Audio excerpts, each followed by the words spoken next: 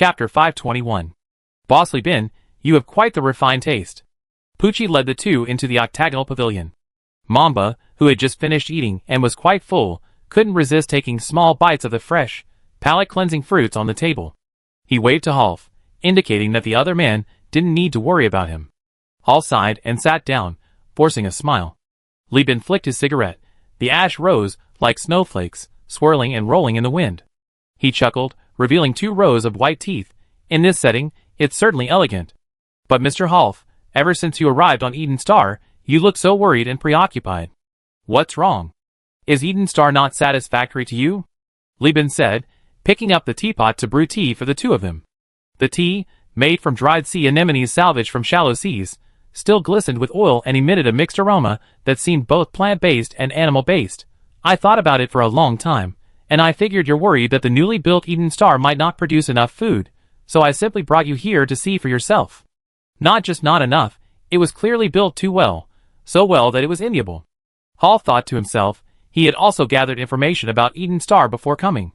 From the information gathered by tourists at the airshow and captains and crew members doing business on Eden Star, it was clear that Eden Star's ecology was indeed good, but fraught with danger.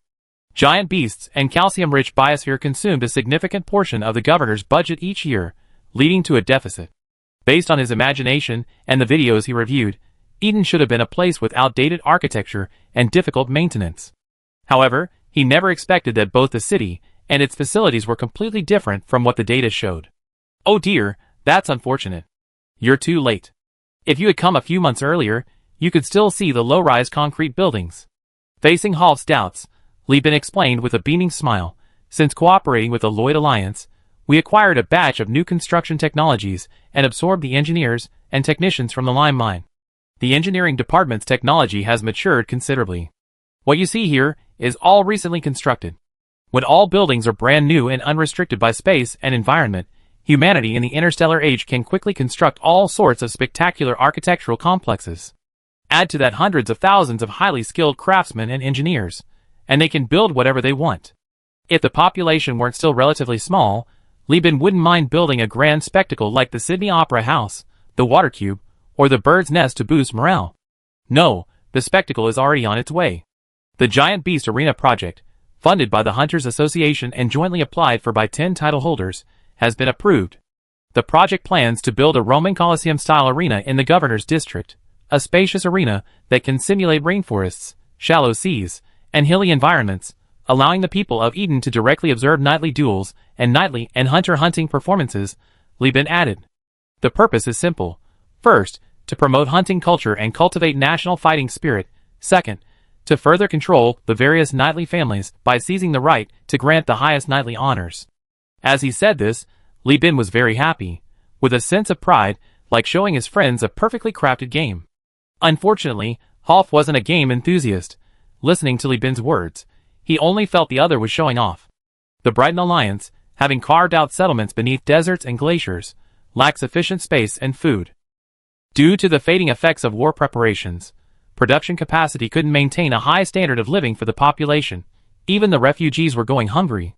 While the desolate grandeur of the desert and the ancient, unyielding ice volcanoes was a unique spectacle, can a tourist's perspective be the same as a practical one?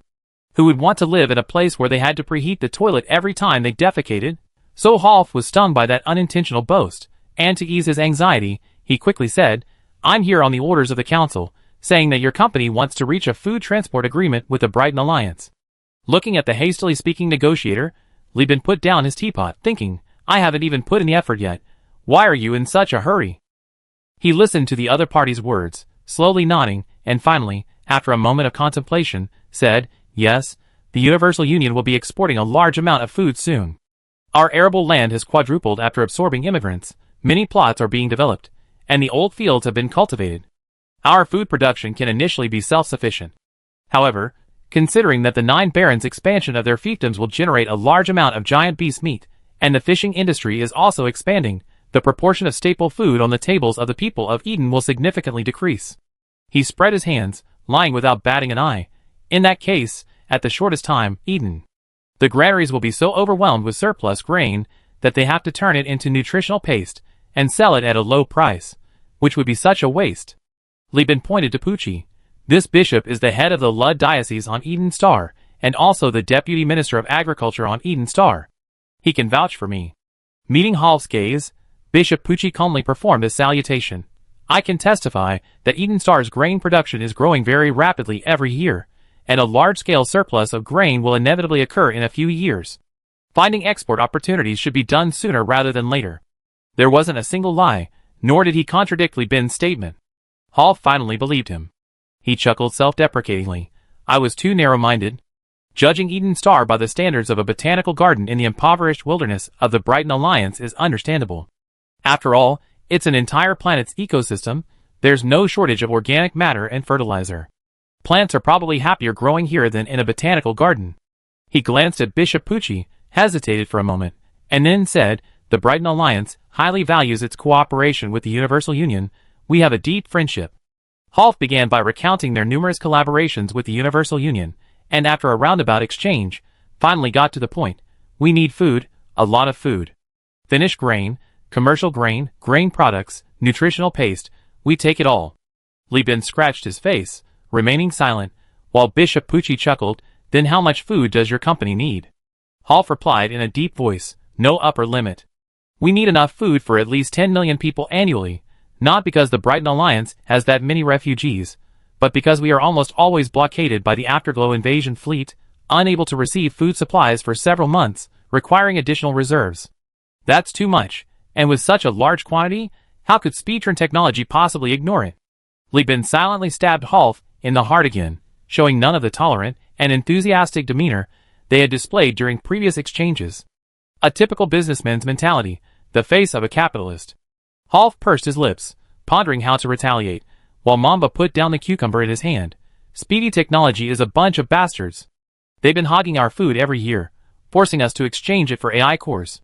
They're waging wars everywhere, causing families to be torn apart, and now refugees are flooding into our country. They cursed their ancestors 8 generations back. Mamba's sudden remark caused Half's expression to instinctively change, but seeing Bishop Pucci's relieved look and Li Bin's lack of reaction, he realized he wasn't in Brighton, but on Eden.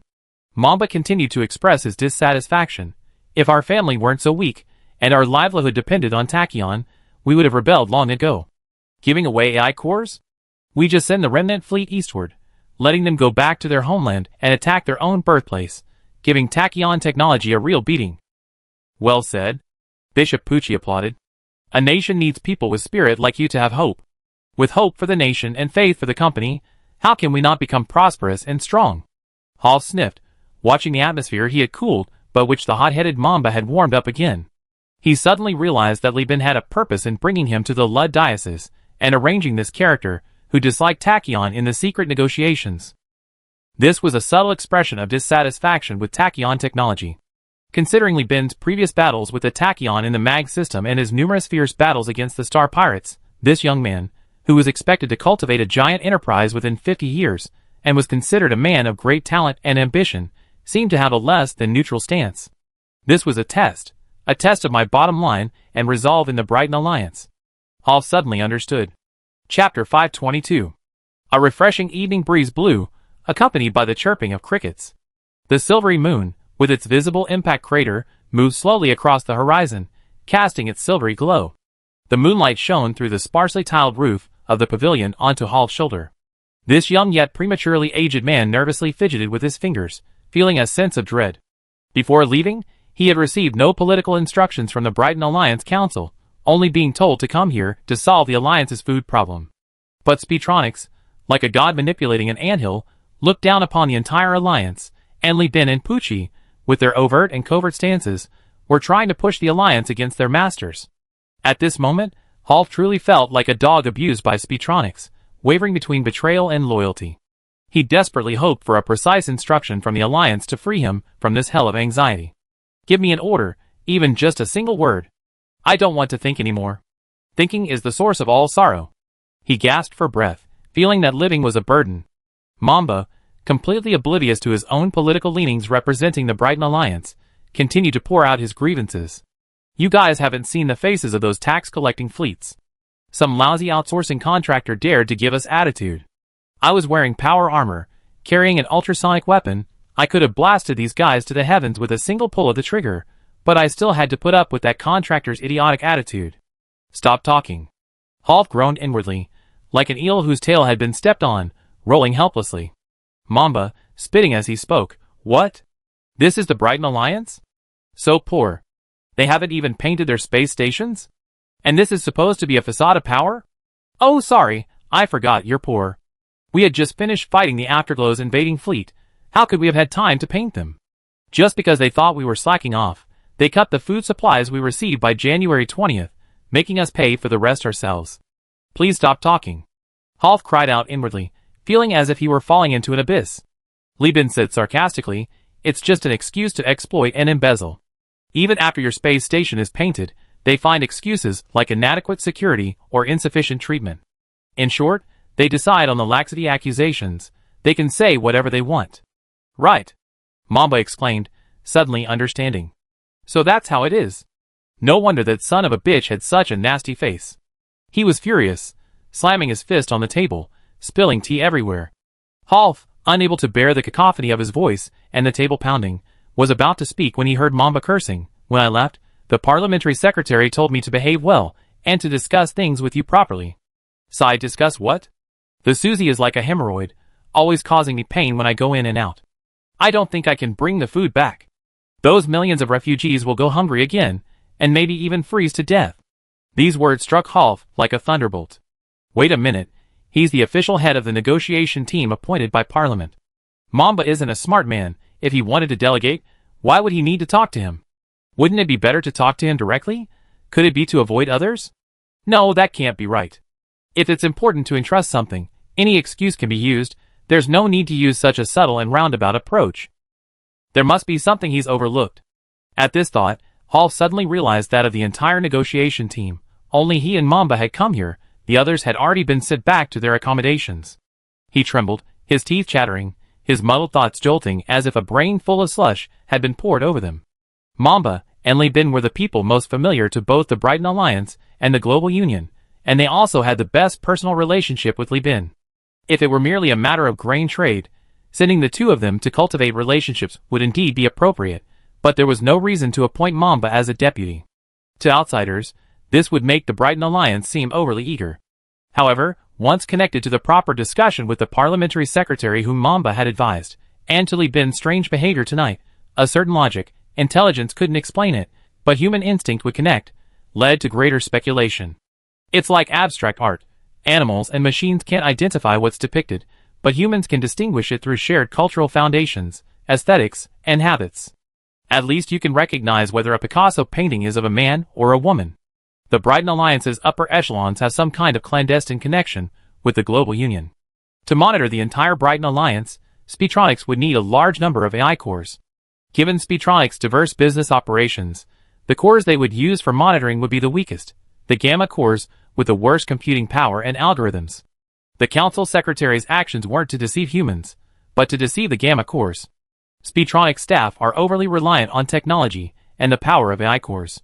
With the Brighton Alliance's own AI cores assisting in the cover-up, this operation could easily fool not only Gamma cores, but also Beta cores. As long as the AI cores don't report anomalies, they won't specifically access the files of non-core personnel. However, the fleets recently dispatched by the Universal Union are all commanded by a man named Saradu. He travels for business, rarely even disembarking from a space station, let alone entering one. Li Bin comforted Mamba, hey, you can't say that. We can sell less at first and gradually expand. Besides, you have your plans, and I have my ways. Speedtron technology doesn't allow you to purchase grain in large quantities, and we be monitored if we sell grain in bulk, but buying and selling can be manipulated. Listening to Li Bin's pointed words, Half became focused, only to hear him continue. Register several companies on other giant corporations and free planets, have several ships in their accounts, and my fleet will transport grain from Eden, entering the physical universe at the jump point near the Brighton Alliance, changing the corresponding company's number and paint scheme, and then transporting it to Brighton. Why not just join the Brighton Alliance? The grain supply will be strained. Mamba looked at him like he was stupid. If there are too many grain ships, won't the spies and customs still report us? Who said I'm a grain ship? Li Bin laughed. Can't I disguise myself as a trading company transporting mixed goods? Can't I transport organic matter? Can I transport ore? I put organic matter in the first few cargo containers, and then grain inside. Won't your customs officers ask for bribes? If they take the money, will they really check carefully? We can fool them. The Brighton Alliance lacks everything. Do you think they really check carefully? My ships are all filled with humans, not AI cores. That's right. Mamba exclaimed happily. Bishop Pucci calmly added, if your company finds this too troublesome and risky, we can unload the supplies onto asteroids in the physical universe, or place them in a fixed orbit. Your people can then send a fleet to pick them up after receiving intelligence. This way, the two sides won't meet, and we can publicly claim that they were salvaged from the lost star sector.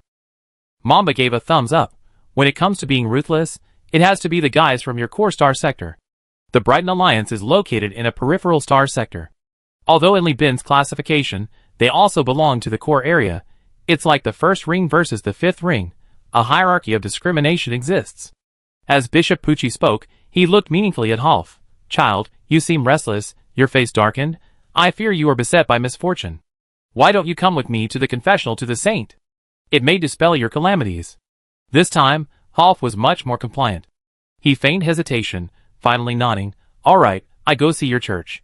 Mamba waved his hand dismissively, as if to say, I see right through you, you just don't like to offend me. Chapter 523. This sacred church was grand and imposing, but its interior decoration was quite understated. The various altars displayed not statues and relics of Luddite saints, but various grains grown by Bishop Pucci and the Luddite farmers. Looking at the dried wheat ears still bearing a hint of green, and at the dimly lit church, Half swallowed hard. The church priest closed the door, bowed to the bishop, and hurriedly left, leaving only the two of them in the hall. Bishop Pucci maintained his compassionate demeanor, but his words were much more serious. I'm here to clear things up for you. You don't need to ask, I already know. The Brighton Alliance's council did indeed reach an agreement with the Universal Union, but it wasn't an agreement shared by Li Bin and the Universal Union. Rather, it was an agreement conveyed by Cardinal Millard, the commander of the humanitarian aid fleet dispatched by the Lud Church last year when the Brighton Alliance repelled the Afterglow fleet blocking the star system and famine raged. The Universal Union will provide sufficient food, but as Li Bin said, this deal cannot be completed directly. It needs to be expanded gradually after the current councilor purges the Tachyon faction from the council and customs. The Universal Union can only provide a limited amount of food at present. Both to save lives and to promote the development of the Lud diocese, Bishop Pucci had learned to use white lies. The core reason, however, was that Eden Star simply didn't have any surplus food production after dealing with the new immigrants this year. After all, without soil nanomaterials, it was impossible to instantly transform the barren land of the tundra and the harsh land of the rainforest into high-yield fertile soil.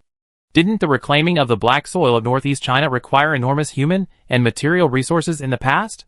How much more so the perilous calcareous rainforests? As for not telling you, most of the negotiating team members are Susan's agents. Only some members of the parliament knew this. Originally, we had a long-term plan of hinting, but you're smart and quickly figured things out. Plus, Li Bin and your parliament vouched for you as a nationalist, so I chose to be honest with you. Half had already realized the signal behind this, and the danger, betraying Susan technology. His voice trembled. What were our conditions? The AI core, of course. Then how is this any different from Susan technology? Half gave a bitter laugh. One Susan leaves, another Universal Alliance, acting as a puppet of the Luddite Church, comes along. We gone to so much trouble, so many people have died, just to give. Become a dog? Who said Li Bin is the glove of the Lud Church? Bishop Pucci asked in surprise. Ah, so that's what you guessed. It seems you need to broaden your imagination. Bishop Pucci pressed down on Half, a man who looked older than himself, as if proclaiming a divine oracle to a believer. The Lud Church was present in both AI wars, only in the shadows. How could we be absent from the Third AI War? Redemption lies in iron and blood. Losing Tachyon technology is not losing our support, but breaking the shackles of imprisonment. The same transaction, but the dignity and honor are equal. Mutual benefit, child. Half was truly devout this time, but he wasn't asking about his own fate, but about the future of the Brighton Alliance. The pitiful state of the Lloyds kept him awake at night, and the punitive sword and invisible leash of Tachyon technology filled him with anxiety. He originally thought that worrying about the heavy factory and turning his hair white was the worst job in the world, but after taking on the heavy responsibility of negotiation and being forcibly elevated to a more open position, he realized that it is lonely at the top. At this moment, he even genuinely hoped that Saint Lud was not a legend, but that such power truly existed in the world. Please forgive my ignorance, Your Excellency. As a communications company, Tachyon Technology theoretically possesses the ability to hack into and monitor all Tachyon communication products, even relay communicators. The Universal Alliance is plotting against Tachyon Technology. Aren't you afraid of the punishment fleet? The player interface in the game clearly displays the Tachyon symbol, which is essentially a terminal. Everything in the game is Tachyon-based, theoretically capable of eavesdropping. Bishop Pucci, having risen through the ranks, already knew how to handle situations where he couldn't answer or was powerless to answer. He kindly helped the bewildered Half up, his large, dark hands steady and strong, a slight smile playing on his lips, exuding confidence and composure, his movements swift and decisive. Through a series of physical gestures, without using words, he conveyed the signal that there was no need to worry. Half thus interpreted this as Li Bin having obtained some kind of human relic technology privately held by the Lud Church, capable of countering or concealing information on special frequency bands. But the answer is actually quite simple. Boss Li simply used a relay superwave transmitter.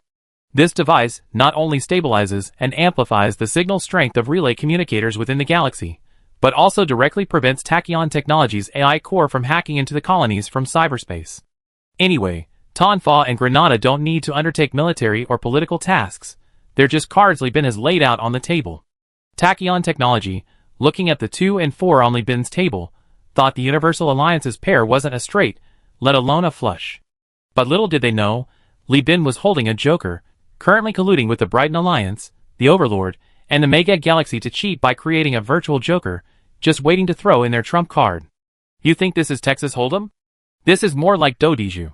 Regardless, Bishop Pucci's identity is listed on the Lud Church's official website, his historical information is reliable, and his existence gives Half immense confidence. However, even if his connection is exposed, it won't attract excessive attention from Tachyon Technology. Because anyone with common sense knows that the Lud Church is no match for Tachyon. Tachyon's only enemy is the Overlord. However, if the intelligence leaks, the Universal Union's days will be much more difficult. Li Bin can only pray that things don't go wrong. After all, intelligence work inherently involves a huge gamble, but you can't help but be at the table. Emerging from the church, Hall felt much better.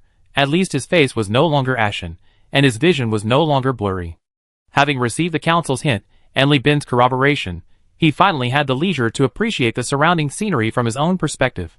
Mamba invited him to try a delicacy called grilled rice cakes. He sniffed the aroma of the rice cakes baking in the electric oven, ignoring Mamba, and instead pointed to the rice patties, asking, "May I see them?" "Please," Bishop Pucci said, spreading one hand as if indulging a child, while the other hand made a subtle circle behind his back, signaling to Li Bin not far away. Knowing everything had been heard, Li Bin was in high spirits, happily sipping his tea. Meanwhile, Half cautiously squatted on the horizon, grasping at the black, fishy-smelling soil. The topsoil, soaked in water, showcased the extravagant abundance of water resources on Eden. The black mud clumped in Half's hand. The land here had undergone disinfection and regular inspections, ensuring the absence of parasites, but tiny worms still wriggled within. Half stared intently at the soil in his hand. For the first time, he witnessed the microscopic manifestation of a planet's surging life force with his own eyes. In the Brighton Alliance, every inch of land and nutrient was utilized. Nothing that could potentially harm the crops would be allowed to exist. Nutrients? Just fertilizer. He noticed fine, purple, sand-like particles in the soil, crushed giant beast carapaces, their shells camouflaged to blend into the purple rainforest. Half, undeterred by the dirt, plucked a tuft of wheat, put it in his mouth, and chewed gently. Just as Bishop Pucci had said, the bitterness and pungent aroma of the sap hit him hard, but after the astringency came a faint sweetness. That was the taste of pure, natural starch, released after being broken down by salivary amylase. After bitterness comes sweetness, hopefully. He wept silently, knowing he was walking a dangerous, irreversible path. He wondered how many people would die this time. Chapter 524. The Space Elevator Base Station, located atop Shadow Isle and connected by fullerene spools, was unusually busy today. Railcars transported countless vacuum-packed finished grains and grain products to the summit, while the space elevator moved up and down incessantly.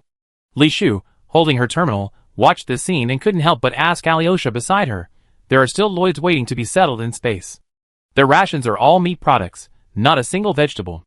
And we still have to export grain to Brighton." Alyosha thought she was about to say something like, "Isn't this inhumane?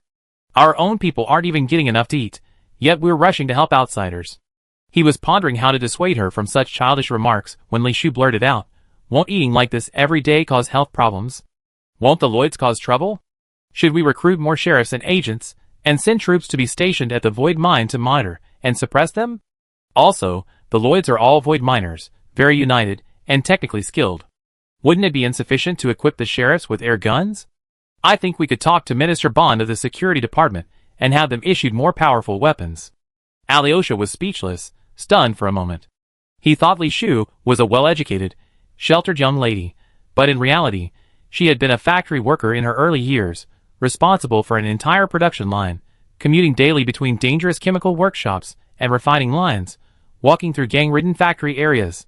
Any notion of compassion or empathy had been lost from the time she could remember. She herself didn't know how many rats and reptiles she had killed with traps and personally dismembered. How could she forget her roots just because of a few years of good life?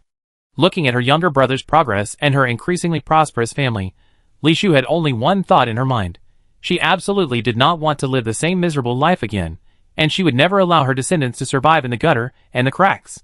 For this, she was willing to sacrifice everything, and even send troops to suppress the people within her territory. Back when Li Bin and Li Chongjin joined the pirate fleet and slaughtered the cannibalistic pirates, Li Shu's first reaction was to check if her brothers were alright, not to worry about the bloodshed or morality. If it takes rivers of blood to make the Li family live a good life, then you can all die. These people depend on the Li family for survival anyway, so dying for the Li family is only natural, isn't it? Looking at Li Shu's resolute eyes, Alyosha felt a chill run down his spine. He thought to himself, what's wrong with the Li family? The youngest brother is fighting like a crab on the battlefield, the eldest is shrewd and calculating, and this only woman seems unassuming, yet she's always shouting kill. Kill! Kill! This isn't good. Sending too many sheriffs rashly will only provoke their resistance. Besides, eating meat every day, well, I never heard of anyone complaining about that, especially since the Lloyds are known for their hard work. Lao, think about it, their whole family can go down into the mines. What hardship can't they endure? That's true. Li Shu nodded slightly, speaking coldly in a gentle voice, then let the Lloyds suffer. If their representative asks who gave the policy, just say it was me. My eldest brother must be the most benevolent and kindest person in the entire universe. Alyosha nodded obsequiously, looking at this young yet powerful woman, thinking that perhaps she was the most ruthless person in the family, but with Li Bin in charge, it wasn't her place to use her ruthless methods. If Li Shu were truly weak and easily bullied, how could she have raised her younger brother, Li Chongjin, in the factory district after their parents' death, her eldest brother's conscription, and their enormous debts? You don't think it was purely maternal instinct, do you? Beneath her seemingly slender figure lies a muscular physique capable of carrying chemical tanks and pulling mechanical gates with one hand. Alyosha, under the pretext of inspecting the grain loading and unloading, carefully left the mountaintop. As he rode the train down the mountain, he stuck out his tongue in lingering fear. That was terrifying. The grain transport contract with the Brighton Alliance, finalized amidst fraud and intrigue, saw 2 cruiser freighters, under Saratu's command, slowly following the trade fleet out of port. When Saratu returned, he would bring back a gamma core. The price of this grain was, of course, not worth a single gamma core, but Tachyon Technology had never truly exchanged Brighton Alliance cores at market price. Even when the Brighton Alliance itself privately resold AI cores, it would sell them below market price to obtain as much grain as possible. There was no other way. Neither being exposed by the buyer and incurring Sun Ihao's wrath, nor the famine caused by excessively high prices and insufficient grain supplies, were acceptable to the Brighton Alliance. However, previous buyers were all large corporations.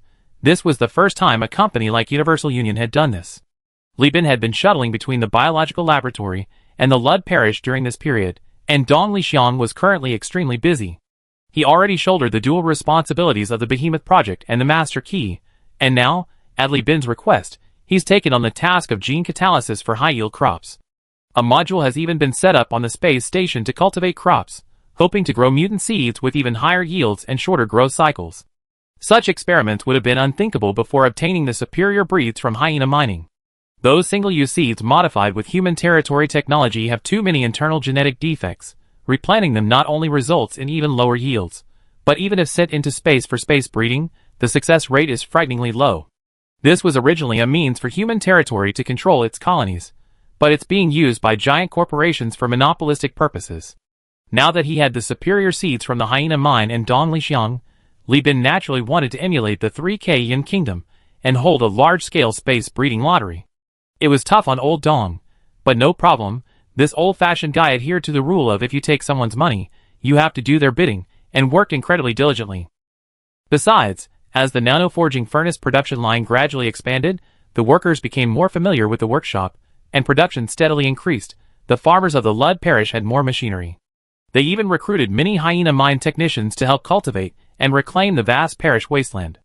The fertilizer plant roared day and night, belching black smoke as it shipped out fertilizer and gunpowder raw materials. Just when everything was thriving, and Li Bin was looking forward to seeing what kind of sparks would fly between the high-yield crops and the Lud farmers, bad news arrived. Urgent military intelligence dragged Li Bin back to the governor's district. It was a public video from the Korstar sector, from a woman who called herself Samarkand III. She looked young, but was already 38. Wearing a bright green robe, she stood beneath the charred, ashes-covered Luddite church symbol, delivering her speech via holographic projection. To the left was the left path of Luddite, and to the right, the Luddite church. The symbol clearly showed that the left path had been burned beyond recognition, reduced to ashes. Li Bin didn't miss a single second of the 3-hour speech. Although most of it was religious and philosophical platitudes, certain points made him frown. We will launch a massive holy war against the entire eastern sector, especially against Tachyon technology, the Interstellar Empire, and the Universal Union. Our devout holy warriors will shoot down the enemy's evil engines and space monsters.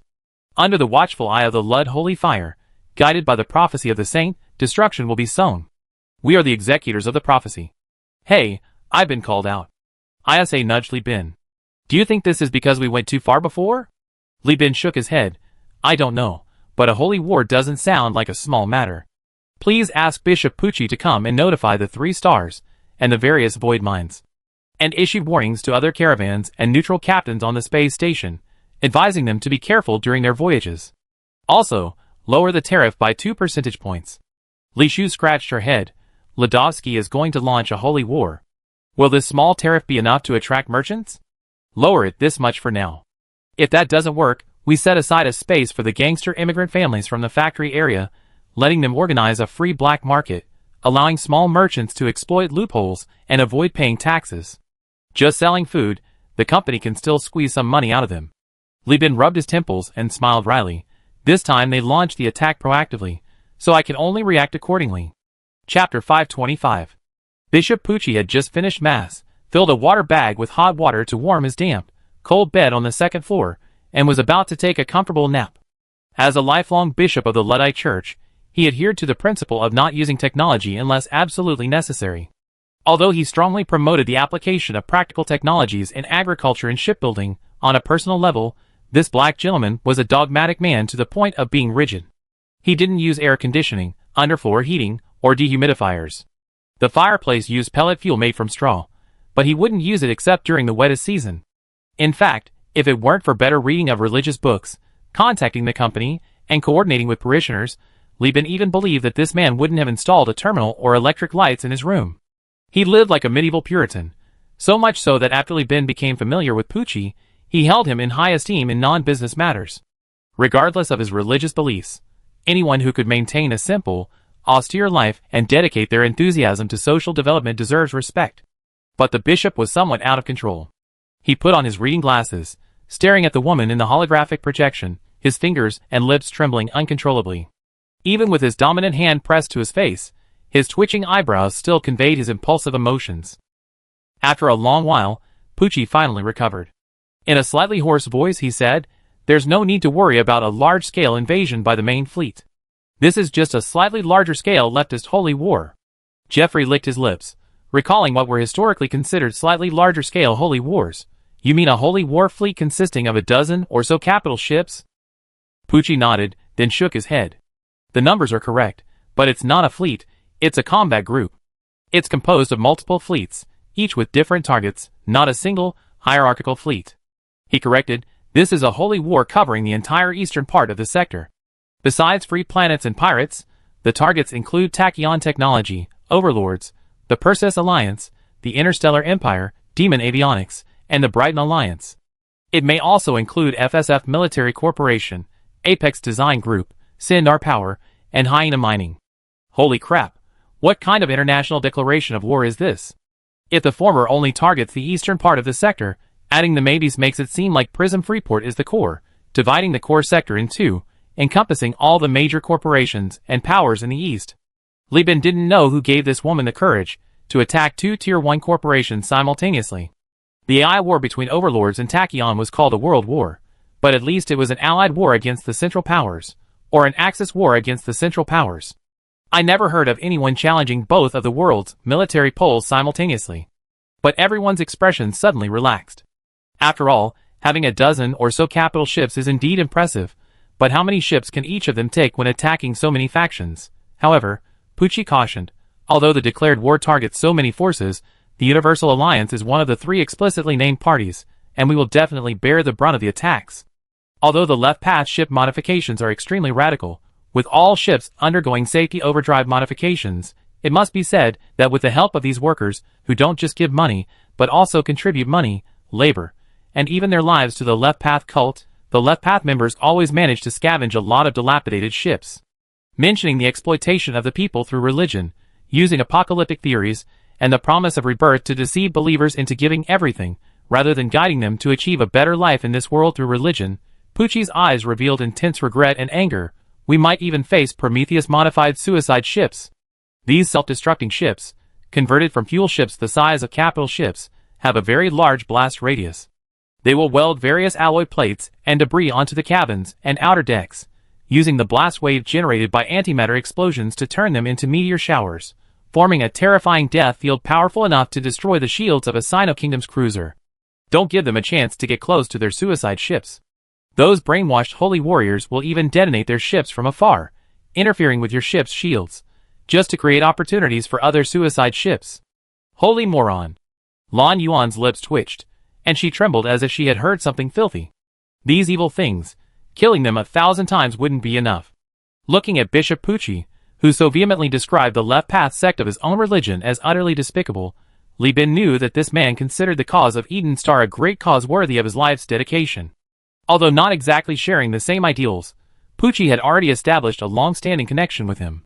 Filled with relief, Li Bin solemnly declared, "Rest assured, I will be careful." ISA, however, was somewhat troubled.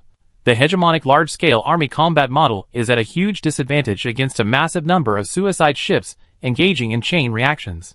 Once one ship in a dense formation is detonated, its ammunition depot and fuel tanks will explode, triggering a chain reaction of explosions, even tearing the battle formation apart. If it were a hegemonic military fleet, these people could be dealt with directly using their firepower advantage, but we are not a hegemonic force. ISA's implication was that Li Bin shouldn't expect support from the Overlord's fleet. The battle was now public, and agents from Speetronics and other giant corporations would undoubtedly be focused on the specifically named Universal Alliance. If the Overlord dispatched a fleet, all their clandestine operations would be ruined. Li Bin responded, "Just because the Overlord can't handle it doesn't mean Speetronics can't. Don't worry, Speetronics' phase cruiser fleet and exemplar class are no pushovers. If they exert even a fifth of the force they used against the Overlord, crushing this Holy War fleet would be as easy as crushing a chicken." Holy War? You're bragging.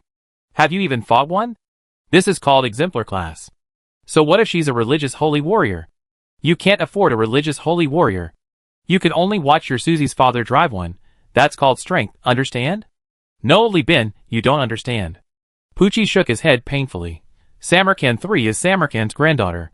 Her grandmother was responsible for attacking Maya Saran, causing the destruction of Perseus's once richest and most prosperous planet, which then became the trigger for the first AI war. Samarkand was the first crazy woman to try to convert the hijacked Prometheus fuel ship into a Lud self-destruct ship. I suspect her level of madness even exceeds that of Sun Ihao by 10 or even 9 times. She was, because of this honor, elevated to the status of a living saint within the Left Path sect. She united with separatists, directly leading to the Left Path sect split from the Luddite Church. If Maya Saran was the spark that ignited the first AI war, then this fool was the spark that ignited. A beautiful, Luddite-given planet was destroyed, countless people perished, all for her insane doomsday fantasy. No! What she coveted wasn't leadership of the Luddite Church. This madwoman coveted Luddite power. She achieved the apocalypse herself. His. Li Bin gasped. Ever since Lud left Path was labeled a terrorist, she has been spreading radical rhetoric. Through repeated brainwashing and self-destruction, she has absorbed a large number of Lud Church's young talents, turning promising individuals, those who could have made outstanding contributions to the stability of the star system, into human bait, forcing them to willingly lock themselves in their spaceships, becoming space fireworks. Poochie said with heartache, because of her special honor within the Left Path sect, her daughter and granddaughter also wield considerable power within this sect. Li Bin, what I'm saying all this to emphasize is that Samarkand 3's combat group definitely includes seasoned veterans, even those who survived the battlefields of self-destructing ships. You must be vigilant. The black man's gaze was sincere, revealing his reluctance to watch his painstakingly built planet become the next Maya Sulan. Upon hearing this, Li Bin responded seriously, "Don't worry, Poochie, I won't underestimate them. They will never succeed.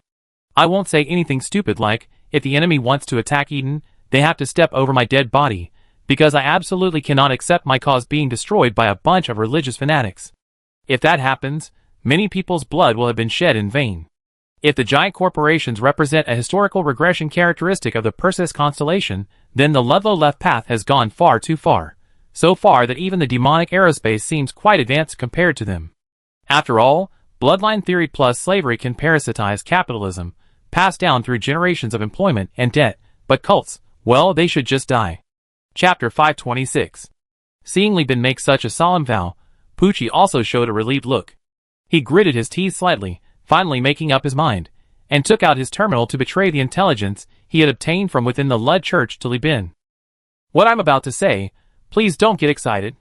According to Lud Church intelligence, in this attack, Samarkand 3 also used his ancestral connections to bring in a special force. Pure monument system, alabaster Earth-like planet. As a planet that Lud left Path seized after splitting from the Lud Church, although it was also labeled a terrorist by the Lud Church for destroying the legacy of Lud, the presence of a space temple in this system, the only one in the Perseus constellation, clearly shows that the relationship between Lud left Path and the Lud Church is as twisted as a teenage son and an old mother who can no longer discipline her child. In this system, there is a gas giant planet famous as the Holy Land of the Pure Virgin. It is said that the earliest Lud believers were miners working at this gas extraction station. During the Great Collapse, thousands of miners solemnly proclaimed that they had heard the voices of saints from the gas giant and received countless teachings in their dreams. Ultimately, they joined forces with the Luddite Church, establishing a theocratic government. The Space Temple was built on the foundation of a gas extraction station. It preserves many rare relics of the saints. The heavily guarded Luddite Knights, including Army and Navy, garrison the site, refusing any development of the planet. Every year, the Luddite left Path and the Luddite Church hold grand masses here. Even before each holy war, believers chosen to command come here to receive a naked baptism from the toxic atmosphere of the sacred land of the pure goddess, gaining the opportunity to communicate with the will of the Luddite saints. The Academy has repeatedly suggested, in a roundabout way, that this so-called exchange of wills is likely a hallucination caused by believers accidentally inhaling toxic gases during baptism. However, the Lud Church not only refuses to acknowledge this but also allows the leftist elements to threaten the complete destruction of the Academy. This is how Dong Lixiang explained the various mysterious events on this gas giant. As for why the Lud Church tolerates the existence of a heretical leftist sect near the Holy Land, known for its destruction and violence, Poochie jumped up and down, cursing, "Isn't it because they stockpiled a large number of suicide ships? If the Church forcibly expel them, they sink the ships into the Holy Land of the Pure Goddess and ignite this planet. Do you think we don't want to completely sever ties with them? Using a biting chamber pot is only a last resort."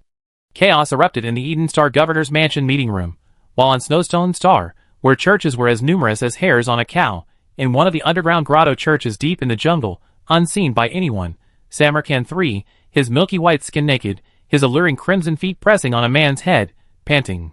She pushed him away angrily. "We had our fun, time to get down to business." The middle-aged man, who was licking Samarkand 3's feet, immediately feigned hurt upon hearing this. "Baby, I went through so much trouble to come all this way, even hiding in the cold storage to avoid inspection, and you won't even give me some aftercare? Don't give me that." Samarkand 3 snapped. She stood up, dried herself, and put on her robe. "Our relationship is purely physical, there's no spiritual connection.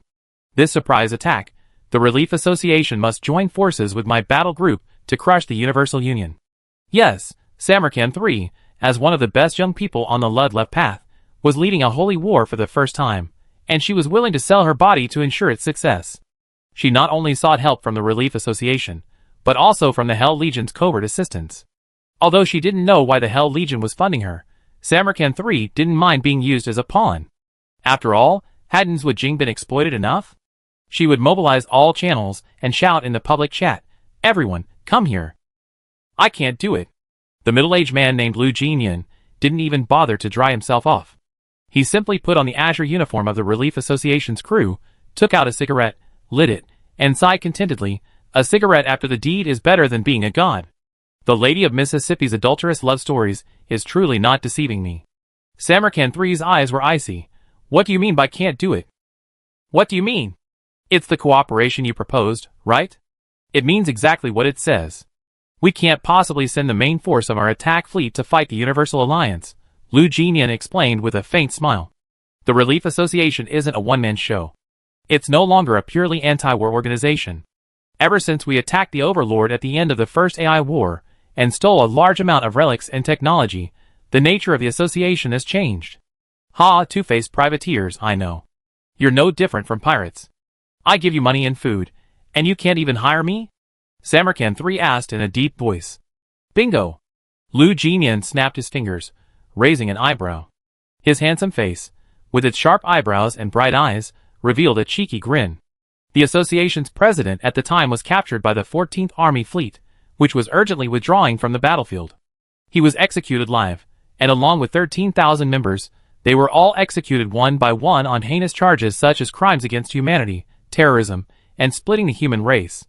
Lu Jinyan sat up, a long ash hanging from the cigarette, but showcasing the smoker's sophisticated agility. He smiled enigmatically. Back then, the association was a small organization. This opportunity wiped out an entire generation. How many of the association's current high-ranking members do you think are relatives or descendants of those who sacrificed their lives back then? The answer is all. He stubbed out his cigarette, crumpling the butt into a small ball in his palm. "So we have a deep-seated grudge against the Overlord. We've been lying in wait for over 100 years, not even participating in the Second AI War, all to fade our presence in the Overlord's eyes, hoping to deliver a fatal blow. Now the opportunity has arrived." He stood up, casually approaching Samarkand III, lifting the beauty's chin, and said in a dangerously provocative tone, "The Ludlef Path's declaration of holy war has marked 3 targets. Unmarked forces will not escalate the war to level 1. The Relief Association can take advantage of the chaos in the eastern sector to infiltrate the Overlord's territory and attack their rear." Samarkand III coldly replied, "I rather you attack Tachyon technology. The Ludlef Path's Doomsday list also has an order, whoever has more advanced technology and abuses it more will be ranked higher. And Speedtronics and its henchmen, the Brighton Alliance and Starlight Pirates, are undoubtedly at the top of the list. Yes, the Brighton Alliance, which sells large quantities of AI cores, is also considered to be abusing technology. If the Alliance chairman heard such a statement, he'd probably feel like the sky was falling." Lu Jinyan put her hands on her hips. "You weaken Speedtronics, we weaken the Overlords. Isn't that fair? After they're weakened, when they unleash their full power, it will create an excellent opportunity for us. Or are you insisting on following the order of the list?" Samarkand III did not answer. She didn't actually care about any of that damn order. They were all enemies anyway, so what difference did it make who died? What angered her was that this handsome, passionate man in bed had actually gone against her will. All right. Lu Jinyan saw through her thoughts, secretly amused that young girls were so easy to fool. He wrapped his arms around Samarkand III's waist, his hands moving freely like a dragon, his hot breath burning into the ear of the saint's grandson, making the woman's ears turn red. "I give you at most 1/3 of the fleet, including a Donovan-class arsenal ship. That's a true capital ship. She's a warlike lady, slow to warm up, but her built-in automated missile factory can produce missiles at 3 times the speed of a normal capital ship. Produce weapons, and with your holy war fleet, even a small global alliance like ours will be obediently at your mercy." Feeling the 2 demonic hands, Samarkand III's breathing quickened, her face flushed. "Don't." Her threat was sealed by burning lips, a thirsty tongue clasping like a serpent. After a long while, their lips parted, and the woman was completely powerless. Lu Jinyan's teasing only aroused his own animalistic instincts. He hugged Samarkand III tightly. "Don't take them off. I never tried playing missionary games with a missionary before. Let me see. Chapter 527. The early morning wind blew into the governor's mansion. After passing through winding corridors, the damp southern rainforest wind was dried, leaving only dryness upon entering the governor's residence. The master bedroom here belonged only to Li Bin and his wife. Even during Li Shu's tenure as governor, she only resided in the adjacent room. The wind swept through the open-work aluminum alloy door with its wood embossed relief, causing the curtains to flutter wildly. Li Bin, half naked, closed his eyes, and tilted his head back, feeling the gentle caress of the colony's nature. He heard rustling sounds beside him, and turned to look at Isa, cradling her daughter in her arms, lying on her side on a soft pillow. Her silver hair was loose, shining like a galaxy in the soft light of the night light, and her eyes, like amber and champagne, shone as brightly as two orange stars on the planet Eden. Sleep a little longer. Li Bin turned and tucked the blanket around his wife, his rough hands stroking his daughter's head. Li Brown, feeling his scalp being rubbed in his sleep, frowned and snuggled into Isa's arms. Isa sat up and kissed Li Bin. Go, millions of people are waiting for you. Motivated by his wife and daughter, Li Bin quickly changed into his governor's uniform and left. After breakfast, he entered a spacious, modern Chinese-style conference room decorated with alloy paint. Company and colony executives were already gathered around a long table, looking at him with expressions of tension or confusion. On the walls on either side, projections showed the Tanfa Star Council led by Jiao and the Granada Star Branch's key members, led by Li Weiming, also already in place. This was the first joint meeting of the Three Rings Council and the Universal Union's core members. It was late at night and afternoon on their end, but military orders were urgent. Li Weiming even halted routine military expansion operations and held a meeting with all core forces. Even Qian Lu from Li's first shipyard and Chu Xiongfei and Cheng Beiyang from Prism Freeport were present.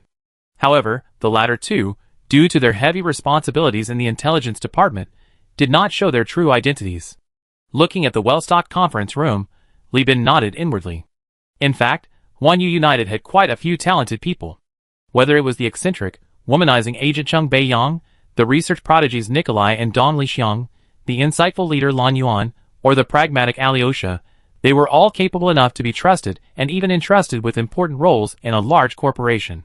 However, large corporations have limited positions, while talent is limitless. They had come together with him by chance.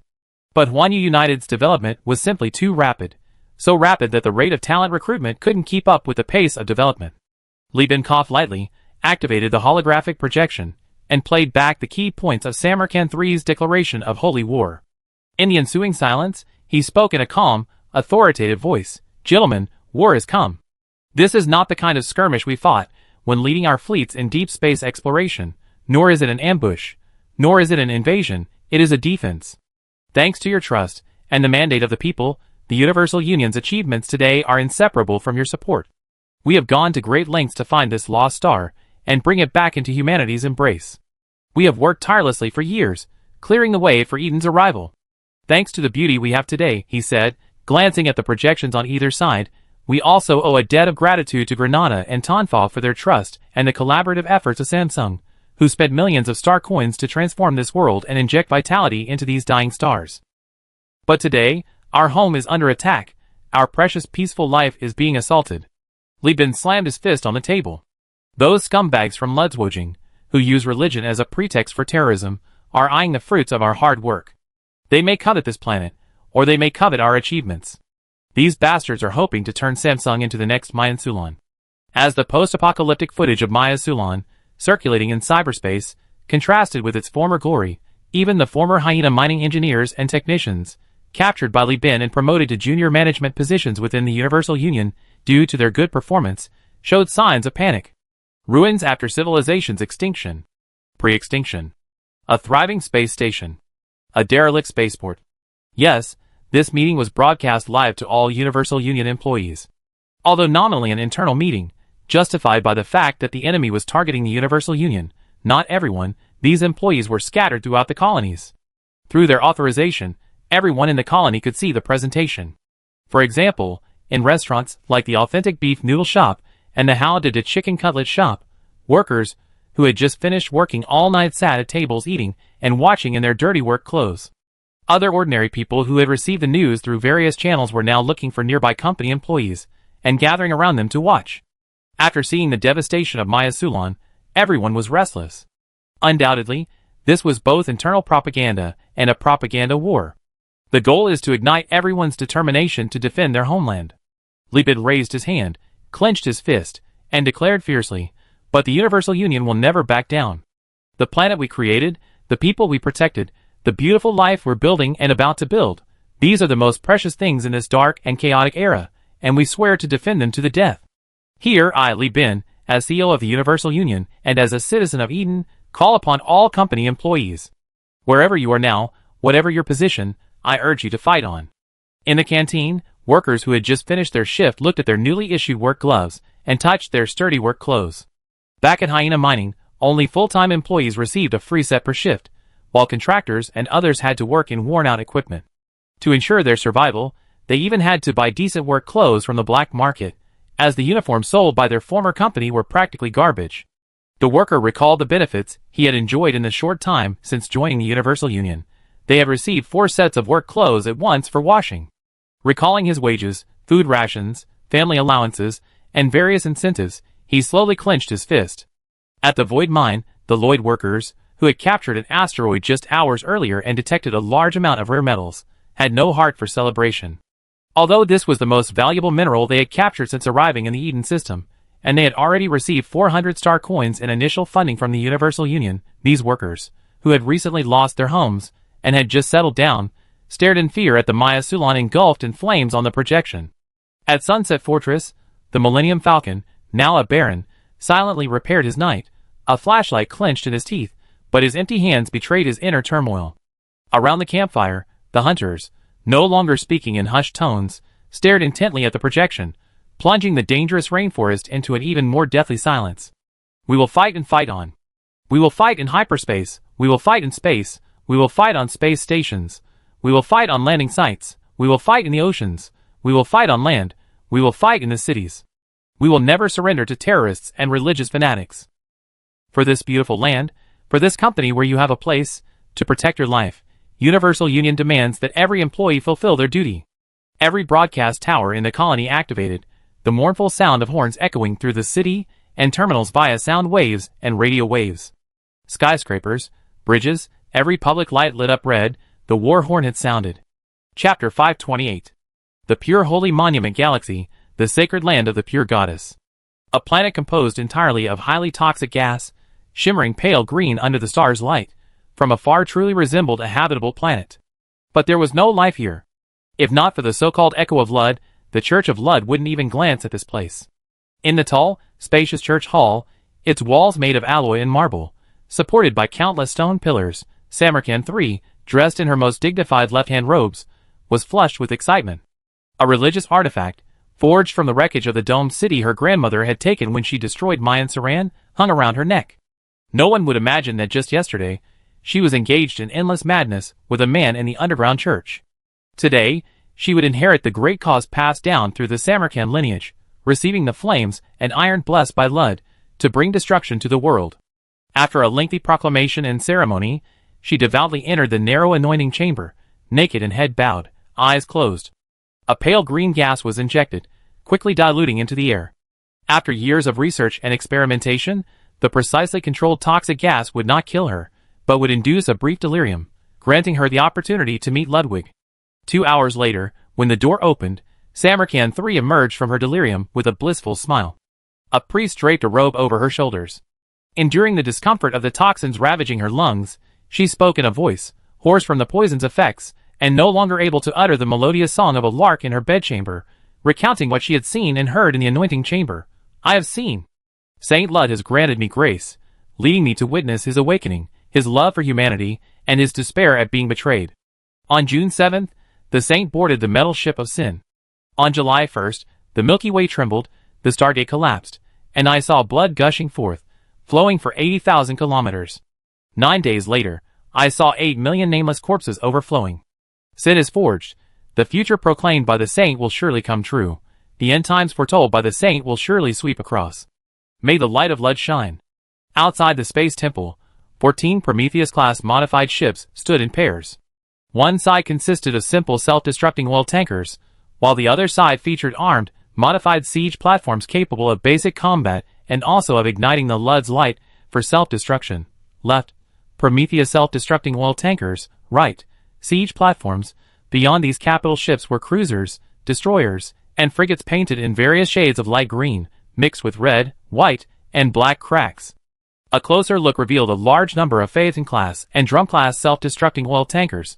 These once plump ship ladies had now been deformed and bloated by modifications. Led by this group of madmen, they would light up countless small stars in the star system. The Holy War Fleet was assembled. This speech was not a rallying cry, but a clarion call to action aimed at half of the core star sector. Tens of thousands of fanatical holy warriors, men and women alike, half-naked and bare-chested, listened intently to the admonitions of the saint's grandson, who had received the oracle, shouting hoarsely, "May the light of Ludd shine." In the space temple, the contemporary pope, surrounded by Luddite knights, was 94 years old, a natural human, not bound by genetic locks, therefore appearing only in his 60s.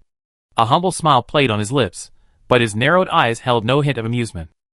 Such an oracle was far too radical, easily inciting Luddites on other planets, especially those living under the banner of the giant enterprise and the free planets, to commit extreme acts. These people, mostly struggling to survive, harbored immense resentment towards society.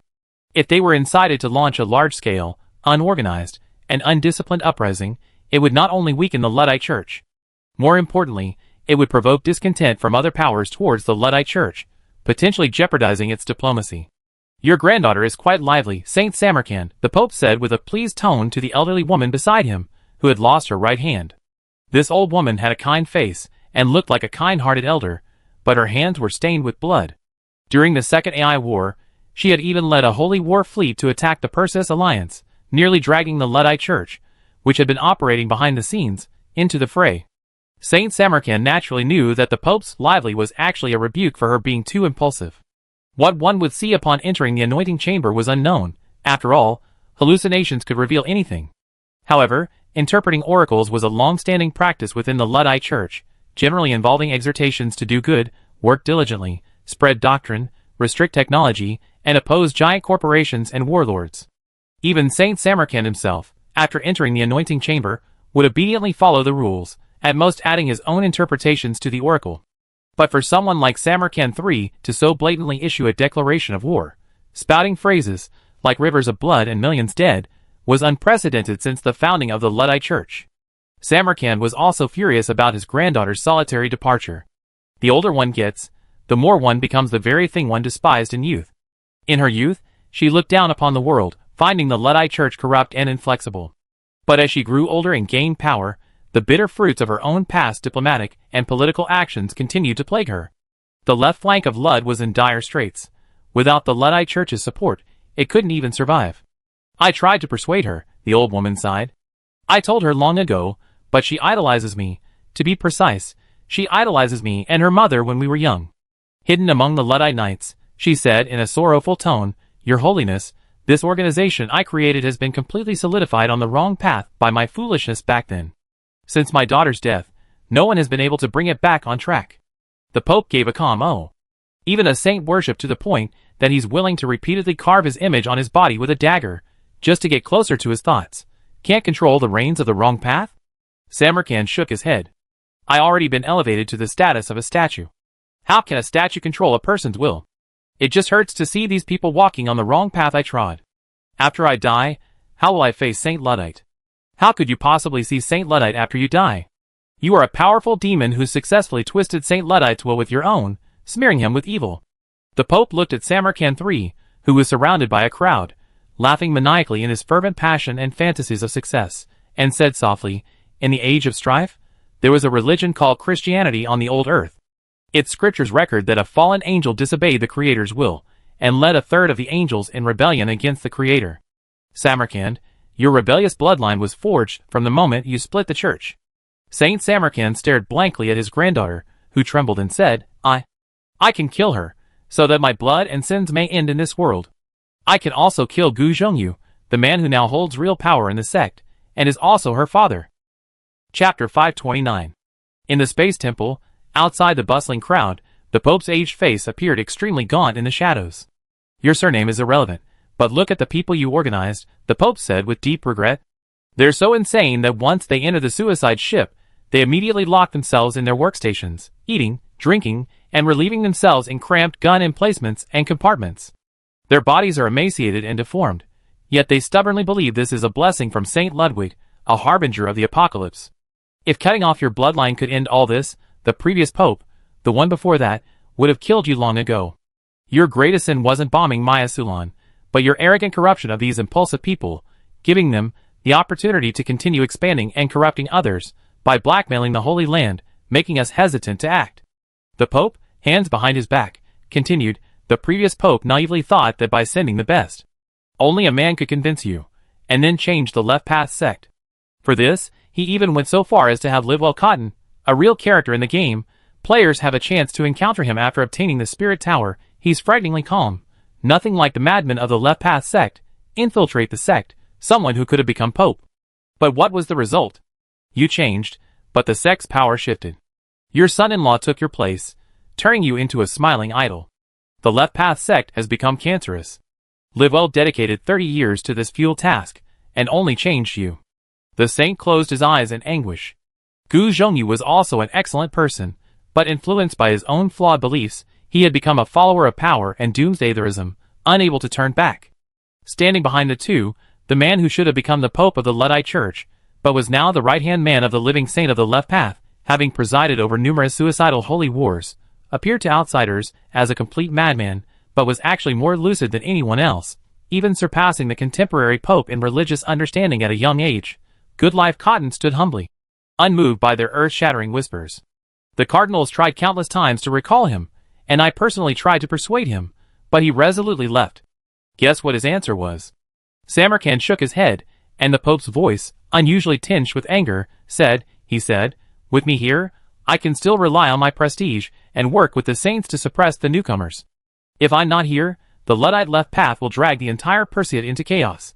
What a good child, isn't he? His parents even named him Goodlife, hoping he would live happily. Would being a butcher make a true Luddite happy? But such a good child was trapped by you clods of mud, unable to serve the true will of Saint Luddite his entire life. How many children like this have you ruined over the years? Do you think you can absolve yourself by killing a mad granddaughter? The 94-year-old spat in disgust. You're dreaming. Samarkand staggered. Crab fishing, I love crab fishing. Crab fishing is so much fun. Humming a little tune, the Millennium Falcon, controlling the Red Horn triple speed, carrying a heavy engineering module on its back, its feet encased in wide swamp webs, trudged through the rainforest, leaving deep and shallow footprints. The knights of the Millennium family are different from other knights. They have abandoned the external thrusters that could briefly propel their machines into low altitude, instead customizing engineering modules with 2 mechanical arms, capable of performing emergency battlefield repairs. Deep within the perilous rainforest front, the Millennium family, with its engineer-type knights, possesses superior battlefield endurance and survivability at the cost of weak firepower. Therefore, they frequently collaborate with other families, participating extensively in other barons' territorial expansion efforts to gain their support and favor, and then using these connections to expand their own family's fiefdom and gather manpower. The Millennium family is unique in that it has fewer hunters, but more engineers. Millennium Falcon's wise actions led his family to specialize early on, securing a unique niche in the knightly world. Today, they are assisting the Bismarck family, a large family from the Tonfa desert planet, renowned for their close cooperation and unity, and boasting the most hunters. A battle line of several knight mechs and cat wagons equipped with sentry cannons held the front, firing at the frenzied behemoths. Solidified flamethrowers sprayed sticky flames onto the burrowing giant centipedes and a few worms. Even when the flames penetrated the mud, they could not escape. The solidified fuel mixed with white phosphorus would guide the flames to burn through the carapace and reach the internal organs. The air was thick with the smell of burning white phosphorus, volatiles, and the strange odor and toxic gases from the leaking oil from the damaged knights, further damaging the behemoth's respiratory system. Hold the line. This is the last battle. Then shouted into the channel, boosting morale. The Bismarck family has already erected a boundary marker here. Once the environmental data collection and boundary signal transmission are complete, this riverbank will belong to us. This is 80,000 square kilometers of fertile land. Everyone who participates will get a share. The hunters were overjoyed. Angela, controlling her crimson and black loyalty knight, unleashed magma-colored liquid projectiles from her handheld cannons. These terrifying projectiles, fired after the alloy was instantly heated to a semi-molten state by an electric coil, rained down on the behemoths, killing or maiming them. As the youngest night pilot in the family, Angela possessed the highest talent. She maneuvered her night left and right, slaughtering the crabs, while simultaneously lamenting, "What a pity, the battle order has been issued. We must complete the first territorial claim within 3 days." The behemoths hit by the thermobaric cannons are inedible. Their heavy metal levels are seriously excessive. "Go for it, aim at a crab trap." Millennium Falcon grumbled as it approached Angela, placing its hands on Loyalty's shoulders. 2 mechanical arms extended from its back. After the ceasefire request was relayed, the arms quickly began replacing the coolant in the overheated thermobaric cannons. Angela watched this knight, painted a flamboyant bright red, and with terrifyingly skillful maneuvering, release her chainsaw sword with her other hand, draw her hand cannon from her back waist, and fire steadily. "Alright, next one." The 4 arms retracted, the discarded cooling box was tossed on the ground, and the red, horned, triple-speed vehicle quickly moved to help repair the next knight. Angela couldn't help but ask, "What kind of weird song are you singing?" The Millennium Falcon said smugly, "My friend sent it to me. He works at the Oppenheimer Holographic Novel Studios Eden Star branch. Minister Koning is going to film a holographic novel with hunters as the main characters, and the CO personally wrote this song, Crab Fishing Song. How about it, isn't it nice? I only listened to it twice and learned it. Now, among the hunters, I'm the only one who knows it." Angela touched her nose, cursing herself for calling the CO's song a weird song, and at the same time, a wave of jealousy arose. This song praising the hunters' hard work hunting crabs, and it was written by the CO, yet the Millennium Falcon found out about it, and sang it first. It was enough to make her grind her teeth with envy. She lowered the volume of the battlefield background noise, secretly listening between shots, and stumbled along, trying to imitate it, like doing a night of bricklaying. 8 hours later, the entire riverbank's calcareous forest was engulfed in flames. Pile up pulverized calcium deposits, and the remains of colossal beasts lay along the roadside. The toxic smoke from burning white phosphorus and fuel mingled with the enticing aroma of roasting meat. Hundreds of headless beast carcasses awaited the clerk's tallying of the knights and hunters' achievements. Than, his voice hoarse from shouting all day, summoned the family knights and ordered a retreat. "The fiefdom has been registered. My fellow family members, we must temporarily evacuate and abandon this place. The CO is currently facing a formidable threat, and the Bismarck family must repay a great debt." "Then won't the territory we developed be reclaimed by the beasts?" a hunter asked. Then turned and said sternly, "As long as the colony exists, we can come back anytime." "What, are you afraid of the Left Path cult?" "No, I'm just unwilling to accept it." The man, facing the shadow cast by the several-meter-tall knight, looked at the frowning or mocking eyes of the hunters around him, and stammered, "Besides, Your Excellency, what role can knights play in space warfare?" Angela interjected, "I can lead my night mech and form boarding squadrons by family to board enemy ships.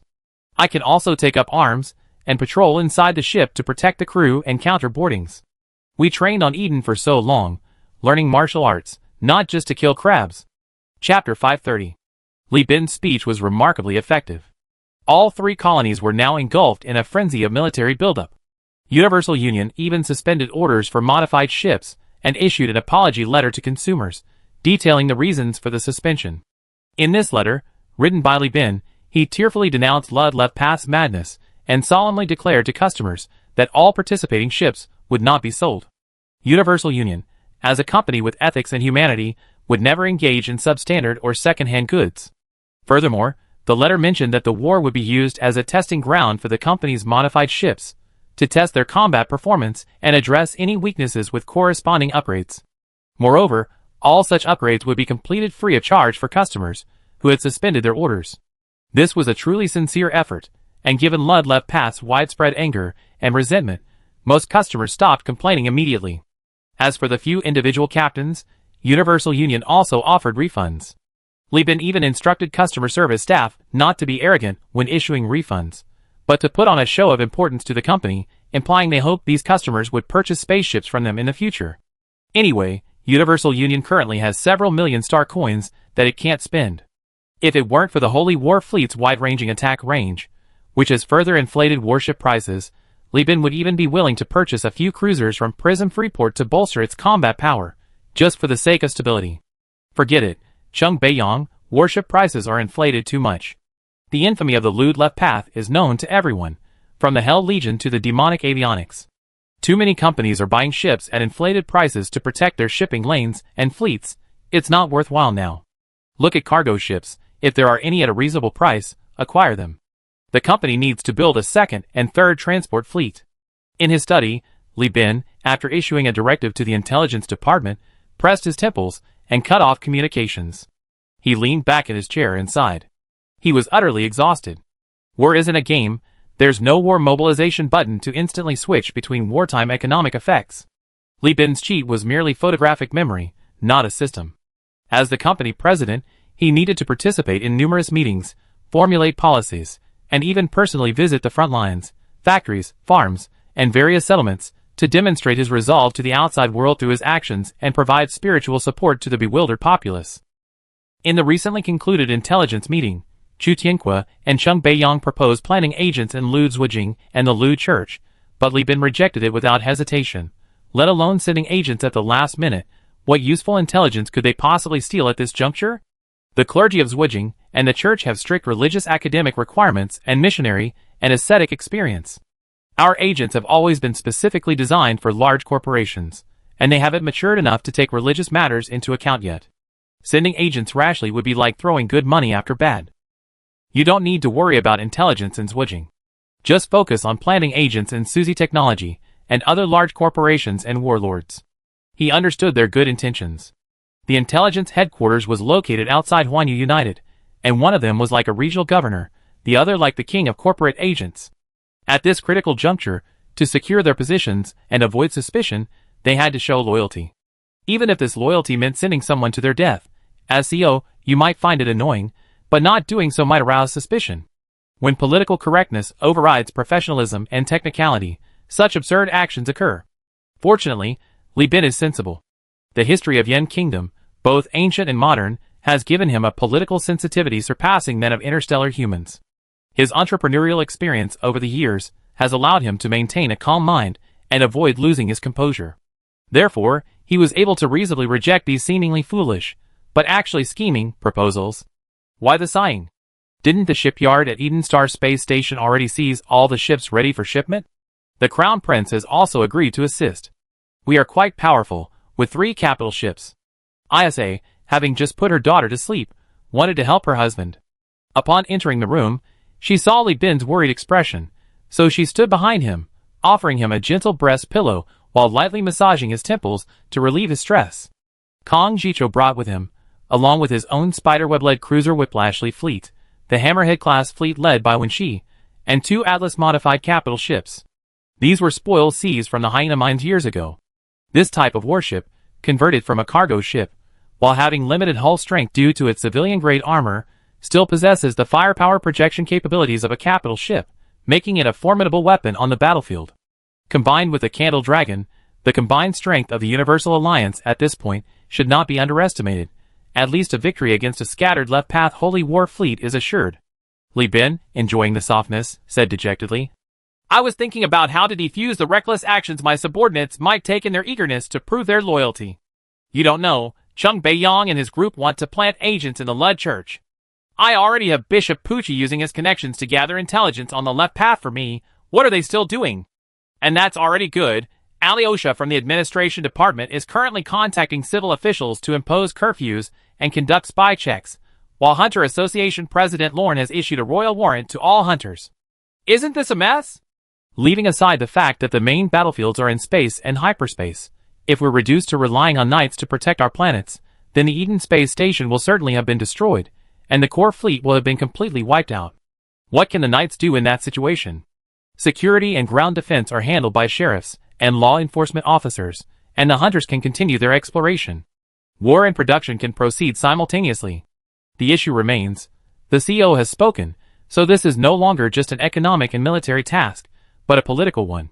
Li Bin not only has to be busy with external affairs, but also constantly soothe internal emotions. Besides the endless stream of requests for battle from various departments within the company, Li Bin is also constantly meeting with representatives of the Lloyds, the Limemine immigrants, and representatives from Granada and Tanfa. He even has to attend interviews, persuading the people to continue fully engaging in production and daily life, not to skip work to practice shooting. and certainly not to take their children away from school for some ridiculous wilderness survival training or lathe practice. Recent reports from the medical department indicate that some parents, fearing the war would reach the ground, have taken their children out of school, sending these immature children into the wild in protective suits for survival training, or to factories, to work alongside their parents on lathes. This has resulted in a 6% increase in the rate of minors in the colony contracting parasites and diseases, and suffering finger injuries from being pricked by lathes. Despite these problems, the shift to a wartime economy has yielded remarkable results. Factories have expanded their workforce significantly, rapidly accommodating new Lloyd immigrants. In space, numerous civilian ships are towing air mines, carefully laying minefields under the control of the Lloyds.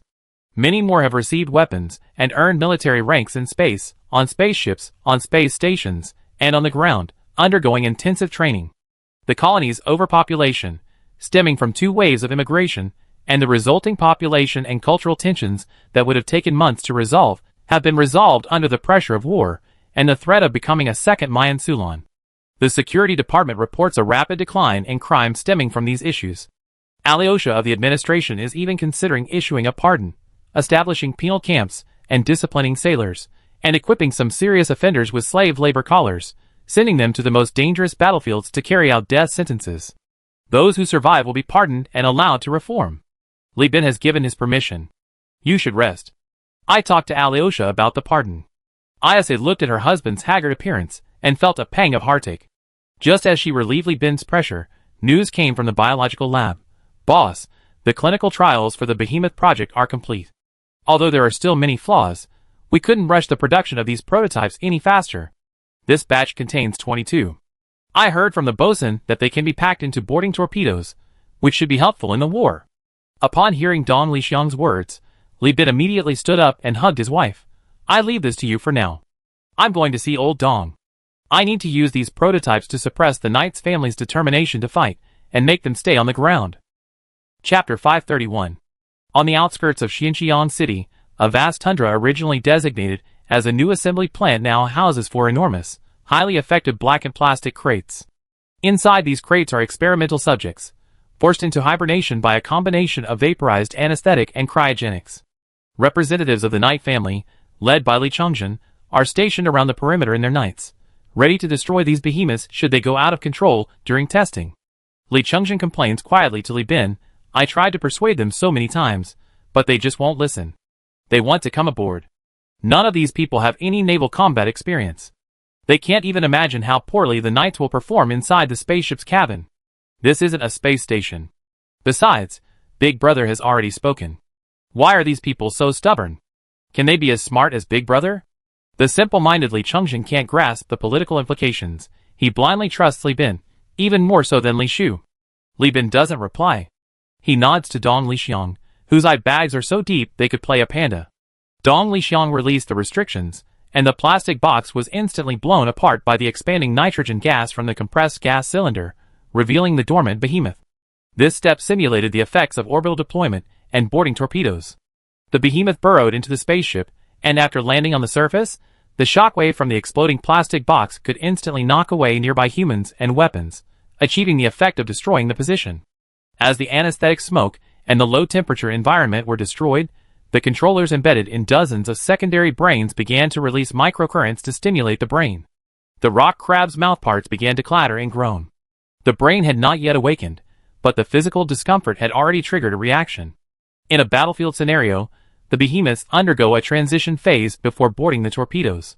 We disrupt the low-temperature environment half an hour beforehand, rapidly raising the torpedo's temperature to 50 degrees Celsius, Dong Lixiang explained, looking at the motionless behemoth. The behemoths of Eden possess exceptional high-temperature tolerance, with an active temperature range of 45 to 88 degrees Celsius. Lower temperatures reduce their agility, while excessively high temperatures induce a frenzied state. By raising the internal temperature of the torpedoes beforehand, their physical bodies awaken first, but their brains remain dormant under the influence of vaporization anesthetics and controller restrictions. Because rock crabs are most abundant near Xinjiang City, most of these experimental subjects are rock crabs. As the electric current gradually increased, the rock crabs, still under the effects of the anesthesia, were forcibly awakened, staggering and swaying from side to side. Dozens of machine guns rose up nearby, their caliber and power set according to the level of the spaceship's internal weapons and unmanned self-defense firepower. Rat-a-tat-tat. As the machine guns fired, bullets struck the carapaces, creating bright sparks. Li Bin raised his binoculars and noticed that these rock crabs were all covered with a layer of gray paint. This is a ceramic alloy armor coating made using foam ceramic metal technology. It effectively enhances the protective capabilities of these giant beasts, whose carapaces haven't undergone genetic induction to mutate. It also has heat-absorbing properties, allowing them to directly withstand the damage from flamethrowers. Dong Lixiang's words had barely finished when the rock crabs, their coating shattered by the machine gun fire, and their carapaces cracked, screamed. They were fully awakened, scattering wildly in place, some dodging the machine guns, others charging forward with shrieks. Each rock crab's modifications are different. Although they all have a sturdy alloy helmet welded to their heads, frontal armor made of alloy plates attached to their bellies, and their entire bodies covered in a foam ceramic coating, some rock crabs have had their giant claws replaced with mechanical claws, while others have had their chelipeds replaced with alloy ones. The most outrageous is a rock crab that's been pinned to the ground, with a PD laser cannon pressing against its back. This rock crab is the largest, with alloy prosthetic chelipeds, and even its pincers have been replaced with large, stable alloy legs that can hold itself in place magnetically, and by breaking through the ground. Having been trained and equipped with a controller that acts as an external brain, it is the most adaptable, and also the most temperamental of its generation. It rapidly replicates actions it has simulated countless times in Mutuo, fixing its chelipeds, stabilizing its body, and sticking out its rear end. As the PD laser cannon fired, the air quickly filled with the smell of rotten eggs. The laser swept across the ground, carving a furrow in the soft earth and destroying several machine guns in the process. The other rock crabs also launched a frenzied attack. These behemoths crushed anything that dared to attack them with overwhelming force. In less than 5 minutes, over 40 machine guns were completely destroyed. Good heavens, that's a laser cannon. It must be a small-scale energy weapon from a spaceship, right? How do the rock crabs charge it? Li Chengzhen asked in astonishment, watching the scene unfold. Charging ahead of schedule. Dong Lixiang adjusted his terminal glasses, not without a hint of pride. Charging the laser cannon's internal battery during the transition phase, although this energy will constantly dissipate, and its power will be drastically reduced upon arrival on the battlefield due to energy loss. Using shipborne weapons in special operations allows for rapid internal destruction of the spaceship. This thing can only fire one shot. After that, it will become ineffective. Furthermore, to accommodate the battery, we remove the rock crab's digestive system. It can only survive by receiving lifelong nutrient injections. But consumables are plentiful on Eden Star. Dong Lixiang shrugged this. The cost of a rock crab, including the PD laser cannon, is around 700 star coins. Not expensive, Li Bin praised. Used for trading, destroying enemy ships from the inside, 700 star coins can cause massive damage to a ship worth hundreds of thousands of star coins. If it lands in the ammunition depot, fuel tank, or engine room, it can even achieve excellent results directly. It's well worth it. As the battle ended, the frenzied rock crabs tried to escape, charging towards the nearby knights. The knights quickly raised their guns, but the next moment, the controller activated, and the electric current instantly stunned the rock crabs' brains. They were paralyzed after only a few steps.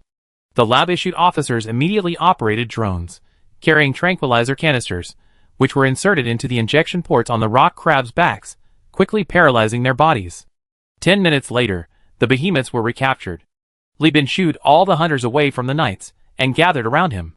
He looked at Angela, at Finn, and at the Millennium family, and said in an unquestionable tone, "You all seen it. The company has no shortage of manpower in naval battles and boarding maneuvers, so go back and continue expanding your fiefdoms. I know you want to serve the company, but don't let loyalty cloud your judgment. This time we're facing the Ludleth path, known for its self-destruction tactics. Their ships are mobile bombs. Anyone who boards is just throwing their lives away.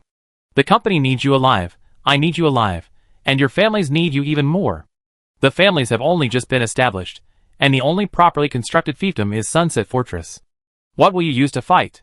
There will be plenty of opportunities for you to fight later. When the Universal Alliance is truly at war, even if you don't want to go, I still force your men to the battlefield. So get back to expanding your fiefdoms now." "Yes, CO." Finn roared first. Meeting adjourned. Li Bin declared, instructing Dong Lixiang to quickly transfer the behemoths to the space station before departing first, boarding the shuttle to Shadow Isles. On the train back to his fiefdom, Finn, stroking his knight, tears streaming down his face, choked out to his family members. The CEO doesn't want our family bloodline to die out too soon. He's saving face for us.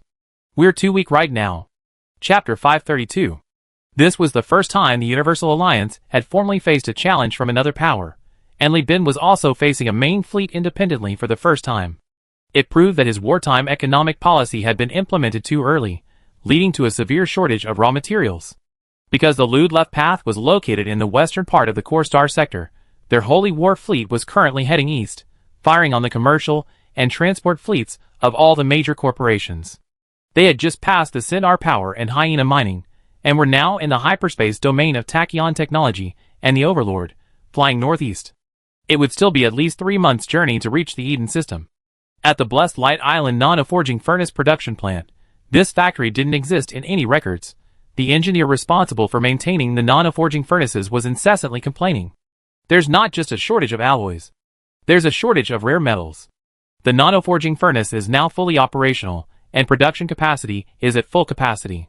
The only constraint on output is the lack of materials. The Lloyd's Void mines, due to the limited number of mining ships and cargo ships, have Mark 12 high-value asteroids, but they can't mine them at all. And the factory is in the same situation. We already depleted our materials below the warning line. Li Bin listened to the engineer's complaints, and could only offer gentle reassurance. After inspecting the factory, he immediately returned to the governor's mansion. The enforcement officer, dressed in a uniform woven from high-quality purple-dyed alloy wire, opened the door for Li Bin, revealing a bustling scene at the General Staff headquarters. The strong smells of smoke, tea, and coffee filled the air. Li Bin had heard that Koreans were addicted to coffee, able to stay energetic all day with only 3 or 4 hours of sleep, all thanks to coffee. They even said their urine smelled of coffee. The Han River, which receives sewage, was found to have dangerously high levels of caffeine. It was as if Koreans were using their kidneys to achieve their dream of staying up all night, while also using the city's coffee sales to treat the fish in the Han River to free coffee every day. He felt that the General Staff headquarters was now comparable to Seoul in its current state. "Good morning, CO." The staff officers greeted Li Bin with salutes before diving into heated debate. Civil servants, cigarettes dangling from their lips, stared grimly at their terminals, constantly generating reports based on demand. Lan Yuan, arms crossed, leaned against the Sky battle system with ISA, the two taking turns playing Ludovico and Universal Union, wreaking havoc in the virtual world.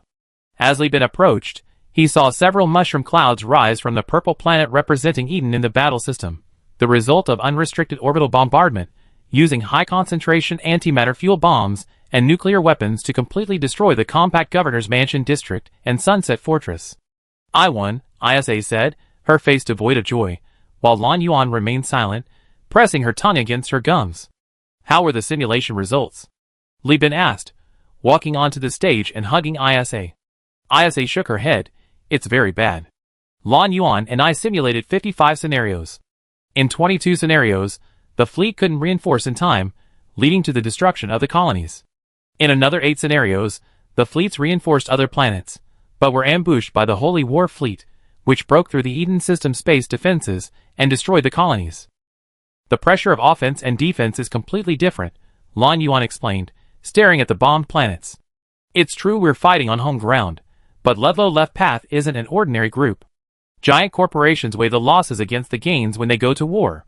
If the spoils of plunder cannot fully compensate for the losses, they will not hesitate to abandon the war. That's why the Universal Alliance was able to occupy a jungle planet, yet even Hyena Mining didn't even bother with us. But the religious fanatics are different. Their ships were prepared to explode from the beginning. They can disregard the dangers of hyperspace and the defensive capabilities of our fleet, sacrificing heavy losses to project their firepower. If even one antimatter bomb lands on the surface, the company's losses, the blow to public confidence, and development plans will be severely hampered. If it lands on Blessed Isle or Shadow Isle, our production capacity losses will be calculated in hundreds of thousands of star coins." She pounded on the battle system control panel. The 3 stars are too scattered, making support missions incredibly inconvenient. If all 3 were in one star system, I swear on my honor, no matter how many Holy War fleets came, they would all die. As shown in the image, Tonfa is far from Eden. Li Bin nodded in agreement, then added, The Tonfa system is a crucial transit point connecting us to the core star region. Without it, neutral captains wouldn't be willing to risk coming to Eden. In Tonfa, all fleets and individual ships can receive supplies and repairs. If it falls into Ludov's hands, we be cut off from our safe routes. Tonfa cannot be lost.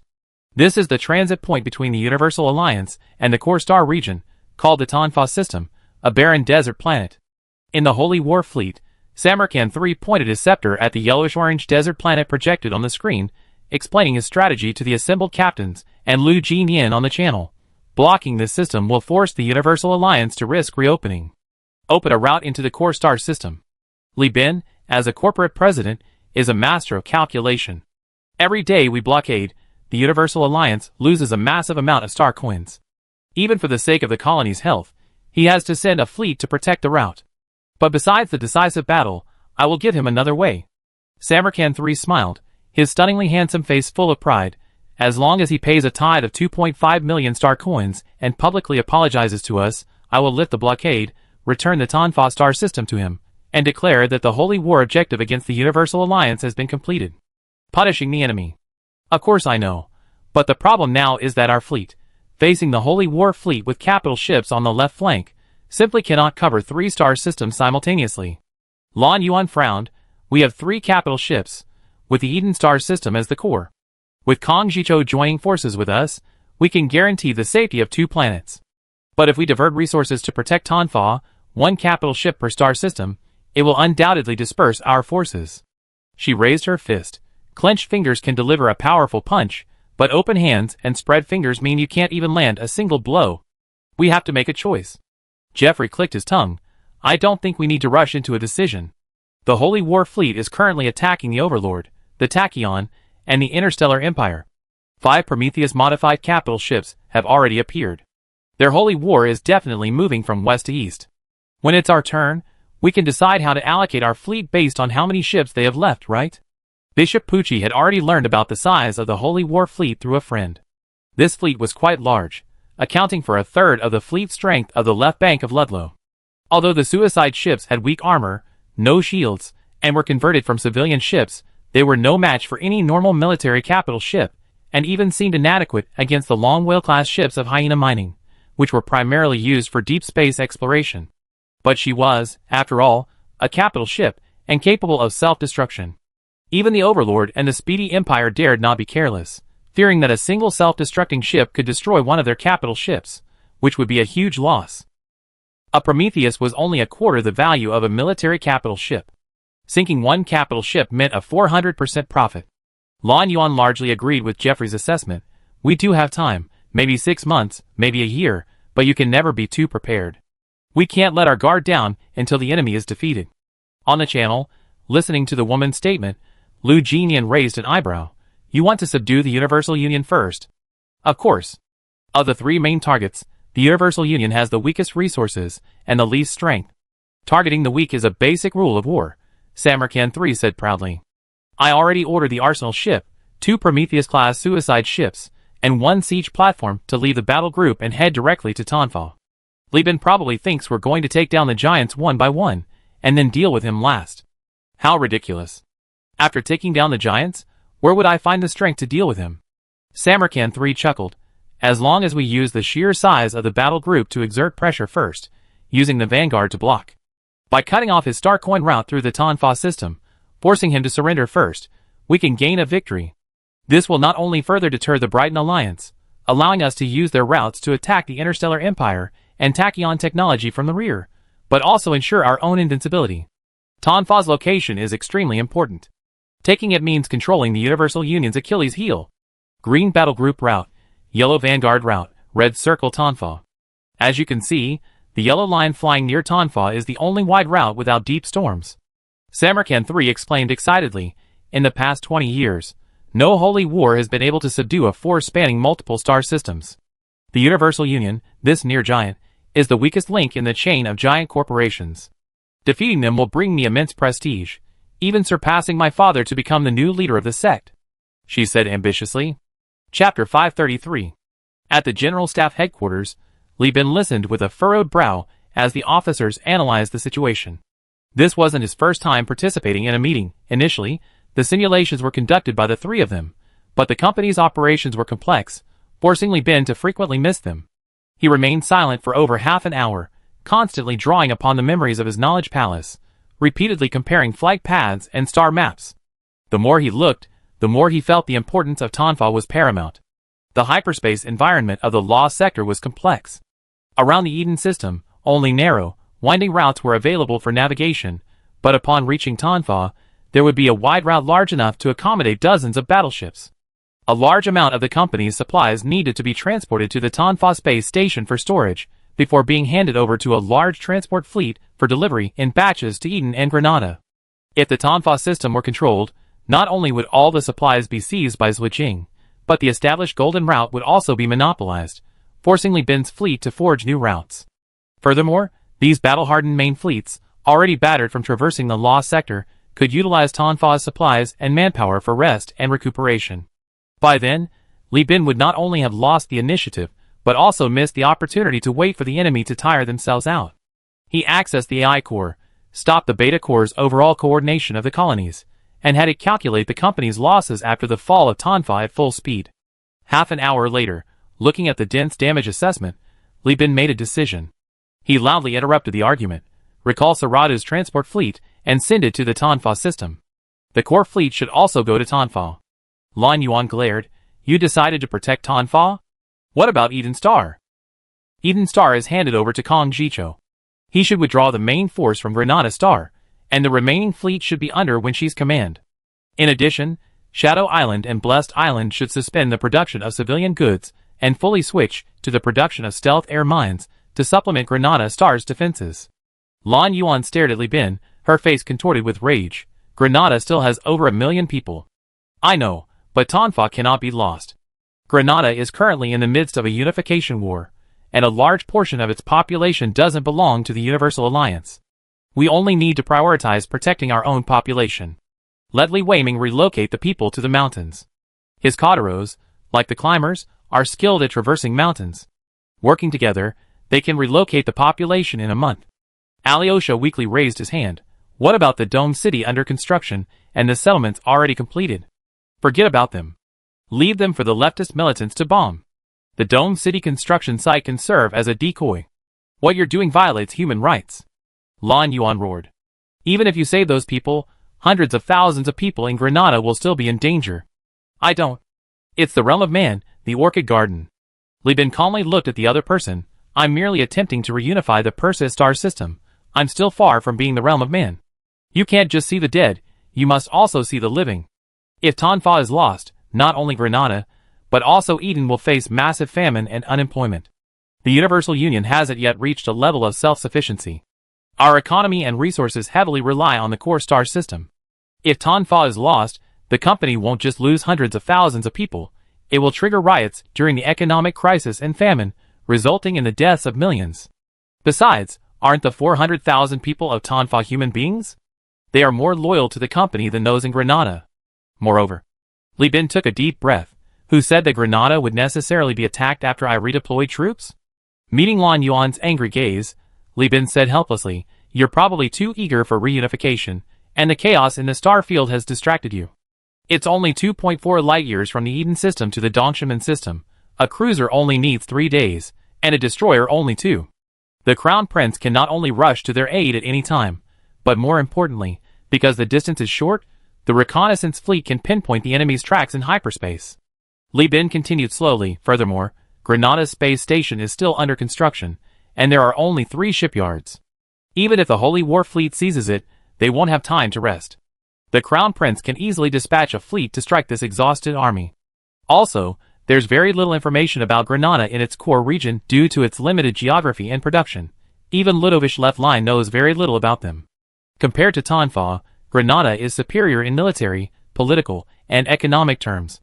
Considering everything, the possibility of it being attacked is very low. In the channel, Li Weiming calmly replied, Lord Lan Yuan, I appreciate your concern, but there's really no need to worry about the people of Granada. Apart from the immigrants brought by the CEO, 90% of the local population lives in the mobile city. I will issue a war signal in advance to notify all the Caudilos to seek refuge in complex environments such as swamps, deep mountains, and the deep sea. Compared to orbital bombing, the casualties caused by the Catalan Civil War will be even greater. Lan Yuan shook her head, somewhat sadly saying, I know all this. I just don't want Eden to be at any risk of being bombed.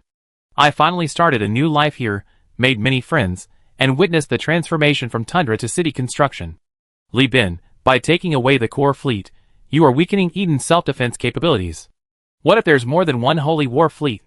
Are you going to place your hopes on Kong Jicho, a pirate?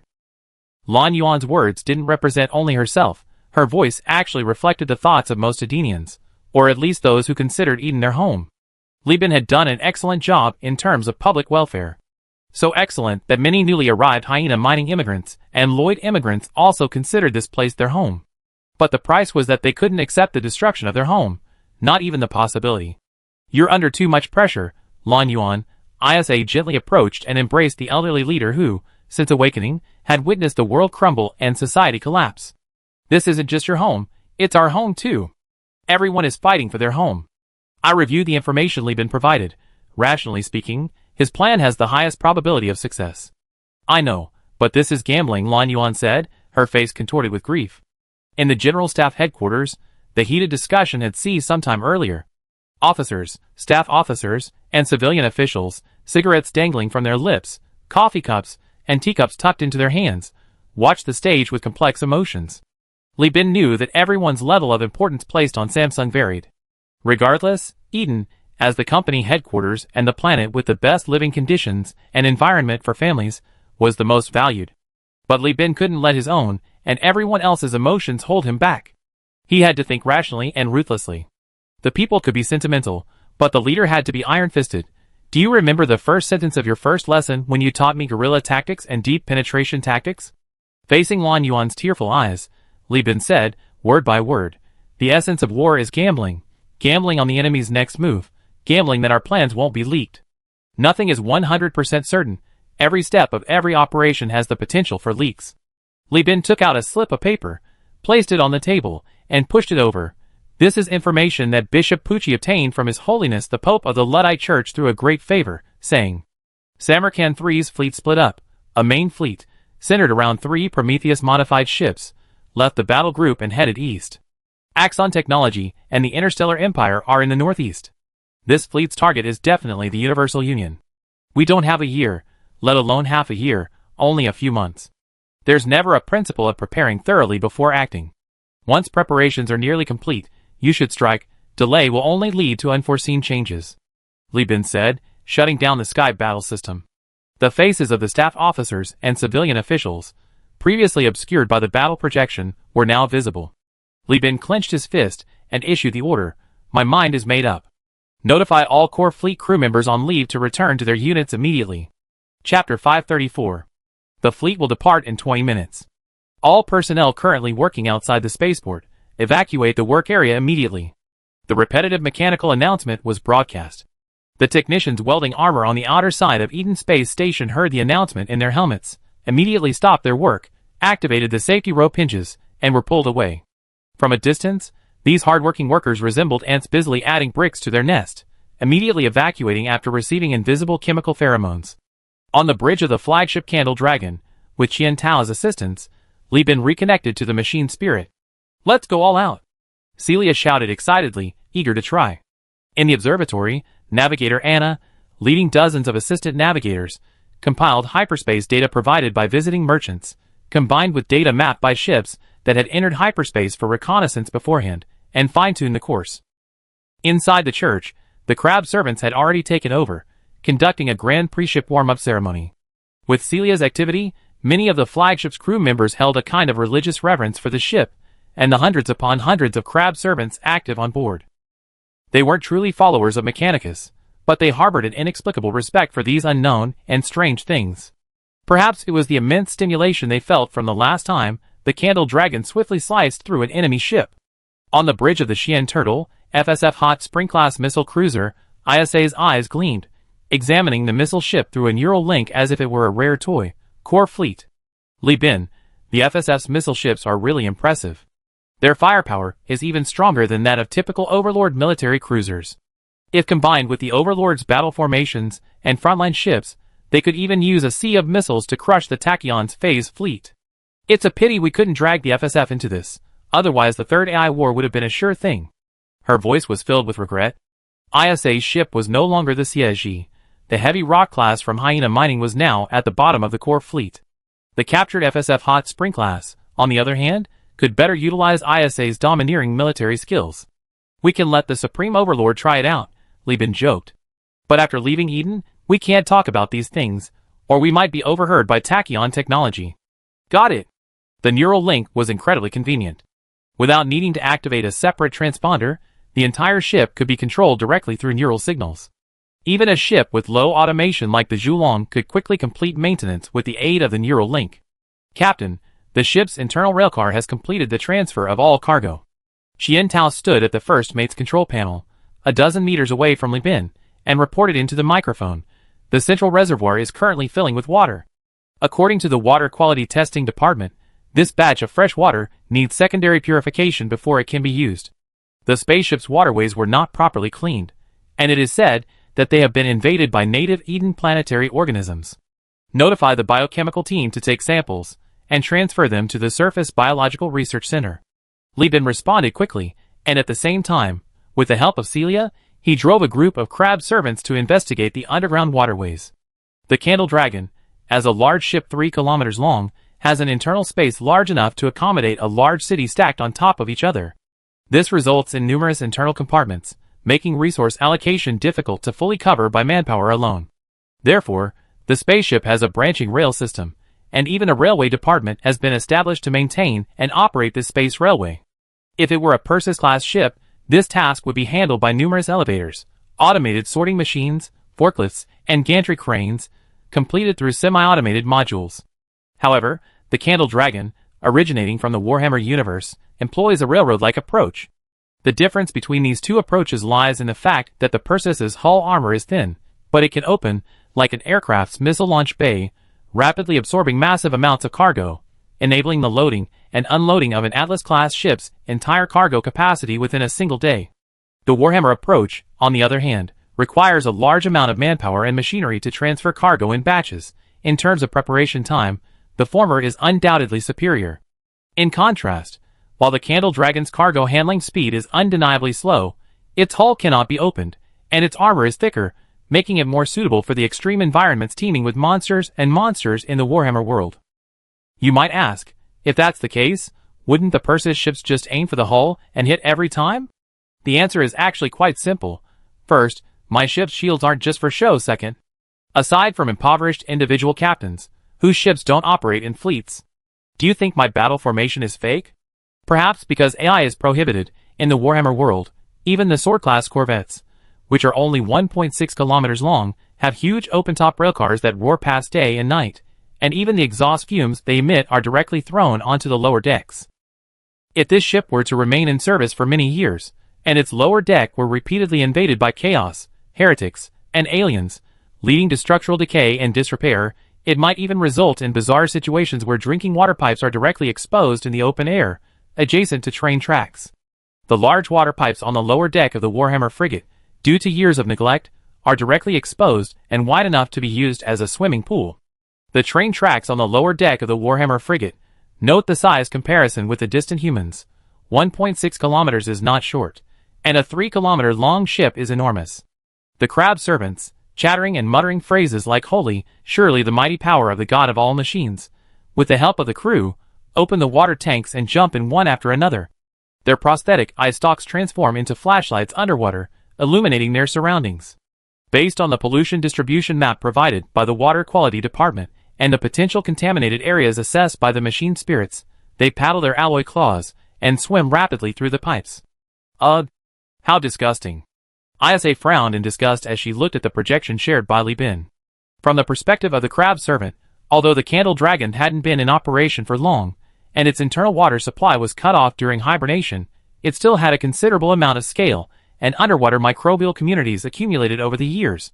This was unavoidable, all spaceships' water pipes were like this, but the Candle Dragon had crab servants, allowing it to self-clean without relying on the shipyard.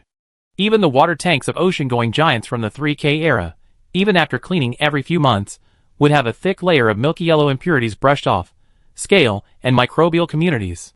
Even worse, The crew responsible for cleaning could find waterproof shoes and mops forgotten during the last cleaning.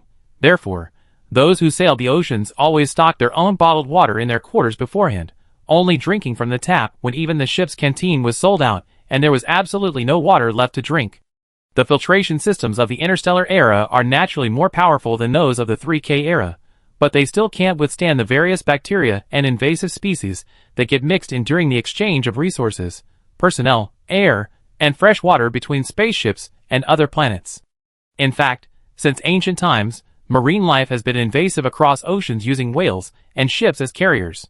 Even the 5 Great Lakes of the Gale Kingdom are plagued by zebra mussels that have invaded from Asia by ship, costing the government billions of dollars annually to clean up, and even then, they're still not completely eradicated. Invasive zebra mussels clog water pipes and filters. I don't know how these things survive here. Li Bin clicked his tongue. That's why spaceships need regular major overhauls. Found it. Celia's voice rang out on the channel. It's formed a microecosystem. According to the Thinker Array's calculations and assessments, it's likely that spores of some kind of sea anemone mixed in with the sewage from the canteen and bathhouse, sprouting from the sewage pipes and spreading all the way here. On the projection, the previously dim pipes now glowed with multicolored fluorescence. Fluorescent sea anemones found in the oceans of Eden. Stimulated by the slight shaking from the ship's preheating, they emitted fleeting bursts of light. ISA frowned. It must be left over from fishery resources salvaged from the ocean and stored on the ship, right? The organisms on Eden are incredibly adaptable. The machine spirit was very friendly towards the captain's spouse. Perhaps it was a case of loving the house because of the fish. In fact, to ensure that the drinking water supply in space is not affected by freezing, the central reservoir also serves to divert the radiation energy from the ships. All ships inject some of their radiation energy into the water, in the form of thermal radiation. The water temperature in the pipes is maintained at 40 to 70 degrees Celsius year-round. This temperature is unsuitable for other aquatic life, but it's perfect for life on Eden. Celia, will these fluorescent anemones affect the ship's performance? Li Bin frowned. If they don't, leave them for now. The fleet should prioritize dealing with the Tonfa problem, and we can clean them up when we return. Celia hummed in agreement. Don't underestimate the mechanical art class, Li Bin. As someone who comes from that world of monsters and demons, my ship's resilience is far superior to that of native ships in the Persis region. I can even conduct normal navigation and combat when the cunning and chaos cultists occupy the lower decks. What are mere sea anemones? The fleet can set sail now. I will continue surveying and analyzing water quality data and biological samples. After the war, you can hand them over to the biological laboratory for subsequent biological control. By the way, my central reservoir has the capacity to support a small aquatic ecosystem. You can release fish fry and crab eggs into the reservoir. They will clean it, and afterwards, they can be harvested as food supplements for deep space self-sufficiency. Listening to Celia's articulate analysis, ISA couldn't help but glance at her linked, lifeless, barely moving shipboard AI, a deep sense of envy welling up inside her. These machine spirits that can assist the captain in command and planning are absolutely amazing. I want one too. Celia, noticing Isha's mood, work even harder while letting out a soft snort. So what if you're the captain's wife? Guess who his best helper is here? Alright, that's settled then. Li Bin waved his hand. Notify the fleet to weigh anchor and set sail. The warning lights turned from orange to red, engines roared, gears whirred, pistons creaked. The booster spewed a kilometer-long plume of flame, while the side boosters emitted firework-like plumes to adjust the ship's attitude. The Candle Dragon traced a daring arc along the edge of the space station, narrowly missing the armor, and flew towards the jump point. Around the Candle Dragon were numerous Thunder Elf-class and Hades-class escort ships, under the command of cruisers led by Zhu Jin, Mikhail, and Jeffrey, maintaining a distance from the dragon-like Candle Dragon, while firmly protecting the flagship. On September 3rd, 214 of the star calendar, almost a year later, the core fleet reassembled and set sail in a grand procession toward Tonfa, a planet more than 10 light-years away. Chapter 535. On September 19th, star calendar 213, this route, traversed countless times by merchants and captains, and thoroughly explored by various hyperspace storms and terrain, could no longer cause Li Bin the same level of damage as during the initial explorations. He arrived at the Tonfa system smoothly. Upon entering the Tonfa system, the gas extraction station, a remnant of the human realm now occupied by the Universal Alliance, stood before the fleet. Its long, flexible gas extraction probe stretched for thousands of kilometers, piercing the brownish-yellow gas giant beneath their feet, extracting volatiles like a mosquito biting. Lloyd-piloted mining escort ships and destroyers, like workers chiseling ice for the Tsar on the Volga, roared through the asteroids. Once high-value minerals were identified, they immediately called for reinforcements. Several escort ships deployed drilling laser cannons and mining drones, firing at the asteroids.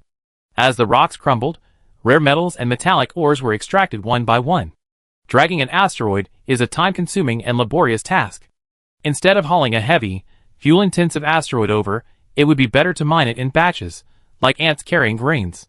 Using the gas extraction station as the core, conventional fuel could be supplied to the surrounding nomadic, shifting void mines. According to the AI's core analysis, this method could save over 40% of fuel annually. Salute to you, great benefactor of the Lloyds, CEO of Universal Union, guardian of Eden Tonfa Granada, Your Excellency Li Bin. The Lloyds' passionate voices echoed through the transponder array, transmitted to Li Bin via the neural link in the communications room. Accents from all over the country, voices of men, women, and children converged into boundless gratitude. The Tonfa system is rich in natural resources. Humanity's development of this region was minimal in the past, compared to the years of continuous mining in the Core Star region, which forced the Lloyds to roam freely in search of minerals. Asteroids here are incredibly abundant, with minerals everywhere. The only constraint on their mineral and alloy production capacity was the inability to supply enough food for their population, and a shortage of spaceships, especially cargo ships. This transportation capacity limited the further development of the Universal Union. Li Bin gave a brief reply to the Lloyd, who immediately exclaimed excitedly, Your Excellency Li Bin, Elder Chavin of Magius, carrying intelligence from the Lloyd Council, arrived at the gas extraction station in the Tonfa system 3 days ago. He wishes to meet with you. This news came abruptly, without any prior notification. Li Bin frowned and contacted ISA. What do you think? ISA cautiously replied, A wise man avoids dangerous situations. You are currently crucial in uniting various forces within the company. You cannot afford to fail. I don't know what Elder Chavin wants to discuss, but whatever it is, he should have sent a message beforehand instead of coming directly. To prevent him from being coerced by the Left Path cult, I suggest you go to the Tonfa space station and have Elder Chavin meet with you. The Lloyds had also established a settlement in the Tonfa system, albeit located at the gas extraction station, a suggestion that Jia strongly agreed with. She couldn't accept that after all the hard work and money she invested in building the space station in Tonfa, there were other forces besides the Universal Alliance and Tonfa itself clustering around it. Yes, Tonfa has a space station, supported by the second phase of the Overlord project. Back then it was completely unarmored and lacked many weapons, practically bare, but now, due to the war signal, they're working hard to add armor. As they were discussing this, the Lloyd added, The Elder said that if it's inconvenient for you, he can come to your ship. Li Bin pondered for a moment. There's no need to be so wary. I take old One-Eyed and the prosthetic sailor with me. Li Bin made this decision out of trust and goodwill, but he hadn't expected the Lloyds to give him a pleasant surprise. 3 Ranch-class aircraft carriers, painted in the egg-yellow hull of the Lloyd Alliance, hovered silently around the gas station, guarding their settlement. Upon seeing the core fleet, the 3 ships immediately signaled, retracting all weapon positions into their hulls and sealing their flight decks. They even slowly raised their hulls, exposing the most vulnerable cargo-carrying undersides. Ranch-class aircraft carrier. Ranch-class aircraft carrier. This was tantamount to tying their own hands and removing their armor to show they posed no threat. Besides the 3 Lloyd-class carriers, several destroyers with various paint schemes were also stationed there. Li Bin, completely bewildered, transferred to a shuttle and entered the gas extraction station port. The station was too small to accommodate the fleet. Emerging from the docking bay, he saw representatives dressed in red and green, wearing various company logos, standing behind old Chauvin. This incurable old man, plagued by genetic locks, had, after a temporary injection, refused assistance and stood straight at the front. Upon seeing Li Bin, he immediately bowed deeply. Hey! How can this be? Li Bin quickly went to help him. Even in the soundproof environment of space, looking at the terrifyingly hunched back, he suspected that the bones, so flimsy they were probably as brittle as cookies, might break at any moment. Of course, Mr. Li, thank you so much. Old Chauvin laughed until tears streamed down his face, snot floating under his helmet and sticking to his cheeks. He grinned, showing off his old teeth. I heard from the immigrants who came here that the Universal Union treats the Lloyds equally. They pay their wages, and every family that passes quarantine and testing receives supplies. They're fed and cared for every day, even better than those of us who have settled in the core sector. Now that the Universal Union is in trouble, it's the Lloyds in trouble. How could the Lloyd Council not help? He paused, tapping his alloy cane. I gathered opinions from the Lloyd immigrants here and found that the Universal Union is currently lacking ships, cargo ships, fuel ships, mining ships, warships, everything is in short supply. So, the old man asked the council for 3 combat aircraft carriers, hoping the Lloyds could contribute as well. Furthermore, the council has approved that the first batch of cargo ships carrying immigrants will be given to Mr. Lee for business, as a way for us to leave some assets for the Lloyds. As for the second batch, he hesitated. The Lloyds themselves are poor now, and we can't give them the second batch of ships. That's enough. Li Bin was deeply moved. He had originally thought it was just a business transaction, but the Lloyds were so attentive, rushing to provide supplies and ships. These people had lost their homes, but found a new home on Eden Star. Although it had only been a short time, the Lloyd immigrants had seen Li Bin's efforts. In the indifferent Perseus star system, these high-standard supplies had already warmed their hearts. Furthermore, facing a madman like Left Path, the immigrants were reminded of the infuriating atrocities committed by the Hell Legion. Bossly, it's not just the Lloyds, we come to contribute too. A representative bearing the Von Bueller industrial insignia stepped forward, followed by representatives from various industries, companies, and enterprises that had profited from Project P, as well as bank representatives who had poured large sums into Universal Union, expecting profits from interest and company shares. We have homes and businesses in Universal Union. We can't let the Left Path madmen destroy them. Although they are only frigates, destroyers, and heavy weapons, please accept our sincere gesture. Our headquarters also needs spaceships for protection. After all, Left Path's actions this time are massive, and their suicide ships have a notorious reputation. Looking at the spaceships and marines dispatched by these people, whether sincerely or out of concern for the cost of flooding, Li Bin felt greatly gratified. This is a classic case of the virtuous attract the support of many. These spaceships not only promptly compensate for the insufficient combat power of the Universal Alliance's basic spaceships, but also expand the reconnaissance range, establish a meticulous scouting network, and detect Zhu Jing's tracks in advance. With favorable timing, advantageous terrain, and popular support, the odds of victory in this battle are far greater than in the simulations. Following behind Li Bin, Isa quietly patted his back and said gently, "Look, Li Bin, all our efforts over the years haven't been in vain." Chapter 536. The Tonfa space station, with the help of the Lloyds, had barely finished its armor plating. The defensive capabilities of this space station are only 2/3 of a normal Class 1 space station. Currently, only the middle and small artillery slots have been equipped with weapons. Upon entering the Tonfa space station, Li Bin saw a worried-looking Jia. When they learned that the Universal Alliance hadn't abandoned them, and that even the CEO had personally led the main force to reinforce them, seemingly determined to defend Tonfa to the death, the entire Tonfa Council was in an uproar, everyone jubilant. And when the fleet actually arrived, the space station and the ground were filled with boundless excitement. Even many single men and women from Tonfa, unmarried, came with food and drink, both to comfort the army and to find a suitable partner. But Jia, as the governor, couldn't show a smile. Because she knew more than the average person, she also understood the composition of Zhu Jing. This was her first time facing a capital ship battle, and the once majestic 13-kilometer-long space station now seemed riddled with holes and vulnerabilities. Li Bin laughed upon hearing this. "What's the big deal? My fleet's cargo holds are full of weapons, destroyer cannons, Mark 9 automatic cannons, catapult missile arrays, we got them all." These were actually goods Li Bin had retrieved from the 7th Armory along the way. He wasn't a miser who would waste valuable resources. Go to the gas extraction station and find the Lloyds. Hire a group of workers to assist in assembling the artillery. Be quick. I suspect the advance team from the Left Cavalry will arrive soon. Yes, CO. Hearing that the large tank weapons were in place, she jumped for joy. If she weren't in space, she might have actually jumped up in excitement. Li Bin glanced at the disappearing figure, then turned to his wife and said, "I have to trouble you again. Find the local planetary defense commander, the various marines, the engineering department, and the administrative representatives. Don't bother the council members, there are too many. I go retrieve the I Corps' data now, and do a detailed assessment of Tonfa's military capabilities." Isha nodded and left. Li Bin then called over Old One-Eyed, "I'm giving you authorization. You immediately lead the enforcement team and armed sailors to seal off the space station, not allowing anyone to enter or leave. Also, Bring back all fleets that have already left port but haven't reached the jump point. The Luddites are like weeds to be eradicated. No, they might be lurking on these ships, waiting for an opportunity to transmit intelligence.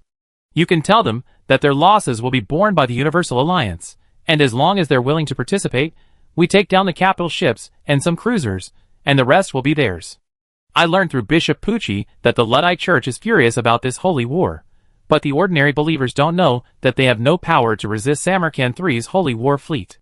You need to do a good job of intelligence protection. If there are any problems, go to the intelligence officer in the fleet. Aye, Captain. Old One Eye snapped to attention with a military salute and quickly left.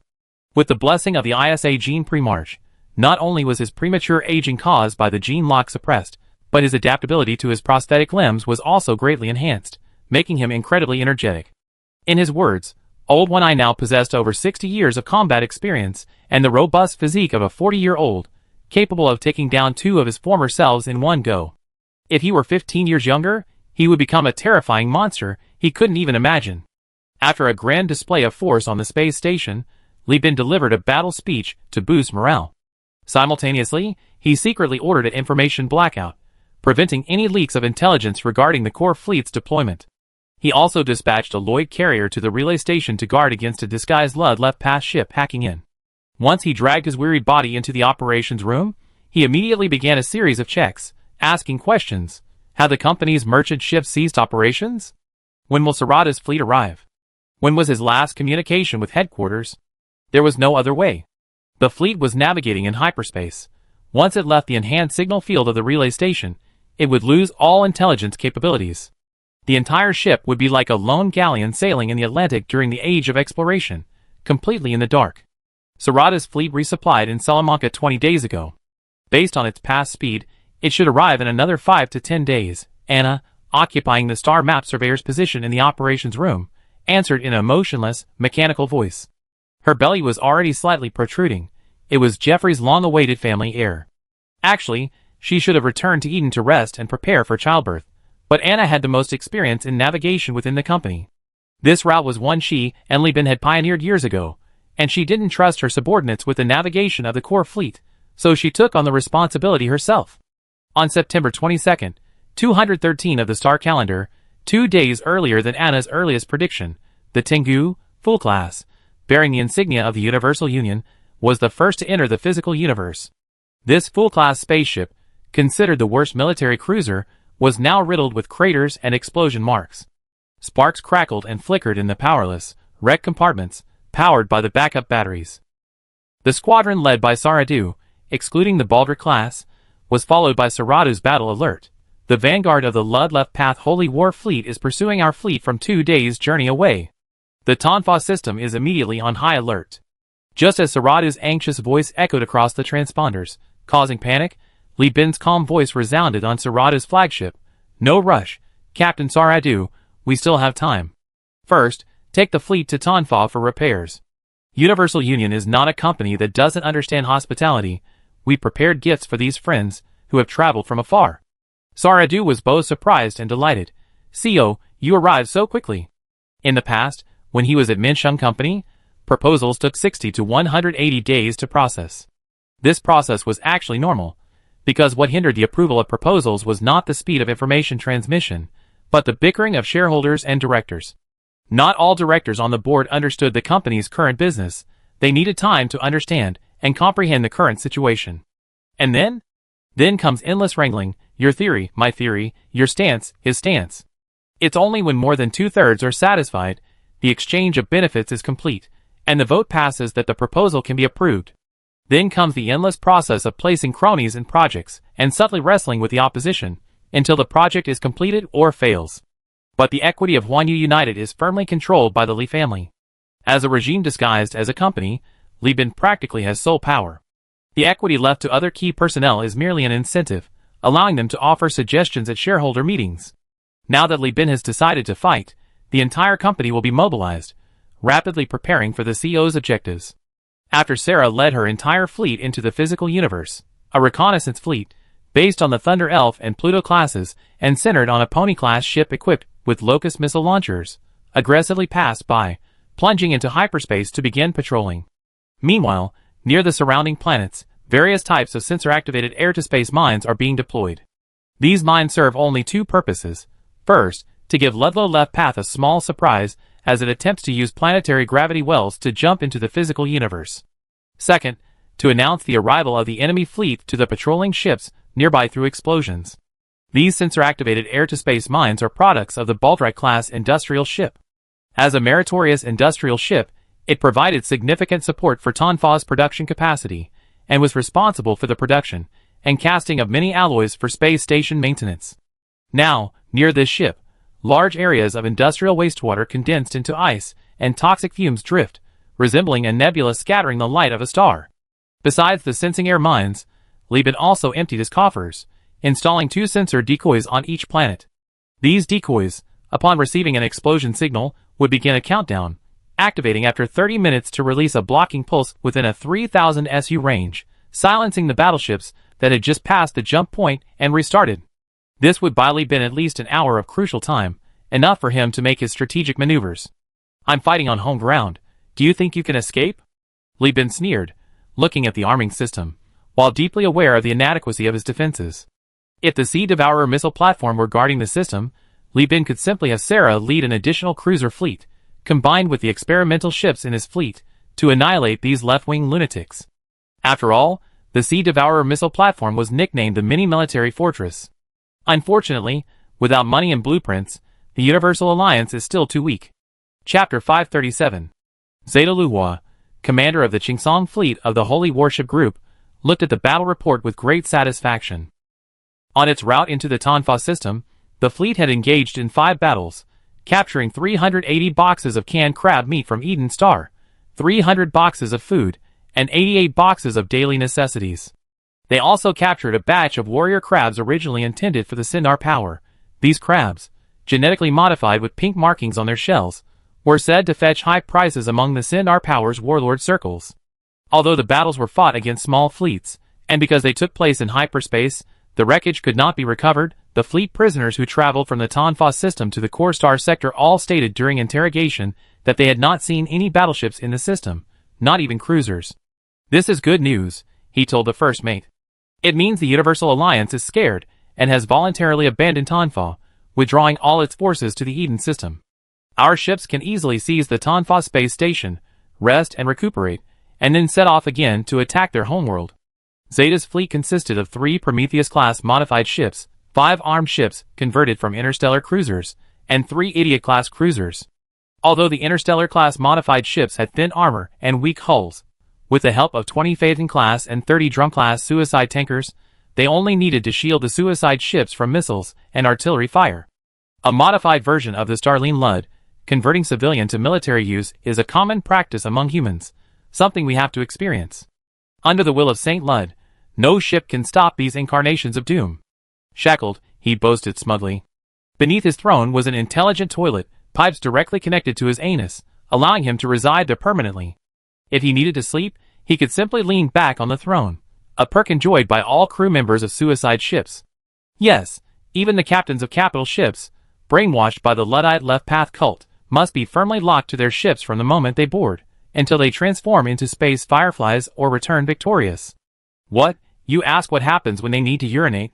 There's a makeshift bed on each side of the captain's throne, where devout, almost fanatical Luddite followers sleep, arranged according to the captain's preferences, serving as a chamber pot or a tool for sexual gratification.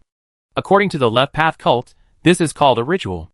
This is the initiation and purification of lower-level believers by higher-level believers, a tremendous benefit. The first mate, currently busy with the little boy, revealed a bloodthirsty smile upon hearing this. "Absolutely. A few days ago, we drove off a commercial fleet from the Universal Alliance.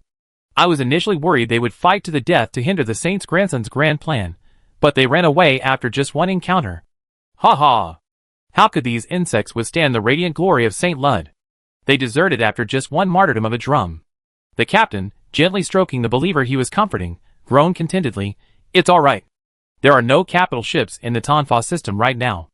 Even if this fleet goes back to report, it'd be too late. Our 3 ships are enough to take down the space station. Remember to inform the other captains not to switch to self-destruct mode. Our fleet's armor was damaged while taking a shortcut. It needs proper maintenance." Oh. Yay! Just as Zeta was momentarily dazed and saw heaven, the navigator reported discovering a reconnaissance fleet from the Universal Alliance, and simultaneously locking onto the jump point's coordinates. Charge. Sprint.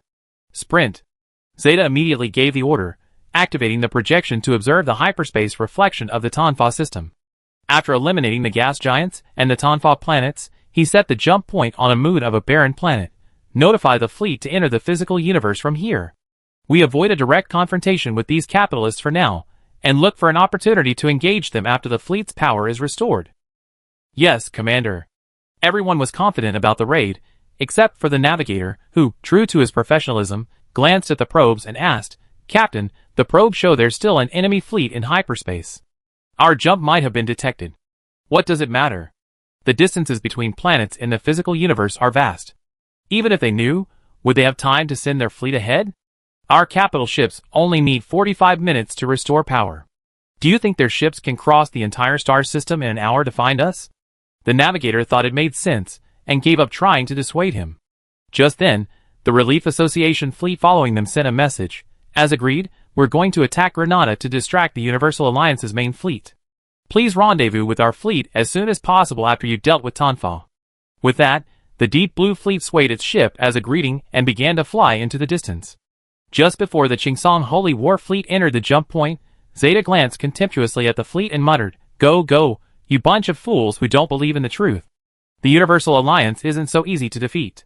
Their main fleet is only 3 days' journey from Granada, enough time for you to catch up while you're flying in the physical universe. And at that time, I will lead the Qingsong fleet to Eden, and on behalf of Saint Lud, I will sprinkle sulfur and fire upon the sinners. Ha ha ha. Under the protection of Lud's light, I will surely win again and again. You mean this holy war fleet didn't even repel the surrounding scouts? Li Bin frowned. Yes. The scout fleet commander replied nervously. Near the reflection in Tonfa's hyperspace, the scout's transponders could still vaguely connect to the intermediate communicator. Li Bin asked again, You mean they not only didn't force you back, but openly jumped towards the desolate planet's satellite? I'm sure. The commander replied, wiping his sweat. Good. Li Bin slammed his hand on the table and stood up. Then we won't wait any longer. Notify the fleet, set sail immediately, target locked. I'm going to give these reckless guests a good welcome. How could there be a sensor-guided air mine? Just after passing the gravity well, the surfacing position of a Huayden-class self-destructing oil tanker coincided with the sensor-guided air mine. The explosion instantly destroyed the tanker, and the blast wave also affected 2 drum self-destructing ships. The dazzling fireworks shocked Zeta, followed by anger. The Left Path cult is very conservative, has no birthing factories, relies entirely on natural childbirth for its population, and strongly encourages childbirth to compensate for the population lost to the self-destructing ships, so they all have mothers. Zeta was completely stunned. He hadn't expected Tonfa to resort to such a despicable tactic.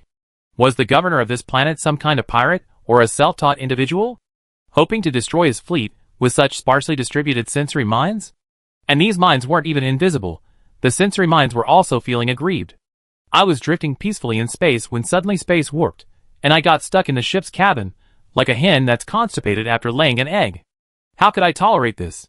I'm only a few days old, still reeking of the stench of the Baldry-class bomb. Do you think I'm a dud? I can't take it anymore, I explode. In a normal fleet, this would only result in the loss of 1 destroyer, but the Green Pine fleet was different.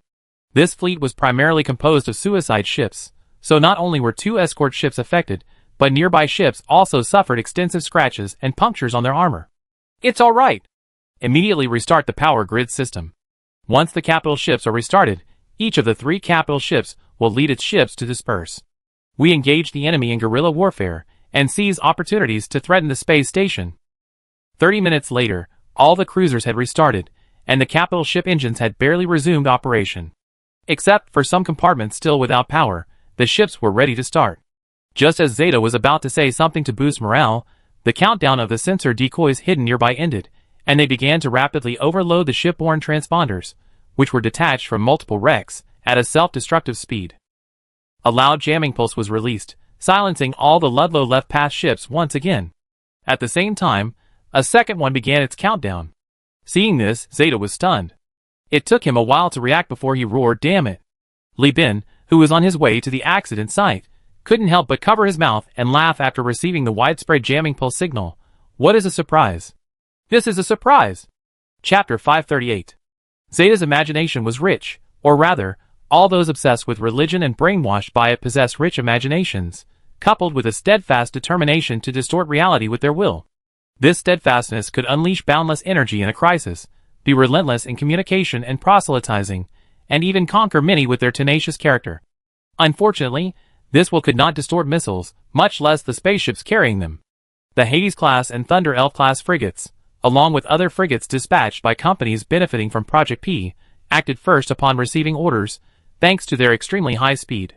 They rushed to the battlefield, arriving only a few hours after the Green Pine fleet reached the physical universe. At that time, this group of left-wing madmen, led by their respective capital ships, were still slowly dispersing towards the periphery of the star system, just as the spaceships discovered them. Listen up, our mission isn't to destroy the enemy, it's to track them. All of you cargo holds are packed with food, enough for a month of space travel. Now I use the shipborne AI to mark enemy ships. Everyone, assess your capabilities and choose your targets to track, providing navigation for the main fleet. Upon hearing this, the ships quickly dispersed, like drops of water falling into the ocean, leaving only a vast expanse of signal light on the detector array. As they slowly approached, switching to stealth mode, these ships swiftly disappeared from the detectors. Li Bin's operational strategy against the Left Path cult, skilled in guerrilla warfare, was clear. The biggest problem with these enemies was that a single ship could inflict heavy damage on the space station and fleet through self-destruction. Playing hide-and-seek with them in space would undoubtedly put them at a disadvantage, but sending escort ships to track them and report their positions would turn the tables and give them the initiative. You like to roam around like dragons? You roam all you want, I fight my way. I concentrate my superior firepower every time, quickly destroying the enemies at hand, seizing the weaknesses in your combat strength caused by your scattering, and taking you out one by one.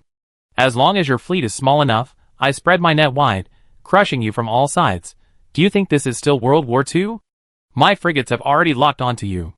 On the bridge of the flagship Holy Light Illuminates, Zeta looked at the mosquito-like frigates behind him, and impatiently ordered his frigates and destroyers to send some forces to counter-track them.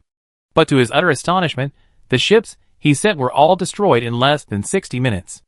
At this moment, not only were they still within the detection range of the probes, but some of the ships had already bypassed the battlefield and continued to track their flight path and report their positions. Note that the flagship is an attack platform, not a suicide ship, although it can also self-destruct. How can the Universal Alliance have such powerful escort ships? Why haven't the cultists we sent to steal intelligence reported back? The first mate didn't know either, so he went to the second mate.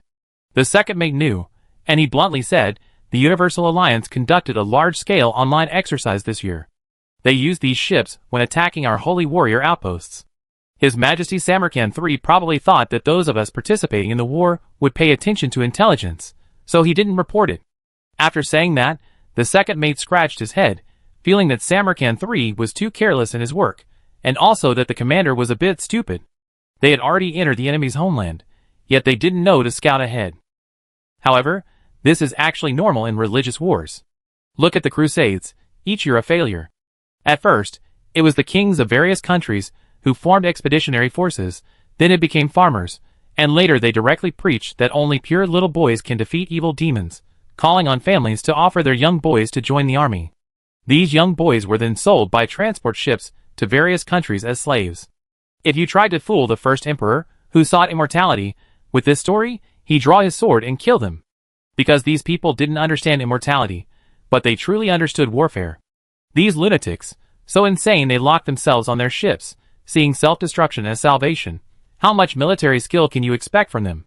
Talking about doctrine in peacetime, dying for Luddite in times of crisis, that's all they are.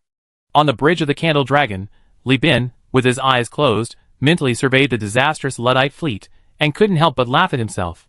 I actually worried about these bastards for so long, I'm really something. Stupid. ISA warned her husband over the channel, the Ludlow Left Path has never been known for the quality of its crew. They rely on generations of religious fanatics risking their lives piloting suicide ships to intimidate others through suicide attacks. If Bishop Pucci hadn't given us advance warning, we might have prioritized cleaning the ship's water circulation system, arriving a few days late and running into the enemy head-on, thus losing our first strike advantage. You're right, I was careless. Li Bin readily accepted the advice, and continued calmly directing the fleet towards the target. The Qingsong fleet had already split up, closing in now would not only waste time, but also fail to contain the main fleet of the Universal Alliance, creating opportunities for other fleets to attack the space station. Therefore, Zeta stubbornly rejected the second officer's suggestion and continued with the original battle plan.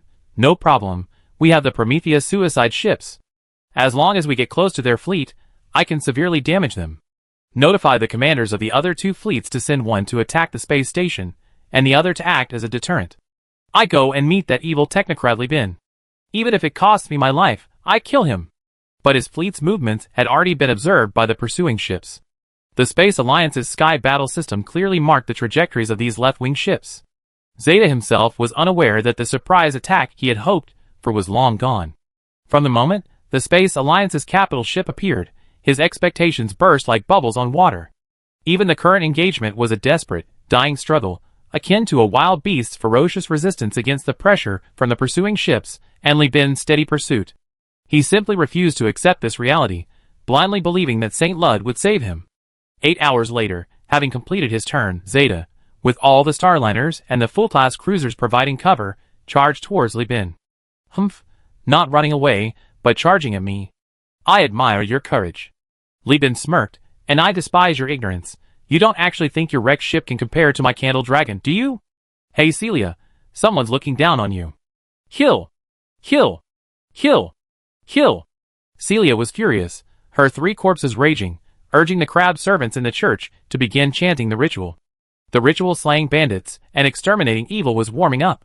With the focus on the target lock core and the ballistic rangefinder, the Candle Dragon's cannons had an extremely long range, enough to unleash a torrent of firepower before the enemy ship could launch its self-destruct charge. Celia was even firing prematurely, warming up for the increased firepower of slaying bandits and exterminating evil. The ritual thunderous plowshare was warming up, the ship's armor retracting and locking. This special mechanism, originally used to cut through enemy ships, gave the ship immense impact mitigation and damage resistance, while also serving as an excellent armor enhancement mechanism. Who says weapons are only for killing? Don't you see the swordplay technique Su Qin carrying his sword? Notify the engine room. Activate the Thunderfire plow immediately upon my order. Watching the approaching enemy, Li Bin ordered the fleet to disperse while simultaneously giving the order to Celia. Reach the maximum engagement range. We have an absolute advantage in electronic warfare. Enemy ship gun range reduced by at least 30%.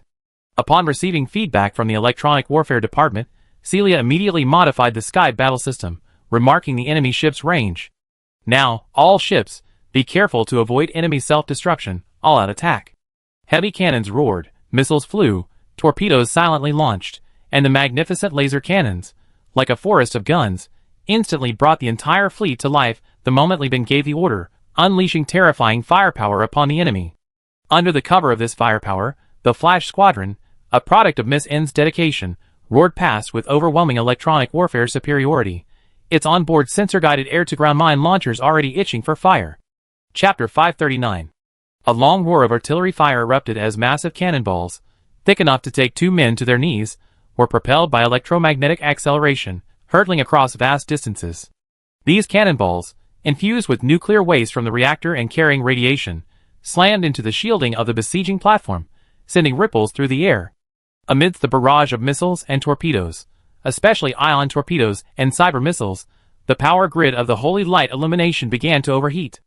Zeta, while urging his men to quickly pilot their combat ships for protection and ordering the suicide ships to disperse and approach, wiped the cold sweat from his brow, still shaken. Luckily, I'm piloting the besieging platform. If it were one of those unshielded Prometheus suicide ships, I'd be done for in this surprise attack. Why is the Universal Alliance's weaponry so powerful? Looking at the dense sea of support missiles, catapult missiles, storm missiles, and annihilator missiles, followed by ion torpedoes and cyber missiles, his brow furrowed deeply. No one was destined to answer his question. Li Bin simply activated the 7th Armory, completely re-equipping the core fleet with powerful weapons left behind by the human realm, elevating the fleet's firepower and projection capabilities to a level comparable to that of a hegemonic military fleet. Following Lan Yuan and ISA's advice, he also dispersed the fleet, with each destroyer and escort ship forming a loose, multi-core battle formation centered around a cruiser, encircling the enemy fleet in a semi-encircling structure. Li Bin, the flash bombers have been completely destroyed. The machine spirit Celia assisted Li Bin's thinking, quickly extracting and sorting information for him, while simultaneously marking the various attack targets for the gunners and providing reminders.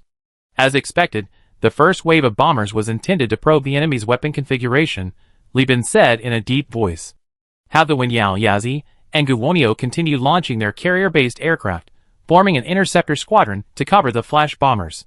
Immediately launched the second wave of bombing attacks, prioritizing the elimination of the suicide ships. The Yazi and Guwonio were experimental ships, both with flight decks, while the Wenyao was a Dawn Goddess class. At the same time Li Bin gave the order, a group of escort ships and destroyers from both fleets also began attempting to bypass the direct fire zone, trying to launch surprise attacks from above, below, left, and right, stuffing the despicable Hammer and Reaper torpedoes into the poorly defended ships' mouths. As if mirroring each other's actions, the escort ships and destroyers clashed, beginning a brutal dogfight and carnage. They crisscrossed like flocks of birds, their laser cannons clashing.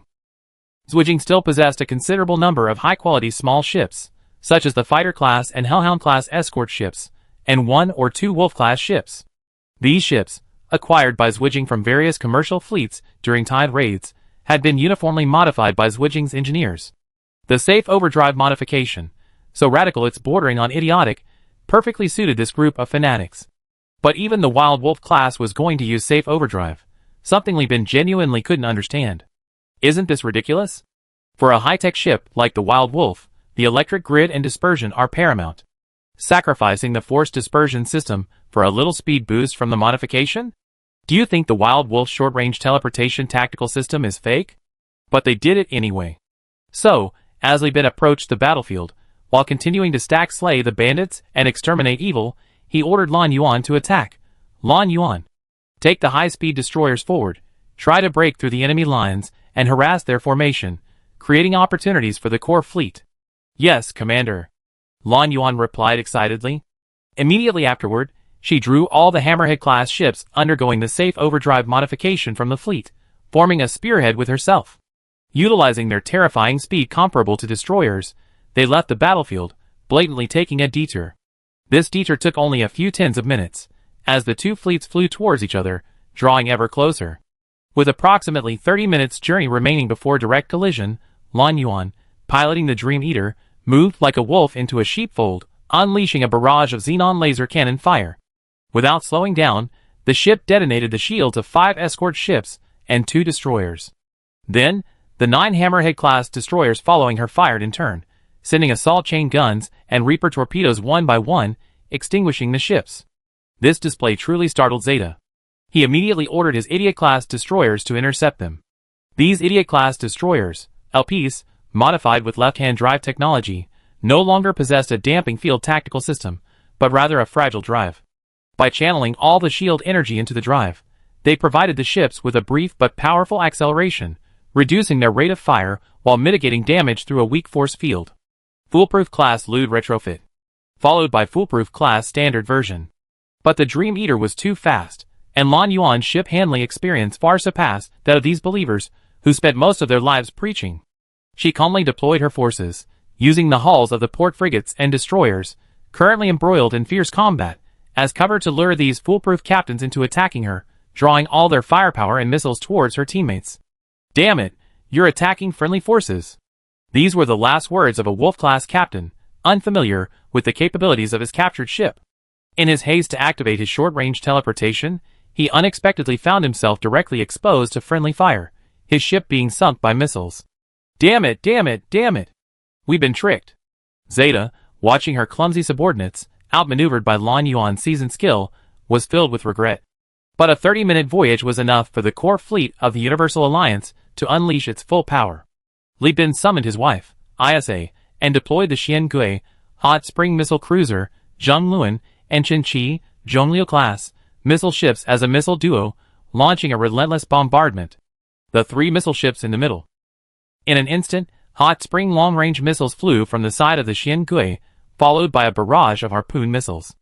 Unlike torpedoes, which can only fire directly, these missiles, though small in payload, were all capable of tracking.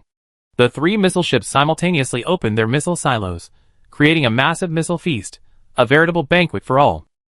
The Xiangui released its side-mounted hot spring long-range missiles. I am reckless. Zeta was currently preoccupied with dealing with the flash bombers rushing in under the cover of interceptors. He had deployed the Idiot-class ships, and now, besides the suicide ships, he only had a few cruisers converted from interstellar cruisers left. These cruisers were already struggling to cope with the combined forces of the Universal Union's core fleet and the Saradu subfleet, totaling 7 cruisers, excluding the Dream Eater and 3 missile cruisers, and the Candle Dragon. Now, with all 3 missile ships launching their missiles, it was like the final straw that broke the camel's back. Zeta had done his best to order his men to intercept the missiles, but with fewer cruisers and consistently low-quality personnel, how could they possibly be a match for Li Bin's group of battle-hardened veterans and experienced captains? For one thing, the Saradu had traversed the interstellar seas for decades, relying on its exceptional military prowess and versatility. Thus, under the overwhelming firepower, these armed cruisers, converted from civilian ships, were ambushed and destroyed one by the Universal Union's well-trained, uniformly composed fleet of warships, who disregarded any semblance of martial ethics. Zeta's eyes were bloodshot, his teeth clenched, knowing his only option was to reveal himself to Rudd. He rose from his throne, his hands gripping the command platform. How far are we from the enemy flagship? The first mate stammered. 28 minutes. Enough. Notify all ships to assemble directly in front of the flagship and provide cover. All suicide ships to disarm, and autonomously seek targets to detonate. Even if I die, I take a few teeth from the Universal Alliance. The first mate weakly asked, what about the Saint's grandson's side? Since we encountered the Universal Alliance's main force here, the Relief Association will have no trouble getting through. Our mission is to severely damage this fleet, creating an opportunity for the Relief Association. The Saint's grandson's great cause will surely be realized. Zeta silently recited Saint Rudd's notes, now regaining his composure. Or rather, facing certain death, he finally regained his senses. First officer, toughen up. We've known each other for 12 years. Don't let me look down on you. Die for Saint Ludwig today. Zeta's face was illuminated by the flames of a distant interstellar cruiser explosion, and the red and yellow light streaming through the massive observation windows of the bridge, combined with his impending martyrdom, gave him a strangely holy appearance. The first mate, disregarding the captain's naked bottom, for easy defecation, quickly stood up. I'm willing to lead the way for the captain. While the left path cultists were united in their hatred, on the Candle Dragon's side, the machine spirit Celia cried out in anguish. Li Bin, why did you slow down the ship? Li Bin calmly replied, because the enemy changed formation. Judging by their posture, they're preparing to force their way through the death zone of fire with their spear formation. I'm not stupid. Why would I fight against guys who can self-destruct? Ugh. But just shooting iron balls like this, without using the sacred ram to sink that thing, I'm so frustrated. Celia scratched her head in distress. Chapter 540. Closer, closer still. Zeta's eyes were bloodshot. Originally, they were moist and innocent, like a deer's, thanks to his early to bed and early to rise, and his reasonable sexual gratification to maintain a cheerful mood. Those eyes, which had captivated countless missionaries in his childhood, were now bloodshot. I'm not making this up. Western religions, especially Christianity, have a long history of using virgins. The Crusaders, castrated choir members, and the priest's Mickey Mouse clubhouse. This is tradition, an objective fact. He watched the familiar captains piloting their ships, one after another, charging ahead of him, only to blow them up one after another, his heart filled with pain and regret. Ludlow's crudely modified ship's electrical system was no match for the spacefaring ships of the Universal Union, optimized under the guidance of visionary Nikolai and a group of hyena scientists, with maintenance manuals refined, and meticulously maintained by a large number of skilled technicians and high welfare benefits. Furthermore, the enemy's battle formation was loose, allowing them to maximize their firepower advantage, and that capital ship facing them was incredibly powerful. After several hours of pre-battle preparation and 3 hours of intense fighting and attrition, the Candle Dragon's cannon firepower had reached a terrifying level. According to feedback from the Thinker Array, the Thor cannons mounted on the large tanks were now firing with 150% more power per shot. One shot would not only destroy a destroyer along with its shields, but even the shields of an interstellar cruiser would crackle with electric arcs and shake violently. What kind of monster ship is this? Is it possessed by a demon? Zeta pulled out the excrement pipe from his rear end deeply regretting not having gathered information on the Universal Alliance beforehand, and even more so, regretting agreeing to the Relief Association's plan for a dispersed attack. If that Arsenal ship were here, he would have dared to order the other 2 suicide tankers to assemble, using the Relief Association's ships as cover, to destroy a Prometheus suicide ship and take down this monster. He gritted his teeth, watching as a starship overloaded and stalled, then was blown up by a flash bomber. Blood spurted from his shattered teeth. How's the squadron's attack on the space station going? The first mate, ignoring the little boy, replied nervously, his lower body bare. Not a successful breakthrough yet. There are several Lloyd's Ranch-class carriers surrounding the space station, along with a large number of destroyers bearing various company insignia, and even 2 giant corporation cruisers. Damn it! Why aren't the giant corporations' caravans seeking refuge? Why are they getting involved in our war with the Universal Union? He pounded the control panel in fury, but then Zeta realized that it was Lud's left path's tyrannical actions that had forced these caravans into the war. Because these merchants and fleet commanders didn't want to leave their fate to Lud's left path's judgment. We only want a tithe. How can these fools not understand the grace of the great Saint Lud? I never intended to kill these merchants from the beginning. He cursed, spewing profanities and insulting every power he knew. These merchant fleets included some that joined voluntarily after they'd been promised to compensate for all losses, but most were actually fleets of beneficiaries of Project P. They fought bravely, relying on the space station, now fully equipped with the powerful weapons of the 7th Armory, to continuously dispatch aircraft carriers and carrier-based aircraft from the airport for intense, brief engagements before quickly returning for resupply, handing the battlefield over to the next group. They were diligently striking any suicide ships that dared approach the space station, while the Prometheus, converted from civilian to military main warship, had undergone a slowing modification to its port side, making it incredibly slow. At this point, it was still en route to the battlefield, forced to watch as the Phaeton-class and Drum-class suicide ships that had gone ahead were destroyed one by one. At this moment, 2 Drum suicide ships split from another fleet and rushed to the battlefield. Commander, we persuaded our comrade to come and help you. What use are you? Why aren't you attacking the space station? Zeta snapped. The 2 captains stammered. Our 3 ships broke down midway, and one of our combat comrades detonated himself to hinder the enemy. We couldn't catch up with the other 2 fleets, so we had to turn back. Hearing this, Zeta waved his hand dejectedly. Forget it. You 2 go help deal with that fast, reckless cruiser. Your position is too remote. We're drifting away from the battlefield. You won't be able to catch up. Yes, sir. Forget it. The opportunity is lost. We have to charge. Dejected, Zeta decided to make a final stand. He estimated the time and began ordering all the suicide ships to launch their attack.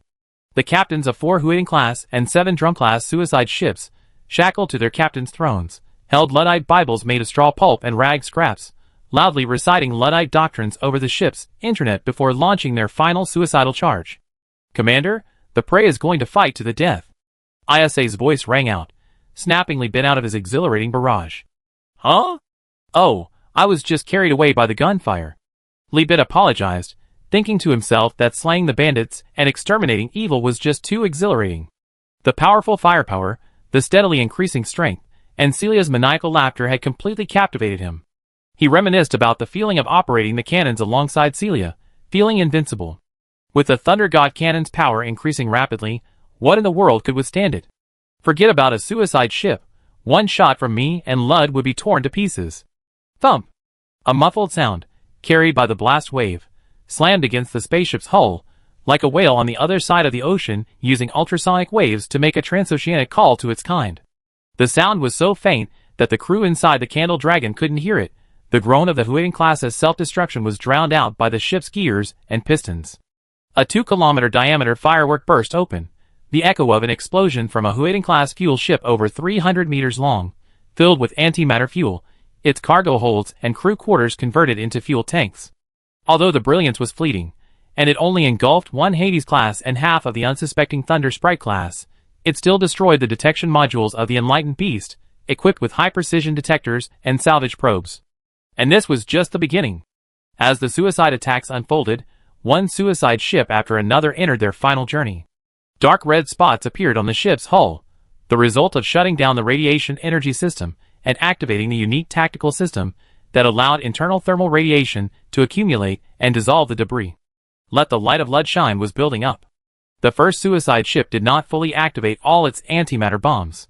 Theoretically, a fully self-destructed Phaeton-class suicide ship could have a blast radius of 15 kilometers, enough to penetrate the modular armor of a space station. The Prometheus's self-destruction, however, had a blast radius of over 100 kilometers, capable of severely damaging or even destroying a level 3 or lower space station at point-blank range. But Li Bin wasn't stupid. He had already ordered the fleet to retreat and disperse. One after another, suicide ships were detonated. These ships, lacking shields, yes, pure suicide ships have no shields, they're very fragile, were easily penetrated and detonated by the hot spring long-range missiles launched by the Xian Turtle, piloted by ISA. The radius of the explosions grew larger and larger, indicating that the suicide ships were getting closer and closer to being fully prepared. Lan Yuan, evacuate the battlefield immediately. Li Bin, watching the Dream Eater still locked in battle with the full-class ships, used the Hammerhead class and its own high speed to destroy 3 full-class ships through the Xenon Stone energy storage system, and called out a warning. I want to too. Lan Yuan gritted her teeth. The once well-organized Hammerhead-class destroyer group was forced to reposition by the arrival of 2 drum suicide ships, throwing the entire formation into chaos and losing the opportunity to calmly dismantle the enemy. Lan Yuan only had time to take out the 2 drum suicide ships. So many idiot-class destroyers, and I only have 1 cruiser here. I can't quickly break through the battle line. Li Bin immediately ordered the Enlightened Beast and the Yingzhou, 2 Pinnacle-class cruisers, to assist. These 2 ships, as exploration vessels, had good speed, and their high-energy weapons and missiles could coordinate well with Lan Yuan's fleet. More importantly, they were closer to Lan Yuan. After the deployment was complete, Li Bin focused on controlling the Candle Dragon, concentrating its firepower, and unleashing all the heavy shells enhanced by slaying bandits, and exterminating evil onto the Holy Light illumination. Chapter 541. Zeta chased and chased, but the further he got from the Allied forces' battle formation, the further away they became. He finally faced reality, and realized he couldn't catch up. But such a large spaceship, if he didn't blow it up, was he supposed to hand it over to Li Bin, so he could use it to bomb others? Zeta had finally become a fleet commander, finally transformed from the captain of the Prometheus self-destruct ship, a spectacular firework aboard, lock, set sail, create, bang, to the captain of an attack platform. He didn't want his symbol of religious loyalty to be used by others. Even less did he want to end up being forced to surrender by Li Bin, and hanged on the bow, becoming a figurehead. For both public and private reasons, he had to blow it up. Not only did he have to blow it up, but he had to blow it up loudly and terrifyingly. Zeta scratched his bare backside, his bloodshot eyes darting around, wondering what he should blow up.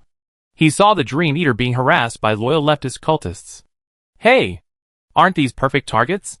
1 cruiser of who knows what kind of garbage model, and 2 ugly, seemingly evil high-tech dregs from Speetronics. Absolutely perfect targets. He ignored the first and second officer's idiotic looks and danced with excitement. Zeta sat back on his throne with a smug grin, pulled his female cultist servant to hold him down, and ordered the fleet to change course, change the battle order. The rest of the ships continued their attack on the Universal Alliance's main force. I'm going to blow up those flies. He finished speaking, and with a deep, reluctant tone, bid farewell to all the surviving captains. My fellow cultists, I must admit, I have failed. I failed to lead you all to destroy the Universal Alliance's main force, and I failed to kill Li Bin. But as the commander, as the man on whom you placed your hopes, I will never give up easily. Our ships are too slow to catch up with this fleet. But it doesn't matter, Saint Lud has favored me. Under his supreme and great power, the 3 evil energy weapon ships have been held back by our holy warriors. I will take them away with the holy light illumination. As for the holy warriors on the other 2 suicide ships, I believe they will definitely destroy the Tonfa space station. Brothers and sisters, our battle is about to end. The gates of Saint Lud have opened. I have completed this beautiful path of life. The battle that needed to be fought will also end. In the future, you and I will have a righteous name that will live on forever, inspiring our brothers and sisters to continue the struggle. We die now, and we will be reborn after the apocalypse. May the light of Lud shine. May the light of Lud shine. Even though it was meant to send people to their deaths, these believers were all excited by Zeta's encouragement, as if rebirth and heaven were within reach. They continued to rush towards Li Bin like madmen, but Li Bin's attention was already drawn to the holy light illumination, which was slowly turning. That ***** changed targets. Celia yelled furiously, "Bastard, scum, the filth of an evil god. I'm your enemy. I should be the one blowing you up. Li Bin and Isa were dumbfounded. This was the despicable thing about a self-destructing ship.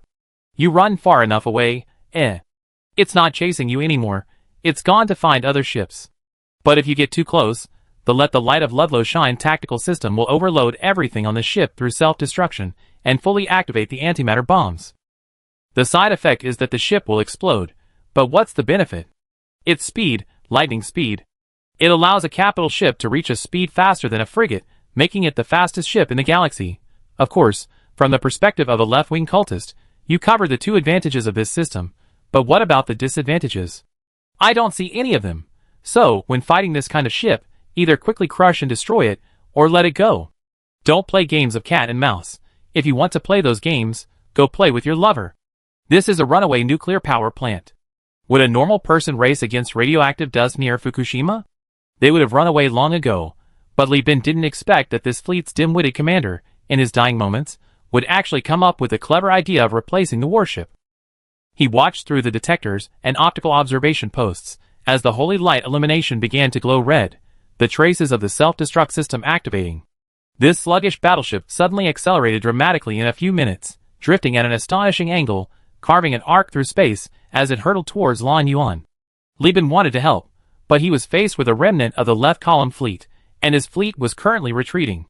By the time the fleet regained its speed, it would be too late to save it. He glanced at Lan Yuan's position. The two Pinnacle-class ships had just arrived at their battle positions, and were helping the Dream Eater deal with its opponents, when they received the signal for the Holy Light to self-destruct and charge. Those idiot-class captains were truly like fools, relentlessly pursuing it, using their crushing drives to hold on tightly. I'm going to get on the 8 a.m. broadcast. Li Bin roared in fury, greeting the captains on the other end of the channel. Are you all in such a hurry to die? Get out of my way. Anyone who betrays me now, I, as the CEO of Universal Union, guarantee to spare their life. The channel was filled with the repeated chanting of Luddite doctrines, like Sun Wukong facing the Buddha, offering no forgiveness, only punishment. Li Bin and Isa discussed whether to send other cruisers to destroy the Holy Light, but concluded it would be difficult to destroy it before it exploded. After all, it was a battleship, not a suicide ship. Without a sufficient number of cruisers and enough time, it was simply impossible. The only ship in the fleet with this capability was the Candle Dragon, equipped with the Slay the Bandits and Exterminate Evil skill. However, the Candle Dragon wasn't known for its speed. It couldn't catch the Holy Light, which had already activated its self-destruct mechanism. Moreover, there were several drum suicide ships in front of them. If Li Bin activated the Thunderous Plow skill directly, the enemy would only rush forward in ecstasy to realize their ambitions. Li Bin went all out, ignoring radiation energy, and relentlessly attacked the enemy at a rate of 1 interstellar line every 5 minutes. His ships also began to slow down, their dormant main thrusters igniting to counteract the retreating potential energy, while simultaneously destroying the drum suicide ships. The suicide ships, originally left behind only to continue luring the enemy, have now become the culprits hindering Li Bin's surprise attack. He had prepared for losses from the start, but Lan Yuan's value was too high. Li Bin couldn't accept her being lost so easily. She was a talent capable of commanding a squadron, a person who would play a crucial role in the future war against Tachyon technology, and even the Unification War. She was a rare talent in the company. Moreover, this wave of losses involved 3 cruisers. This casualty far exceeded the losses Li Bin had adjusted after the start of the war. On the flagship, the Dream Eater, Lan Yuan, controlling the entire ship via neural link, ignored the pursuing Holy Light illumination, calmly commanding the first mate, also from the human realm era, to severely damage another idiot-class ship using the Xenon laser cannon. She calmly issued orders to the commanders of the Enlightened Beast and the Heroic Summoning. I will lead the Hammerhead Destroyer group to intercept them. You two immediately withdraw from the battlefield. No, Commander Lan Yuan, please come to my side immediately. The captain of the Enlightened Beast unusually contradicted his superior. What did you say? Lan Yuan frowned, but the commander of the Enlightened Beast remained stubborn. The Dream Eater is more powerful than the Supreme Point, your crew is more elite than ours, and you are more useful to the company than we are. Lan Yuan roared. This is the military, not a charity event. I don't need your pity. Get out of here right now. Chapter 542. Captain Ing Zhao sighed and joined the channel. Commander Lan Yuan, this isn't a request, it's a notification. If you don't come, we all die here. You better hurry and get the Hammerheads to evacuate. The captain of the enlightened beast and I will activate our shields to protect you from the explosion. Time waits for no one. If you don't leave now, it'd be too late. Lan Yuan's lips pressed into a bloodless line. She was silent for a few seconds. Why are you so careless with your lives? Your two ships have twice as many people as the Dream Eater. Captain Ing Zhao reassured her. The boss designed a line in IBB, Rise of the Hidden Sage, that I found very insightful. He who eats the king's food must serve the king. The captain of the enlightened beast's voice was hoarse. Clearly, his decision was also difficult. We were originally just ordinary, unknown people. It was only through the captain's appreciation that we were able to leave the factory district. He referred to Li Bin as captain, indicating that he had once served on a ship commanded by Li Bin. Only those with relevant experience were tolerated within the company, not addressing Li Bin as commander or CO. These people considered themselves Li Bin's personal guard, superior to everyone else. Not only did I settle down on Eden Star, but I also got a wife, children, and a house and land. I came from a breeding factory, spending the first half of my life eating nutritional paste and compressed biscuits, working as a refinery worker, and one day I can actually eat meat that isn't from rats and cockroaches, raise 4 children, and even buy a car and have a home. Ha ha ha. It's useless. My holy light still has 1/3 of its fuel left. Using the Dram self-destruct ship on its bow as a fuse, it's enough to release an explosion with a radius of tens of kilometers. You can all die. Zeta, his eyes bloodshot with excitement, roared wildly as the entire ship burned redder and redder. The captain of the enlightened beast continued, Commander Lan Yuan, even if we die, the company will provide compensation, support my wife and children, and even erect a monument for us. Compared to those who came out at the same time and died in stinking ditches, in chemical pools, their bodies never recovered, eaten by rats and cockroaches, I won't die an anonymous death. The captain stroked the command platform. This ship had once been the CO's flagship, the company's first cruiser. His promotion to captain was a great honor in itself. Lan Yuan took a deep breath, struggling to maneuver the Dream Eater, turning its shields to deflect the Idiot-class ships firing at it, and quickly reaching the sides of the two ships. The two upgraded ships, with perfect coordination, simultaneously increased their distance and raised their shields, moving parallel to the Dream Eater as far away as possible. On behalf of Lud, I punish you. With a final shriek on the public frequency, the holy light illuminates ignited. Like the rising sun, like a nuclear bomb exploding close to the face. A dazzling brilliance erupted in the deathly cold space, the chain reaction triggered by the detonation of the drum-fuel ship, acting as a torpedo, at close range after takeoff from the bow of the ship, igniting the holy light. Zeta had gone completely mad. He disregarded even his own life, prioritizing maximum damage. The explosion first engulfed the nearby Idiot-class ships. These foolish captains, amidst the twisted and shattered hulls, cried out, "May the light of Lud shine," before dying a heroic death. The explosions in the ship's ammunition compartments emitted blinding white and blue light. The blast wave spread further, carrying billions of pieces of ship debris. Fragments slammed into the two ships, acting as human shields, the Enlightened Beast and the Inspire Summoner. The shields held for a few seconds before collapsing due to overload, and the two ships were swallowed up. Next, the Dream Eater shields, also in the expanding blast wave, sparked with the ultimate sparks. In the Tonfa system, at the site of the self-destruction of the Holy Light, several Lloyd mining and cargo ships emerged from the asteroid belt, responding to the call to action. They were cutting through the hull at unprecedented speed to rescue survivors. The distant, shimmering sun caused everyone to pause, but then, thanks to old Chauvin's distorted communication due to the explosion, they resumed their work. The deafening roar of two Prometheus self-destruct ships had erupted, one far from the space station, the other near the gas extraction station. Although the gas extraction station's volatiles had been cleared beforehand, and the settlers evacuated, it was still a true capital ship's self-destructing vessel. The light and electromagnetic interference from its self-destruction far surpassed that of an attack platform. That ship had originally been attacking the space station. After eliminating the opposing fleet, Li Bin, leaving behind a rescue fleet, steeled himself and returned to assist the space station in dismantling the remaining left-axis fleet. The merchants who remained in Tonfa paid a heavy price to keep two Prometheus-class ships outside the maximum blast radius, preventing the Holy Warriors from destroying the space station. When Li Bin's fleet approached, a suicide ship decisively abandoned its allies, leading its own fleet towards the gas extraction station. At the same time Li Bin detonated the second left deviation suicide ship, it crashed into the gas extraction station, exploding one after the other, The gas extraction station lacked autonomous defense capabilities, and the newly arrived Lloyds had no resources to arm it. Currently, many left deviation frigates and destroyers still roam this system, but the pursuit mission has been handed over to others. Li Bin, his face grim, stopped at the Tanfa space station, gave a few brief instructions, and using the excuse that the war was not over, withdrew the victory ceremony. He then strode heavily into the operations command room. What are the casualties? How's the rescue operation? Li Bin asked impatiently as soon as he entered. The civilian officials of Tanfa were in a flurry of activity. The senior officer in charge wiped his sweat, grabbed his terminal, and jogged over to report in a low voice, still compiling statistics. The Lloyd immigrants at the gas extraction station have all evacuated to their mined asteroid. The Invincible and the Enlightened Beast were severely damaged, but some people were launched from the escape pods ahead of time. They were pushed away too quickly by the blast wave, and our carrier-based aircraft and shuttles couldn't keep up, so we could only rescue a portion of them. Li Bin interrupted quickly, his face darkening. I don't want to hear the reasons now. Give me the casualty figures.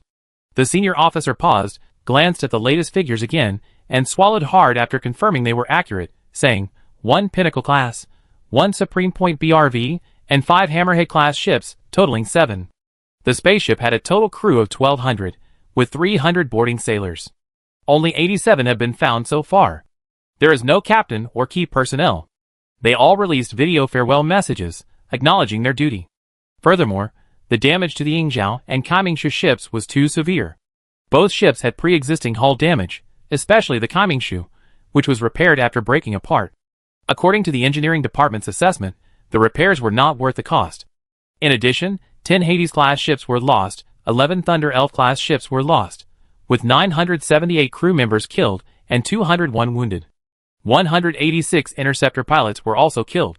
The Dream Eater was damaged, with only 2 crew members killed and 183 wounded. The ship itself is unharmed. Li Bin's vision blurred, and he almost collapsed. He bit his lip, the taste of blood filling his mouth and nose, the stinging pain forcing him back to his senses. Li Bin took a long time to recover before swallowing the bits of flesh and blood he had bitten off. He waved wearily and mumbled, "Thank you for your hard work. You can continue with your tasks." And there's property damage. The senior civil official licked his dry lips, his mind racing with thoughts of the gas station, the 2 cruisers, and the losses reported by the neutral merchants involved in the battle. But Li Bin didn't want to discuss such trivial matters now. He frowned irritably, and the civil official, seeing this, immediately bowed and took his leave. Chapter 543. Tanfa Space Station, Operations Command Center. The Operations Command Center is a large, integrated complex, combining a conference hall, lecture hall, analysis department, dining area, and temporary rest area. It includes both open spaces and ample private areas for clandestine meetings. Li Bin mechanically dragged his heavy steps into the command room's conference hall, leaning weakly against the bulkhead, covering his face in anguish. It's all my fault for poor command, it ruined them. If I had adopted a more cautious tactic, they wouldn't have died. Lan Yuan, a survivor of the Holy Light self-destruction, had already initiated damage control and emergency repairs to the ship's engines while Li Bin dealt with a Prometheus self-destruction ship. Her clothes were covered in dust from the explosion, and the blood of the wounded, her mind filled with the dying words of the captains of the Yingzhou and Kaiming Beast. When she found Li Bin, she overheard his self-reproachful words, and her anger instantly flared. "Li Bin," she roared. Isa, who had followed, quickly closed the conference hall door, cutting off their conversation. Lan Yuan clenched her fists, her nails digging deep into her flesh, leaving bruises. "War is essentially a gamble," she said. "You are the one who reminded me of that. Do you expect me to lecture you?" Isha comforted her. "The deaths of the 2 captains and thousands of crew members cannot be solely attributed to you.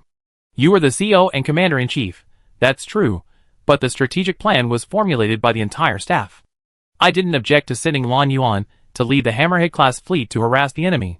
If there was any unexpected event, it was that we underestimated the enemy's emphasis on harassment tactics. That's not your fault." Lan Yuan also said gruffly, "I myself am the one executing this tactic. From a rational point of view, the number of people in the feint attack tasked with harassment must be small, otherwise, the enemy will mistake it for a real attack and send suicide ships to deal with it in advance. At that time, it won't just be 2 cruisers that will be destroyed. If anyone is really at fault, it should be me who was too overconfident in my abilities, not you." Show the same courage you had when you defied public opinion and led the army south to Tanzania. You predicted the movement of the Holy War fleet from the beginning, saving millions of people while only paying the price of a few thousand. You are the #1 hero of this battle. She sternly criticized Li Bin's approach of reflecting on oneself first when problems arise. Yin Guo reflected on his path to pendency, recalling the words of the two captains before their heroic sacrifice. You've proven yourself right by training these subordinates willing to die for you in such a short time, by making the necessary sacrifices to evacuate the gas extraction station ahead of time, directly saving tens of thousands of Lloyds. The war isn't over yet. I won't allow you to be so discouraged, she said, raising her fist to punch Li Bin, hoping to rouse him with her mental punch. Luckily, Isha reacted quickly, grabbing Lan Yuan's hands and restraining the now self-reproachful and agitated old man. Li Bin has stood up, Lan Yuan. He listened to advice. Lan Yuan looked closely, and saw Li Bin squatting in the corner, opening the emergency medical kit in the conference room, spraying hemostatic spray on the wound on his lip. After stopping the bleeding, he thanked Lan Yuan. You're right, I shouldn't have been so discouraged. I was blinded by the battle losses. This is the biggest loss Wanyu United has ever suffered. The company has been doing so well, which made me arrogant. Lan Yuan still couldn't believe it. You were so dejected just now, how come you're so clear-headed now? Li Bin didn't reply. He couldn't claim to have a photographic memory, but given the will, he could easily recall all sorts of inspirational quotes and motivational sayings he read during his school days online in his previous life. Things like victory and defeat are common occurrences in war. Jiangdong has many talented disciples, and a comeback is not impossible, and those who achieve great things don't concern themselves with trifles. With Li Bin's active cooperation, he had successfully brainwashed himself. Suppressing his grief over the loss of his elite troops, Li Bin sat down again. The war is not over yet. I have no right to waste the time and opportunities they sacrificed to create. However, I swear, as long as I live, I will be irreconcilably opposed to the left path. If one day I unify Persis, the left path sect must be eradicated from this world. He spoke each word with utmost solemnity. Even his recently healed wounds seemed about to reopen beneath his taut muscles. I will slaughter every left path member in the world, crushing them to ashes. Isa watched Li Bin quickly recover from his despair, her heart filled with relief. This indomitable man, who maintained composure in the face of victory and defeat, was her husband. Besides, although the losses were heavy, this was not a defeat for the Universal Alliance, but a victory, a resounding one. Taking down 3 capital ships with just 2 cruisers, this achievement was enough to prove that the company's fleet had reached the level of a megacorporation. The crew of the Universal Alliance have already mastered their skills. Get in! Mikhail, with his left arm bandaged, his face as angry as a lion, and medical bionic fiber cloth wrapped around his face, kicked the prisoner on the left into the operations command room. He was the commander of that Hammerhead-class fleet. Affected by the attack on the Holy Light, his ship was badly damaged. The first and second officers were killed, and the chief engineer's spine was broken. Mikhail, with his fiery temper, was currently in a rage. Captain! This fellow says he has urgent intelligence to report, Mikhail added, kicking him again. Speak. The prisoner's face still bore congealed blood, and his body was covered in fine, scattered wounds inflicted by the old one-eyed man. He was also forced to witness the execution of Zhujiang prisoners of war by the Universal Alliance. Seeing his former comrade hanging from the bow, the man, suffering both mental and physical trauma, completely broke down, stammering, Samarkand III is cooperating with the Relief Association. This attack on the Universal Alliance was personally ordered by Samarkand III. From the beginning, she planned to target the Universal Alliance, saying you are the weakest link in the giant corporation's chain. Representatives from various factions in the command room also gathered around, straining to listen. Jiaya's expression was complex, clutching a financial report. Old Chauvin's face was filled with heartache, grieving for the Lloyds, who died protecting the space station, and the Lloyd settlement that had been destroyed again. CNN! Get to the point. Mikhail added another kick, reopening the prisoner's wound. Dozens of beads of blood gushed from his combat suit, floating in the weightless environment like crimson stars. The prisoner screamed, covering his head, kneeling on the ground trembling, completely unable to look at Li Bin. The Relief Association has also sent a fleet, led by a Donovan Arsenal-class capital ship called the Yom Kippur, planning to attack your heartland while we are fighting you. The Yom Kippur, an Arsenal ship, actually looks pretty cool, but it's incredibly weak in the game. Li Bin strode over. When was the last time this fleet contacted you? Where did they plan to attack? Tell me, and I spare your life? The prisoner asked tremblingly. Speak. Mikhail stomped down, pinning the prisoner to the deck, his heel pressing down on his back, making it hard for him to breathe. They came with us. We split up at Tonfa. Their target is Granada. That's all I know. Don't kill me, the prisoner blurted out, gasping for breath like a dead dog. Li Bin silently took the cane from old Chauvin, kicked Mikhail's foot, and as Mikhail withdrew his foot, the prisoner gasped for air. He struggled to his feet, his face streaked with tears, forcing a smile that looked more like a grimace. He grinned and looked up, giving Li Bin a proper once-over. He didn't see the culprit that caused the annihilation of his massive main fleet and the extinction of tens of thousands of his brothers and sisters. He only saw a gleaming, worn alloy staff grow larger and larger in his eyes, its tip plunging into his gaping mouth, piercing his heart, tearing apart his stomach and kidneys, severing his liver and gallbladder. Blood pooled in his mouth, but the light of life drained from his eyes. Li Bin pulled out the staff, a pool of crimson blood gushing out. The corpse, held captive by magnetic boots, swayed on the deck like a soft seaweed. It's only been a little over 2 days since the Left Path fleet entered the physical universe. This fleet is definitely still traveling in hyperspace. Notify the Crown Prince to go to Granada and hold out. I want the Relief Association to leave no ship behind. Aye, Captain. Jeffrey shuddered upon hearing this, instinctively shouting in response. Chapter 544. Hyperspace, in its silent stillness, released a violent energy powerful enough to shake a dreadnought. Even through the cracks in the sealed observation windows, crew members passing on the outer deck could sense the rising and falling storms of the deep hyperspace near the shipping lanes, gleaming in the flickering light. Inovan sat upright on the bridge of the Yom Kippur, a platinum command scepter inlaid with a sapphire the size of a pigeon's egg, his eyes closed, as he surveyed the ship's various parts, monitoring the crew's daily activities. In hyperspace, even with neural links, captains dared not look directly into this unpredictable world, still haunted by unknown hyperspace ghosts. Humanity is the master of the physical universe. Its utilization of hyperspace is extremely limited. Perhaps 200 years ago, humanity had already touched the edge of unlocking the mysteries of hyperspace, but for Perseus, almost back to the Middle Ages, this place was as unfamiliar as the first time Spanish colonists set foot in the Amazon rainforest. Inovance was a rugged man over 70 years old with a thick, white beard. He had witnessed most of the association's transformation from a small anti-military organization to its current status as a privateer. Although he hadn't participated in the grand battles during the First AI War where the association plundered the Overlord's technology, his ability to command a fleet at his advanced age was proof enough of his extensive experience. I'm still worried, First Mate, Ivanov said with a sigh after surveying the entire ship again, using the surveillance system. Once, he confirmed that everything on this capital ship, which housed a missile factory, was under his meticulous control. He continued, although the association, relying on some of the military technology plundered from the 14th Legion and intelligence from some lost sector colonies, has managed to acquire considerable technology from the ruins of Annihilation while the Overlord was preoccupied, and has even independently developed a unique spaceship system. Our strength is still too weak.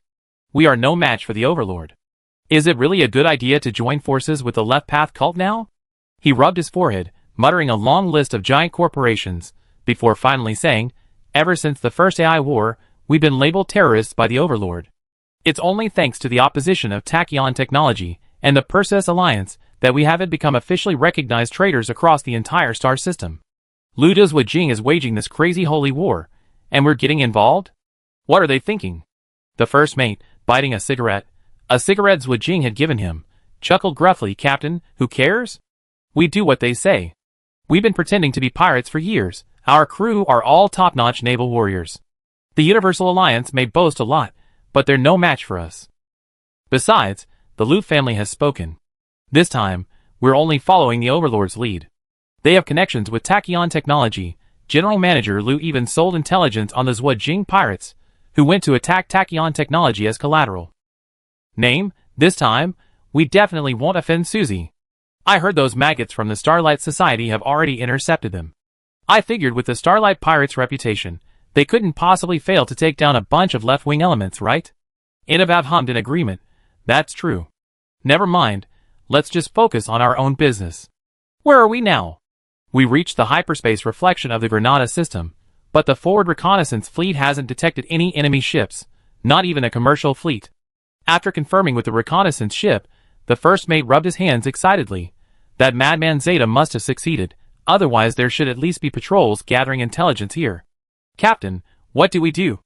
As a man with decades of privateering experience and a command scepter granted by the association, Inovav was extremely cautious.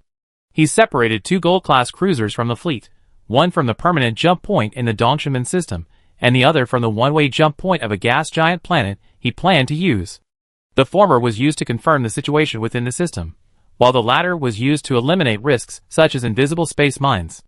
10 minutes after the first gold-class cruiser entered the physical universe, its transponder came back online, confirming there were no signals from any large fleets within the system.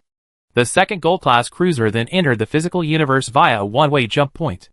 After clearing cloaked mines and ambushes, he then commanded the fleet to begin jumping. I overestimated the Universal Alliance. I never imagined that the man who supposedly had the potential to lead the company to become a behemoth within 50 years would be so incompetent. Not only did he abandon the Tonfa system, but he also gave up the Granada system. Is this a complete retreat? He stroked his beard, half puzzled and half relieved. But being able to maintain fleet status and directly raid Granada isn't bad. The first mate laughed. Hey, maybe they're planning a scorched earth policy, Captain. We might just see a colony that the Universal Alliance has actively abandoned, even the factories and interplanetary space. The ends might even sink. That would be a huge loss. We have to grit our teeth and cooperate with the Left Path cult to collect our debt from Bosley in the Eden system. Inov surprisingly joked, who told him to be so petty and refused to leave us a penny? Once the fleet entered the physical universe, all they found was empty space and a cold, gas giant slowly rotating. No fleet, no patrols, nothing at all. Ha ha ha. The captain and first mate exchanged a glance and burst into laughter, filling the fleet with a cheerful atmosphere. In the distance, a gold-class cruiser, having entered space from the permanent jump point, slowly sailed along its course towards the barren planet.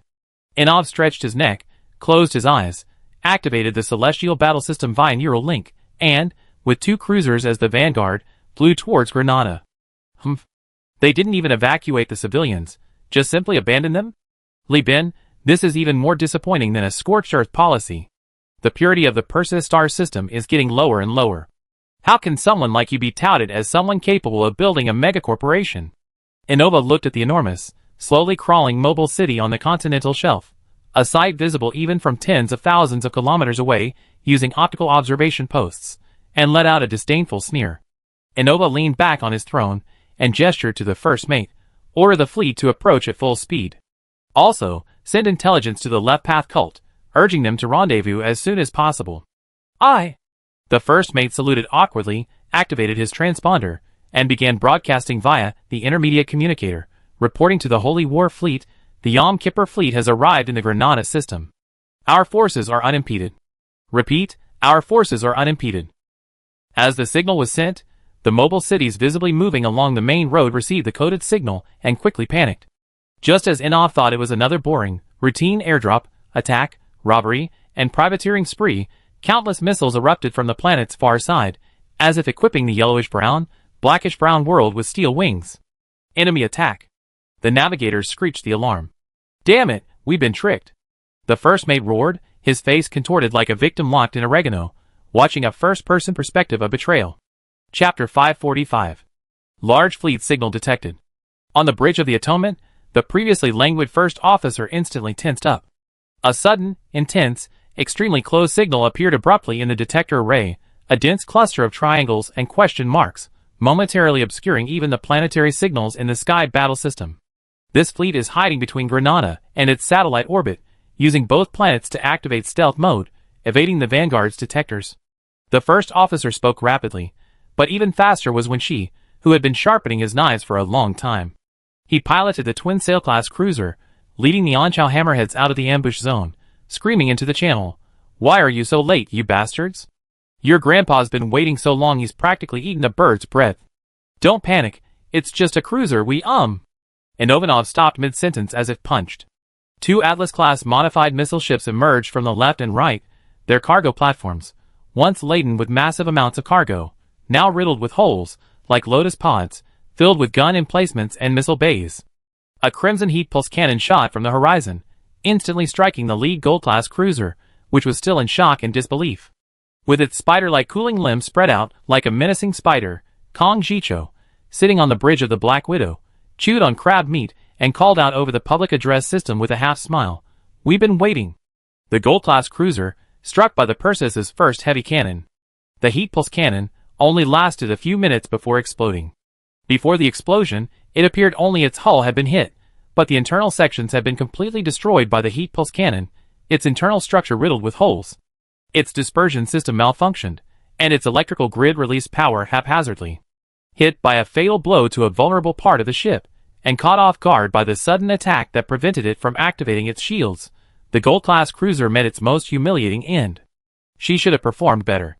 The Gold-class cruiser is the Relief Association's loyalist and traitorous cruiser force. As a faction without nanoforges, or even a homeworld, producing a single cruiser is incredibly difficult. Every intact cruiser launch represents an equal number of defective ones being melted down and recast. This ship's performance isn't bad. Although its armor is weak, comparable to a destroyer, it boasts powerful shields, a large weapon slot, and a tactical system called Full Load, which doubles the damage of all weapons and doubles the range of energy weapons, making it a cruiser with considerable firepower. Parameters: the Relief Association currently only has 18 capital ships, only 9 of which are indigenously designed. The rest are spoils of war acquired over the years, or capital ships looted during the war between the Overlord, or rather, the 14th Legion, and the Spedions. Among them is a Legion-class aviation battleship produced by the 14th Legion. You might ask why the Overlord didn't hunt down this small force with its 14 Legion's capital ships. The answer is simple: the Relief Association has no homeworld. All it possesses is an ancient ark, supposedly dating back over 1,000 years. That's the Association's home, proving that the Relief Association suffered under the rule of the human realm, drifting from other star systems until arriving in the Perseus star system over 100 years ago, where they acted as ghoul-like privateers in this chaotic land. That Operation Cinder-class ark, named the Enarja, possesses many technologies quite different from those of the Perseus star system. It flies through the physical universe, mastering a special technology capable of creating and generating stable jump points. The Relief Association doesn't know how to manufacture such devices, only how to use and maintain them. The components are all produced by the ship itself. By altering its coordinates while flying through the desolate physical universe, the Relief Association has survived the Overlord's relentless pursuit. The Enarja Ark. The Ark. In fact, based on the fact that the Relief Association had repeatedly been attacked at its doorstep by the Overlord's vengeful fleet, and that it had directly shut down its jump point and flown to a dangerous area in the physical universe, causing the enemy to return empty-handed and thus gaining so-called successful experience, the Relief Association could be considered invincible. Information about this ark was so scarce that, apart from neutral merchants closely associated with the association, no major corporations or large companies knew what it looked like. If they had a nanoforge, it would probably have become a major threat to the Overlord by now. But life has no what-ifs. Now, not only is the Association unaware that the Universal Alliance is hiding a nanoforge they've been longing for, but it also can't even obtain any spoils of war before being annihilated. Because what stands in its way are 2 Atlas-modified ships and an overwhelming horde of elite pirates. The crew, sailors, and officers, selected from the best of pirates and orphans of loyal martyrs by Conda over many years, originally intended to be the seeds of a pirate-free port, are now wreaking havoc. A torrent of missiles, even larger than the core fleet of the Allied powers, roared out. Each Atlas Kai possessed 2 large ammunition bays and 2 large missile bays. Despite its fragility, its firepower projection capability was undeniable.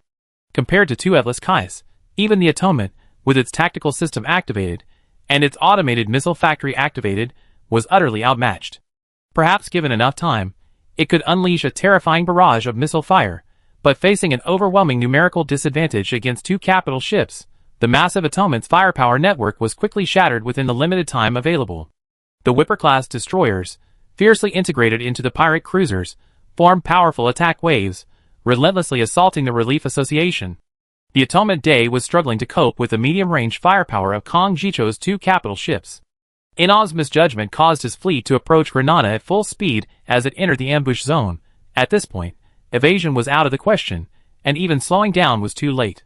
Harpoon missiles, hammer torpedoes, reaper torpedoes, and cyber torpedoes flashed green and red, pounding the shields until they turned white. Under the dual pressure of the tactical systems and shields, this capital ship, which had barely begun its attack, was now on the verge of collapse. Break in. Wensi, charge. Slam the boarding torpedoes onto the bridge. Kong Jicho shouted excitedly over the channel, "This ship is mine." "Aye, boss." Wensi grinned bloodthirstily, rubbing his bald head adorned with the eagle tattoo, and led his fleet, braving missile and gunfire, for 40 minutes to reach the flank of the Atonement. The twin sail class's long hull was a significant disadvantage in head-on confrontations, but it was an excellent launch platform for boarding torpedoes. The seasoned pirates, injected with combat serum, chuckled as they crawled into the torpedoes, only launching them in batches when the Atonement was forced to deactivate its shields to conserve radiation. Looking at the sparsely packed boarding torpedoes, Innovav slumped despair on his throne, gripping his sapphire scepter tightly. Activating the shields would overload the ship, deactivating them would allow it to be boarded. Slowing down and turning would expose the ship to the firepower of two capital ships. Continuing the fight would inevitably lead to defeat due to the numerical and qualitative disadvantage of the ships. In short, he was trapped in a dead end, with no way to escape. Damn Ludlow's left path. Is this the weakest link in the chain of giant corporations you were talking about? At this moment, he knew perfectly well that Zeta had lost. The enemy had not only eliminated Zeta's Holy War fleet early on, but had also laid an ambush here beforehand. Innob believed he had been cautious enough. But against the elite forces under the Pirate Emperor, these privateers were no match. Too crude, when she commented as he launched a boarding torpedo and maneuvered his ship to break through the encirclement, "This is what they call worthy of a global alliance?" Chapter 546.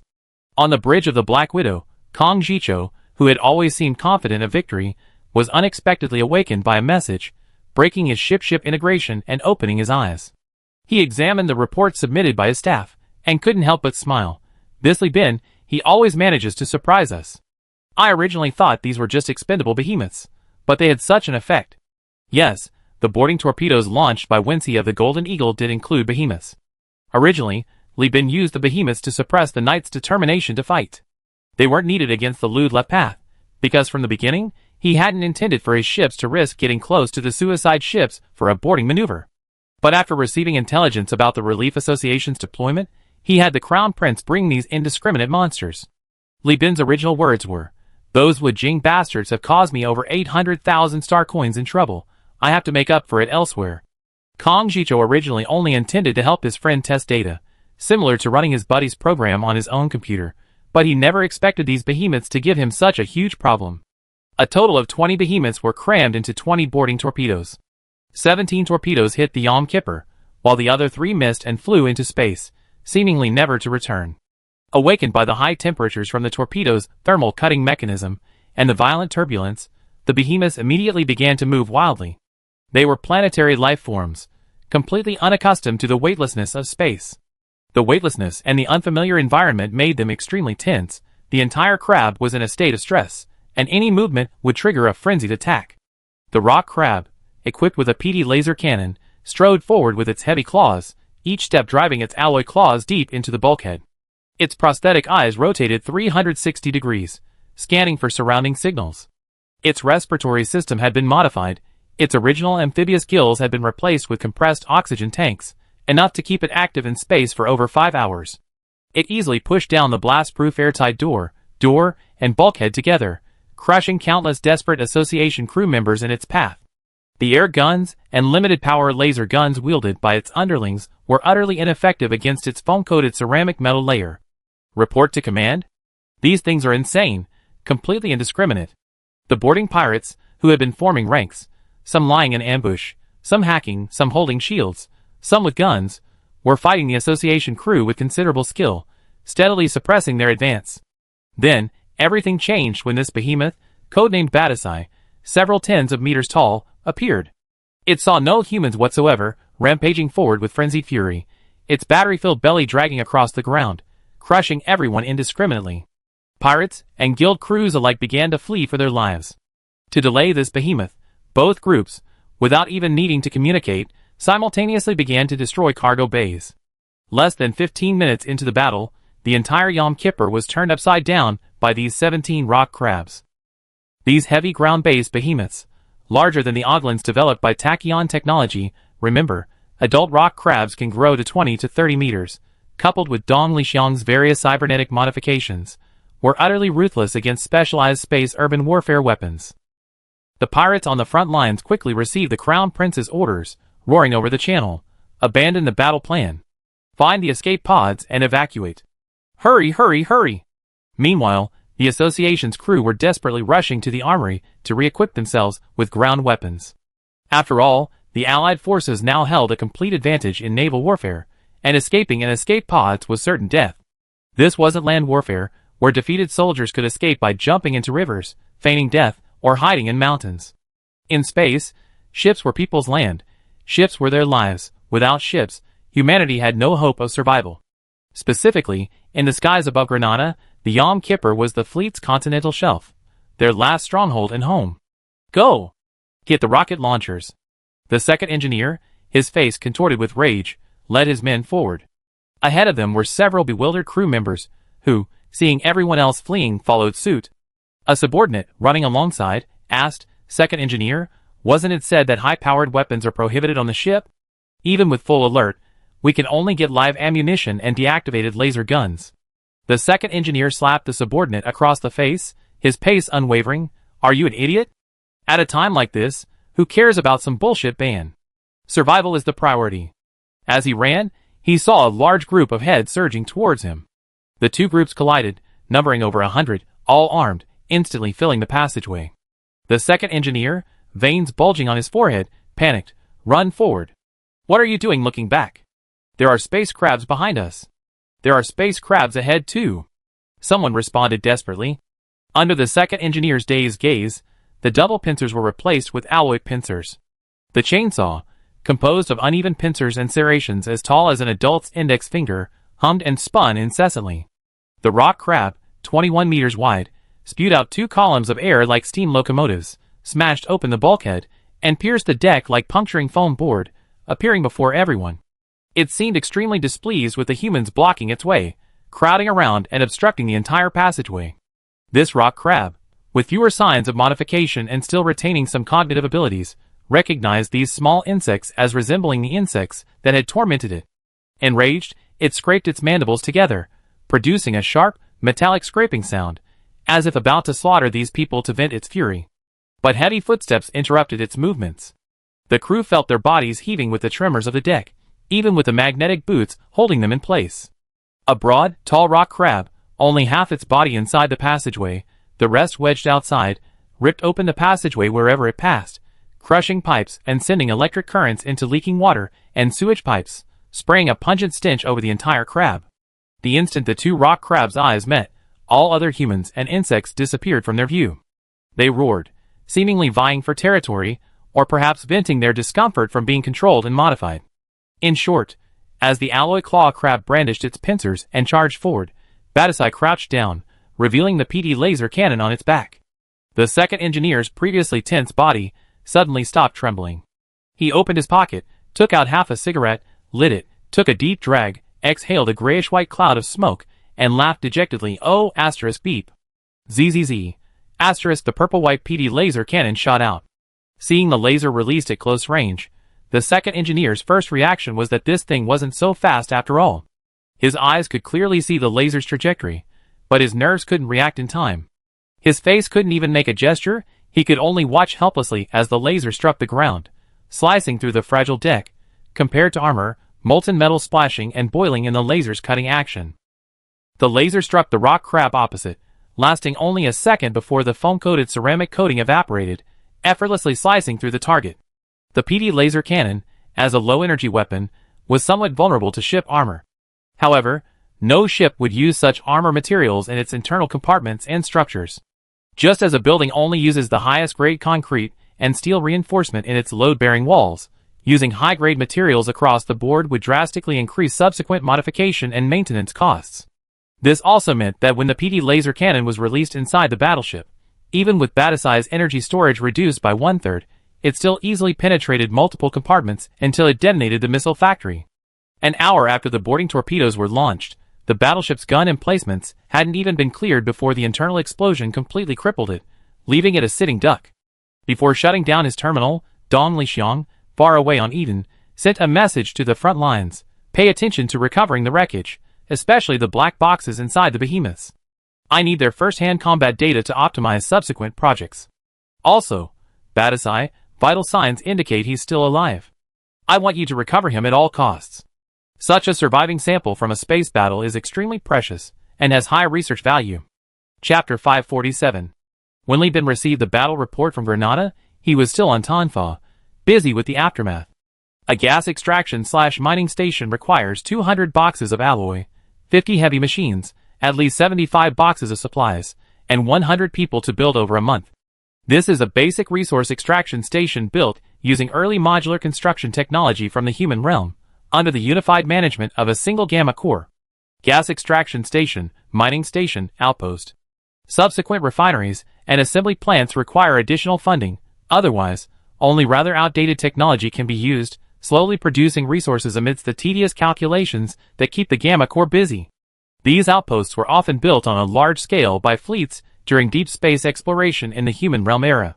After reaching their maximum range, the fleet would return to the space station along the routes of the constructed void mining stations, collecting resources from each site for self-repair. If other value is confirmed within the site's vicinity, it will be upgraded to a space station, and construction of dome-shaped cities, heavy factories, and other modular facilities will begin. Therefore, the Perseus Grand Construction Site, which was almost established as a star system governorate more than 200 years ago and was directly under the jurisdiction of the human realm, contains all the surviving gas extraction and mining stations from the human realm era, whose value far exceeds the corresponding facilities built after the Great Collapse. At least these sites possess complete refineries, fuel production plants, or foundries. The gas extraction station destroyed by the left-wing elements, with their suicide ships, was later used by the Lloyds as a new settlement. They attached living modules to the outside of the gas extraction station, and even planned to build a dome-shaped city here after the Universal Alliance completed the construction of the dome-shaped city on Samsung, truly turning the gas extraction station into a space station. Therefore, a large amount of manpower and resources were invested here. Based on precise calculations over more than 10 days, the destruction of this gas extraction station resulted in a loss of 250,000 star coins for Universal Union, the displacement of at least 50,000 Lloyds, and a 26% loss of the company's volatile organic compound, VOC, production capacity. Further calculations consider the resettlement of the Lloyds and the increased fuel prices for fleets passing through Tanfa due to VOC shortages. This loss will continue to weaken the company's economy in a slow, bleeding manner. In addition, the loss of the two cruisers, just considering the hulls alone, amounted to over 400,000 star coins. Adding compensation and subsidies for the losses of neutral merchants who actively participated in the war, Li Bin's direct losses reached 880,000 star coins, with indirect losses exceeding 1.5 million star coins. He was so worried that he couldn't sleep for nights on end until he saw the battle report, which slightly improved his mood. The battle report and Dong Lixiang's report showed that Universal Union was currently the first company in the entire star system to possess the technology to produce behemoths that could be deployed in actual combat.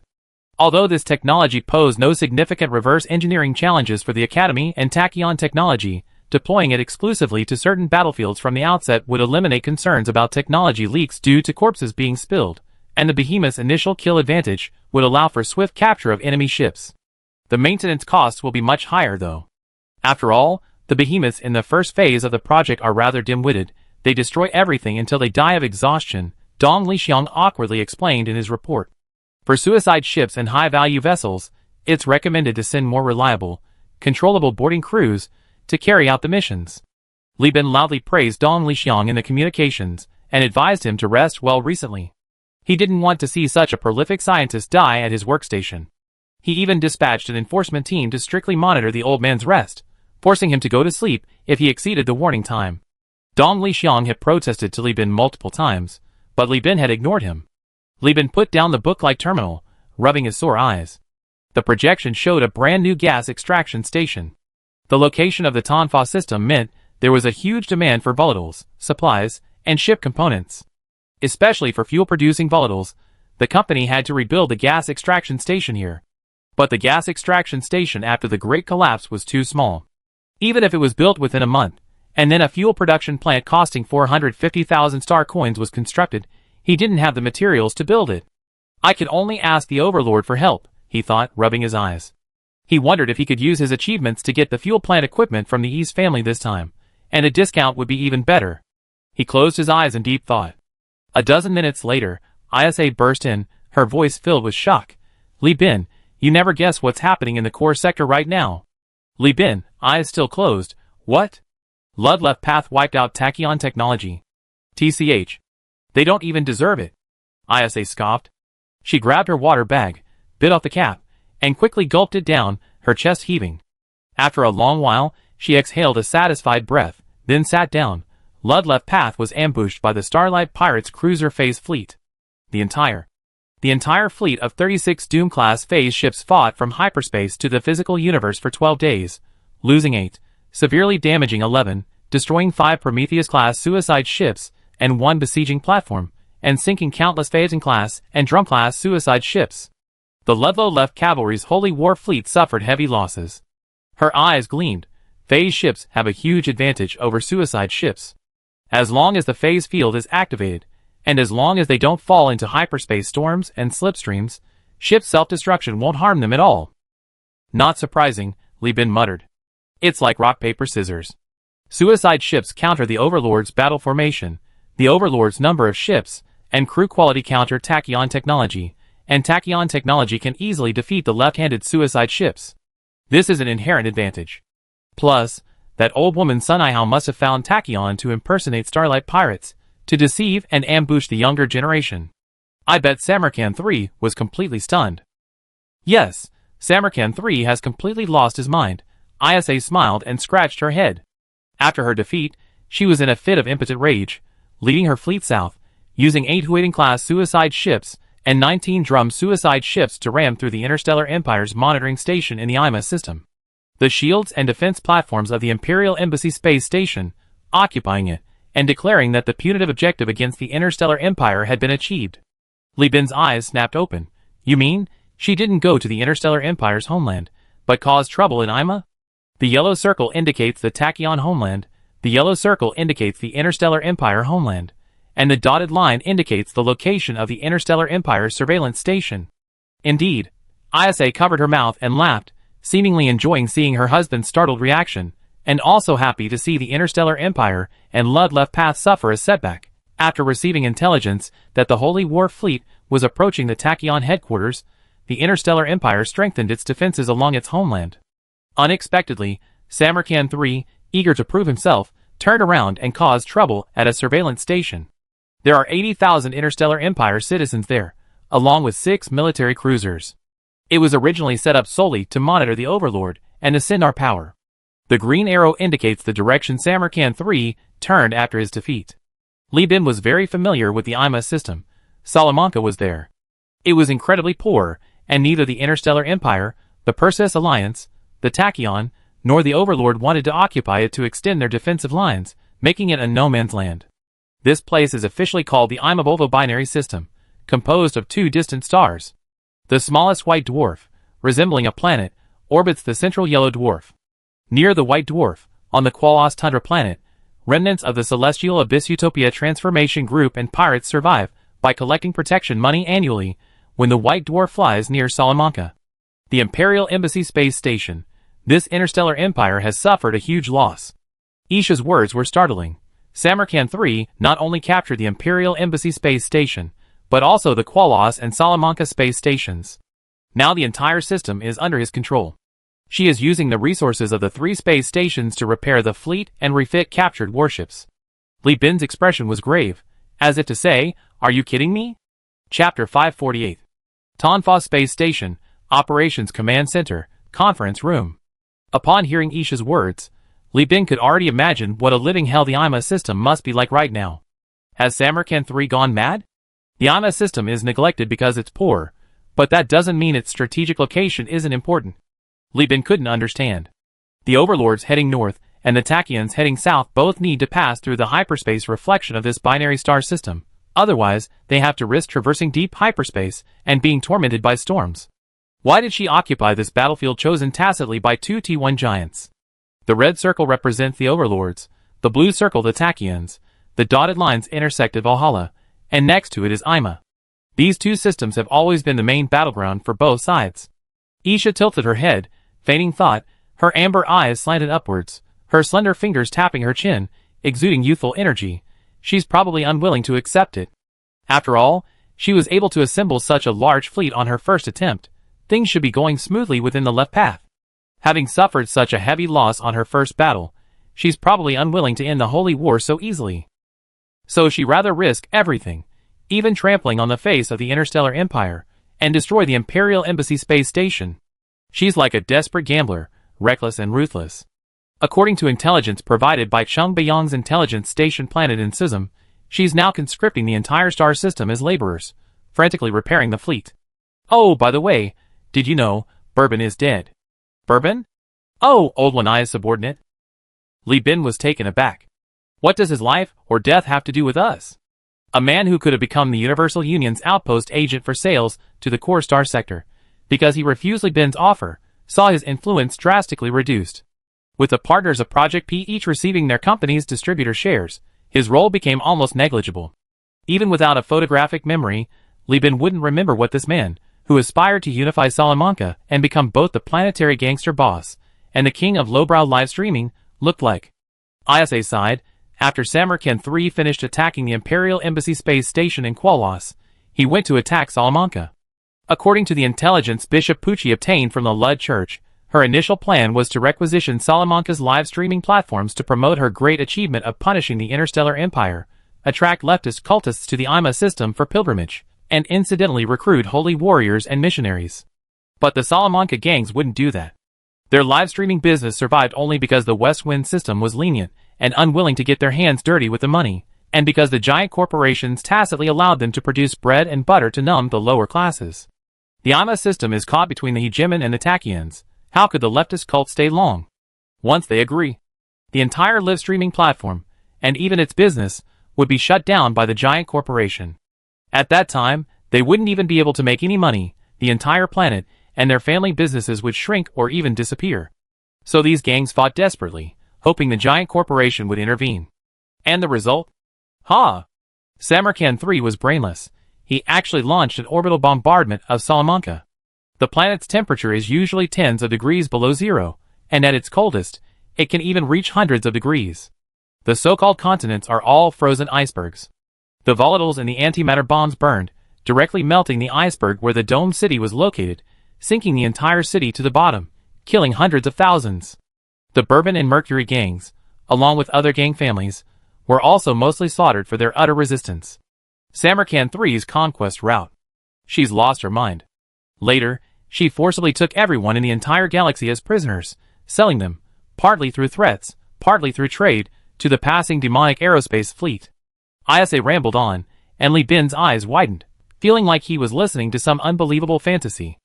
ISA continued, there are over 1 million people in the entire galaxy, and she sold them all for 1 million, even taking a capital ship as payment. The rest were supposedly laborers, forced to repair ships. I reckon she still wants to fight. Li Bin was truly terrified now. You can't judge a madman by common sense. What's the point of giving and receiving, profit and loss, or damage? It's all nonsense to him. Especially since this is a religious madman. Li Bin felt an itch on his neck and couldn't help scratching it. Is it too late for us to admit defeat and pay up? Isha smiled and tilted her head to look at Li Bin. What do you think?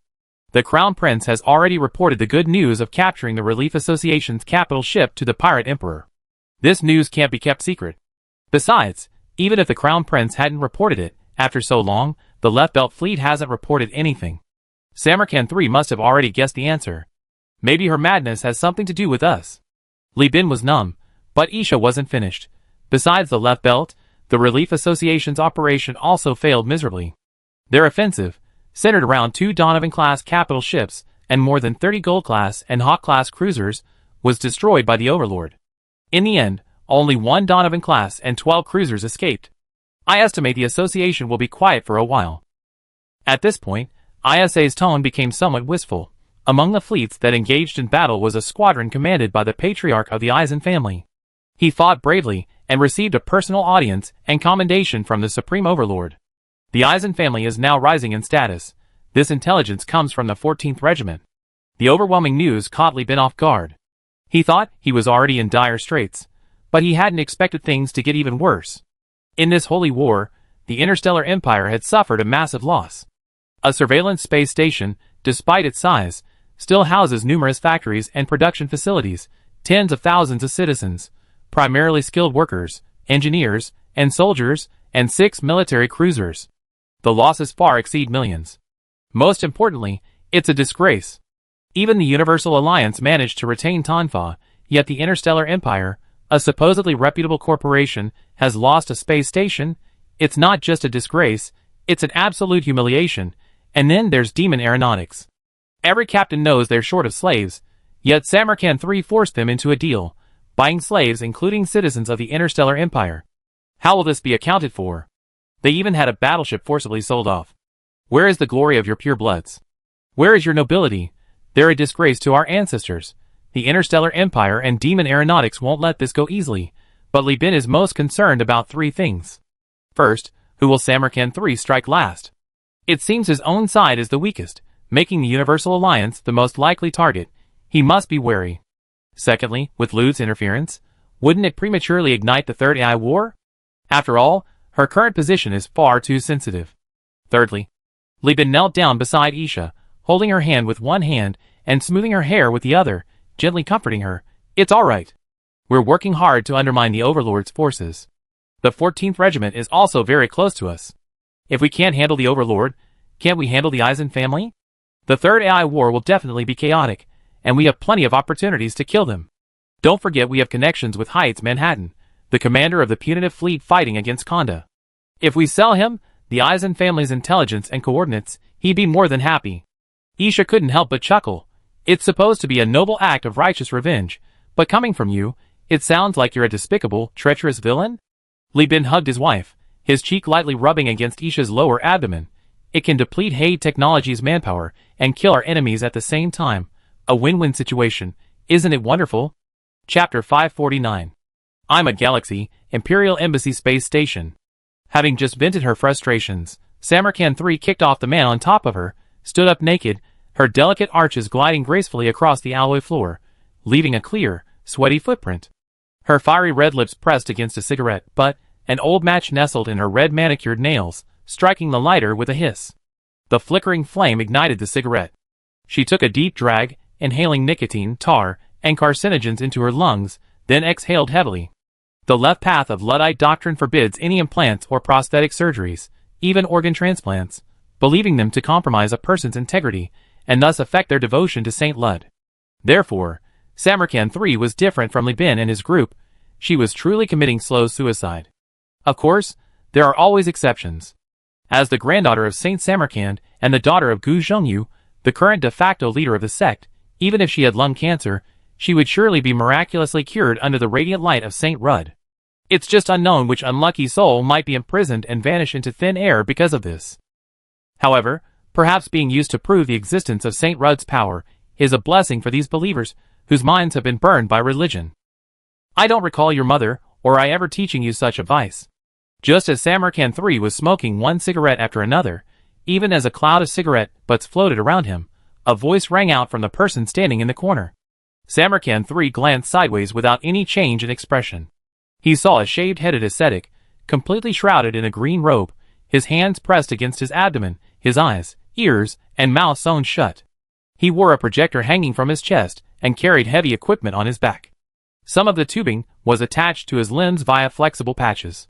Whenever the user gave a command, a microcurrent would stimulate his body, causing him to react accordingly. The ascetics of Nirvana, an extremely small branch of asceticism within the Left Path sect, claimed to have abandoned holiness and wisdom, discarding their ego to bear the will of Saint Ludwig. They enjoyed high prestige among the people of the Left Path. Wherever they appeared, even in filthy sewers, the people could receive guidance from the sect's archbishop and even saints through projection. The giant corporation viewed these people as utterly brainwashed idiots, reduced to mere weak instincts. Their hearing, sight, and speech had been artificially sealed, turning them into religious megaphones and living ornaments, used as expendable resources by the Left Path sect's leadership. After all, unable to see or hear, they were bound to stumble and fall. It wouldn't be surprising if they tripped and died one day. At this very moment, on the body of this ascetic monk in his solitude, or more precisely, in the terminal on his back, the will of Gu Zhongyu, the only cardinal of the Left Path of Ludlow, descended. His tall and imposing figure appeared via projection in the debauched room. Despite being the father of Samarkand III, He showed no reaction to the various obscene objects in the room, merely staring at his daughter's smoking mouth, his brows drooping helplessly. "Oh dear, isn't this apostle of expansion Cardinal Gu? Your presence is truly an honor to my humble abode, an honor?" Samarkand III tapped his head with his index finger, blinking as he uttered a famous line he learned from the rise of the hidden sage. The IBD series' popularity was all-encompassing. Even she had read it. "It's my humble abode. Sigh, I always told you to read more." The father, the commander-in-chief of the Holy War Fleet, sighed with a headache, looking like a helpless old father to his rebellious daughter, even though he wasn't actually that old, only in his early 30s. "The Mercy system has received news of your defeat. The bishops of the parliament are furious about your failure." The word parliament sounded somewhat sarcastic coming from Lud's left-handed words. Samarkand III's lips curled into a mocking smile. "What? So you're going to arrest me and put me on a public trial in the parliament building? Like my mother?" There are two factions within the Lud sect. One is led by Saint Samarkand, centered on the snowflake-like Earth planet, adhering to pure extreme religious fervor. The other is led by Gu Zhongyu, merging with some ancient elements, centered on the notes Lud left behind when he was still walking among humans before the Great Collapse, attempting to establish a theocratic regime, centered on the Mind Star of the Mercy system, the Mercy Galaxy. While both factions belong to the Lud Left Path cult, the former is located in the Pure Monument system, adjacent to the Holy Land of the Pure Maiden, and constantly uses the Prometheus self-destruct ship to blackmail the Lud Church. The latter, however, is located in a distant, peripheral star sector, deep within the risky mining territory, with the Mercy Galaxy as its core. In terms of sheer volume, Snowball Star, with its Saint Samarkand, undoubtedly has a stronger voice, given its proximity to the Holy Land and the presence of saints. However, considering administrative efficiency, economic output, population size, and productivity, the theocratic star of the mind is undoubtedly stronger. By uniting the two, the Lud Left Path can use Snowball Star as a springboard to continuously attack its enemies, or retreat to blackmail the Lud Church, while simultaneously accumulating power with the Mercy Galaxy as its core. Notice the lower left corner, there's a cluster of Left Path factions within the Wind Mine territory. Since both factions call themselves the Lud Left Path, and Gu Zhongyu is the son-in-law of Saint Samarkand, they are often considered a single entity by outsiders. However, the Pope and Saint Samarkand himself know that Gu Zhongyu has drifted further and further away from religion. Furthermore, due to the extreme remoteness of the Mercy Star system, neither the Pope nor Saint Samarkand can effectively control the situation. Currently, the majority of the Lud Left Path's forces rely on the Mercy Star system, controlled by Gu Zhongyu, for high-quality followers and spaceships. Otherwise, with just one planet, the Left Path sect would have been wiped out long ago. What? You ask why risk mining doesn't eliminate the Lud Left Path here? Because Gu Zhongyu doesn't operate on a religious model, but rather on a political model. He cleverly uses bribery, extortion, threats, and funding to cultivate relationships with many high-ranking members of risk mining. And by vigorously promoting the idea of controlled left-wing attacks to fabricate evidence of your smuggling and corruption, Gu Zhongyu, by playing the role of a fake Zhang Matzi and a half-subject, gained a position akin to a gray glove within the loosely structured risk mining company. In other words, Gu Zhongyu is now even qualified to attend risk mining shareholders' meetings. The planet controlled by Wind Mining in the Compassionate Star system possesses the addictive drug Redwater, crucial to Wind Mining's foreign exchange reserves, and he has legitimately become the bodyguard for this best-selling addictive drug across the entire star system. Those harmful to giant corporations are terrorists, those beneficial are business partners. Gu Zhongyu tirelessly funds left-wing elements to wreak havoc in the core star sector, but within risk mining, oh Lud, he is practically an old friend to the management and shareholders. Most importantly, he pays taxes to Wind Mining, blood tax and star coins, every year without fail, a model of integrity. Gu Zhongyu clenched his fists, his face darkening. Your mother's death was an accident. Those who voted in favor of her execution have all been killed. I loved her, more purely than you and your grandmother. Yes, who can compare to you? Pure love. So much so that you didn't care when your wife was stripped of power due to setbacks in the Holy War, only thinking of your own gain, watching helplessly as my mother was poisoned by Noril's toxic atmosphere, her body corroded by the acid. Samarkand III's mockery deepened. Gu Zhongyu's tall figure suddenly shrank. He looked at his retorting daughter, and after a long while, he caught his breath. He skipped over the topic. The Parliament has already proposed canceling this holy war within this sect. Samarkand, come back. I haven't failed. Samarkand III slammed her fist on the table, Her eyes filled with rage. She stood up, her robe billowing, revealing a large expanse of white skin. She exploded in a rage. I already captured the Imperial Embassy space station, completing 1/3 of the objective. What about the other 2/3? How are you going to handle that? Gu Zhongyu was also annoyed, frowning as she questioned. Chapter 550. Faced with Gu Zhongyu's questioning, Samarkand III leaned on the table and snapped, "Are you asking from a father's perspective or a cardinal's perspective? I'm concerned about you." Gu Zhongyu gritted her teeth. Samarkand III turned her head, the starlight streaming through the French windows, illuminating her pale back. "If I were a cardinal, I would say the war isn't over. I still have 2 besieging platforms, 2 Prometheus suicide ships, and 1 Whirlpool class. I would sell the IMA system and space stations under my control to raise funds for warships. I would use the educational devices in the giant space station to brainwash the slaves, turning them into qualified jihadist cultists. If I were a father, I would say I don't want to follow in mother's footsteps, being burned at the stake by Parliament for failing in the jihad. I had no choice, father. That's too extreme." Gu Zhongyu initially wanted to say it was too risky, but facing his daughter, he couldn't bear to discourage her. After a brief pause, he continued, "The situation is different now than it was back then. Back then, I hadn't had time to purge those old-fashioned bishops on Mind Star who believed in the contents of the Ludwig manuscript and were stuck in the past. I couldn't save your mother, but now I have complete control of this planet. You won't be burned at the stake."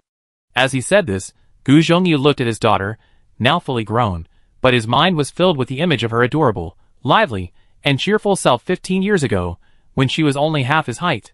Because of Samarkand II's death, his beloved daughter had become an extremely radical, self-destructive lunatic. He looked at his daughter, who had turned away, refusing to look him in the eye. Knowing he couldn't dispel her stubbornness, he could only sigh helplessly again. "You and your mother, your grandmother, are just like 2 peas in a pod. All right, go ahead and do it. I only have 2 requests." Samarkand III remained silent, so Gu Zhongyu continued, "My first requirement is that you absolutely cannot be martyred. You must survive no matter what. If you can't win, run away quickly. The Left Path sect isn't very active in the core sector right now, but it's different within the risk mining territory. Even if you're the only one left, I can protect you. My second requirement," Gu Zhongyu earnestly advised, "stay away from the Redemption Association. They're a bunch of idiots. The Luddite Church is naturally at odds with Tachyon technology, while the Overlord at least has cooperation with the Church. If you get involved with the association, one side will fight Tachyon, and the other will fight the Overlord. A direct provocation. Isn't that cutting yourself off from the core sector?" Samarkand III sneered, "And what about us? In other people's eyes, aren't we idiots too? Precisely because we're idiots too, 2 idiots shouldn't get together." Gu Zhongyu declared emphatically, "A bunch of. There always needs to be a smart person in a group. What can 2 idiots accomplish together? Also, let me remind you, your grandmother is no longer that holy warrior. She's old, scared, and corrupted. She doesn't even have the guts to combine politics and religion, let alone fulfill your mother's last wish. She single-mindedly raised your mother to be a holy warrior, but now she's cowering. But in a sense, her fear is justified. To become the final Iron Fist of St. Lud, passion alone is far from enough. An iron fist and a reliable political machine are essential. She has simply recognized her limitations, but is afraid of change. You are now following her old path. I sincerely hope. Never mind, we talk about it later."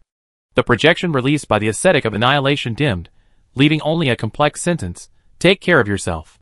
Your body is your own. Don't torture yourself because you hate me." "Ha!" Samarkand III sneered, stubbed out his cigarette, and raised his hand as if to call in a few more men, but swallowed the words. "Mercy Star System, Mind Star. This is a rare, purely natural jungle planet.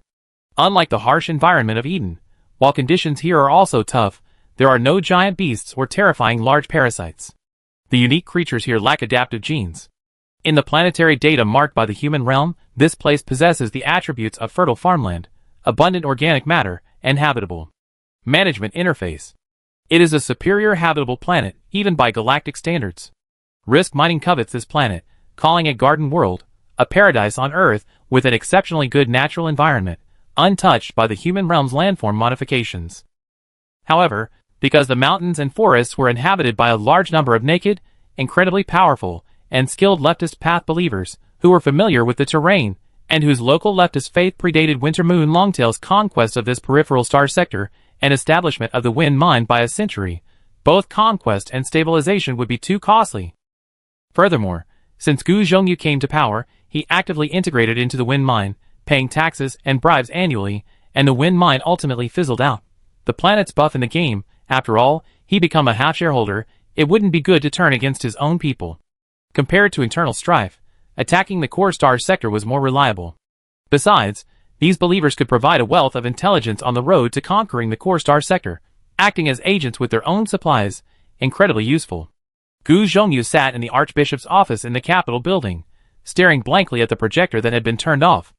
A female follower, dressed in a loose green robe that couldn't conceal her beautiful figure, who was acting as his secretary, adjusted her glasses, stepped out of the shadows with an adoring expression, and gently comforted him. "Your Excellency, there's no need to worry. I studied psychology. A person can only truly mature after completing a spiritual act of patricide and matricide. Her Excellency Samarkand III is simply growing through rebellion now. Once she matures, she will understand your good intentions." "Thank you, Venka." Gu Zhongyu rubbed his temples. "But you don't need to dress like my wife. I said you're an independent person, not anyone's shadow. I admit I initially chose you because you resemble Samarkand too, but that was my mistake, and mistakes need to be corrected." "No, I don't mind." Venka looked at Gu Zhongyu fervently. "If it can bring you even a little more comfort in your busy work, I'm willing to be a shadow." Her lips parted slightly. "So don't waste your time on me. You are crucial to the Left Path sect." Gu Zhongyu forced a smile, his heart sinking. Another fanatic. He turned to look out the window. The sun shone brightly outside the Capitol building. Looking down from the 25th floor, the entire Capitol was spread out before him. Lush forests intertwined with the city, or rather, blended seamlessly.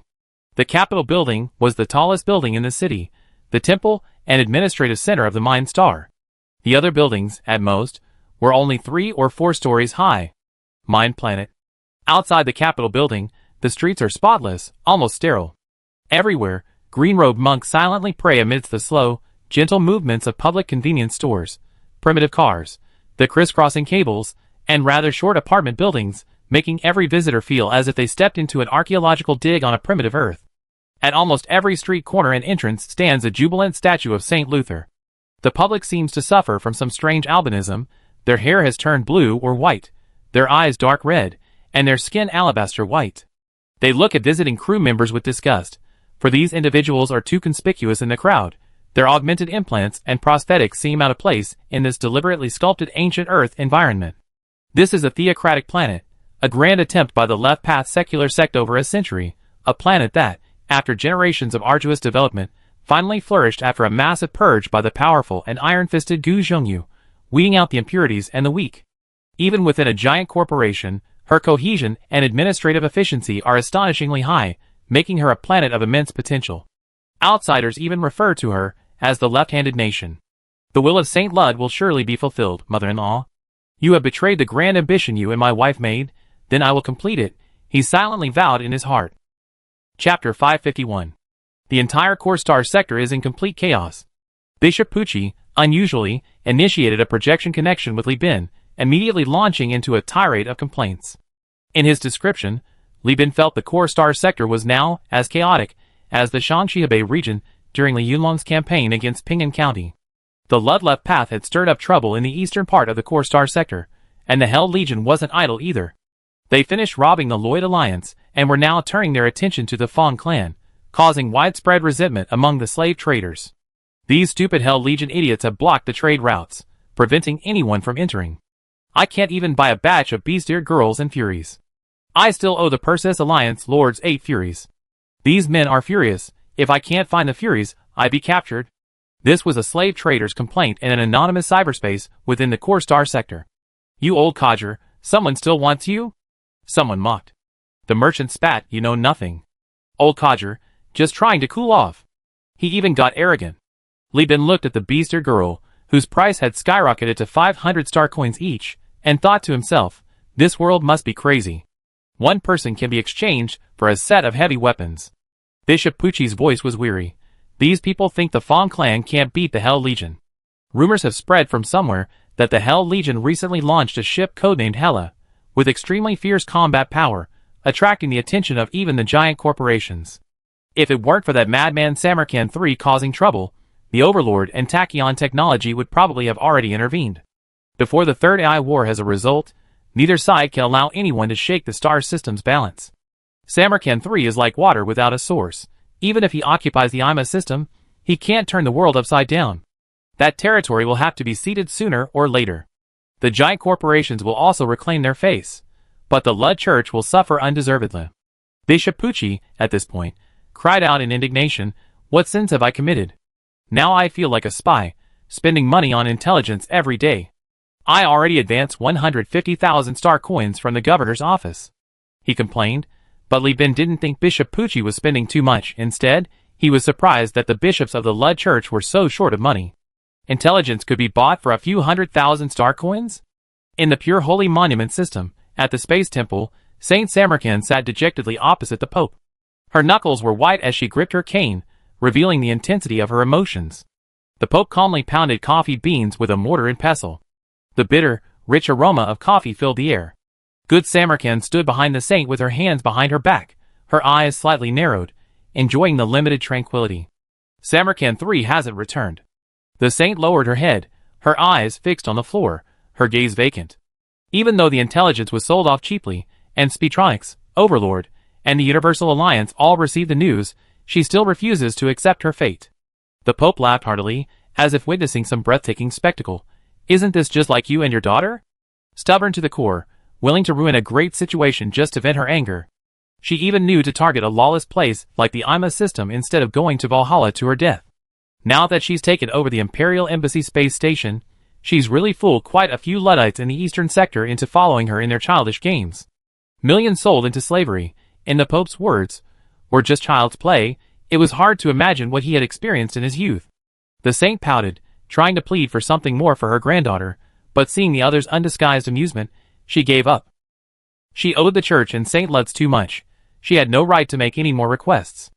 Maya Sulan would be the infamy of the Lud left path for life. Oh, and now we have to add Salamanca and the IMA system. I leave the church to you, sir. Once this matter is settled, I approve your permission to bring in another 50,000 Lud believers to that barren planet, but the conditions remain the same. They must be rational, pragmatic individuals who don't seek the afterlife, but only the present, without disease or disability, and a sound mind. Li Bin used Lud immigrants as bait, continuing to seduce Bishop Pucci, making him work wholeheartedly for him. As long as the Lud believer population on Eden Star did not exceed 1/5, Li Bin had no worries about being used by the Lud Church. Moreover, with Bishop Pucci, that powerful figure, any ulterior motives or missionaries would fall at his feet. You're good at debating, aren't you? When you're out preaching, you need influence and achievements. How many people have you helped? How many have you saved from suffering? Bishop Pucci started as a missionary, rose through the ranks to become a bishop, and is now a lifelong bishop. What kind of bishop are you? What color robe do you wear? Oh, so you're just a nobody from Swidging. Take this crab-hunting gun from the righteous old farmer Lud, you bastard. After appeasing Bishop Pucci, Li Bin immediately launched a meeting, issuing new instructions to Samsung and the company. From today onwards, the company must undergo a complete transformation. Public welfare projects will take a back seat. Our economic and production model must shift to a military-first approach. The war is not over yet. According to intelligence provided by the Lud Church and the Overlord, we will next face the counterattack of Samarkand III. If we can weather this wave, we will have truly made a name for ourselves in the Perseus star system. From now on, our company's representatives and offices will be able to conduct business with their heads held high within the giant corporation's territory, completely breaking away from the large enterprise and becoming a near giant ourselves. Alone in the conference hall, facing hundreds of people projected onto the screen, he declared confidently, "We must rebuild the Tonfa gas extraction station and the Lloyd settlement, and perfect the construction of the Samsung space station. We need alloys, more alloys, to expand production scale. Next year, the company's alloy production capacity must double. The reclamation of farmland and integrated agriculture in the Lud parish, as well as the canning and grain production of the integrated farm, also need to be expanded. This military-first initiative is not about forcing the company to build ships. It's about establishing a military strategy prioritizing defense. On construction, patrol fleets, space stations, gas extraction stations, mining stations, void mines, ceramic metal plants, shipyards, ship repair yards. We have too many projects to build. The company plans to allocate 6 million star coins over 3 years, investing 2 million star coins annually to drive colony construction. Furthermore, foreign naval trade must be reopened, and the construction of dome cities must continue. Gentlemen, our population has indeed exceeded its current carrying capacity, and there is a shortage of daily necessities. But believe me, we will soon emerge from this slump, and there will be a labor shortage. Li Bin planned to use this speech and the subsequent measures as a combined strategy. He wanted to undertake large-scale investment and infrastructure construction, utilizing project construction outsourcing to attract merchants from the core star region to do business. A regime absolutely cannot rely entirely on state-run construction companies for business. That would be too foolish. He wanted merchants to bring their own laborers to build cities, and then use Eden Star to attract immigrants. The thought of defeating Samarkand III, gaining notoriety in the core sector, and attracting countless immigrants made Li Bin scoff. Go ahead and make a scene. If you don't give me a way out, don't blame me for using you as a stepping stone. He muttered to himself, looking at the salvage progress of the Prometheus suicide ship and the siege platform, thinking that he was almost there, just a little more to gather the materials to rebuild an Argus-class capital ship. I made so many preparations for you, you can't not come. Li Bin, who had previously been terrified of Samarkand, now felt like a woman waiting for her lover to pass by, excited yet anxious, fearing his arrival, and even more fearing his absence. In short, his feelings were extremely complex. Chapter 552. In Xinjiang City, Eden Star, at the secret base of the 14th Regiment, Chu Tianque frowned as he ended the communication. Relying on the relay superwave transmitter, Chu Tianque could initiate remote negotiations without worry, just as he would within the territory of the Overlord, without fear of being hacked or having his conversations cracked by tachyon technology. However, the difficulty of the negotiations themselves far exceeded the expectations of this battle-hardened soldier, who had even endured countless surgeries. Her admiration for Li Bin had now reached a new level. She was merely helping Li Bin secure investment within the Overlord, and even that kept her incredibly busy. It was truly unimaginable how Li Bin had managed to accumulate capital and become so wealthy in just a few years. As the 14th Regiment's observer and representative at Universal Union, she held the company in high regard and had a very positive impression of it. It could be said that Universal Union was one of the few companies in the entire star system that still retained a semblance of humanity. Although the employees came from all over the country, their high welfare and excellent living and family security resulted in an astonishingly high level of cohesion and unity. Especially in the recent war against Ludovico and the Relief Association, Universal Union displayed a formidable fighting force beyond its years of establishment. She believed that this company could unleash astonishing performance in the future Third AI War, and in the 14th Regiment's conspiracy to seize hegemonic leadership. Therefore, we must increase our investment in Universal Union. This company is developing too fast. Now, if we help with the bidding for gas extraction and mining stations, and export a batch of mining frigates and destroyers, Li Bin's opinion of us will change dramatically. This was something she repeatedly emphasized at the meeting. However, many people objected, citing reasons including but not limited to, Universal Union is unfamiliar to us, we're still in the evaluation phase. Is it worth spending so much on connections and subsidizing our own star coins to help them? Our main members are all from the army, where are spaceships so easy to find? We're all officers who have lost their families and are seeking redemption. Where do we know so many people? It seems these people didn't listen to a word she said. Li Bin's wife is Isabella Brown, who, through the connections of the Montanetta and East families, is even listed in the Supreme Overlord staff. This aid isn't indispensable to the 14th Regiment. He could easily obtain it through favors and promises from other channels. In other words, it's not that Li Bin can't live without the 14th Regiment, but rather that the 14th Regiment can't live without Li Bin. After following Li Bin for a year or two, Chu Tianque finally shed the narrow perspective of a soldier focused solely on the military, only to realize that the 14th Regiment was a purely militaristic organization, without a base, without wholly owned factories, relying entirely on connections at the top. How could such an organization overthrow powerful families? Therefore, a cooperative and non-treacherous external aid like the Universal Alliance is crucial. Li Bin's decision not to directly betray their intelligence to the Supreme Overlord already proves his worth. Fortunately, the 14th Regiment's leadership at least has some brains. After carefully reviewing the battle reports and colonial development reports jointly written by Chu Tianque and other dispatched officers, and after several days of analysis, they finally decided to join the game. Chu Tianque blinked his dry eyes and left the secret outpost marked with an army base sign, entering the governor's mansion. The governor's mansion was decorated very simply, not at all like the residence of the president of a company with a population of over 1 million and control of a capital ship. Even many rooms and corridors were specially designed according to wartime standards, with various firing ports and secret passages interspersed throughout, transforming this massive building into a military fortress. Li Bin's office was located on the 3rd floor of the U-shaped governor's mansion, near the garden. A sparse line stood outside his room, all those specifically requested to be personally received by him that day. Upon seeing Chu Tianque, the secretary handed her a terminal to fill out a meeting application, noting the topic and materials for the meeting. Chu Tianque awkwardly filled out and submitted the standard form. She was utterly exhausted, feeling that the awful meetings of the past few days had inflicted immense mental trauma. Sometimes, she was even driven to madness by the tedious, nonsensical questions, vaguely thinking that sitting in meetings was far less satisfying than killing on the battlefield. At least that way, she could vent her anger through slaughter, instead of watching the questioners sit leisurely at the other end of the projector, unable to blast them away with her miniature nanoacid corrosion missiles. Mr. Chu Tianque, it's your turn. Lost in her murderous fantasies, she was awakened by her secretary's gentle voice. Raising her drooping head, she realized the person in front of her was looking at her with a complex mix of envy and jealousy. She had only been there a dozen minutes, yet she was already scheduled to meet the CEO, naturally cutting in line.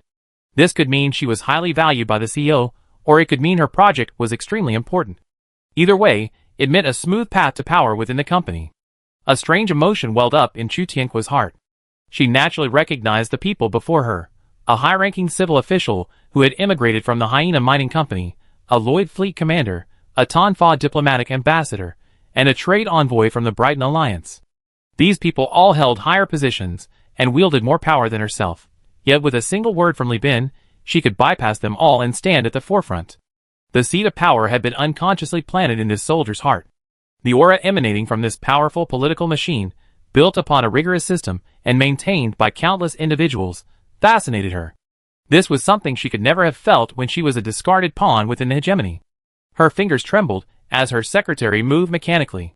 The composure she had shown when facing Li Bin was now replaced by a growing tension. She lowered her head immediately upon entering, but realizing her fear, she forced herself to look up. Li Bin, dressed in a governor's uniform and looking young, was surrounded by dozens of projectors, rapidly processing various documents. He gently gestured for her to sit down. I read your report. Very well done, Tianque. I know the temperament of a powerful military officer. Securing the bidding agency for 2 gas extraction stations and 3 mining stations is a remarkable achievement. Thank you for your hard work. Li Bin's voice was calm and measured, carrying an undeniable air of authority while offering encouragement.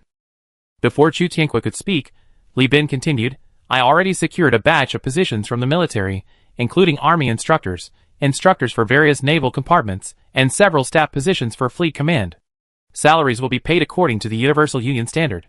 As long as they work here, even if they don't go to sea or participate in combat, they still receive their salary, and their work badges and identity information will be updated. Staff officers will receive 250 star coins per year, with war allowances for those who participate in combat. Furthermore, if someone dies in action, the company will dispatch a spaceship to the overlord according to their will, personally delivering the compensation to the soldier's family or other organizations. These positions are for you to arrange, Li Bin said, casually pushing the approval crystal worth several thousand star coins per year to Chu Tianque. Chu Tianque looked at the crystal sealed in artificial crystal, his mind buzzing. I plan to appoint you as the liaison for the 14th Universal Union Regiment. If you disagree, recommend someone reliable. Chapter 553. In Li Bin's office, Chu Tianque's breathing became heavy. Although her lungs had been replaced with powerful artificial enhancements, allowing her to obtain ample oxygen without much effort, the immense temptation of profit still made her instinctively breathe heavily. She was well aware of just how valuable these positions were. For one thing, these jobs, worth tens or even hundreds of star coins a year, were incredibly lucrative. The liaison position was especially lucrative, and moreover, letting her handle these positions meant she had personnel authority. This was tantamount to blatantly poaching talent from the 14th Regiment. Chu Tianque wanted to loudly refuse, but unfortunately, the offer was too much. She stood up excitedly, took the crystal, and slammed her terminal on the table. This is information on all the factories within the Overlord's territory that cooperate with the 14th Regiment. I filter out manufacturers capable of producing gas extraction stations and mining stations. Later, I select a group of technically skilled engineers and designers to manage these projects. It will be much more efficient. No problem, just go ahead and do it. Your abilities are evident to all, Li Bin said calmly, as if stating a fact.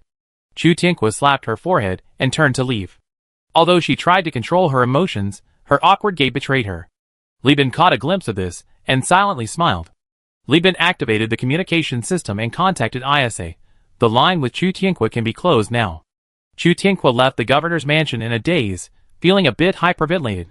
Although she was the leader of the redemption officers sent here by the 14th Regiment, she couldn't effectively control this group of officers from all over the country. Their superior was still the 14th Regiment. With these positions, Chu Tianque could undoubtedly bring those he was on good terms with into his circle and form a small group. However, her thoughts were still a jumbled mess, and she hadn't come up with a clear plan when she saw a beautiful, charming young woman leaning against a hover car bearing the logo of the Universal Union, seemingly waiting for someone. That was ISA. Chu Tianque walked over, and only then did she realize someone was beside her. She explained with surprise, "Sister Tianque? What are you doing here?" "I'm here to report to the CEO about the investment." Hearing this, ISA opened the car door. "Let's talk inside." "I haven't had lunch yet. Let's go together." "You're waiting for someone, aren't you?" "It's not appropriate for me to go." Chu Tianque waved his hand. "Hey! I'm waiting for Li Bin. He's very busy right now, and I don't know how long it will take him to finish. It's perfect that we're together, so we won't wait for him," ISA said, half complaining and half smug. Without a word, she pulled Chu Tianque into the car. Once the door closed, ISA said, "Sorry, the 14th Regiment's matter is too risky to discuss in public. How about we go to my house this time? Li Bin has prepared some food beforehand. His cooking is superb." "Anything's fine," Chu Tianque replied succinctly. The hovercar sped across the wide, ceramic foam metal road. ISA's driving skills were excellent, and the older model of the human land hovercar was very reliable. Chu Tianque felt no bumps. Looking at the scenery on both sides of the street, she was surprised to realize that in the 10 days or so she had been attending meetings at the base, the outside world had changed dramatically. First, the city's rail transit was now operational, with 4 lines running through the city, weaving directly between the densely packed buildings, carrying passengers. She also noticed that some of the trains were equipped with huge, curved components. Those are components being transported to Sunset Fortress to build the domed city. Alyosha is very capable. His team of civil officials has already established a firm foothold in Sunset Fortress, completely suppressing the local knightly families. Now, Sunset Fortress is under ground blockade, and the dome is under construction. ISA chatted idly with her about the street scenes, occasionally revealing important events concerning Eden Star and the Universal Union. Chu Tianque looked at the newly opened large shopping mall under the overpass. The daily necessities from the Core Star sector and Shadow Isles attracted families from half the city on vacation, creating a bustling and crowded scene. Chu Tianque couldn't help but recall when she first came here, there were small shops everywhere, and the buildings were very low. She even saw a child holding a high-strength fiber thread, the other end of which was tied to a baby flying squid. These artificially hatched creatures, injected with growth inhibitors, were now being sold as pets in countless homes. This vitality was something the Overlord lacked. Or rather, the Overlord of the last 50 years hadn't possessed. To recover as quickly as possible from the slump of the Second AI War, the Overlord's infrastructure hadn't been renovated for many years. Resources and money had been poured into the Navy. As their conversation gradually shifted from people's livelihoods to national affairs, and seeing the atmosphere was right, ISA finally got to the point. "Sister Tianque, are you interested in switching to the Navy?" "Huh?" Chu Tianque was taken aback, scratching her head, unsure how to answer. ISA laughed heartily. "It's like this, I visited the 14th Regiment's base many times, and I also served within the Overlord system. I genuinely feel that everyone's talents are being wasted. Seeing everyone training at the base all day, but unable to utilize their abilities breaks my heart, and I want to help everyone find a way out. After all, I used to be part of the Overlord, and I also been neglected and betrayed." She was playing the emotional card, which Chu Tianque found hard to accept. ISA was the 14th Regiment's main liaison in the Universal Alliance, and her influence within the 14th Regiment was even greater than Li Bin's. Chu Tianque couldn't ignore her opinion, and she knew that if ISA was willing to lend a hand, many officers seeking redemption would be willing to come and join her. After all, he was a descendant of the Brown family, the rightful hegemon. But if that were the case, her plan to build a small group to strengthen her own influence would be ruined. She spoke with difficulty, mentioning that Li Bin had given her a batch of positions, but to her surprise, Isa laughed. Hey! What did I think? Oh, so that's how it is. Li Bin and I are family.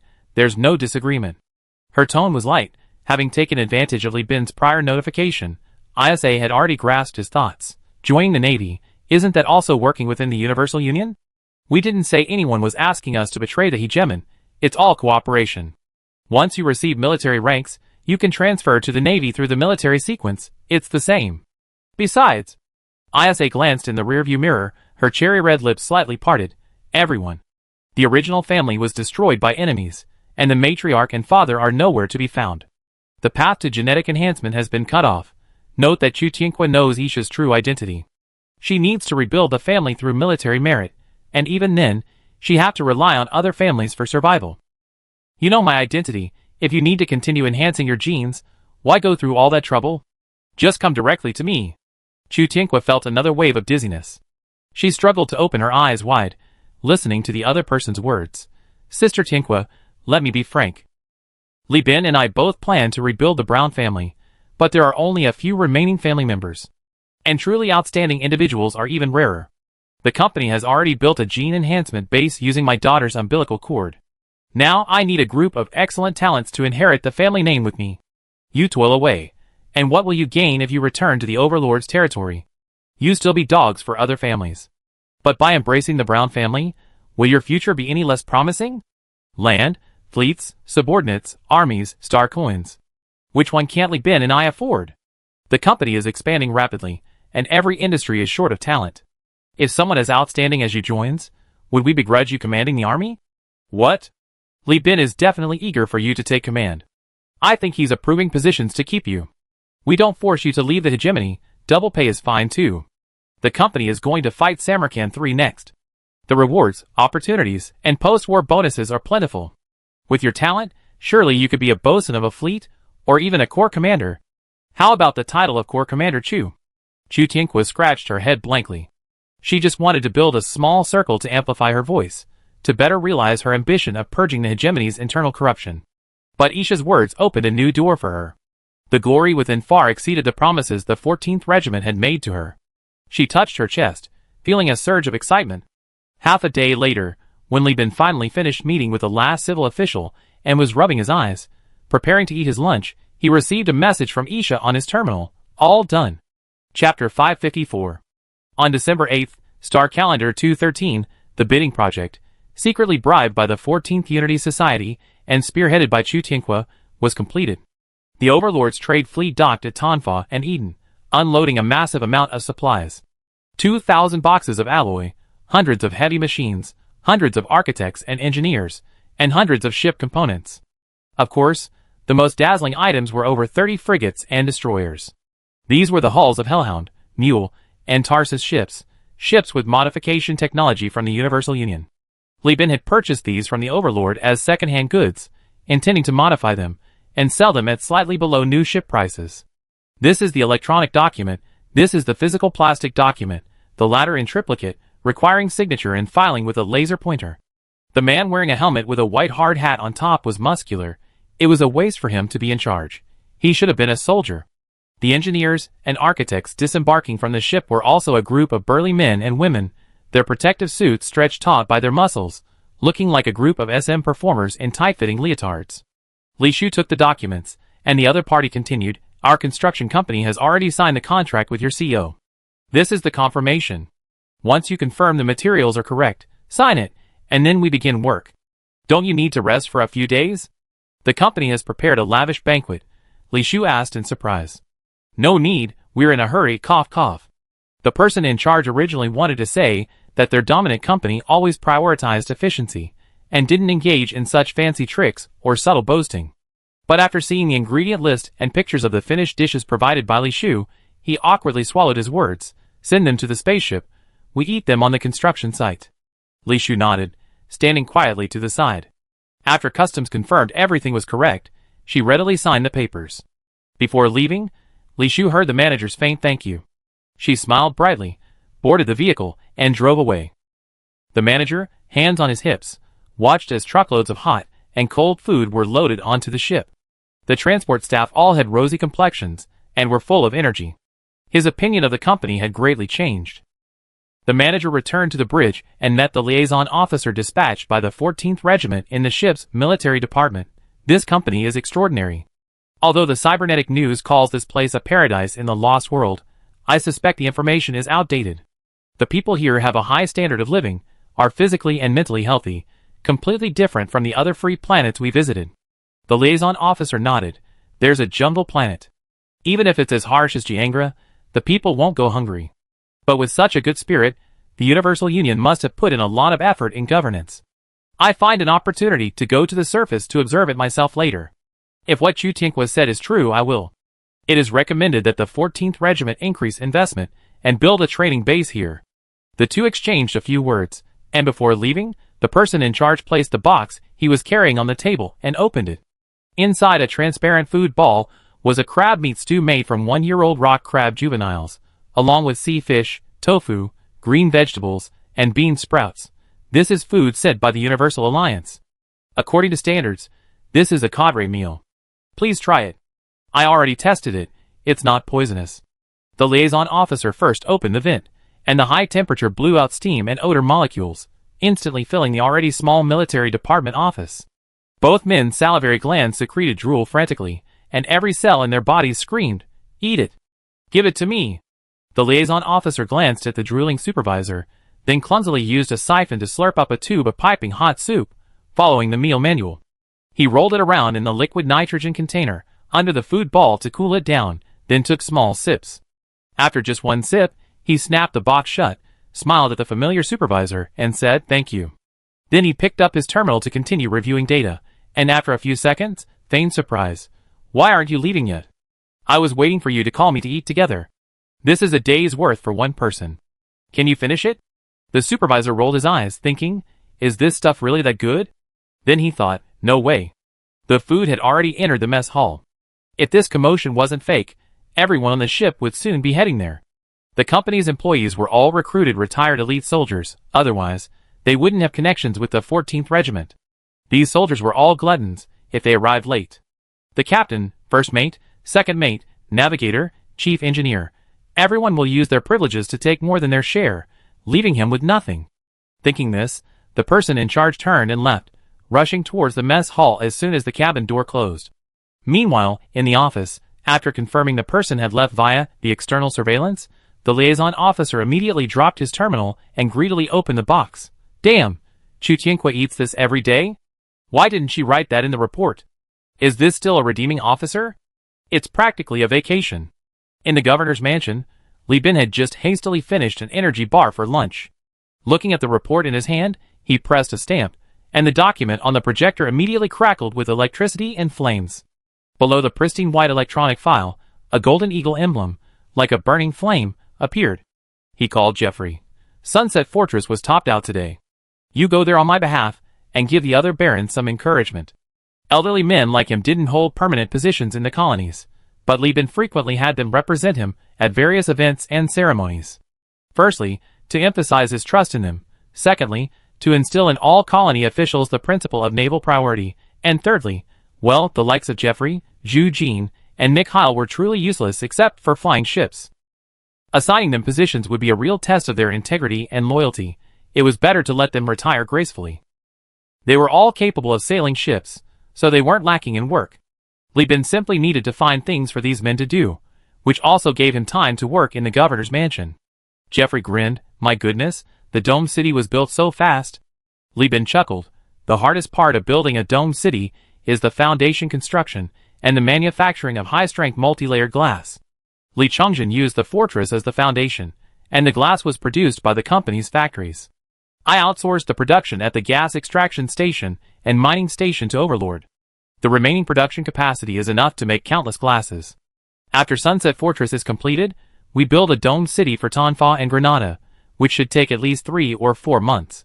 Oh, by the way, before you leave, go find Vulcan and have him organize a group of technicians to go to Overlord's construction company.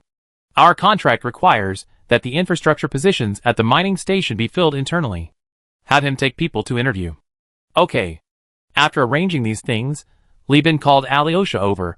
How many of our delayed ship deliveries have been completed? Alyosha didn't even need to check his terminal, he replied directly, 90% complete. So fast? Li Bin asked in surprise. Because from the very beginning, the captains of our frigates and destroyers recorded combat footage as ordered by the administration, Alyosha continued. I arranged for the customer service team in the publicity department to package the combat records into an operational guide, advanced, and send it to customers. Many customers, after reading it, felt that since their ordered ships hadn't suffered any damage and performed well on the battlefield, they demanded immediate delivery. His smile held a hint of malice. I had the customer service team pretend to be hesitant, saying that because these ships were of excellent quality, they had already been requisitioned by the Navy, and we could build new ships for the customers. But most customers felt that since even the company and the Navy wanted the ships, their quality must be reliable, and they weren't willing to wait any longer, saying they would treat this battle as a safety test. They'd taken it. CEO, this doesn't violate your previous promises to the clients, does it? After all, it was the clients who requested it, not us. Some clients who bought it as a collectible didn't want the used ships, so the ships we ordered were sold out, and we're now accepting second-hand orders. Even so, there are still over a dozen clients complaining about not being able to get their ships immediately. To date, we sold 22 Thunder Spirit-class ships, 18 Hades-class ships, based on the Hades class, improved from the Water/Fire Spirit class, 8 Skull-class ships, based on the Carpal class, renamed after improvements to Water/Fire Spirit technology, and 5 Dragon Horse-class ships, based on the Pony-class technology improvements. Li Bin pointed at Alyosha and laughed. You always manage to come up with something new. Chapter 555. January 2nd, Star Calendar 214. Just after the new year, the people of Lloyd, located at the Eden Space Station in the Eden Galaxy, opened their doors early. Rubbing their sleepy eyes, they let the eye boogers float in the air of the dome-shaped city, blown away by the Force 3 winds from the overhead system and clinging to the filter screens. Meanwhile, cockroaches, which had somehow infiltrated from some ship, became active with the human activity. They crawled out from every corner, slithering into the filter system through the cracks in the bulkheads, and greedily searching the dusty screens for anything edible. Deep within the filter screen, a plump rat stared with beady eyes, followed by a dozen newly haired offspring, their hind legs firmly gripping the mesh holes, braving the wind to peer at the filter. The filter was both the cockroaches' food and their dining table. Only after the Lloyds left their settlement did the cockroaches nearly fill the filter. Then, the rats, with their families, swarmed in from all directions, leaping into the filter.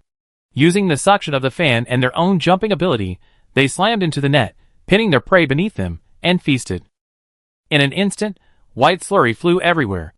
Some cockroach fluids passed through the filter and fell into the fan, where they were separated from the moisture in the air and flowed into the purification pipes as condensate wastewater.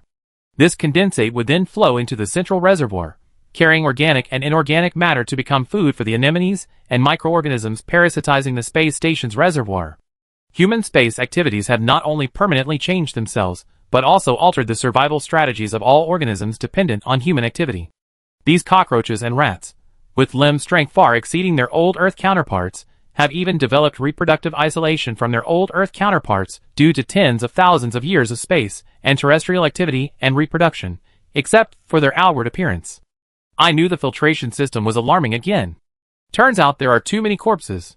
Having emerged from the dome-shaped city and collected his tools, Lloyd, the janitor, flew to the vicinity of the fresh air system on his 2-meter diameter spherical drone. Shining his headlamp on it, he looked utterly disgusted. Besides dust, the filter was covered in the hollowed-out remains of cockroaches, hard chitinous wings, cleaned legs, a thick layer of them, and even the faint outline of rat skeletons. Those were unfortunate creatures, their limbs caught, attacked by swarms of cockroaches. Lloyd, grumbling, shut down the fresh air system suction fan, uttering commands like a sorcerer chanting a spell. 8 meters ahead, 15 degrees angle, compressed gas, per meter radius, 20 seconds, 1 round of combustion. Sizzle. Combustible volatiles from the gas giant planet of the Eden Galaxy were ejected from the compressed gas tank by the motor, the spark plugs on the nozzles crackling as they purified everything with flames. Behind Lloyd, the cleaner, were other workers who rode cleaning and maintenance drones, handling them with the agility of skateboards. Each worker carried 5 drones, and some experts even untied their safety ropes and jumped between them. Looking at the cleaned-up filter, the worker nodded in satisfaction, switched to cleaning mode, and sprayed a high-pressure water jet onto the carbonized debris. He muttered, "I don't know what's going on. There are just too many bugs on Eden Space Station. In other places, this filter needs cleaning once a quarter, but here it needs cleaning every 2 weeks." A worker from ELF, standing nearby, chuckled, tilting his thumb on his helmet. "It's because the CO feeds you guys too much. If this were ELF Space Station, do you believe they need hundreds of traps for the filter? A factory area with tens of thousands of people, they eat so much that even rats could fly, long-distance jumps in zero gravity, and cockroaches would burrow. These scum, if no one eats them, they multiply like crazy." The Lloyd worker scoffed, "I eat rats now too. But aren't those rats raised on terrestrial corals?" The ELF worker, while loading biodegradable plastic pellets into a high-pressure water gun and aiming at a fat rat frantically running along the walls of the domed city, said lightly, "You eat these rats now? But the refugees in the core sector would.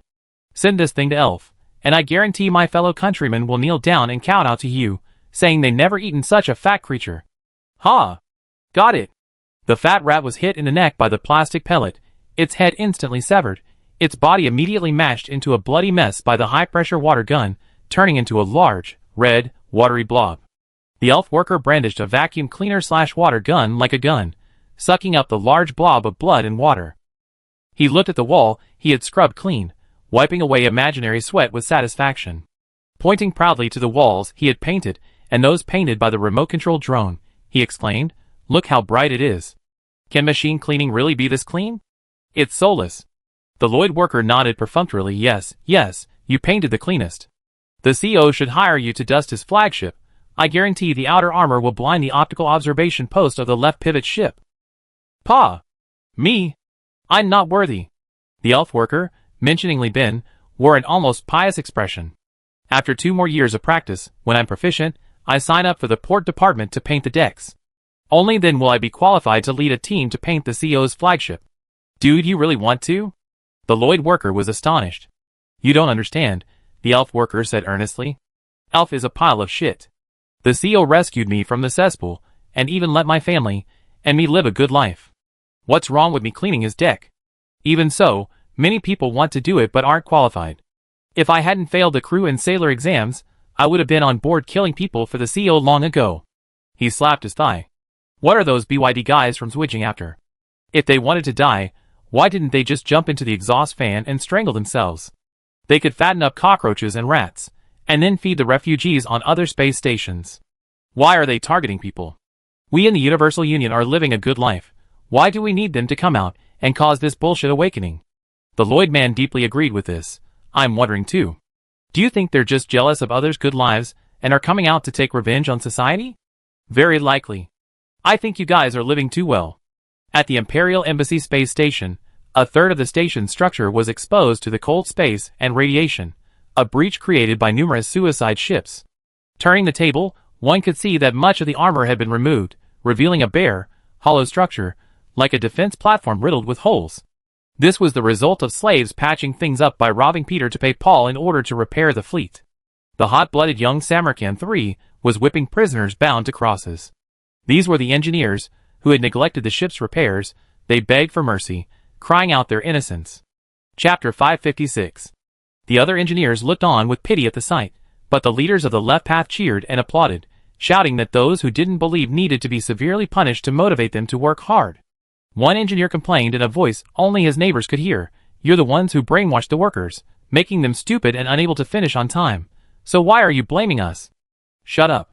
The engineer next to him turned pale and whispered fiercely, "If you want to die, I go back and strangle you myself. Don't drag us down with you." Over there, Samarkand III, having finally vented his anger, personally set down the prisoner's head and threw the still bleeding skull at the engineers. "From last October until now, a full 4 months, and you still haven't finished repairing the fleet? Do you know how hard I worked to gain those 4 months? Otherwise, Susan Technology and Overlord would have wiped you all out long ago." No, I meant wiped you all out." The engineers thought to themselves, "If it weren't for you, we'd still be living the high life in the IMA system." These ship engineers possessed the technology to repair spaceships and build meteorite ships. Even if they became pirates, they'd be honored guests on the pirate throne, people with real influence. But in Left Path, you could only be considered non-believers. Brainwashing would easily erase their skills, and they still have to train. What use are you to me?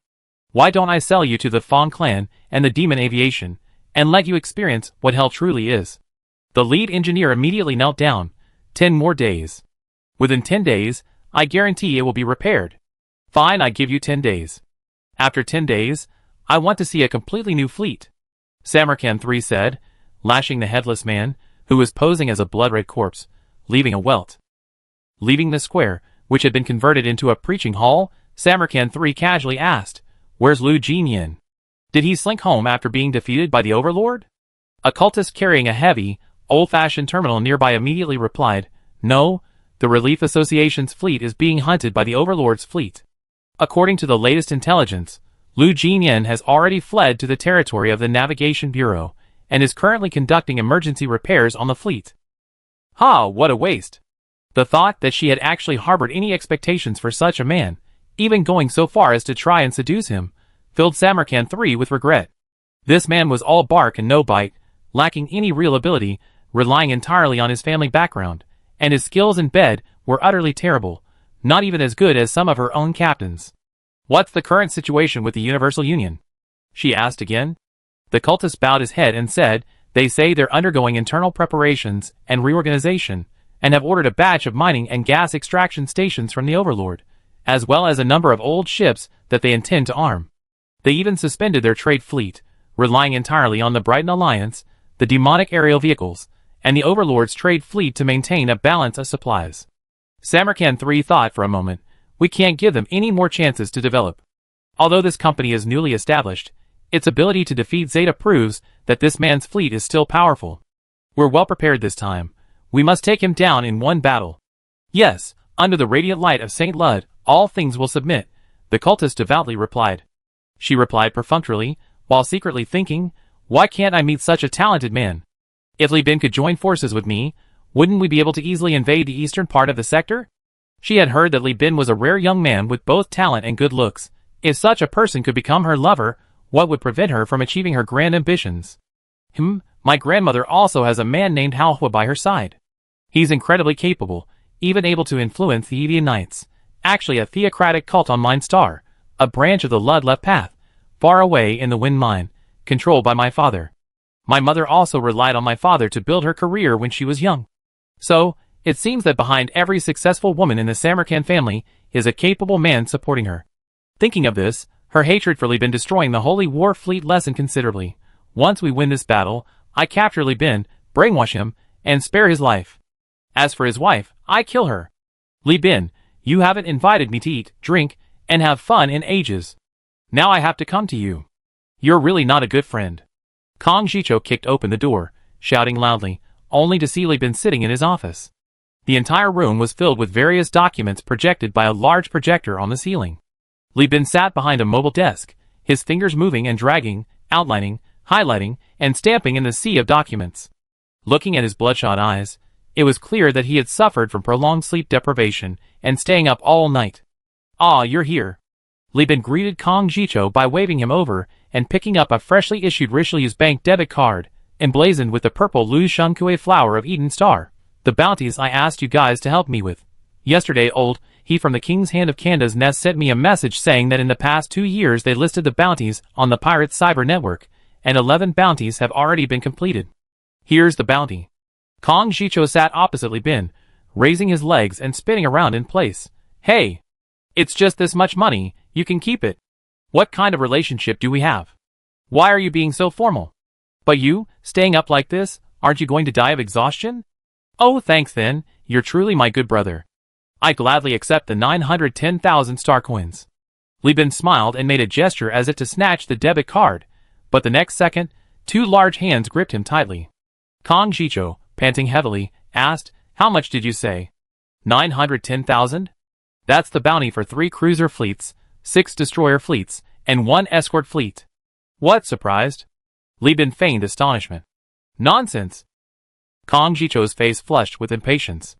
Of the missions you gave me, only 2 are fleets from giant corporations, and 1 is even a patrol team from a giant corporation. The other cruiser fleets aren't very large. What kind of benefactor could pay so much? My teacher told me that these 11 bounties would only give around 400,000 to 500,000. After all, These aren't bounties from giant corporations. What's your friend's name?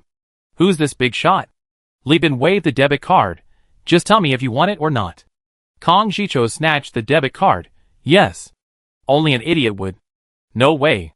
He chuckled, examining the debit card with glee, muttering to himself, send this money back, my subordinates will get 500,000, and they thank me. I keep the rest for myself. Then he remembered to ask, any more bounties? Let's distribute them all at once. My family will take them all. My friend isn't the central bank of the human race. He can't print star coins. Where can you find such deals all the time? Get lost. Alright, you can rest now. For the sake of the star coins, Kong Jicho gave a military salute and scurried away. After he left, a small window in the room, reduced to just a chart, expanded and appeared before Li Bin. A blue waterfall of data cascaded down, and this in cybernetic avatar flashed. Bounty mission, currently none. Trust level, increased from 17 to 61. Current Yu Hui's relationship with the Universal Union is friendly. Yu Hui's whitelist has been updated. Production capacity purchase license has been updated. A flood of information refreshed. Using his memory, Li Bin shrewdly extracted messages like cruiser purchase license unlocked, all weapon purchase license unlocked, and all LPC purchase license unlocked. After several seconds, until the information reached 0, Li Bin anxiously asked, I want to hire a fleet of the Afterglow to help deal with Lud Left Path. Is this level of trust feasible? Attack Samarkand 3's Holy War Fleet. Li Bin wants to destroy Lud Left Path, or... Li Bin's throat tightened. Can you destroy Lud Left Path? No. Miss N answered calmly, requirements confirmed, only. Damn. What a waste of my time. I thought I could resell this offer to someone else and make a profit. Li Bin angrily lit a cigarette. What about attacking the Holy War Fleet? Yes. Chapter 557. On February 9th, Star Calendar 214, the remnants of the Holy War Fleet in the IMA system finally set sail. With their departure, the fleets of the Overlord and Tachyon Technology, who had been waiting for a long time, immediately departed from the port to take over the area. Upon entering the IMA system, the fleet commanders of both sides burst into curses. Samarkand 3 had sold the IMA system to both sides simultaneously, appropriating hundreds of thousands of star coins before leaving. What was most infuriating was that not only did she leave, but she also dismantled most of the space station structure and equipment, selling it to pirates, leaving only an empty shell for both sides. She not only left behind the conflict, but also a mess for both factions. Compared to directly sinking the space station and forcing both sides to withdraw, leaving the space station's shell forces both sides to fund its repair and reconstruction to maintain their military presence in the ISA system, thereby suppressing the other, Samarkand 3 thought smugly at her plan, completely unconcerned that she had cut off her own escape route. In her view, the Universal Alliance, possessing only one capital ship, must have relied on the power of its space station to defeat Zeta, a victory largely by chance. Her fleet, however, boasted more than 3 capital ships, including the Vortex-class destroyers forcibly seized from the Demon Avionics fleet, making their strength incomparable. That bitch Samarkand almost triggered the Third AI war ahead of schedule. The commanders of both the Speedy and the Overlord cursed loudly on their flagships. After sending messages to command, both sides were forced to sit down and negotiate, agreeing that one side would occupy one space station, while the remaining one would be dismantled and divided equally. Meanwhile, the Overlord and the Speedy informed the Demon Avionics of the Holy War Fleet's departure, greatly exciting the Demon Avionics, which had been eager to get revenge. A revenge fleet, centered around 3 Vortex-class destroyers and dozens of cruisers, was replenishing its supplies, preparing to head to the Universal Alliance to reclaim its lost ground. Li Bin was greatly surprised to receive the arrogant order from the demonic aerial vehicles, demanding that he withdraw his fleet from Tonfa. This order, aside from its arrogant tone, made no demands for resources or labor. The demonic aerial vehicles was fighting solely to uphold the dignity of the pure bloods. However, he politely declined the offer. Li Bin and ISA, having assessed the demonic aerial vehicles using the Beta Core, believed that their revenge might not be benevolent. If he complied, the vengeful fleet might use the Tonfa space station, gas extraction station, and mining station as terrain, sacrificing these company assets to defeat the Holy War Fleet while preserving its own forces. Li Bin had already secured the help of the Afterglow. He could easily complete the defense without the demonic aerial vehicles. On April 1st, Star Calendar 214, 5 days after the completion of the Tonfa Dome City, the Holy War Fleet arrived near the hyperspace projection of the Tonfa system. Samarkand 3 sat comfortably on the bridge of the Vortex-class ship, renamed the Everlasting Victory, enjoying fine wine. While the demonic aerial systems were extremely harsh on the inferior beings born from the breeding factory, they were exceptionally well equipped and provided excellent living conditions for warships piloted only by pure bloods. The passageways were spacious and clean, and the electrical systems were advanced and user-friendly, making it far superior to the outdated design of the Ludlow left path. Samarkand 3 and the followers of the Everlasting Victory were not shackled. Firstly, because the ship hadn't been equipped with such inefficient technology, and secondly, although she and her father were at odds, she still adhered to Gu Zhongyu's requirements and made contingency plans for the 1 in 10,000 possibility of failure. After using the ship, Samarkand 3 quickly grew fond of the heavily automated spaceship. Inferior beings were not allowed on board. Pure bloods, who needed human service, were replaced by many intelligent robots. Samarkand 3 dismantled humanoid machines, believing these despicable creations had stolen humanity's noble form, and only allowed those round, ugly creatures to continue their mission. "Commander, we reached the vicinity of the target, and haven't detected any patrols," the navigator reported. Samarkand 3 asked a similar question to Zeta. "Is the Universal Union so careless?" She quickly shook her head. "No, impossible. Zeta's fleet was defeated here. The Universal Union must have consolidated its forces, focusing on the offense and defense of the physical universe. Having suffered a defeat, she naturally wouldn't let her guard down against this company." Although some had suggested a direct raid on the Eden system, Samarkand 3 considered the disparity in strength and the potential losses from traversing the month-long hyperspace storm. The self-destructing ships would likely explode due to repeated damage from the storm, and opted for a direct assault.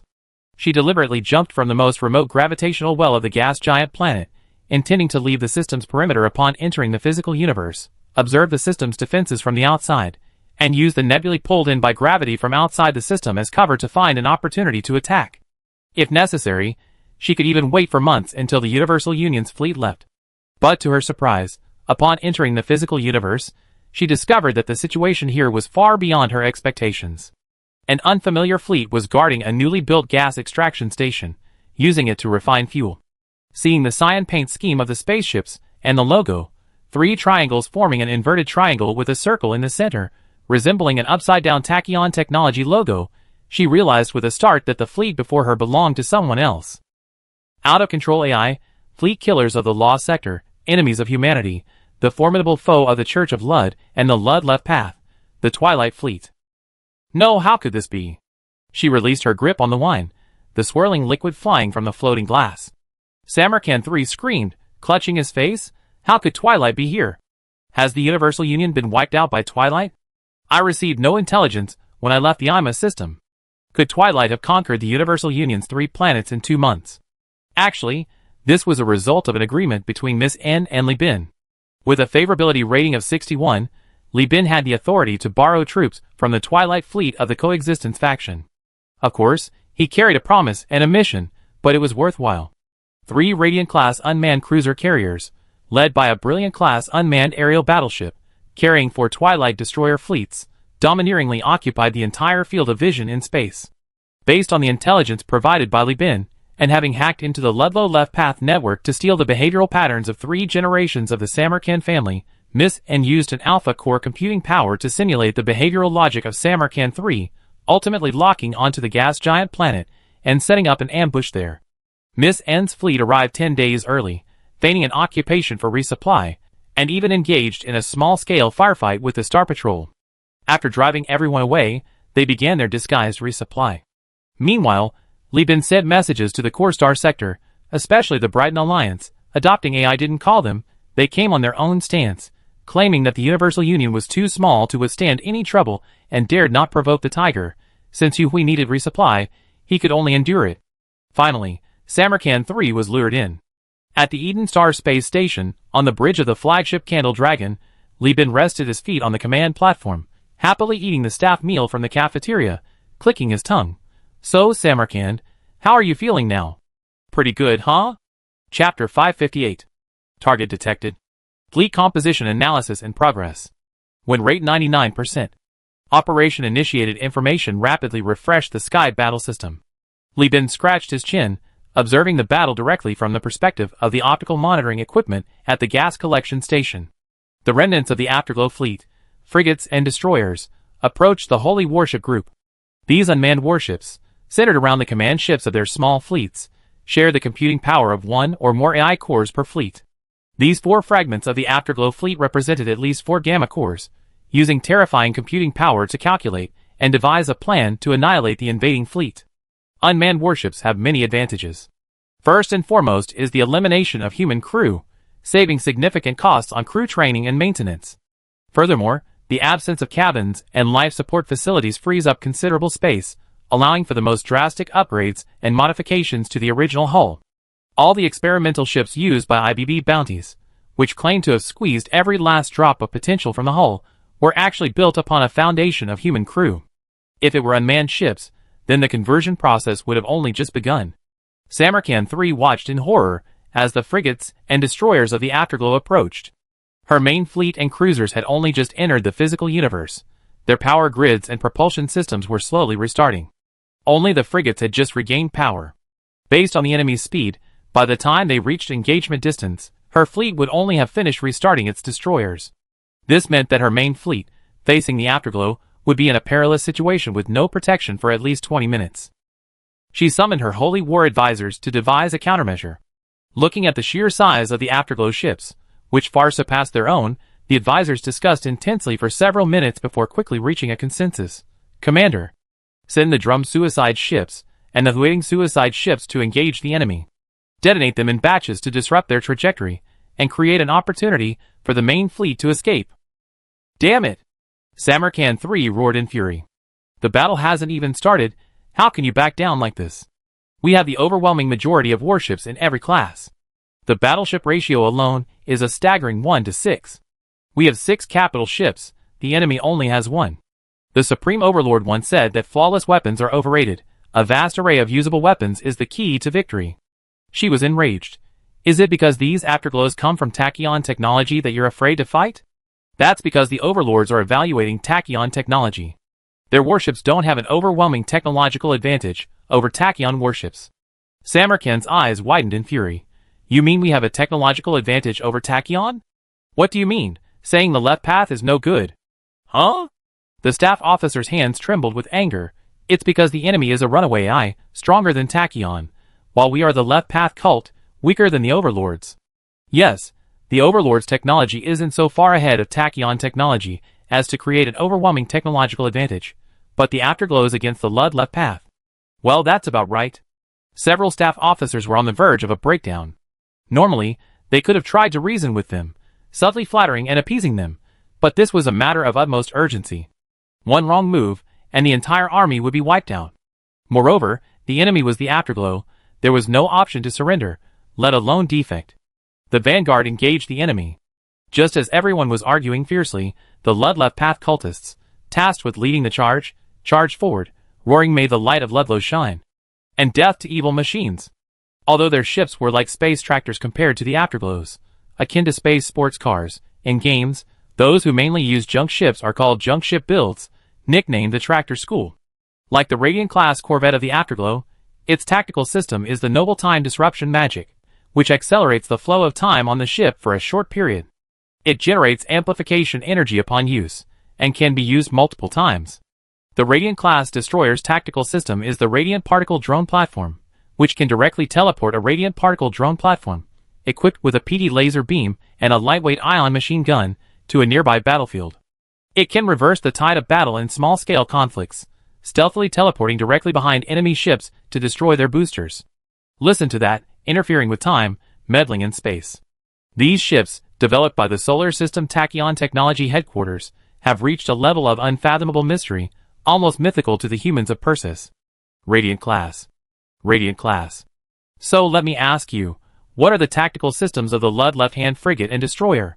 The Conqueror-class left-hand frigate's tactical system is an accelerated loader, which increases the loading speed of live ammunition, thereby increasing the rate of fire. The Enforcer-class left-hand frigate's tactical system is the same thing.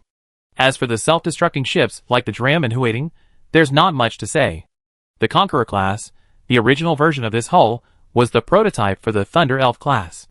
In short, given this quality gap, the ships themselves weren't robust enough, and the modification techniques were incredibly varied. They simply couldn't compete with a power like the Overlord, which possessed the production standards and strict requirements of the human realm. Back then, the Overlord, leading the human realm's 14 legions, a regular military group, paid a heavy price but still couldn't completely eliminate the remnant. For Samarkand to hope to win by force was nothing but a pipe dream. What is human realm technology? Leaning back, these left path cultists were brave, extremely brave. They trembled with tension during the battle, the chains on their feet and bodies rattling loudly from their masters.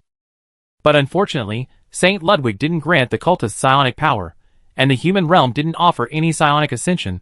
The mind cannot overcome matter.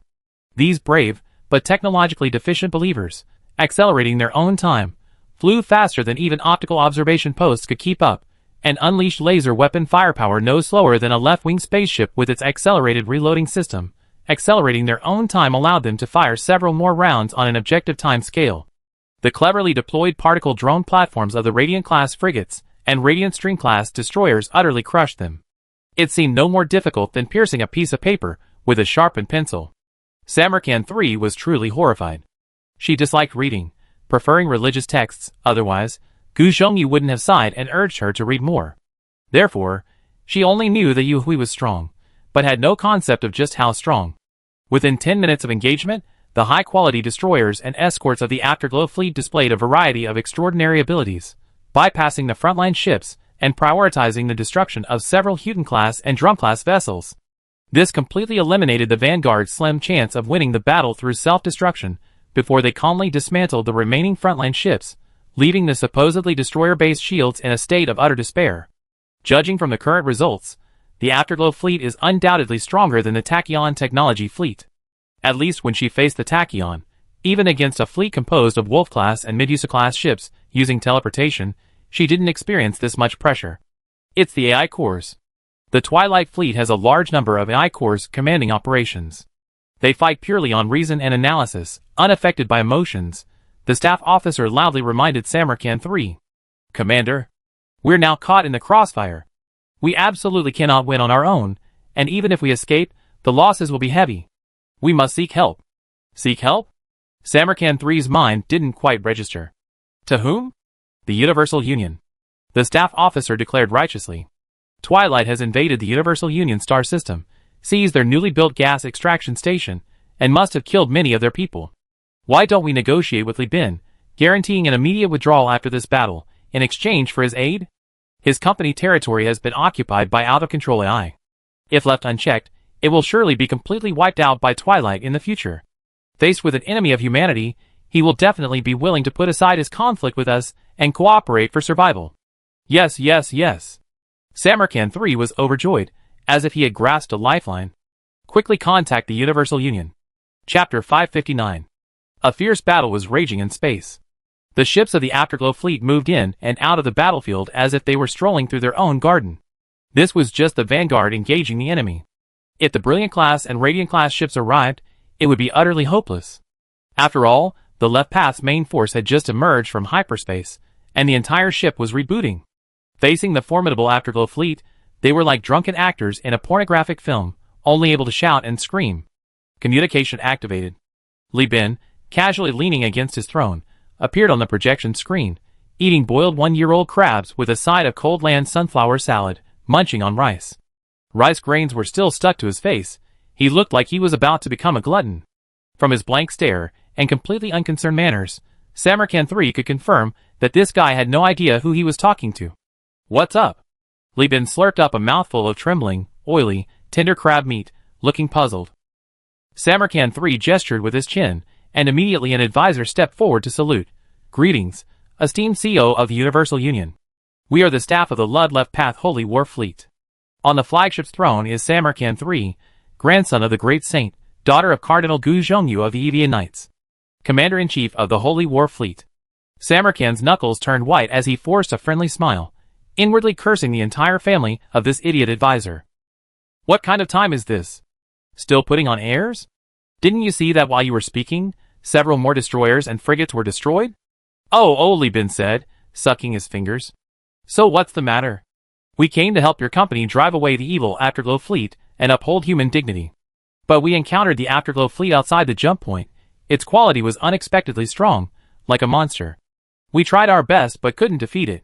For the glory of humanity, for the freedom of carbon-based life, we sincerely request the Universal Union's support. The advisor, who had been subtly insulted, uttered something that stunned Samarkand III. She inwardly cheered, shameless. It was clearly an invasion, yet he's portraying it as helping.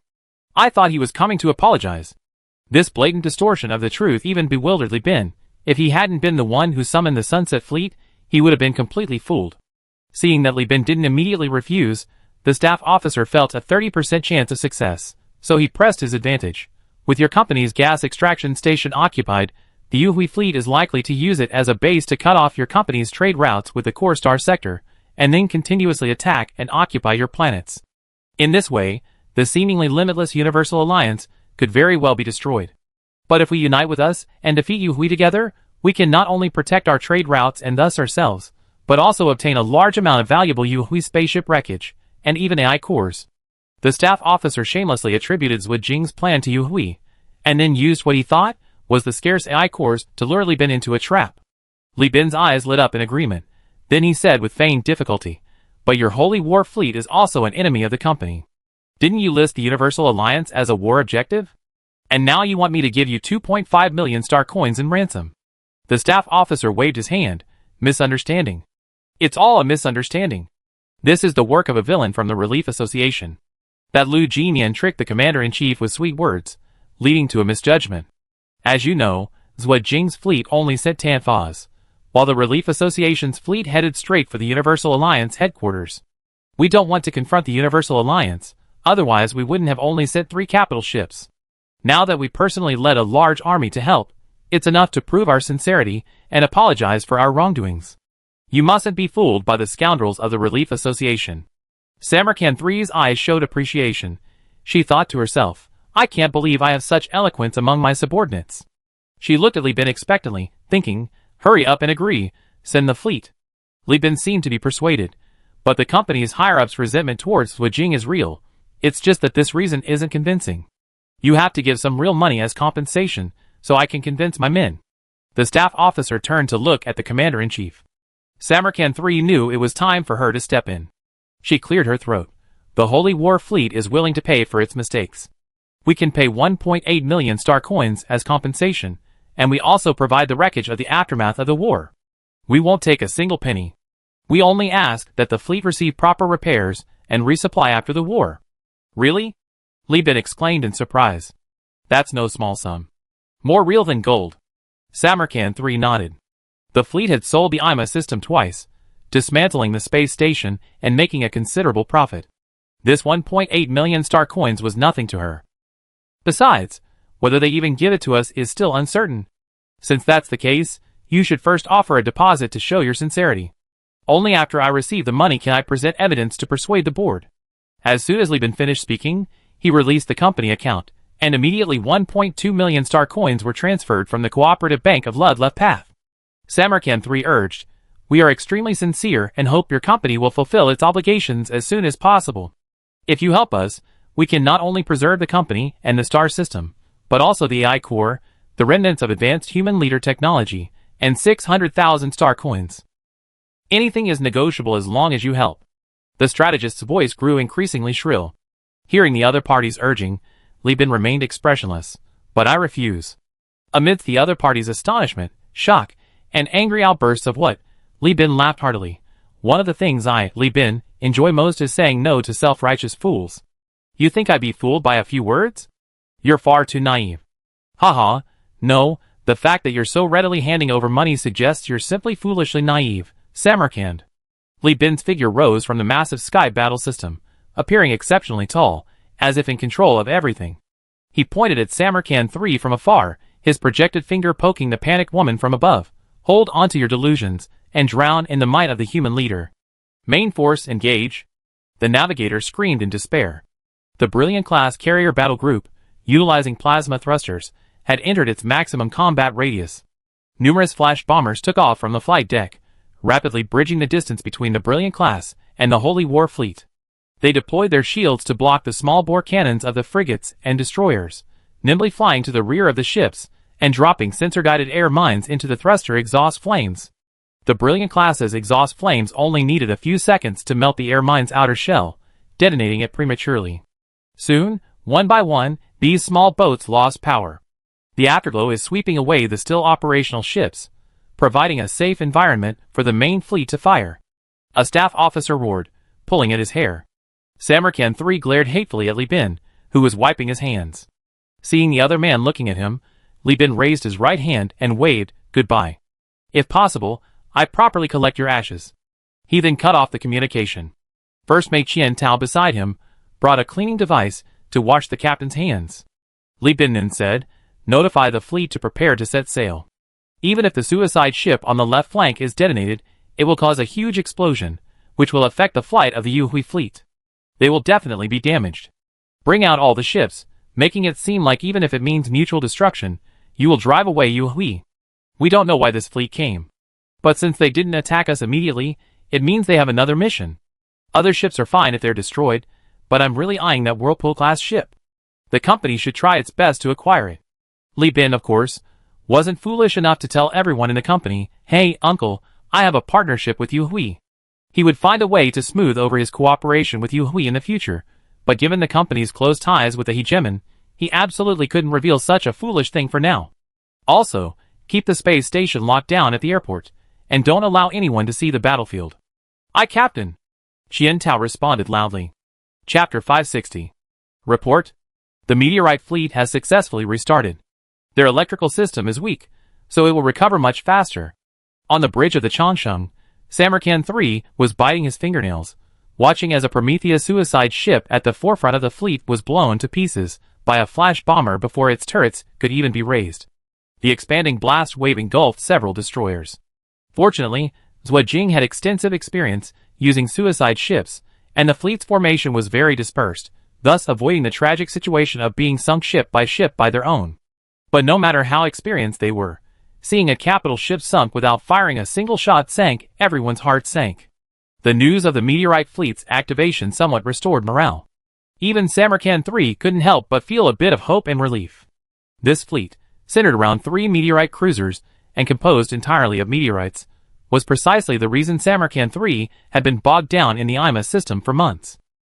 She built the meteorite fleet using readily available components from the space station, with technical support from 3-star systems and official engineers from the Interstellar Empire, and with funds from the sale of millions of slaves and the entire star system, and with brainwashed, low-level cultists as laborers. Thousands died from exhaustion, accidents, and starvation. All attempts to transport, tow, or even modify cruiser-sized meteorites were inherently unprofitable. Li Bin's once-cherished Li's first shipyard is now defunct because it has no defensive value. It's fragile and not worth the effort. The meteorite cruiser demonstrates that such ships are laborious and unprofitable, like towing ice to modify planets. Too slow and not worth the cost.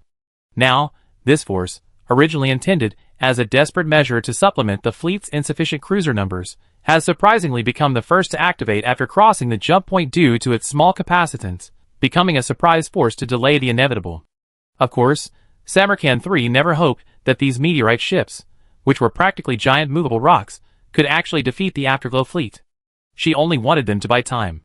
The meteorite ships were activated to commit suicide, followed by the port cruisers, and then the capital ships. That 1 in 10,000 chance of failure in her heart had been reversed after encountering the Afterglow and being rejected by Li Bin. What she needed to do now was to use the loyalty of the holy warriors and brainwashed cultists, sacrificing lives to pave a way out for herself. In short, collapse, retreat, sell out, escape. This meteorite fleet was quite large, after all, hollowing out rocks, filling them with alloy, and then dismantling space station equipment and cramming them in wasn't a difficult task. If Li Bin didn't have extremely high standards for naval quality, he could easily assemble a fleet of meteorite ships himself. Not just cruisers, but even capital ships.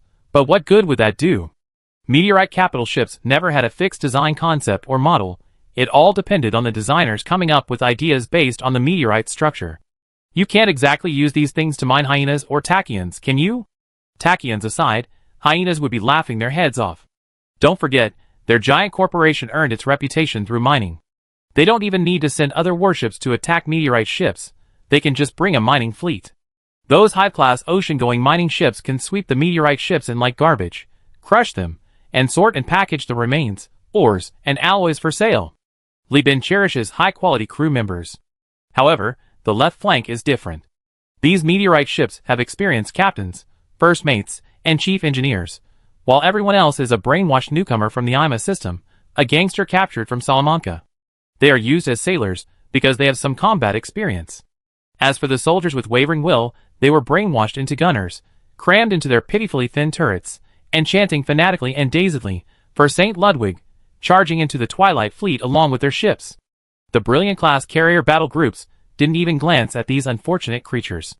The Radiant-class unmanned carriers beside them immediately slid out, their built-in Brandy gravity missiles firing, emitting a dazzling cobalt blue fluorescence, hurtling towards the enemy ships at astonishing speed.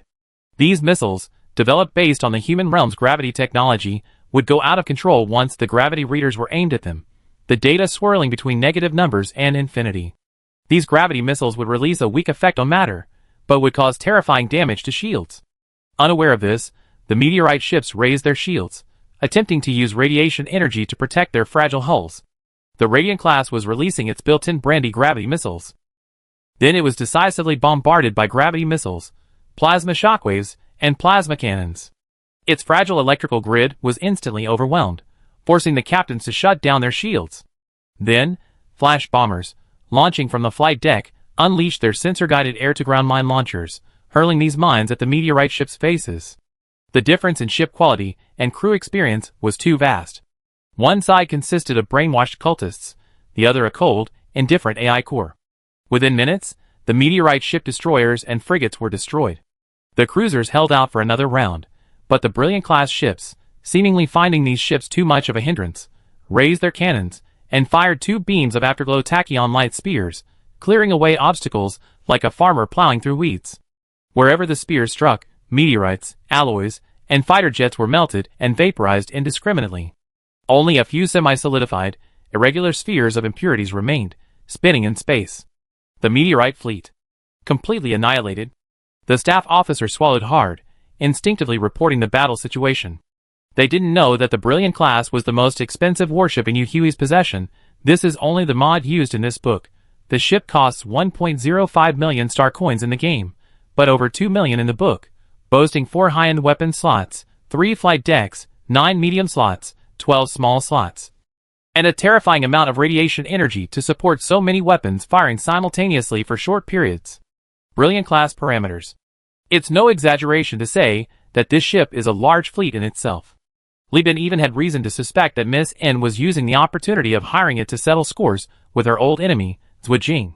Otherwise, how could a mere 8 points of favorability have been enough to hire such a fleet? If Miss N hadn't refused to fight against Suzuman, Li Bin would have been willing to spend 20 points. No, 30 points of favorability to hire this fleet again, accelerating their entry into the Third AI War. The Brilliant class, as its name suggests, was the most brilliant and dazzling protagonist on this battlefield. She slowly arrived at the battlefield, unleashing a barrage of twin-barreled geyser missiles from the large missile trough. These missiles, originally designed for small fleets, proved exceptionally effective against the unshielded, lightly armored Prometheus suicide ships. After receiving the hiring request, Ms. N specifically adjusted the fleet's weaponry, arming it accordingly. The Brilliant-class ships didn't even pause, slowly flying past the target, emptying half of the pre-stored geyser missile magazine before activating their shields and pointing lasers at it with the ease of a young maiden poking at a lotus leaf with her delicate fingers, knocking over a toad perched on it, and ultimately destroying a capital ship. Next came the successfully restarted left-wing cruisers.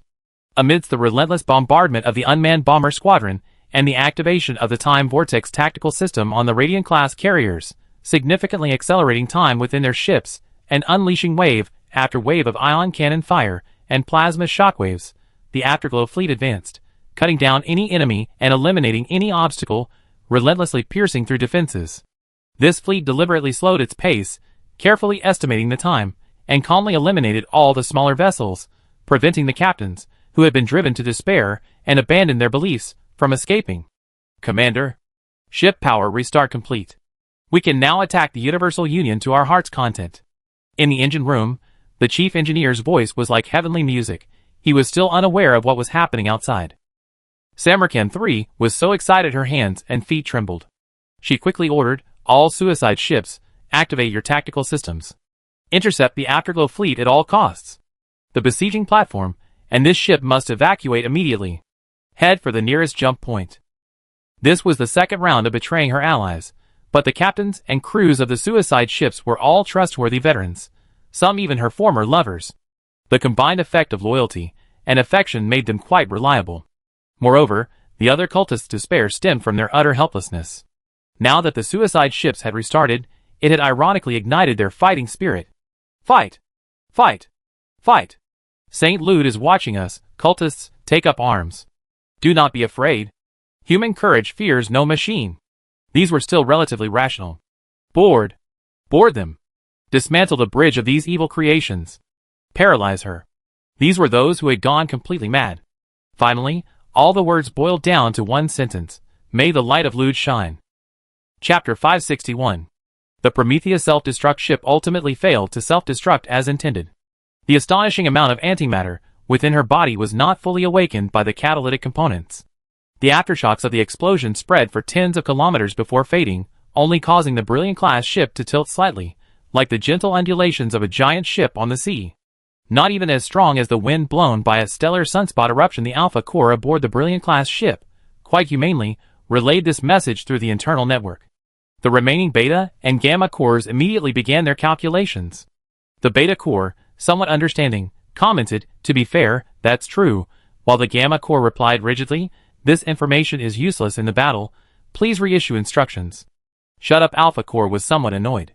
It grabbed the afterglow light spears, and the two spears pierced through a hole, piercing the Prometheus suicide ship in front of it. This type of spaceship, without shields and with a civilian hull, had its armor stripped off long ago by the Radiant class and Flash bombers acting as its escorts. Li Bin felt as if the light spears were like heavily armored cavalry fighting unarmored infantry in an ancient martial arts drama. The spears lifted the spaceship, ramming it until it trembled, as if it were about to be launched away. Admittedly, a capital ship several kilometers long, fully loaded with antimatter fuel, couldn't possibly be launched away by light spears. This was all just Li Bin's illusion.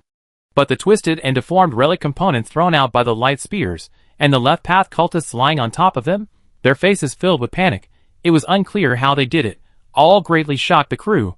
Holy crap, amazing. They're still not dead? Qian Tao stared wide-eyed. It must be because this person maintained the ship properly, and the ship's spirit protected him. Celia sighed in Li Bin's mind. It's a pity that the ship's spirit and this devout heretic failed to follow the correct path of faith, so even with their piety, they met a tragic end. Li Bin thought to himself, don't attribute everything to faith. So the relic components are this tough. Even a head-on collision with a light spear didn't shatter their main structure. Gao Yuanjin, watching the live stream from the colony, was also encountering such a coincidence for the first time, and couldn't help but secretly praise, this is truly something to learn. When designing ship components in the future, we can try assigning the most vulnerable parts to relic components. No one cared what would happen to the bewildered cultist who was sent flying by the light spear, because after a few seconds of delay, the light spear abruptly sliced through the hull, triggering an explosion. The flames and blast wave gave the relic components terrifying kinetic energy. Even if the man survived, he would drift in space forever. With good luck, he might even see Kaz. Li Bin felt a pang of heartache. He immediately tried to contact the highest commander of the Twilight Fleet, the Alpha Core. Hey! Big brother, Core Master, don't kill them all. I am aware. Your fleet is currently unable to defeat two capital ships at low cost, based on analysis. I will spare the Whirlpool class, according to the contract. Damn it, don't bring up the sore spot. Li Bin cursed inwardly. He only dared to mutter it silently, but Celia had already sensed something strange through data interaction.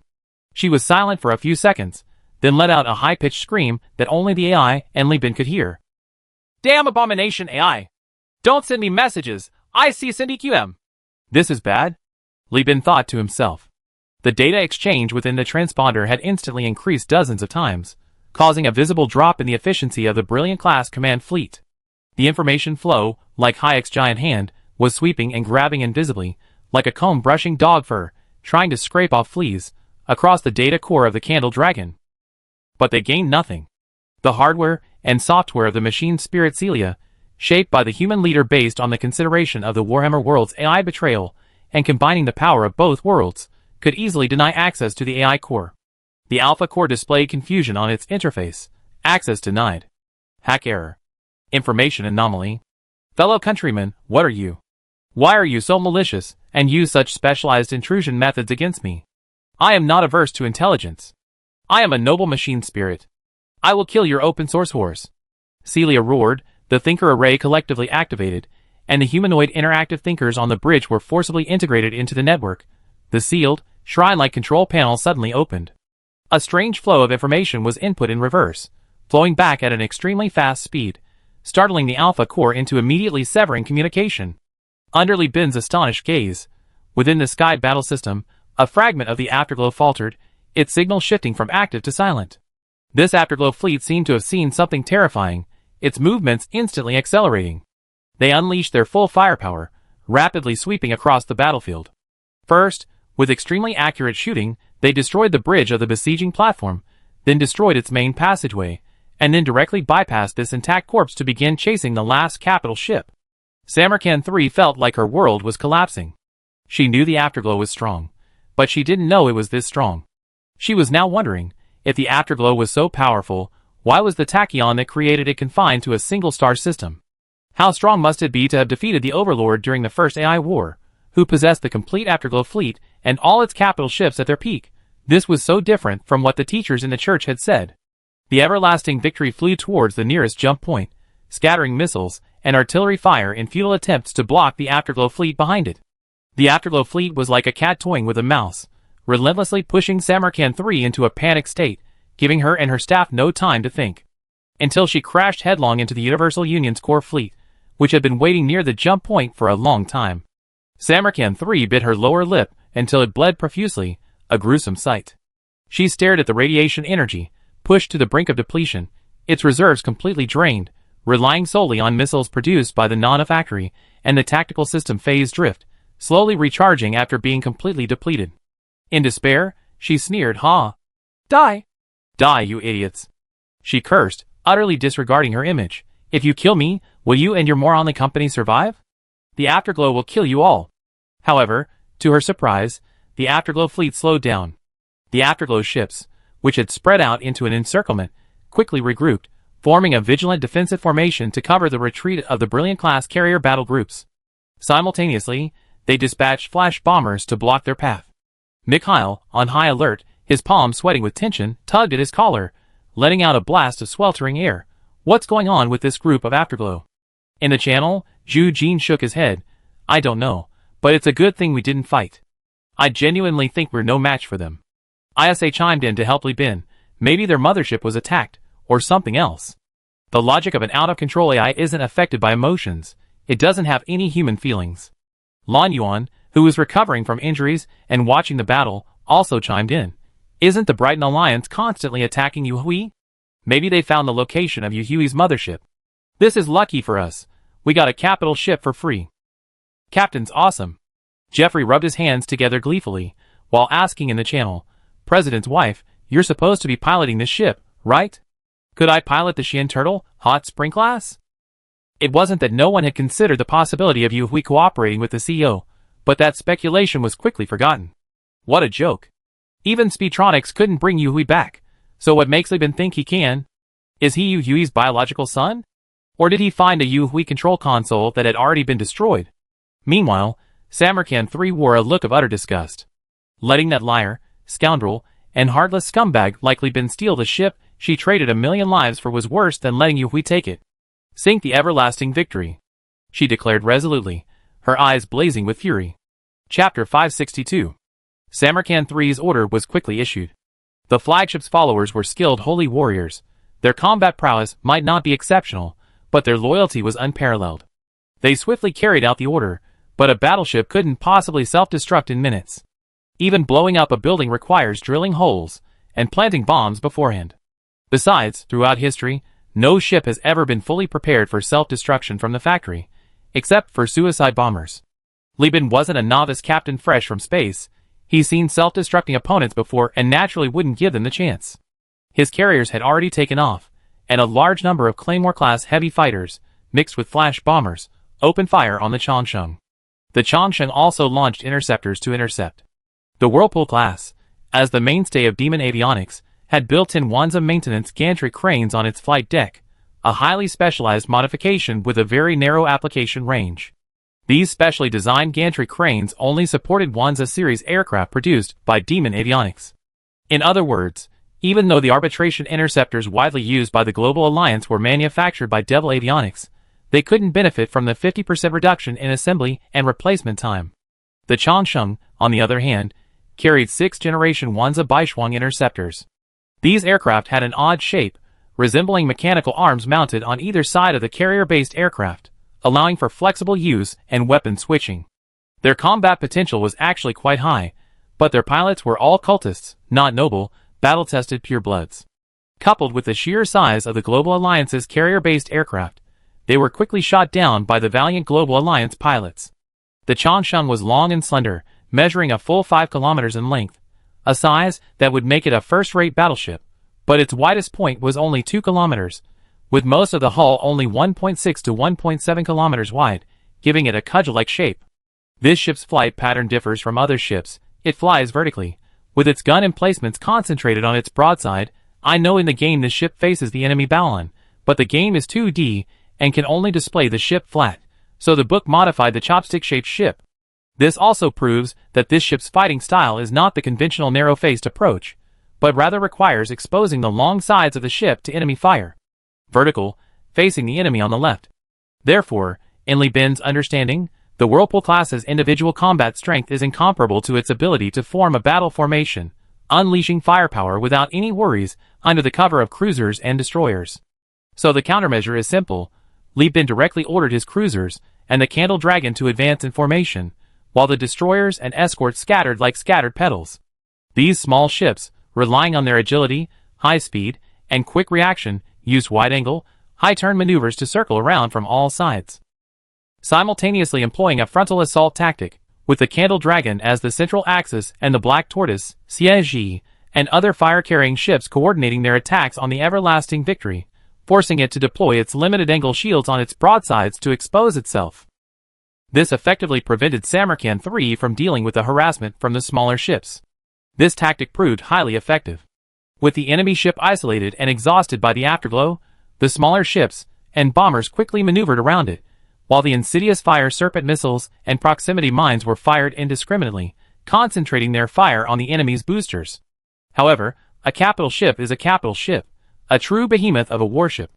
Its Ibis point defense guns at the stern, powered by a capital ship-level electrical grid and ammunition replenishment, were impenetrable, destroying multiple missiles in succession. Perhaps this was St. Lud's last ripple. In any case, the frantic point defense artillery bought the ship an extra minute and a half. Then, a dozen cyber missiles rained down on the shields, finally pushing the Everlasting Victory's shields to their limit. To leave the ship's entire activation system ready for self-destruction, Samarkand III had to shut down the shields. With the radiation energy at its peak, the energy supply to the tail-mounted point defense artillery also decreased. Several fire serpent missiles broke through the air defenses, unsurprisingly destroying the boosters. Inside the Candle Dragon, the indicator lights turned from green to red. The old one-eyed man stretched his limbs, dressed neatly, and waved to those behind him. "Men, this is my first battle after my treatment. Get ready." He fiercely surveyed his surroundings, then, without further ado, waved his hand and shouted, "First aboard," leading the way into the boarding torpedo area. While the Universal Union's business wasn't large now, it wasn't small either. The broadsword squadron was already positioned in advance, providing escort for the boarding torpedoes. The hackers trained by Shugapa were already on duty, fiercely vying for electronic warfare superiority under the command of the machine spirit Celia. While suppressing enemy ship detection, they disguised boarding torpedoes as weak anti-ship missiles. It was no longer the era where hitting the target was purely a matter of luck. Old One-Eye watched the Claymore fly alongside the torpedo, his smile impossible to suppress. Thump! The torpedo struck the hull, its armor already shattered by Yu Hui and Li Bin, its structure exposed, crushing countless Luddite cultists. The boarding torpedo dispersed and ignited the remaining thermal cutting agent, burning a group of cultists not wearing power armor to death. Then the hatch opened. Old One-Eye's face, now cold and stern, etched with scars and a twisted expression, appeared on the battlefield, radiating an eager excitement. He activated his transformation, leaping with tremendous force, leaving afterimages in the passageway and attracting countless eyes. Then, the boarding sailors, armed with tactical shields, guns, and cannons, and clad in superpowered armor, led by the veteran with the prosthetic arm, brutally opened fire on these distracted individuals. "Clear the landing zone, squad, assemble on the bridge." The old one-eyed man shouted, then whirled around, transforming his prosthetic arm into a sharp blade, plunging it through the weak point of the helmet's connection, piercing through the cultist. He glanced at the religious tattoos on the neck and face of his defeated comrades, spitting out a disgusted look. "This cult you believe in hasn't even mastered the skills of a soldier. You're nothing but a bunch of cultists trying to play the role of soldiers." On the bridge of the Candle Dragon, Li Bin's attention wasn't even on the battlefield, but rather focused on the retreating Afterglow fleet. Siria's shout was nothing short of astonishingly intelligent, catching Li Bin completely off guard. If it weren't for the subsequent counter-suppression of the Alpha Core, Li Bin would have even suspected that his only capital ship would have been dismantled. Celia wasn't ashamed of this. On the contrary, she was proud. She boasted smugly, "You think I'm just talking? I'm one of the human leader's backup plans against the abomination intelligence. Although it's still in the experimental stage, with me around, you never be at a disadvantage in electronic warfare." "Oh, really?" Li Bin casually poked at her sore spot. Then, "Clever Celia, tell me, how many brains did you lose this time?" Celia remained silent for a few seconds in her mind, enough time to practice hundreds of thousands of dialogues. But in the end, she just fumed, "Ugh, so annoying, so annoying. Watch the ship take over, watch the ship take over." 10 minutes later, after a bloodbath, with heads rolling and even his purple power armor stained red, the old one-eyed man appeared in the projection, panting heavily. He grabbed a woman by the neck, lifting her up like a prized possession. Her face was a purplish blue. "Captain, it's done. When I arrived, she was trying to commit suicide. She saw me and immediately slit her wrists. I had no choice. The medic was still on his way. Until then, I could only stop the bleeding by choking her. Without your orders, she wouldn't have been able to die even if she wanted to." Li Bin's expression was complicated. He remained silent. Jeffrey, however, was shouting in the channel, expressing Li Bin's thoughts. "Old One-Eye, you're crazy. You almost choked this person to death." "Oh, I forgot my grip tightened after the surgery. A small mistake," Old One-Eye said, quietly loosening one finger, trying to make amends. "It's nothing serious." Chapter 563. In the southwestern part of the Core Star Sector, adjacent to the Edge Star Sector, a region enveloped by a hyperspace storm, leaving only a periodically appearing flight path, lay the wreckage of two shattered capital ships, scattered by the hyperspace turbulence. From the insignia still partially obscured by flames on the wreckage, it was vaguely discernible that these were two ships belonging to the Relief Association. Relief Association insignia. Will Eisen, commander of the Overlord's punitive fleet, looked contemptuously at the prisoners below the platform, asking with great curiosity, "What were you rats thinking, daring to plot against the Overlord? Who gave you the courage? Tachyon Technology? The Perseus Alliance? The Hell Legion? Or Demon Aviation?" Lu Jinyan knelt on the ground, his hands and feet pierced by alloy nails, even his spine filled with special interrogation tools. Any bending over caused microcurrents to stimulate his entire spine, bringing him excruciating pain, comparable to having 10 ancestral temples crushed simultaneously. The Eisen family, among the dominant families, most firmly believes that perfect humanity can change the world order. They strive to incorporate all template human genes into their family's DNA, believing this will be key to reversing the tide of power, reshaping the Perseus constellation, and ultimately, reshaping the realm of humanity. Therefore, to gather the necessary genes, the Eisen family has spent decades plotting, setting traps, sowing discord among their rivals, and even launching a ruthless war of annexation. Will Eisen, true to the Eisen family's nature within the dominant family, is domineering and relentless in pursuing his goals. This is why he particularly despises the Relief Association's methods. The strong act without explanation, strength speaks for itself. The Relief Association, an organization without even a nanoforge, a rat's nest that has abandoned its initial anti-war principles. How dare it challenge the dominant family? His contempt reached its peak when he easily led 3 capital ships, searching high and low, from the eastern sector to the western sector, finally annihilating the target on the enemy's doorstep. If it weren't for the Relief Association's truly aesthetically pleasing spaceship design, he wouldn't have bothered wasting words with his prisoner. "Write down the names of every ship designer in your association you can name." He crossed his arms, confident of victory. Though his appearance was unremarkable, his power, commanding a force capable of destroying any star system at any moment, gave him an indescribable charisma and tension.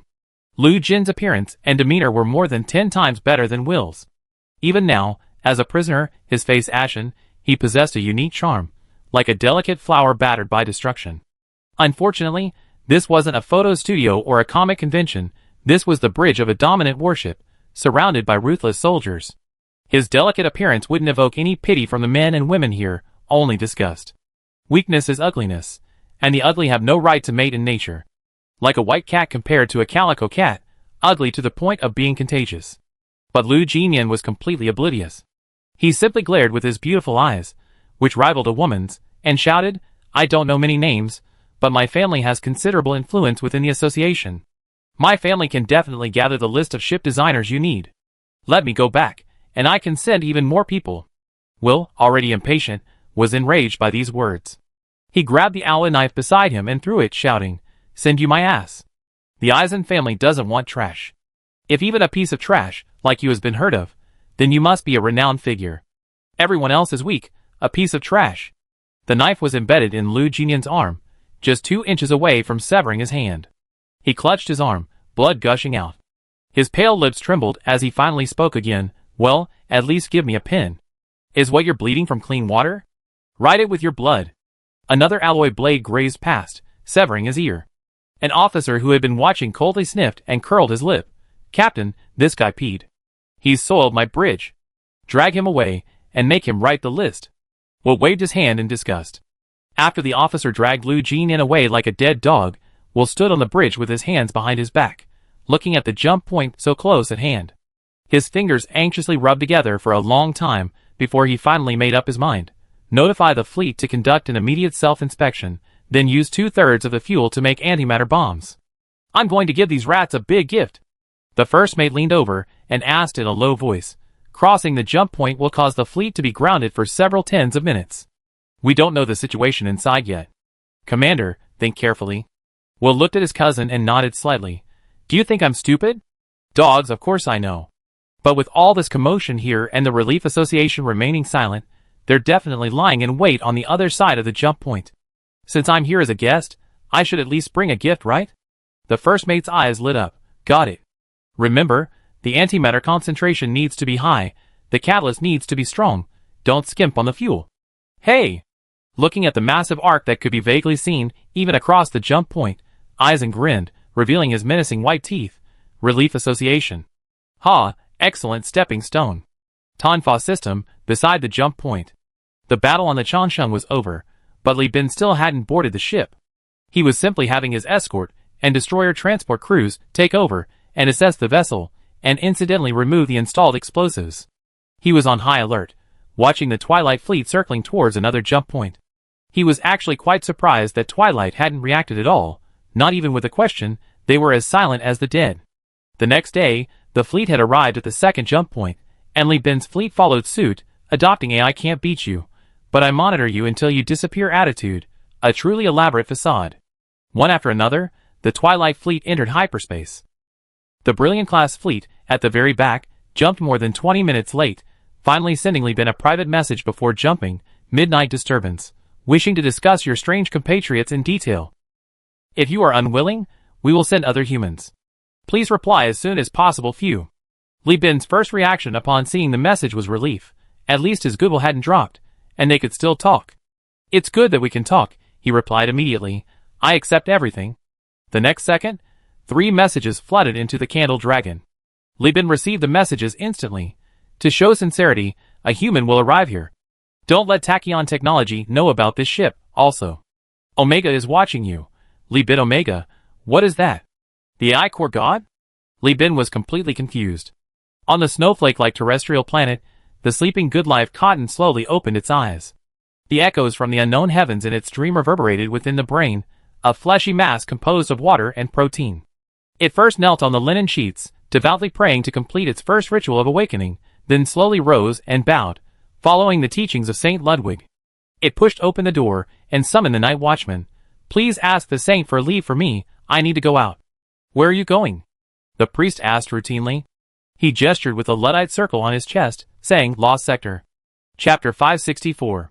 In the Tonfa system, the Lloyds, piloting the 2 Colossus-class cruisers gifted to the Universal Union by the Alliance, hurriedly headed to the gas extraction station, laden with their pre-prepared belongings. Large red electronic banners swelled across the ship's corridors, inspiring everyone.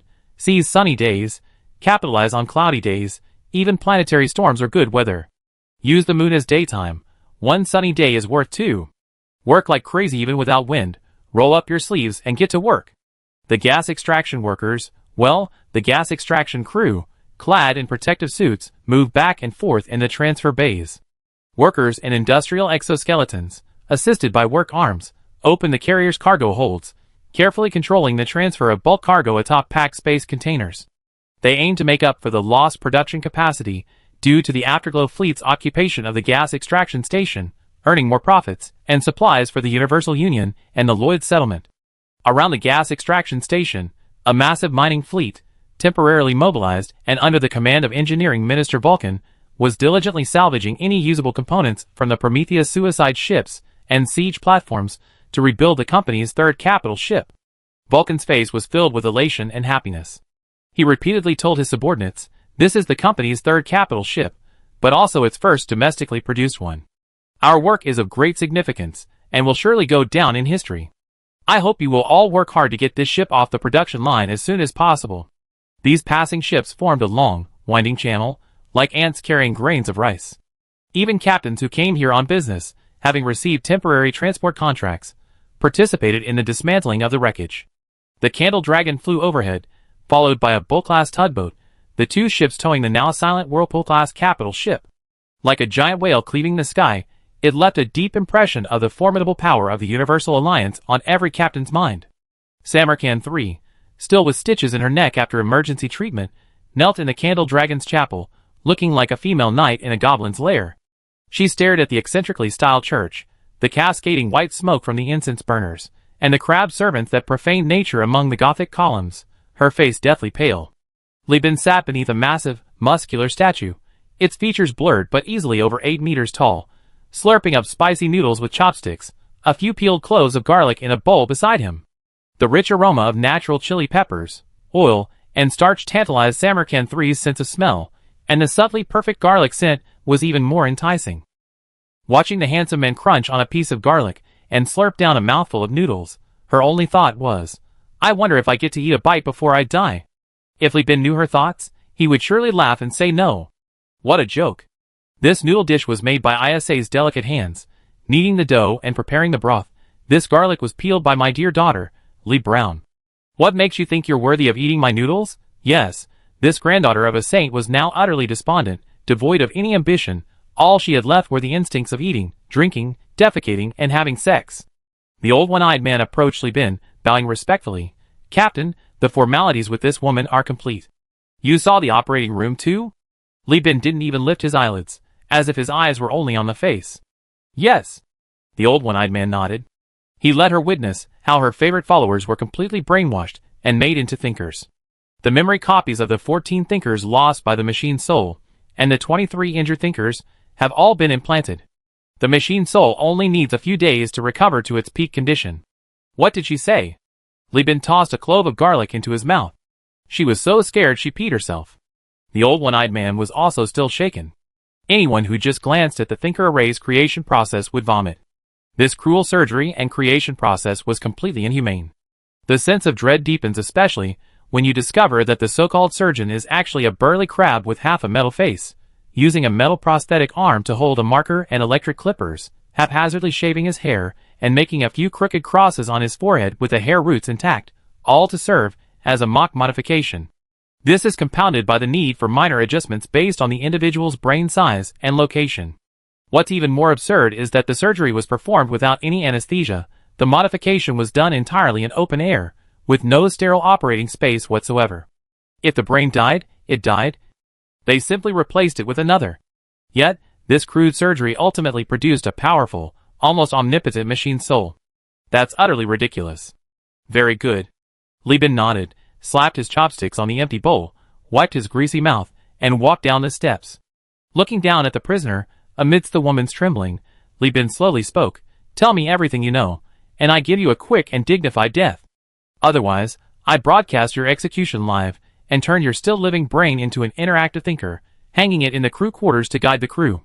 You retain your consciousness, but you be unable to think. Most of your computing power will be used to record data, and your body will be coated in gold powder and made into a figurehead." "No, no!" Samarkand 3 collapsed to the ground, sobbing uncontrollably. I tell you everything. And so the interrogation ended. Li Bin naturally obtained all the keys to the Vortex-class ship and the coordinates of the hidden bombs. The technicians and engineers at Tonfa Space Station were eager to completely overhaul the ship.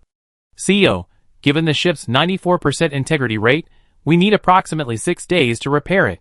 Further modifications and removal of the idiotic alterations made to Lud's left axial homing point will require returning to Eden, the engineers reported. Mercy System, Mine Star, Capitol Building. Inside St. Lud's Church, Gu Zhongyu unusually postponed the meeting, coming alone to the church.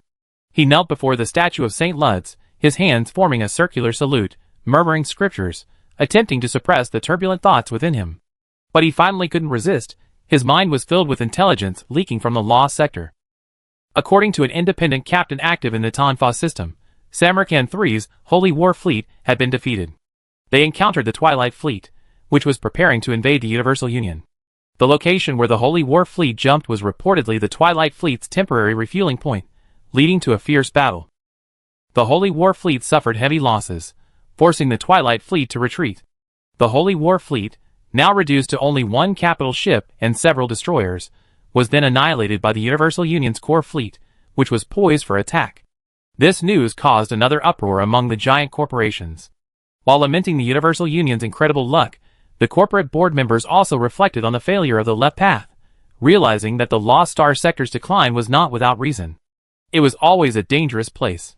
This also meant that the Grand Holy War had come to an abrupt end. Of course, Gu Zhongyu wasn't concerned with these things. What mattered was that his beloved daughter hadn't escaped and had become Li Bin's prisoner. He had repeatedly sent telegrams requesting a ransom for the prisoners, but the Universal Union had not yet accepted any terms of exchange. Thinking of this, Gu Zhongyu finally couldn't hold back his tears. "Oh, Saint Rud, are you asleep? Your devout believers are now suffering the retribution of the unbelievers. Are you going to turn a blind eye again, just as you did with her mother?" His voice grew louder. Does a God who cannot protect believers truly exist? Chapter 565. On March 1st, 214 of the star calendar, outside the Eden Space Station, the second capital ship of the Universal Alliance, the Vortex class, officially completed its refit. The ship's weapon system was extremely comprehensive, featuring exclusively demonic avionics. Its main cannon was a Lancer siege cannon, designed as a siege weapon. This heavy cannon had a slow turning speed and poor accuracy, but against capital ships and space stations, its geometrically shaped muzzle and electromagnetic heating that melted the metal projectile, transforming it into a deadly plasma, made it perfectly suited to its heavy cannon role in terms of both firing feel and power. Assembly parameters. ISA fell in love with the weapon after only one test firing. Even Celia, after witnessing its power, clamored to switch to this weapon. Li Bin, however, had the AI core use data comparison to dissuade her from this idea. Li Bin, this spaceship has a built-in Wanza maintenance gantry and impact suppressor. I only added a target positioning system to increase the range of the spaceship's live ammunition and energy weapons by 60%, Gao Yuanjian said, waving a tablet at Li Bin. Because your company doesn't have the Wanza series of aircraft, the original Frostbite. The 6th generation Wanza Escort Fighter, LPC. He added, the Wanza series from Demon Avionics is based on a fighter jet, with the addition of a pair of flexible robotic arms. Note that this book has modified the Wanza, so ordinary pilots can't use it smoothly. I suggest you select elites from the knightly families of the colony to pilot them. This Frost Escort Fighter is quite interesting. Its long-range weapons are a single-barrel Ibis cannon and a Frost Assault cannon, but it has a built-in anti-ship sword in its right robotic arm, which can be used in dogfights and close combat to cleave enemy aircraft or inflict cutting damage on armor. Demon Avionics always likes to come up with these strange and unusual tricks. Although actual combat data is scarce, judging from laboratory data, this fighter jet can be considered a jack-of-all-trades. Frostbite game image. The only problem is, this fighter jet is only effective for the most elite players, Gao Yuanjin shrugged. This thing is purely for fools, with a penchant for individual heroism. It's cheap to build, sacrifices defense for agility, and has virtually no technological content. This was pure Tachyon High-Tech's disdain for purebred avionics. However, this disdain didn't last long, because the Demon Avionics punitive fleet appeared at the jump point in the Eden system on the day the Vortex-class ship received its name Zhurong and was launched. Even with his prejudices against these hero-loving individuals, Gao Yuanjian dared not point fingers at them in front of several Vortex-class ships. Li Bin warmly welcomed these people to the Eden Space Station for resupply, personally receiving the commander of the putative fleet, Yamamoto Umataro, in the airtight port. This pureblood, bearing a Japanese name, sporting a head of red curly hair, yet possessing black skin and Caucasian features, a type that would have been ridiculed as a hybrid in the old Earth era, grasped Li Bin's outstretched hand with a complex expression. Despite the resentment and discrimination towards these inferior beings hailing from the breeding factory, Li Bin's legendary status far outweighed his inherent shortcomings. The demonic aerial systems favored heroes, and the military generally held a favorable impression of this man, who dared to establish himself in the lost sector. Although his annihilation of the remnants of the Holy War Fleet, causing the punishment fleet to return empty-handed and incurring the discontent of lower-ranking officers, some even believe that Li Bin's victory was purely by chance. If either the Afterglow Fleet or the Holy War Fleet had been missing, the Universal Alliance might have been wiped out today. But Yamamoto Umataro never cared about such things. In his view, luck was also a part of military capability. If someone could win every major battle like this through sheer luck, he wouldn't mind giving up his command position to the Chosen One. Besides, even without the Twilight Fleet, the demonic aerospace's putative fleet would eventually arrive on the battlefield, and the Universal Alliance would still survive, wouldn't it? The outcome of the war was already predetermined when Samarkand III decided to launch it. Shall we sit down and have something to eat? Then I show everyone around Eden, and we can chat slowly. Li Bin said with a smile, his demeanor that of a businessman. Yamamoto Umataro adjusted his terminal glasses. No, with the fleet out at sea, every second wasted is a loss of hundreds of star coins. I get straight to the point. We want to buy back this Whirlpool-class ship. His first request was immediately rejected by Li Bin. Sorry, the Zhu Rong is already under the command of the Universal Alliance core fleet. I already paid the license fee to the Overlord. Actually, I haven't. Besides, she's a spoil of war I captured from the Holy War Fleet, and the company urgently needs this kind of high-end combat power. It's impossible to sell her. Think it through. This might offend avionics, Yamamoto Umataro said seriously. Li Bin chuckled. The distance between Universal Union and Demon Aviation's homeland is much shorter than the distance between Demon Aviation and the Core Star sector. I didn't think the two companies would quarrel over such trivial matters. Yamamoto Umataro laughed. A capital ship is no small matter. That depends on what you're comparing it to, Li Bin said meaningfully. As you can see, Universal Union lacks everything right now, except money. I plan to spend 6 million star coins within 3 years. What difference does it make who we do this deal with? Yamamoto Umataro's throat tightened. Demon Aerospace was under immense economic pressure due to the construction of its space station. Especially regarding star currency, they had been too weak in the past, and the nearest power in their core sector was the behemoth, the Overlord. Therefore, it had taken them 200 years to barely achieve true giant status through internal economic circulation. However, the value of their star currency had increased significantly due to insufficient holdings, and the substantial appreciation of their currency as their overall economy grew. Aerospace needed a large amount of star currency to complete the transition from internal to external circulation, and the products in their factories also needed to find outlets. Compared to these 6 million star currency and the jobs and products they represented, exporting a single Vortex-class ship was indeed a minor matter. You don't mind our bad reputation? Yamamoto Umataro asked, surprised. Li Bin spread his hands, pointing to the jungle planet beneath his feet. Our days in the Lost Star sector weren't so good that we could control others. Besides, you can check the historical records. My rise to power is inextricably linked to your company. If it weren't for the deal with your company's heavy weapons agent, Ye Qingxue, I wouldn't have been able to turn things around. Oh, by the way, what's that person doing now?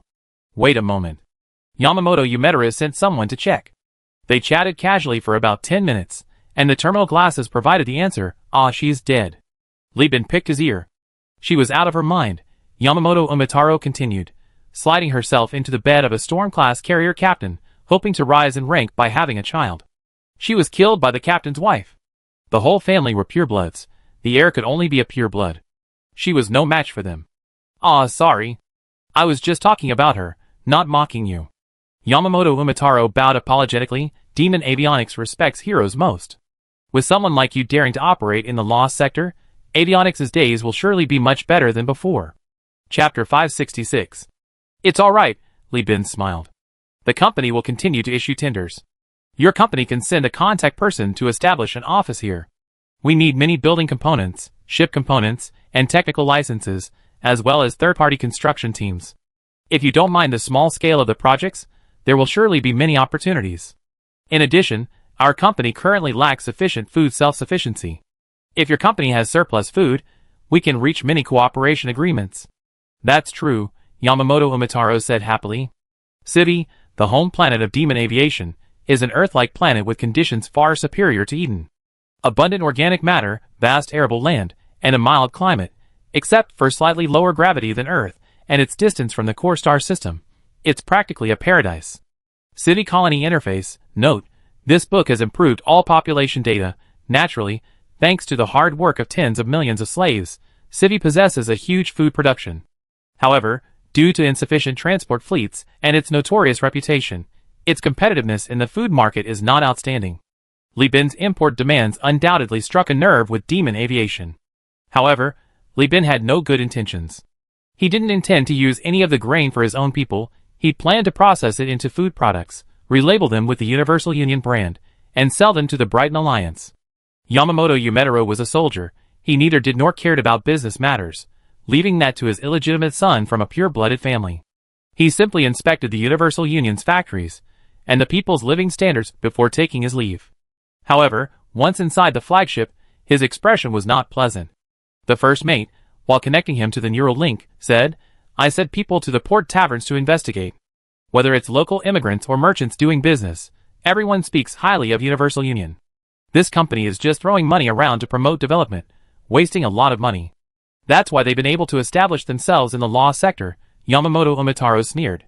Li Bin is a warm-hearted man, with a cold heart, extremely confident. "When I failed to redeem the Whirlpool class, I tried to buy Samarkand III to avenge the company, but he refused, saying that the bitch's father offered him conditions he couldn't refuse. This guy really dares to let his enemy go back. Plus, he's losing money. Developing colonies, given time, will inevitably make the Universal Alliance a formidable enemy," he said, stretching his neck where the neural probe had been inserted, and letting out a sigh of relief. "Fortunately, this company is still weak and doesn't pose a threat to us. On the contrary, they have a great need for us. Once our dreadnoughts are built, and we made a name for ourselves in the core sector, we can easily turn around and deal with them." The first mate was quite worried upon hearing this. The Overlord is not an opponent that can be easily dealt with. "We won't attack the Overlord. The FSF military company is the target. Captain, Gu Xiongyu's new conditions have arrived." At Eden Space Station, Chung Beiyang connected to Li Bin's terminal to report the situation. As the deputy head of the Special Operations Department stationed in the core sector, he and Chu Xiongfei often represented Li Bin in dealing with various forces, especially Special Operations agents. Chu Xiongfei was the apparent leader, also handling diplomatic work, while Chung Beiyang was the actual strategist. 2 Colossus-class cargo ships, Phaeton-class fuel ships, 2 integrated farms, hardening subsystem, integrated point defense, automatic repair module, militarization subsystem, and advanced turret gyroscope modification technology. In exchange for his daughter's safe return, he also said that if his daughter hadn't suffered any mental damage, he was willing to open the Left Path Cult's intelligence network to the company as a way of repaying a favor. He would be responsible for suppressing the vendetta of the Holy War. Beiyang analyzed in the channel, "This condition is incredibly sincere. It seems this guy is truly deeply in love with his daughter." Li Bin hummed in agreement, thinking to himself, "I already have Bishop Pucci. Do I need your favor?" He then asked, "How are things going with Samarkand III and the prisoners' accounts?" 70% of the accounts are held in banks closely related to the company's partner banks. The other 30% have little connection, including some of Zwitching's long-established partner banks. Without Samarkand III personally verifying withdrawals, we can't directly withdraw the money. Chung Beiyang looked at the intelligence report and said, "The bank firewall uses hacking into human technology is very troublesome. We only retrieved 1.11 million star coins so far. Another 1.87 million star coins are locked up." Li Bin rubbed his temples.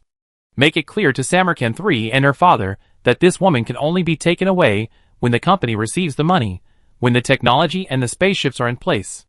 Samarkand III's life or death is unimportant." Li Bin has already live-streamed the execution of a group of high-ranking religious figures, and corpses are hanging on the bow of the ship. If Samarkand III can truly be exchanged for 2 cruiser freighters and 3 destroyer fuel ships, then he wouldn't mind letting this woman go back. After all, who would turn down a spaceship?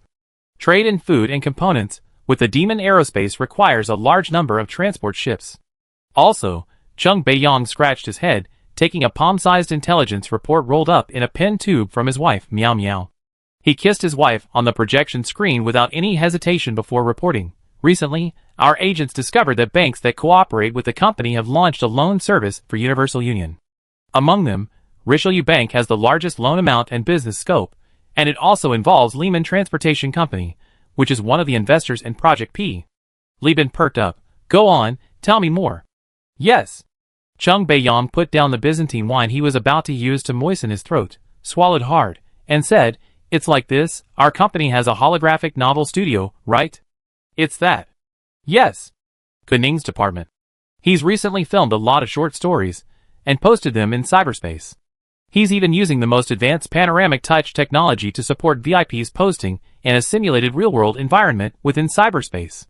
It mainly records the daily lives of Eden's inhabitants, and many refugees and poor people are playing it. Li Bin was puzzled. These people are so poor they don't know where their next meal is coming from.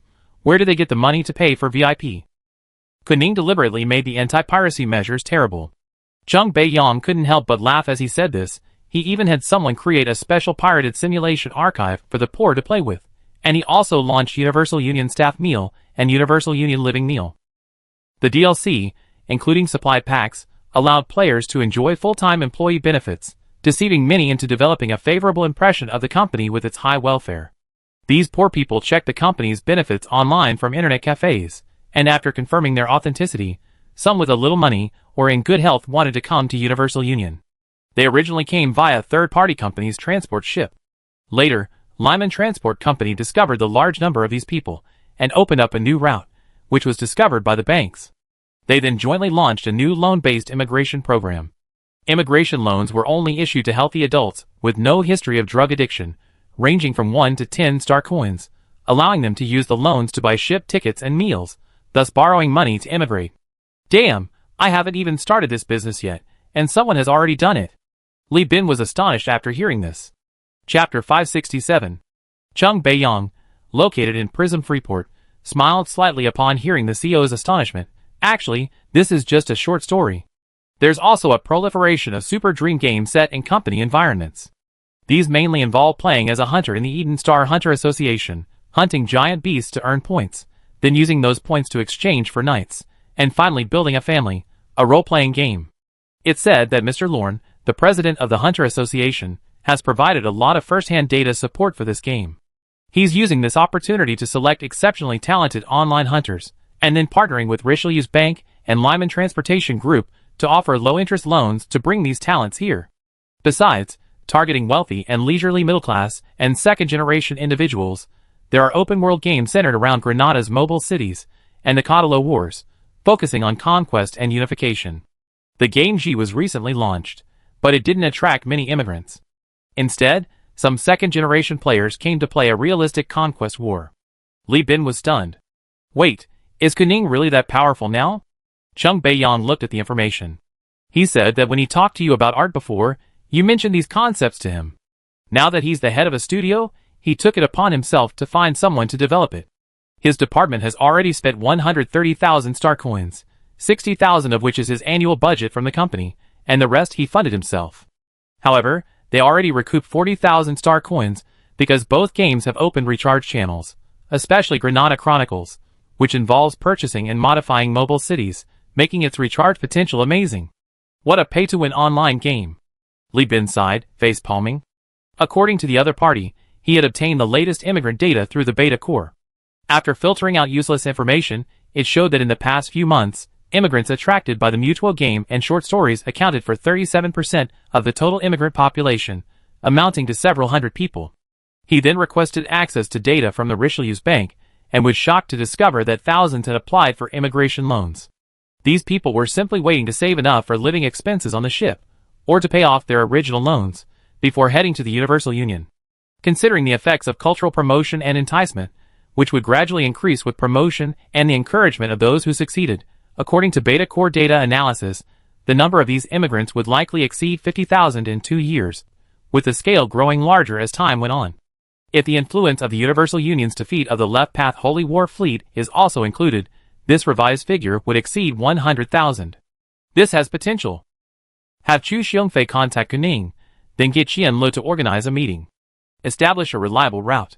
I have Richelieu's Bank and Lehman Transportation Group persuade Governor Elfi to gather the immigrants from the western part of the Core-Star sector, secure unified loans in Elfi, and use Li's first shipyard as the starting point to establish a reliable shipping route guaranteed by the Nest of Conda.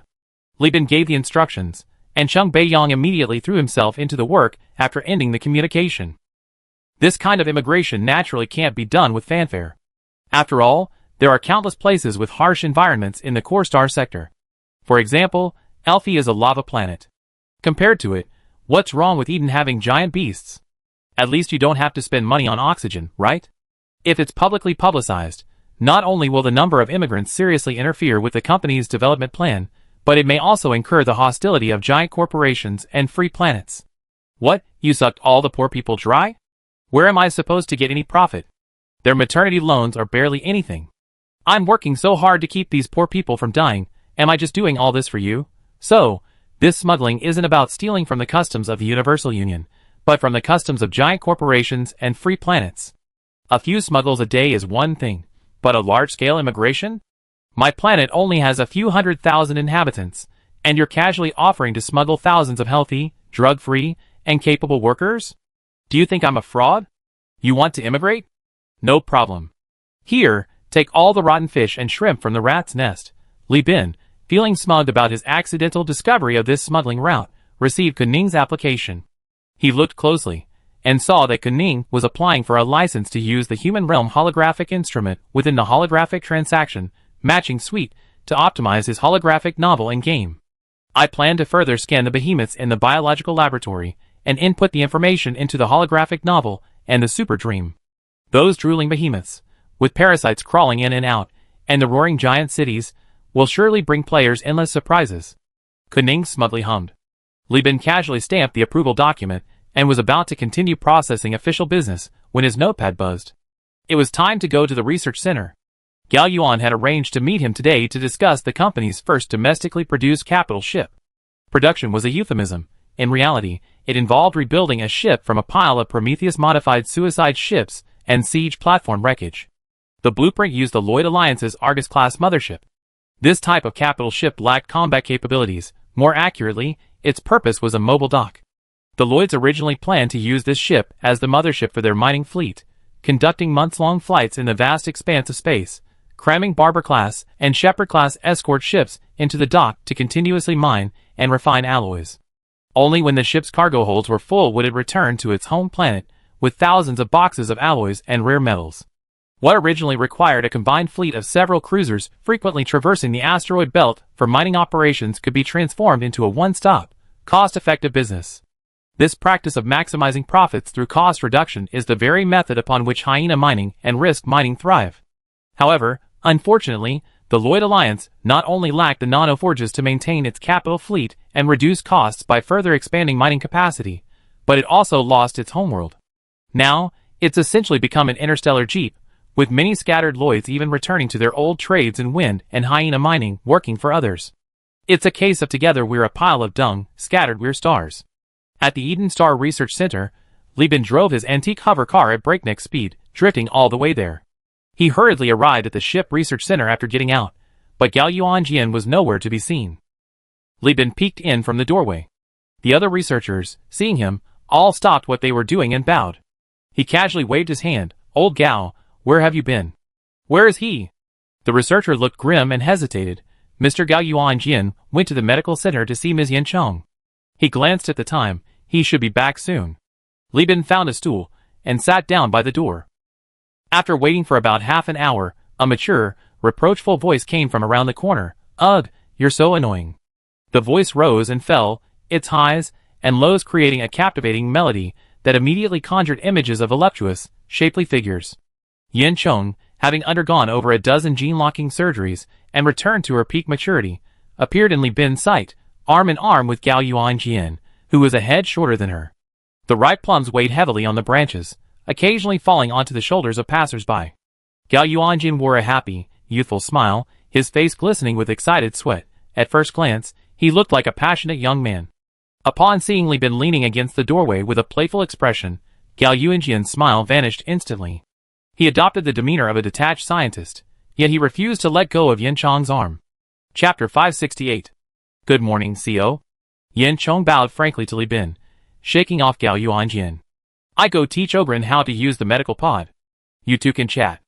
As she spoke, responding to Gao Yuanjian's hesitant gaze, she added softly, I'm making crab fritters with red wine tonight.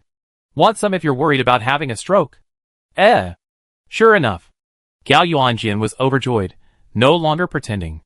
When Gao Yuanjian turned around, Yin Chong made a grabbing motion towards Li Bin, the meaning clear. Take it down.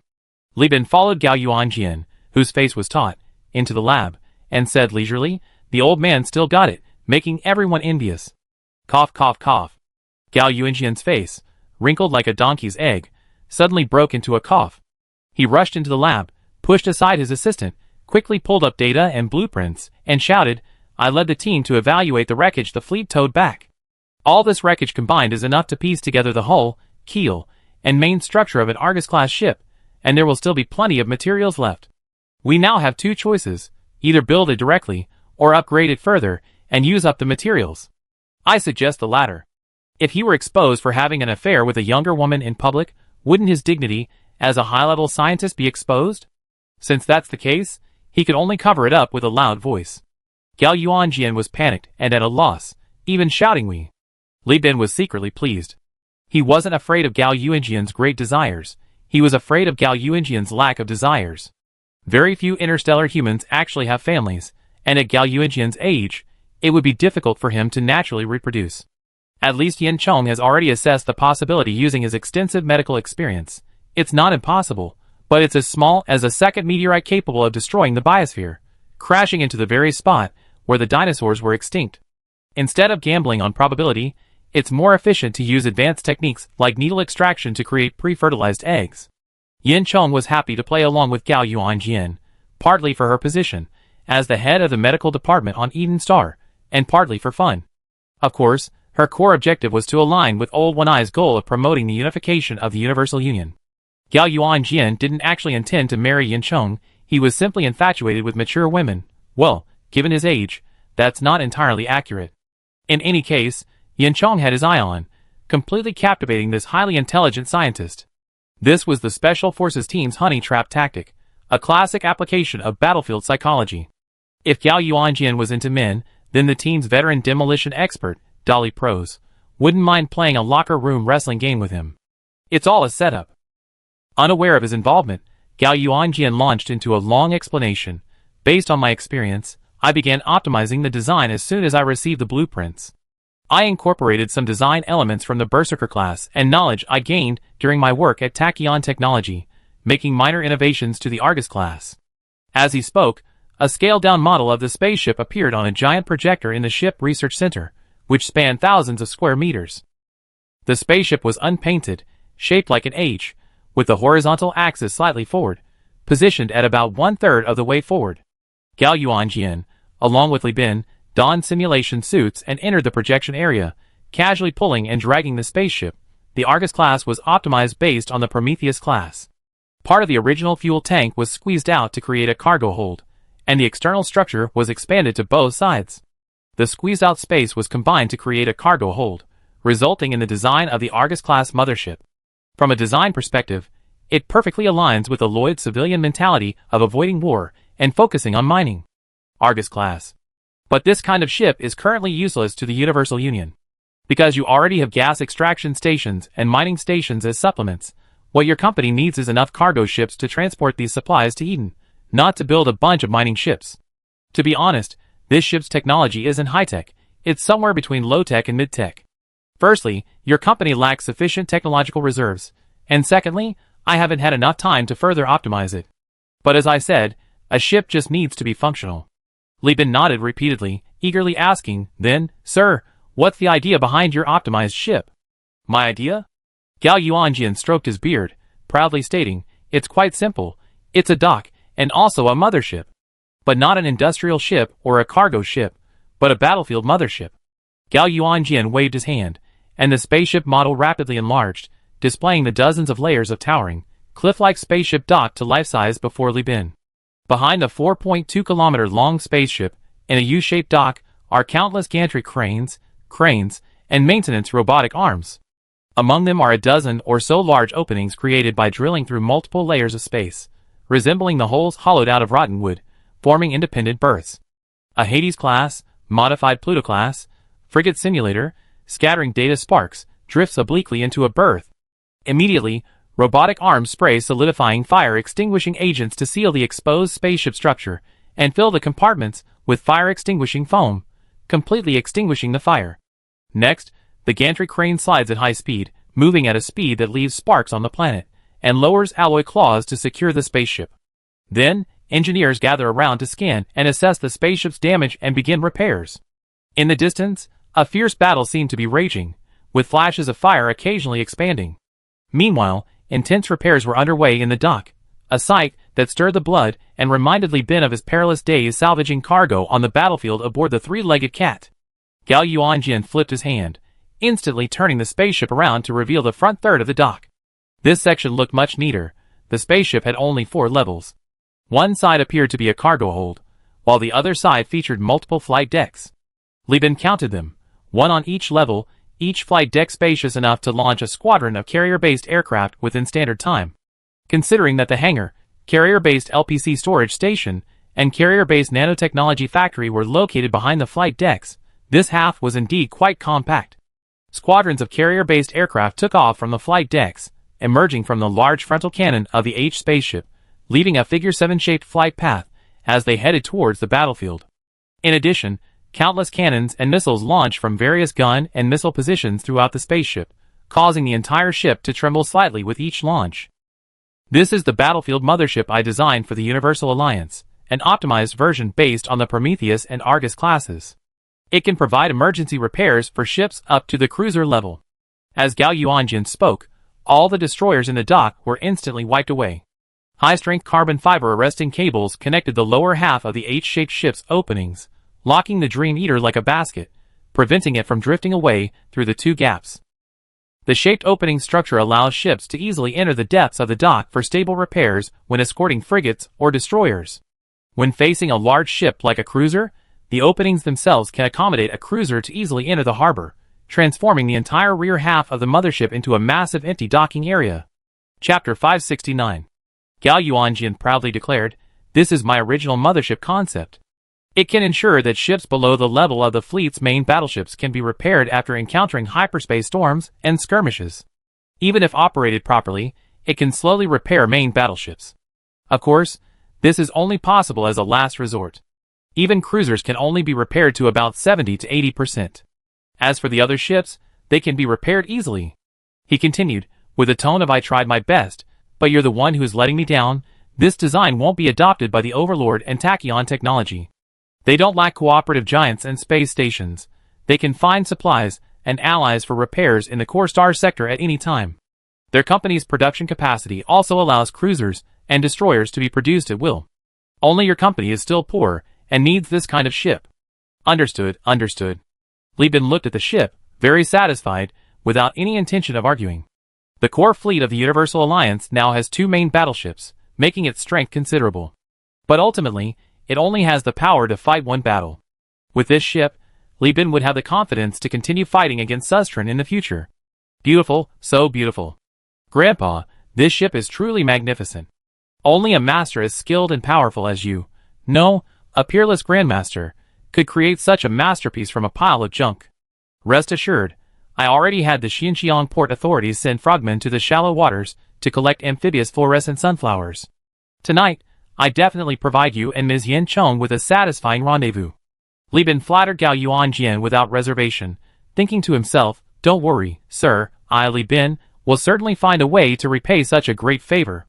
Without further ado, once the Third AI War begins, I absolutely must take this ship to Sustran Technology to show off my power, and incidentally, spread your name far and wide, so that snobbish Sunaihan knows just how much valuable talent Sustran Technology has lost without you. Just settling comfortably at Universal Union. When will this ship be launched?" Li Bin asked. "How should I know?" Gao Yuanjin rolled his eyes. "You never show me the colony's production capacity reports. I can only provide production needs and targets. The specifics are up to you, the governor, to review. I'm a scientist, not a production minister. Let me make this clear first, this blueprint is only a prototype. Specific optimizations will depend on troubleshooting various issues during actual production and construction. You better allow 3 to 5 months for preliminary testing and sea trials. Don't rush to send it to war after it's finished, and then blame me. I can't afford that. He shooed him away like a fly. Now that you asked your questions, hurry up and leave. I already put the blueprint in your company's database. The AI core can be copied and retrieved at any time, and you can have someone do the checks. You better gather all the fluorescent sunflowers before the second star sets, so as not to delay my date with Miss Yin Chong. Like an old clam holding a pearl. Li Bin muttered to himself as he left the research center to review the report, and immediately breathed a sigh of relief after finishing. Thanks to Samarkand 3's gift of the wreckage, the artifacts and components are more than enough. The company also has a stockpile of ship components. The entire ship can be built in just 1 year without delaying the sale of the company's self-developed spaceships. The cost is naturally much higher than building a cruiser from scratch, but thanks to the nano-forging furnace and the company's reserves, the final calculation shows the time is about the same. At the latest, the company's third military capital ship will be in hand in a year and a half. This deal is truly worthwhile, Li Bin said smugly. Besides Gao Yuanqian's side, many other good news arrived. The pirate-free port has been completed. The pirate-free port should have been completed long ago. The construction of the Granada space station was purely delayed by the Left Path Holy War, and that scoundrel Li Bin failed to notify them beforehand. Kong Zhicho excitedly led his men there, only to find that there wasn't even a construction site, let alone a space station. Space was poorer than Samarkand 3, who had squeezed every last penny out of them. Starting from scratch caused the delay. Kong Zhicho was furious and even contacted his teacher, who shipped several batches of supplies from the nest of Konda to rush the construction, which is why it was completed today. Li Bin, you owe me 100,000 star coins worth of supplies. Tell me, should I pay you now, or consider it an investment in Granada? Kong Zhicho was currently riding high, having stolen an arsenal ship, bringing honor to his mother, and even managing to squeeze over 200,000 star coins out of the Relief Association members, who weren't exactly poor. Li Bin showed no displeasure at Kong Zhicho's teasing, simply calmly pulling out the updated meal allowance for the company's Universal Union employees and asking, "Are you going to eat this new standard meal or not?" "Brother, no, godfather. I was just joking. You have to give me that scorpion meat." Kong Zhicho quickly corrected himself, wiping his drool as he said, "Don't worry, my fleet has already been deployed, hunting pirates and remnants of the left path in the surrounding star systems, and also scouting routes. In the next few years, I definitely open up another reliable route directly to the Brighton Alliance." While Kong Zhicho was speaking, he was piloting a twin sail-class cruiser, accompanied by a dozen Hammerhead-class Golden Eagle Wincy ships, sitting imposingly on his throne, chasing a group of pirates, following a merchant caravan in hyperspace, ignoring their cries of Golden Eagle, "We're pirates too. We're all on the same side." Twin sail-class parameters. His face twitched, a vicious grin spreading across his cheeks. "Bah! Who's with you? You're tarnishing my name. The Emperor forbade any trouble with the Universal Alliance, but you wouldn't listen, would you? Then you don't deserve to live. Die!" At the Relief Association's hidden jump point, through the distorted scenery of the hyperspace jump point to the physical universe, the once dim universe was now tinged with a red glow. That was the brilliant light of an antimatter bomb hitting a ship and causing a secondary explosion, meaning while Eisen's prediction was correct. The Relief Association had indeed laid an ambush near the physical universe jump point, ready to strike back at any invading hegemon fleet. Unfortunately, the difference in military skill and experience between the privateers and the regular army was too great, and will turn the tables on them. Will even had the leisure to lecture his family's younger members, who served as staff officers in the general staff. Watch closely, these idiots were too greedy. They tried to maximize their advantage by placing themselves almost face to face with the jump point after the enemy ship jumped, which is why they got hit by the antimatter bomb. When you lay an ambush, make sure you leave at least a 20-minute range. Cruisers and the like can be spared. Focus on attacking the enemy's capital ships. Of course, if the enemy doesn't have capital ships, reduce the range to 10 minutes, and so on. The younger family members nodded frequently, their diligent expressions perfectly satisfying his vanity. The news that came along unexpectedly brought him even more joy. "Captain, Lu Jinian's interrogation is over, and there's an unexpected surprise."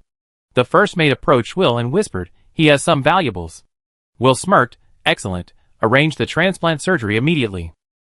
Aye, Captain.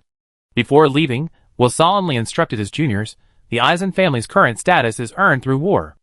Over 90% of our ships and power comes from plundering the defeated. Today, I teach you a lesson. Don't just plunder equipment and star coins. The Eisen family will plunder even organs. If we're going to use them, we use the best. Chapter 570. On Tonfa Star, Governor Jia rode the subway, her eyes closed, inhaling the faint scent of jasmine in the air. She felt the smooth, high-speed operation of the passenger train beneath her feet, and her mood was excellent. Through regular replacement of air filters, thorough cleaning of the circulation equipment and oxygen compressor tanks, and the use of aromatherapy made from synthetic scatol, the air quality on this subway line, which carries an average of over 100,000 passengers daily across hundreds of kilometers, was maintained at a pleasant level. This alone was something the people of Tonfa could never have imagined 8 years ago. Back then, the air in the mountains of the Tonfa colony was, to put it mildly, cool to breathe. The colony was characterized by industrial waste and the stale, decaying smell of years of unrepaired synthetic machinery. But now, not only the colony itself, but even the subway was luxuriously using aromatherapy. This was raised by a civil official from the Universal Union when he came to assist in governance. Governor Jia, I must strongly protest the Tonfa Congress's mistreatment of the people. Your actions violate the Universal Union Colony Ecological Management Regulations. At the time, Jia and a group of counselors stared wide-eyed, bewildered and nervous. They couldn't understand how they could possibly mistreat the people under their jurisdiction. Wages were paid in full, food was provided without fail. Every household had 2 dishes and a soup on their table, and working hours were a mere 8 plus 4 hours a day, 3 shifts a day. Medical care and production safety fully met company standards. There were no problems. Some counselors with sinister intentions even suspected that the Universal Union was finally showing its fangs, using this as an excuse to seize control of Tonfa. It wasn't until these civil servants, accompanied by engineers, conducted in-depth research and produced a series of practical optimization and improvement plans, allowing everyone to smell clean, fragrant air, that Jia finally realized. Ah! So this is what life is like. So this isn't just about eating, drinking, and relieving oneself. Even clean breathing is part of the right to survival. Her initial smug satisfaction with her governance was easily shattered by Li Bin's awe-inspiring public welfare project. Thinking this through, Jia picked up her ceramic cup, took a sip of sunflower seed tea, and savored the meaty aroma of invertebrates and the fresh scent of violet leaves, all blended together, with a touch of aspartame and sweeteners, like sipping a sweet soup. Before leaving the factory, the sunflower seeds were sprayed with scatol on the production line. After time dissipated, only the jasmine fragrance remained, giving this Eden Premium tea an unparalleled olfactory and gustatory experience. Looking at the purple hue in the cup, a faint happiness welled up in Jia's heart. The subway slowly slowed down, the overhead lights gradually changing color to indicate the station. The counselor cautiously approached Jia. Governor, we arrived. Jia nodded reservedly, adjusted her robe, and left the carriage. Before her lay an underground station supported by specially selected high-hardness ceramic. This special ceramic, made from the boundless desert of Tonfa, naturally possessed a pale, warm yellow hue after firing. Under the white lights, the frosted walls shone with a comforting brightness.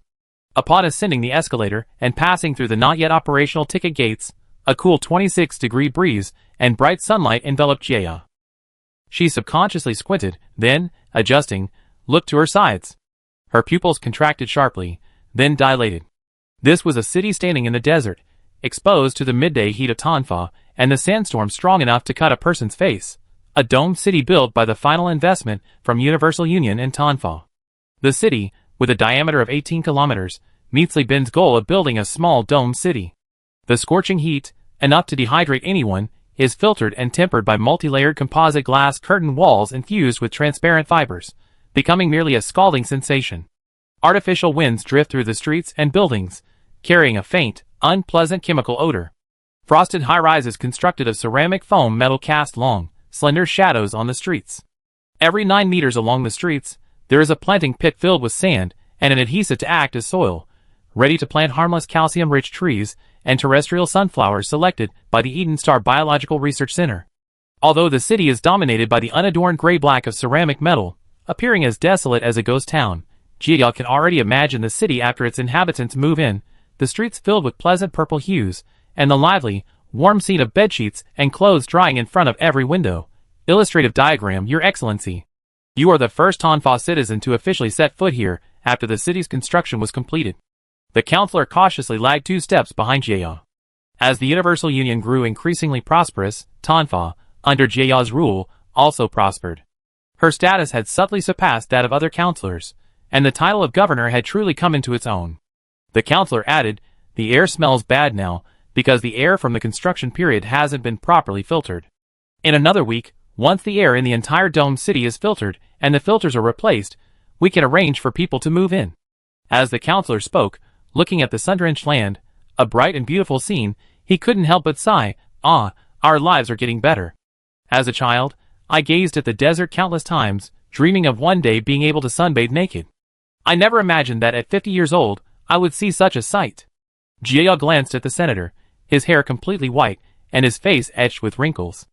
These men had dedicated most of their lives to those days of daily meetings, burning the midnight oil just to slow the colony's decline. His body, worn from overwork, was much older than his actual age, bearing the marks of arduous marches. She tightened her grip on her belly, thinking of her ancestors, her parents, and whispered, "Things will get better." "Yes, they will get better," the senator sighed, then suddenly slapped his head. "Look at my memory. This domed city, according to the Global Union's positioning, belongs to the residential module. Next to the city, there's an agricultural module, completed 10 days ago, and probably already under construction. There are automated trams in the city. Shall we go take a look?" So Jia boarded the tram. The tram jingled its aluminum bells, like echoes from bygone days, carrying the memories of ancient humans, adding a touch of humanity to this silent, deserted city, where only the artificial wind and the crackling of sand hitting the barriers outside could be heard. The tram rattled and swayed to the edge of the city. Through 2 barriers, she could vaguely see distorted greenery, and Jia's heart leaped into her throat. The 2 cities were crammed together, like an eggshell ripped open and smashed on the sand. Of course, you could interpret it in more despicable ways, but Jia had no time to think about such things. She walked through a wide tunnel with tracks buried both above and below, and then her eyes lit up. Chapter 571. Fields, lush green with sprouting seedlings, grew layer upon layer within a stacked farm, with a ceramic metal base and an alloy mesh structure. Nutrient-rich cultivation water was atomized from plastic pipes and nozzles, spraying onto the plant roots. The condensed water at the roots dripped down the roots onto the lower leaves, cascading down layer by layer until it collected in a bottom puddle. After undergoing unified quality control by the AI core, the water was pumped up and recirculated for further irrigation. This cultivation method consumed minimal water resources, requiring only a high concentration of water vapor throughout the dome-shaped city to sustain. At the center of the stacked farms, divided into concentric circles of various colored blocks, lay a cone-shaped fish pond, 6 kilometers in diameter and 20 meters deep, divided by countless enormous, transparent, modular fish farms. Fish fry from hyena mining swam slowly in the ponds. Fishermen paddled plastic boats, setting up probes in the water, or carrying stalls on pontoons, occasionally tossing antibiotics and extra feed into the ponds. There was no need to feed, but the fishermen couldn't contain their excitement, hoping the fish would eat more. Illustrative image. Above the fish ponds were numerous alloy truss structures housing animal embryos and larvae, also plundered from hyena mining. Li Bin, for one, absolutely refused to accept that those creatures that could grow to half a person's height in 2 months, possessing a dozen legs or wings, or becoming so fat they couldn't stand, resembling a 21st century urban legend of genetic mutation, were chickens or cows. While not exactly ancient, the pathways between the farm and the fish ponds could be described as interstellar crisscrossing paths, with chickens and cows coming and going. This scene, which made Li Bin vomit, brought tears to Jia's eyes. This vibrant and pristine world was a grand spectacle unseen in the 2 centuries since the great collapse of Tanfa. The girl wiped away her tears, choking back sobs. Finally, Tanfa has finally reached this day. Her gratitude towards Li Bin was boundless. While Jia was expressing her gratitude to Li Bin from afar, across light years, Li Bin, revered as a great benefactor by hundreds of thousands of Tanfa people, was smoking a cigarette, watching the woman emerge from her solitary confinement cell, drooling and looking dazed. Samarkand 3, you're released. Once out, repent and start anew. Stop causing trouble with these self-destructive holy wars, or I lock you up again for some in-depth encounters with the heavy gift crabs. Samarkand 3, who had been unresponsive to the outside world's words, trembled involuntarily upon hearing the words heavy gift crabs. Her bloodshot, vacant eyes flickered stiffly, then she flinched, avoiding Li Bin's sharp, piercing gaze, and looked at the black man beside her. The next moment, tears streamed down her face. Cry? Did you get permission to cry? The fat dragon, who had come out with her, cackled menacingly. Do you still want to chat with my beloved pets? Samarkand III's lips trembled, and she quickly swallowed her sobs. But judging from the snot bubbles rising from her nose, her grievances were unstoppable. It was too bitter, far too bitter. How could such torture exist in the world? She was a weak woman, already devastated by defeat, but even though her father had paid to ransom her, she was still being dragged into the thick crab breeding base of the Universal Union's thick crab department, locked in a room with hundreds of thick crabs. Each of the heavy gift crabs had learned all sorts of profanities and psychological manipulation techniques that Fei Long had scrambled from the internet. These heavy gift crabs were all handpicked by Fei Long. Each possessed astonishing fighting spirit, exceptional insult skills, and a unique lexicon. Their glossy shells and sharp, scarlet markings were enough to tell they were the cream of the crop among profanity-mongering crabs. The key is that the heavy gift crabs don't actually understand human language. While Samarkand III could understand their profanities, hers couldn't. She retaliated with the most vicious and despicable words she could think of, as easily as hitting cotton. Then the heavy gift crabs would mimic her words, and return them 100-fold. She was confined for half a month, a full 2 weeks without a moment of peace. Now, she not only suffers from a speech disorder, but also auditory hallucinations, feeling as if a group of invisible heavy gift crabs are constantly communicating with her. Under the relentless barrage of verbal abuse, she felt her mind was likely in turmoil. That dragon patted his belly contentedly, thinking that the Luddite profanity corpus, thanks to these left-wing cultists, had grown exponentially. Facing the fully fledged crab king, selected from hundreds of foul-mouthed crabs, which Luddite believer in the world could withstand him? Li Bin waved his finger in front of her eyes, finally refocusing her unfocused pupils. Hey, I'm talking to you. The ship your father bought for you has already passed the two-layer system. My people have confirmed it's safe, and you'll be released once the ship arrives.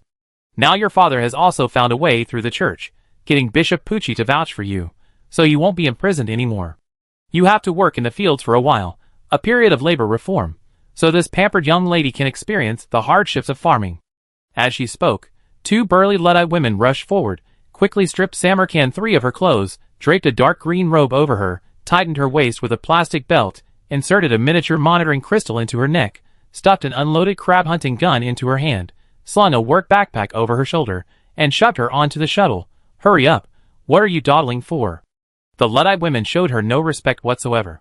She struggled to speak. I am the grandson of a saint. My father is a cardinal of the Evia Knights, a bishop. You can do whatever you want with us. These thugs from the left dare to interfere with our Luddite church? You really given us too much face. Without another word, the Luddite woman slapped Samarkand III across the face, making her dizzy.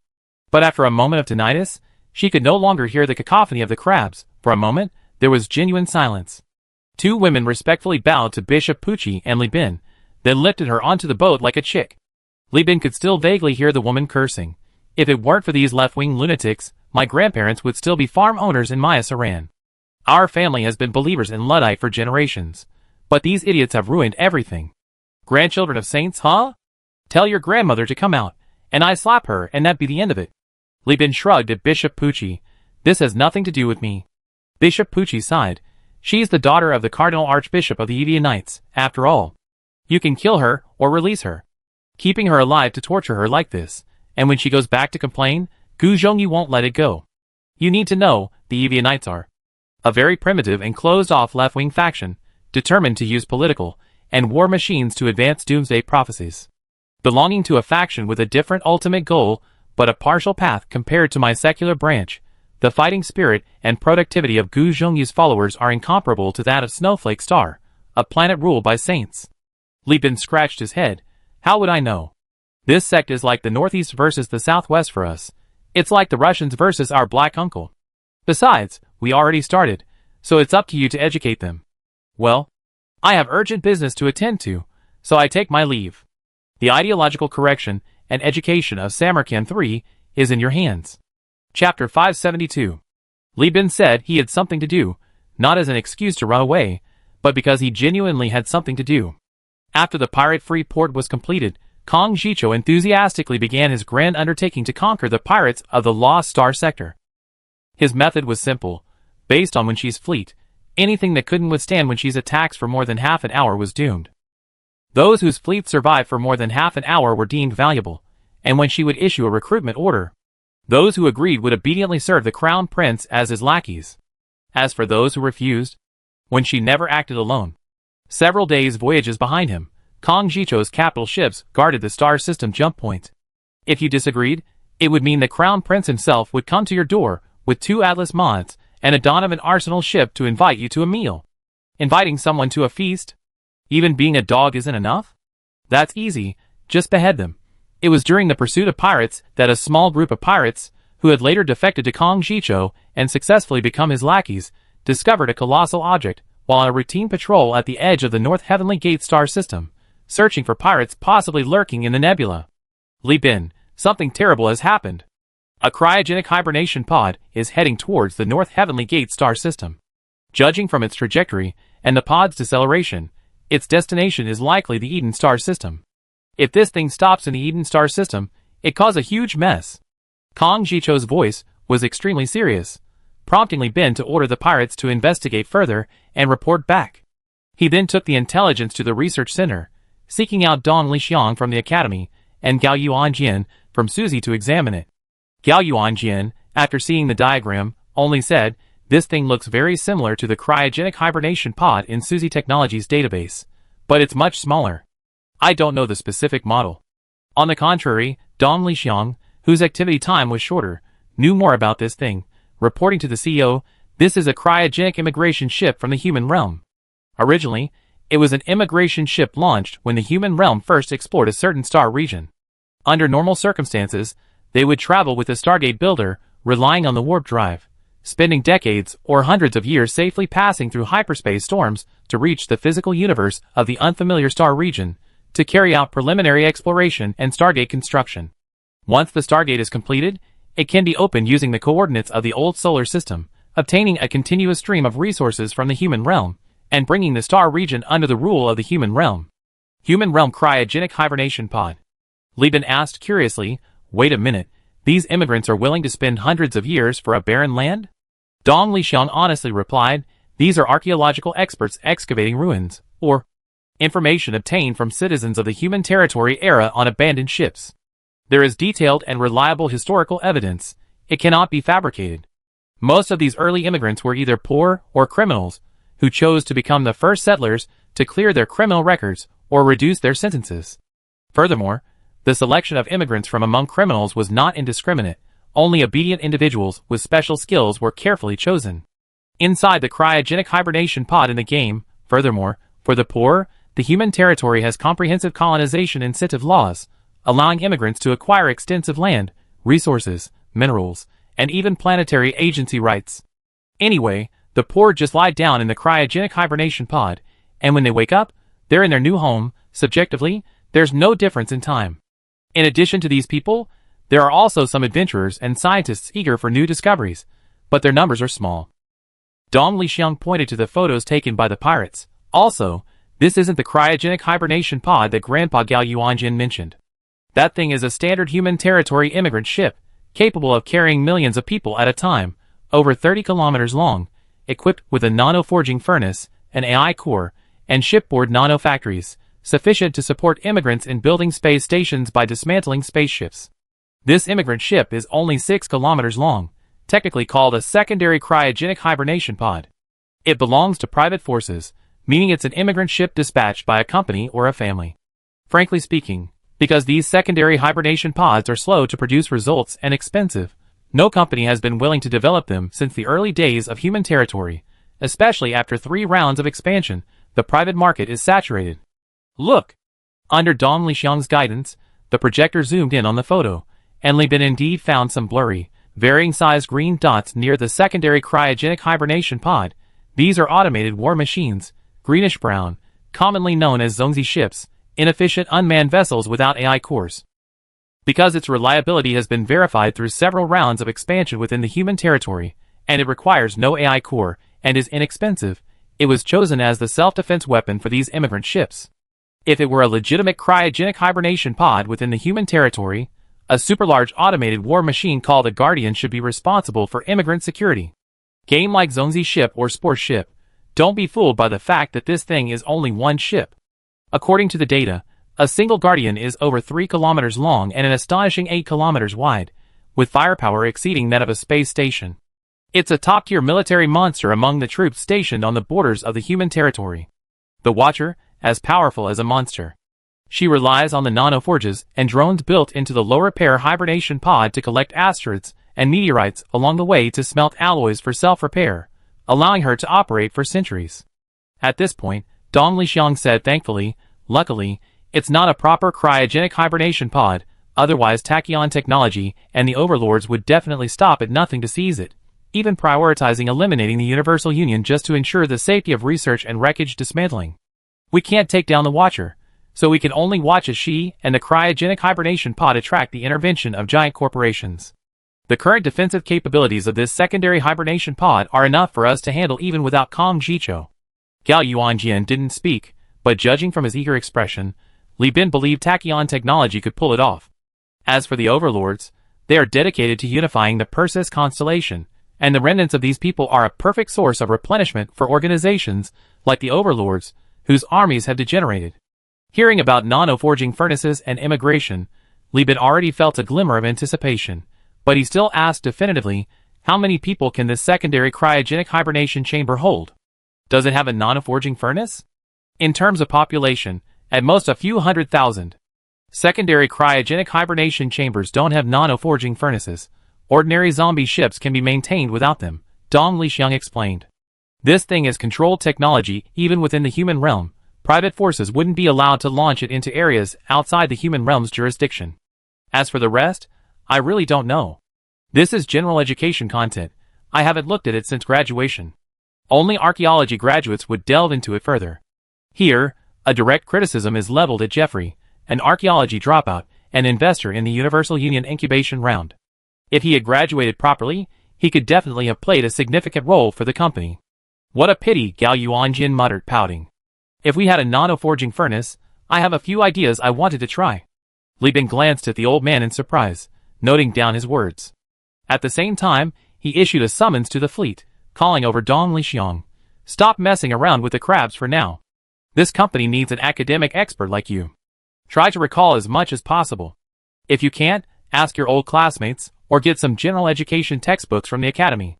Tomorrow I take the fleet there, wipe out the zombie ship, and find out what's going on. As Li Bin spoke, he was already praying that there were scientists on board who could repair the Stargate, directly restart it, lure in the human leader's army, first give the BYD Communications Company's separatist speedtron a beating, then retaliate against the warlord-like overlord, then punch the Perseus Alliance, trample the Lud Church, kick the daredevil Interstellar Empire to death, and finally sit on the slave-owning demonic aviation. At that time, I, Li Bin, will directly transform into the CEO of a real transportation company, becoming a contractor on this massive construction site of Perseus, making a fortune. After several rounds of fierce battles with Zhu Jing, Li Bin increasingly felt that war was riskier than gambling. Winning didn't guarantee profit, while losing guaranteed losses. One wrong move, and years of hard-earned money would vanish.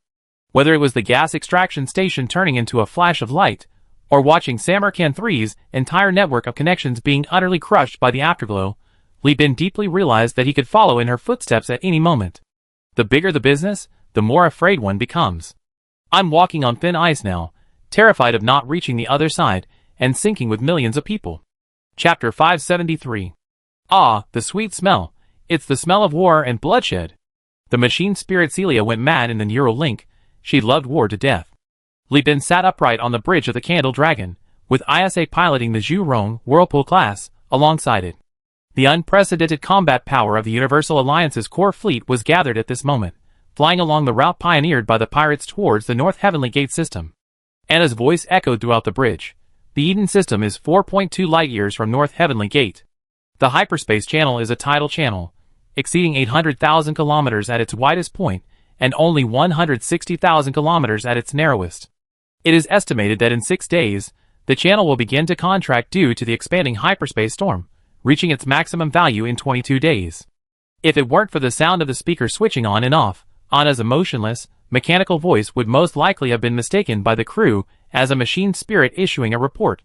This was Anna's first day back at work after giving birth. After several months of maternity leave, she felt much more rusty, so she was particularly attentive to her work. Jeffrey, piloting the Xian turtle, connected to the Candle Dragon's frequency and listened to his wife's voice, his heart pounding with excitement. He had originally been a ladybug, marrying Anna purely for the sake of family prosperity. However, Anna had followedly been across the country for so many years, and with the navigator's keen calculations, Jeffrey had become completely under her thumb after marriage, turning into an honest and family-oriented man. He was now somewhat excited. Although he had only studied at the academy for a year, he had heard of the legend surrounding cryogenic hibernation pods. Even though this time he was only facing a secondary cryogenic hibernation pod, the small archaeological spirit planted in him by his teachers and the academy during his studies was already burning brightly within him. The fleet sailed on a visibly widening channel. The distant hyperspace storms were invisible to the naked eye. The observation instruments at the optical outposts used machine spirits to filter out redundant information and supplement it with vivid colors visible to the human eye. The crew at the outposts then compiled, calculated, and sent the data to the observation station. Only after verification would the data reach Li Bin. Of course, Li Bin could also use Celia's power to directly observe these storms. 3 days later, the jump point suspended in hyperspace, like a small world hanging high in the sky from a fantasy novel. Dust and matter from the physical universe were continuously pulled into hyperspace by the jump point. In this tearing motion, everything in the material world was distorted and deformed. Li Bin, doesn't this look like the steam blowing from a steamer, making the walls look distorted? Isa laughed in the private channel. After giving birth to Li Brown, she also began to learn to cook. It wasn't that Li Bin demanded she be a virtuous wife and mother, but rather that Li Brown loved his cooking and was very close to him, which aroused Isa's jealousy. Now, she had also started learning to cook in private, which led to her observations and experience. Li Bin nodded, about to reply, when Anna's mechanical voice came through. The fleet has arrived in the North Heavenly Gate system. Friendly signals detected after the jump point. Li Bin immediately spoke up. Those are pirates under the Crown Prince's command. Order the fleet to enter the physical universe in an orderly manner. Yes, Commander. The fleet responsible for monitoring the North Heavenly Gate system was a pirate force that had been conquered by Kong Jicho 3 months ago. Li Bin didn't care about the name of the group, as it was mainly a fleet of destroyers. However, the fleet contained many meteorite ships, making it seem large, with 20 or 30 ships, but it was rather bloated. The captain, Glock, was a voluptuous woman who was very enthusiastic towards Li Bin on the channel, even wanting to board the Candle Dragon to report to him personally. Li Bin sent Mikhail, a war fanatic with no interest in sex but only in ships, to make contact and quickly grasp the situation in the star system. Captain, the conditions in the North Heavenly Gate star system aren't very good. There are 6 planets, 4 of which are barren, all rocky with scarce minerals, 1 gas giant, and 1 radiating planet. There are some resources on the moons of these planets, but none are worth mining. Mikhail reported eagerly. Glock said the secondary cryogenic hibernation pods are still outside the star system, 6 days' journey away. There are 7 spore ships accompanying us, all of which are on the list published by the Academy. Although these automated war machines don't have shields, because there are 2 capital ship-sized ships, the pirates monitoring the star system don't dare approach. Close. Li Bin glanced at the list and turned to ask Isa and Lan Yuan, so, can we take them down without sinking a single cruiser? After a brief exchange, Isa and Lan Yuan gave an affirmative answer. These automated war machines have traveled a long way from other star systems and aren't at their peak. Escorting a secondary cryogenic hibernation pod shouldn't be limited to this level of combat power. A large number must have been damaged during the voyage due to malfunctions or war. We don't necessarily need to defeat them all at once. We can slowly whittle them down. I understand. This isn't a boss battle in a game. There's no situation where the boss instantly recovers full health after disengaging halfway through the fight. Unlike the heavily AI-intensive Yuhui, these zombie ships aren't very intelligent. We can attack, retreat to repair, and then return to fight again. We can whittle them down little by little. Let's begin, Mikhail. Tell Glock to get lost. This is a capital ship battle. Let her go back to the pirate-free port to collect her reward. The fleet conducted a day of self-inspection and emergency repairs near the gas giant planet. After repairing the damage caused by hyperspace turbulence, Li Bin led 2 capital ships, 6 cruisers, and a large contingent of Hades-class, Skull-class, Thunder Elf class, and Dragon Horse class destroyers and frigates, autonomously produced based on the IDB spacecraft, to the battlefield. Warning! This fleet is the immigrant fleet of the human realm. Any attack on this fleet will be considered an invasion of the human realm. Warning! You have entered the immigrant fleet's alert range. Please leave immediately. We haven't even reached the maximum engagement range for our carrier-based aircraft, and they're already issuing warnings. Jeffrey looked at the large, text-like clusters of over 20 frigates that flew out of the secondary cryogenic hibernation pods, scratching his head in frustration. The key is that these things have such low intelligence, they can't even communicate. Those are rearguard drones and sentry drones, Jeffrey said. It's a drone, but according to Perseus standards, it should be classified as a frigate. Dong Lixiang reported quietly in the intelligence channel. In Perseus, these things are usually escort drones for the human realm probes.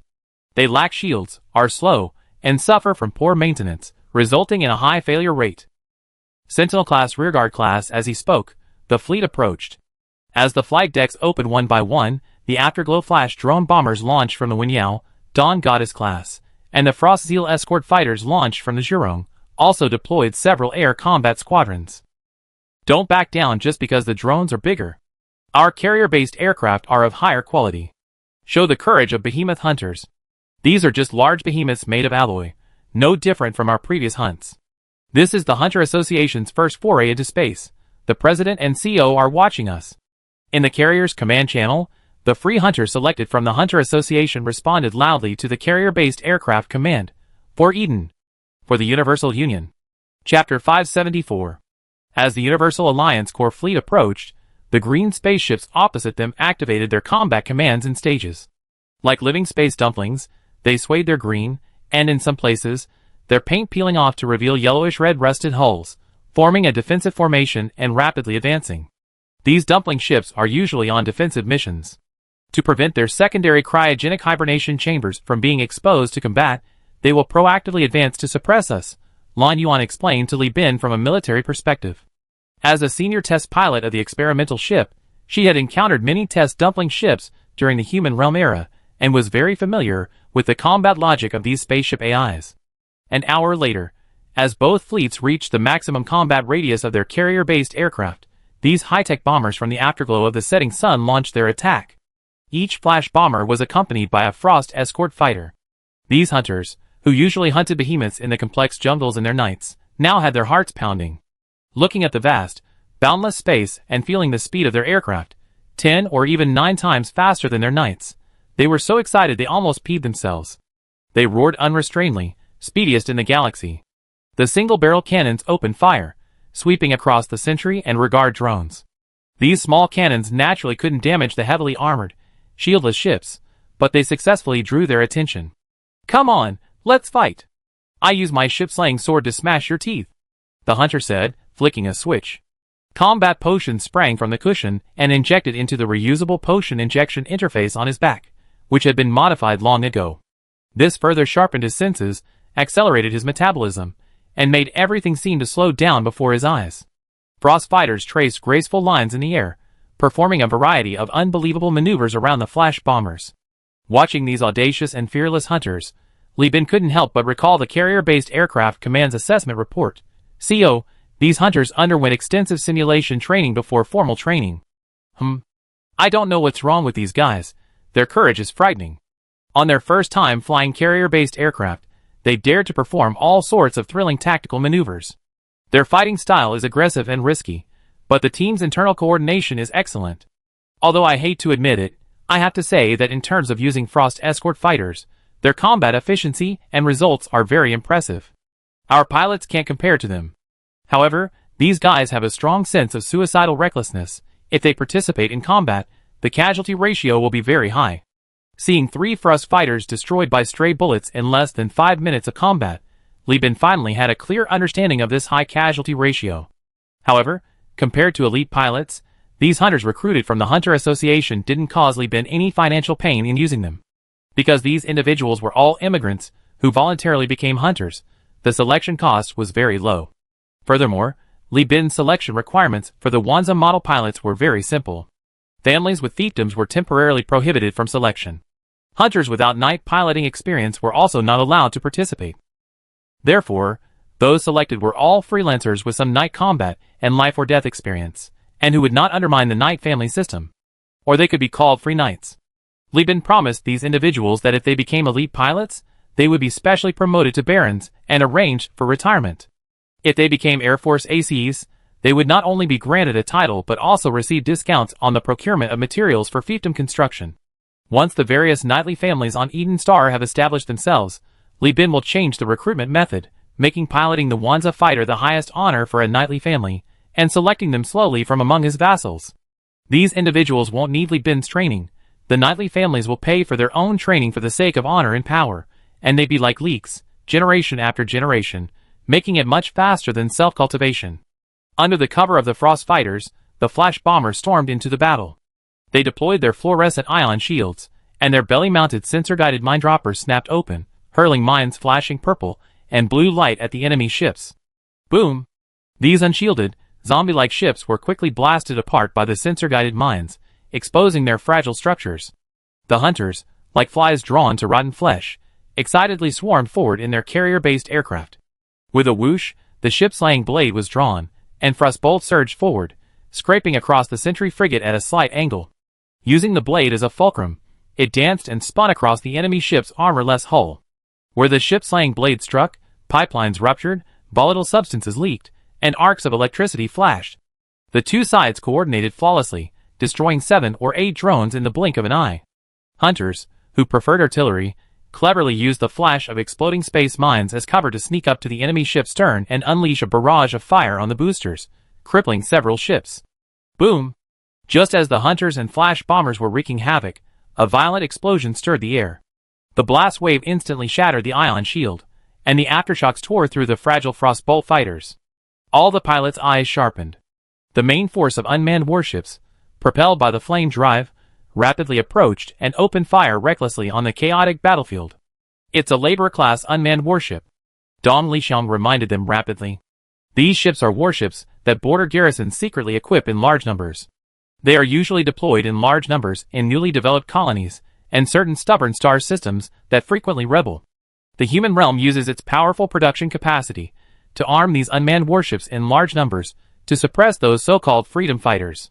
Labor class. Li Bin scratched his face and asked, "What's the situation with the stubborn star systems? Can't the human realm directly crush them?" "No," Lan Yuan interjected, "the human realm rules most of the galaxy, and many resources are transported across star systems. These people feel that the human realm is shamelessly exploiting them by giving away the resources and materials they have worked so hard to produce to other star systems. They want their labor output to be used only in their own star system." "Oh! They refuse to pay taxes, right?" Li Bin suddenly realized. Lan Yuan nodded. The human realm's control over the star field is actually quite lenient. As long as the annual production targets are met, and the starfield governor and agents don't violate the human realm's treaties or act against humanity, the locals can do whatever they want. But there are always some ruling classes who want to establish their own kingdoms, inciting the lower classes to blindly resist taxes and close off. In an era where nano-forging furnaces and automated factories are prevalent, how could there be targets that can't be met? The exploitation the people talk about isn't actually exploitation by the human realm, but by those lords who deceive them. The labor-class unmanned warship opened fire everywhere, its central large-scale missiles unleashing a deluge of guided missiles. A hail of bullets swiftly shattered the combined offensive of Frost and Flash. Seeing this, the carrier-based aircraft commander reluctantly ordered the squadron to return for resupply. "Come back and rest as soon as possible. Pilots, prepare to switch to other aircraft. Your next mission is to assist in clearing the barrage. This is the battleground of the capital ships. Your battle is over." The hunters, who had just entered space full of enthusiasm, became somewhat sober after witnessing the overwhelming bombardment. They finally realized that this kind of battlefield was not something a single aircraft could control. One of them smiled bitterly. "I thought I could accumulate territory by flying planes. It seems these medals aren't so easy to earn." Chapter 575. The Thor's cannon, fired from an extremely long distance, carrying terrifying energy, grazed the labor-class armor, carving a furrow in the armor marked with the human leader star, deforming the metal, and landing on an asteroid at the edge of the star system. The hard metal asteroid was instantly torn to pieces by the intense heat and terrifying explosion, scattering fragments that struck the labor-class armor, but couldn't shake the ship in the slightest. This ship is tougher than me. Feeling inferior in terms of toughness, the machine spirit Celia, still using the shields of 2 cannons to block damage, shouted in dissatisfaction, "Li Bin, I'm activating Slay the Bandits and Exterminate Evil." Inside the church, the crab servants, their claws gripping long, magnetically attached banners, were awakened from their hibernation chambers at the top of the church.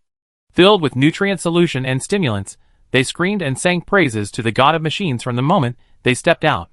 The crab servants quickly set up the ritual, beginning a high-speed prayer inaudible to humans. If the recording were slowed down tenfold, it would be faintly discernible as a long string of binary prayers. Incense smoke hung in the windless, empty church. As the prayers were activated, the white plumes of smoke gradually spiraled, the incense balls moving in sync with the ritual under magnetic force. The heavy cannons of the candle dragon roared, their rate of fire gradually slowing, but their firepower increasing at an astonishing rate. Beside them, the Zhu Rong stood upright, while behind it, the Wenyao continuously launched flash bombers, exceeding its bombardment capacity. The zombie ships, unmanned, launched a desperate attack, ramming the seemingly most vulnerable, capital ship, the Zhu Rong, in a suicidal charge. ISA coldly sneered, refusing allied assistance. They continued to suppress the laborer class and other zombie ships, while she leisurely waited for the ship's AI to mark them one by one. During this time, the escorting thrust fighters also swarmed forward, engaging in a fierce battle to buy time. Throughout this period, Isha didn't even glance at the ships, only constantly instructing the main gunners to calibrate firing parameters. Once the shipboard AI's cold target lock report was uploaded, Isha's closed eyes twitched slightly, and the order was relayed. Like stirring up a hornet's nest, a miniature missile array roared out, launched from the missile units occupying a third of the Zhu Rong's length at the rear of the ship. The miniature missiles arced through the air, their sharp saturation strikes quickly taking shape. Their power was not great, but it was enough to neutralize the artillery missiles fired by the unmanned ships, while simultaneously bypassing the engaged frost fighters, sending themselves into the mouths of these unmanned escort ships. A series of small explosions cleanly and efficiently wiped out the escort ships that were about to be annihilated. The Vortex-class battleship, the only capital ship of the Demon Avionics, embodies the pride of the Pure Bloods. This spaceship boasts a flight deck, internal missile arrays, large weapon bays, and a row of empty small missile bays, making it capable of multiple functions including air combat and artillery duels. The Vortex class deploys its micro-missile array. It can be said that this is an all-around warship. While being all-around means mediocre performance, when the Vortex class is in the midst of battle, its versatile role ensures it remains useful from the start to the end of the battle. After clearing the ships in front, ISA activated the tactical system without hesitation, Phase Drift. The ship briefly disappeared from the physical universe, and when it reappeared, its high-raised bow had tilted back like a swan's neck, avoiding the blasted wreckage. After passing the wreckage, with another phase drift, the Zhu Rong quickly righted itself, then roared to full power and headed towards the battlefield. It was undeniably elegant. Watching this scene, Li Bin thought to himself, "This is too cool. No wonder the Pure Bloods admire the Whirlpool class so much. What captain, driven by heroism, wouldn't want to outmaneuver the enemy on the battlefield?" The thought of trying it out next time sprouted in Li Bin's mind, but Celia instantly saw through it. A microcurrent immediately stimulated his nerves, and Celia domineeringly warned, "You can only fly me, battleship." ISA, reassured, spoke through the channel, "Luckily, I test-flown the Tachyon Technologies Wild Wolf class before. To be honest, the Demon Avionics phase drift really suits the Zhonka's positioning. It's not difficult to operate. Whether flying or turning, the angles and distances are too short, there's almost no risk." "How are the crew?" Li Bin asked, reassuring the machine spirit. "Very good. When the Vortex class deploys phase drift, it releases a special force field across the entire ship, protecting everyone. We practiced this multiple times beforehand, and there haven't been any unexpected incidents." With ISA's reply, the others realized that ISA had deliberately practiced the ship's tactical system on the battlefield, not just showing off. ISA and Li Bin were extremely cautious about war, as evidenced by their reluctance to equip the fleet with large numbers of high-tech ships. They never treated war lightly, and always made thorough preparations. As one of the few ships in the fleet with phase drift capabilities, how could ISA be unprepared before its activation? After completing the practice, the ship's main gun, which had been calibrated for a long time, was in place. Ignoring Celia's protests, Li Bin said, "It's rare to have a target ship without shields.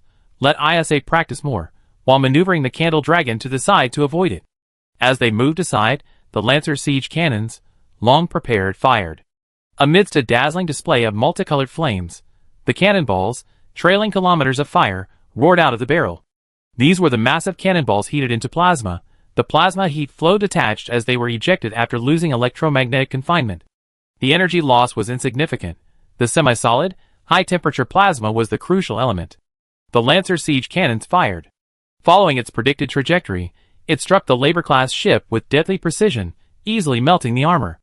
Upon impact, the plasma heat flow caused an explosion and widespread electrical arcs. This siege weapon had many problems, including a slow rate of fire, slow rotation speed, and slow calibration, but it was originally designed for attacking massive structures like space stations. These issues were negligible against large targets. Nowadays, using a siege weapon against a spaceship, such power was practically normal. The fact that it didn't penetrate in one shot was simply a result of the ship's consistently thick armor and structure. If it were a Tachyon Technologies Fury class or Dawn class, that shot would have undoubtedly created two holes. A ball of flame erupted from the Labor class, caused by a leak in the pipeline transporting volatiles. It looked like the ship was about to explode, but to the astonishment of Mikhail, Zhu Jin, and the others, the damaged module of the Labor class cracked open, the entire cube disintegrated, and the ship simply discarded the wrecked module, letting it explode. The ship's AI rocked slightly, readjusted to its new form, and continued its charge towards the Universal Alliance. These automated war machines are essentially assembled from countless modules. The Sentry-class and Rearguard-class ships we fought before were likely modified from damaged escort battleships or cruisers after modules were removed. Automated war machines are required to complete long voyages spanning centuries without supervision, maintenance, or AI assistance. That's why they use modular manufacturing to minimize the possibility of malfunctions and errors in shipboard AI, Dong Lixiang reciting information he obtained from an old friend at the academy, marveling. I think this design concept could be used in the Behemoth project. They would definitely be very useful in boarding operations. Hold off on the Behemoths for now. Let's focus our fire on the Laborer class first, Lan Yuan calmly pointed out. Behind the Laborer class, the second battleship, seemingly having just completed emergency repairs, was already approaching. If we delay any longer, the company's ships will start to suffer losses. Li Bin looked at the frigates and destroyers acting as the fleet's anti-aircraft guns, sweeping down countless missiles, and nodded. Jeffrey, your FSF team, prepare for fire suppression. Chapter 576. While the modular design of the Zhongzi ship, a type of military vessel, was well prepared to prevent secondary explosions, even the most fragmented modules still retained their basic structure and components. FSF Military Company was renowned for its missiles. Upon hearing Li Bin's order, Jeffrey immediately commanded a full-scale missile launch. A sea of missiles, comprised of the hot spring long-range missiles and the miniature missile arrays of the Zhu Rong, spread across the battlefield, interspersed with fire serpent missiles, catapult missiles, storm missiles, and short spear missiles. The most despicable element was the flash bombers, armed with proximity mines and ordered to launch suicide attacks, hidden within the missile sea. And the Universal Joint Fleet? They had already withdrawn from the battlefield. Only a fool would fight you to the bitter end. Retreat first, and return after the ship's factories have finished producing weapons, and the fleet has completed its dispersion. After Li Bin issued the order, the entire fleet began an orderly turn, providing alternating cover for the withdrawal. The automated war machines chased for a while, then stopped at their maximum distance, circled around, and finding no further adversaries, deactivated their war mode and returned to the vicinity of the secondary hibernation pod. They sent instructions to the pod shipboard factory, requesting the production of drones to replenish their combat strength. However, their current location was isolated, with few asteroids to mine, and no surrounding planets to provide resources, thus stalling the production order. This fleet has gone on a long expedition, not even reaching the North Heavenly Gate star system circle. Heaven knows which star system they resupplied in last time. Tens of light years? Hundreds of light years? Anyway, the secondary cryogenic hibernation pod has been neglected for hundreds of years. It's bound to break down eventually, Dong Lixiang said, flipping through documents he obtained from an old friend, while Jeff, eager to read, stood beside him. Back in school, he hadn't studied hard, only wanting to be an adventurer. Now, in middle age, the adventurer's dream had long since faded, but the dream of becoming a captain had grown ever bigger, and he was more interested in this information than ever before. To be precise, he was very interested in further advancement within the company. 38 hours later, The fleet, with missiles and torpedoes in position, returned to the vicinity of the cryogenic hibernation pod. This time, there was no major battle. They simply and swiftly destroyed 2 cruiser-sized, hull-bottom ships and sailed away. The sole surviving Labor-class capital ship reached the edge of the battlefield, only to see the massive exhaust plumes of the fleet. It fired a few missiles in a daze before slowly turning back. A day and a half later, the fleet attacked again, destroying 3 more cruisers before fleeing. This repeated several times. By the time it returned for the final time, only the capital ship remained in the secondary cryogenic hibernation pod. Meanwhile, the Universal Alliance, aside from several groups of hunters piloting Frost fighters who had perished, hadn't even lost a single escort ship. Of course, during this time, the Universal Alliance fleet maintained its electronic warfare advantage, as many of its cruisers were equipped with electronic warfare countermeasures and electronic warfare countermeasures components. Defeating this force, devoid of AI cores and human hackers, relying entirely on automated machinery, is a piece of cake. We must take it down this time. They only have 1 capital ship. After destroying it, we tow the wreckage back for research, and then sell it to the Brighton Alliance. Li Bin was already rubbing his hands together, already planning how to recoup his investment after the war. The Brighton Alliance is very skilled at modifying unmanned warships. These ships, whether used internally or sold to other giant corporations, are only used as components, sold by weight for their alloys. But with the Brighton Alliance, they can be sold as legitimate warship wreckage, fetching hundreds of thousands of star coins. The Thor cannon roared in, missiles rained down, cratering the Laborer-class armor. This level of firepower on the planet's surface would turn the entire city of Xinjiang into a sea of fire, but in the absence of air and combustion aids in space, it was simply a matter of practice. After more than 10 minutes of trajectory calculations and firing data calibration, the Lancer-class engineer cannon unleashed a meteor-like projectile. The Laborer-class ship immediately activated its flame drive, ignoring the incoming missiles, and frantically scrambling forward to evade. It seemed that after several rounds of attrition, its onboard AI had memorized the parameters of this siege weapon, and was unwilling to engage it head-on. However, using the flame drive, which has a chance of stalling upon impact after activation to evade, have you made a mistake? Under Li Bin's questioning gaze, the Laborer-class ship took over 30 missiles in succession. Finally, upon encountering a hammer torpedo that couldn't detonate in time and 3 proximity mines, its engines finally sputtered and shut down. The flame drive is a very typical, ancient tactical system.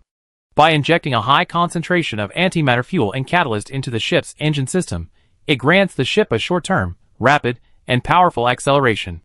During this period, the ship cannot turn, and its speed and duration far exceed those of maneuvering thrusters and other acceleration-type tactical systems. However, due to its persistent flaws, it earned the infamous title of Flame Death Device since the time of the human realm. A Fortress-class ship flying at full speed in normal mode. A ship activating its Flame Death Device.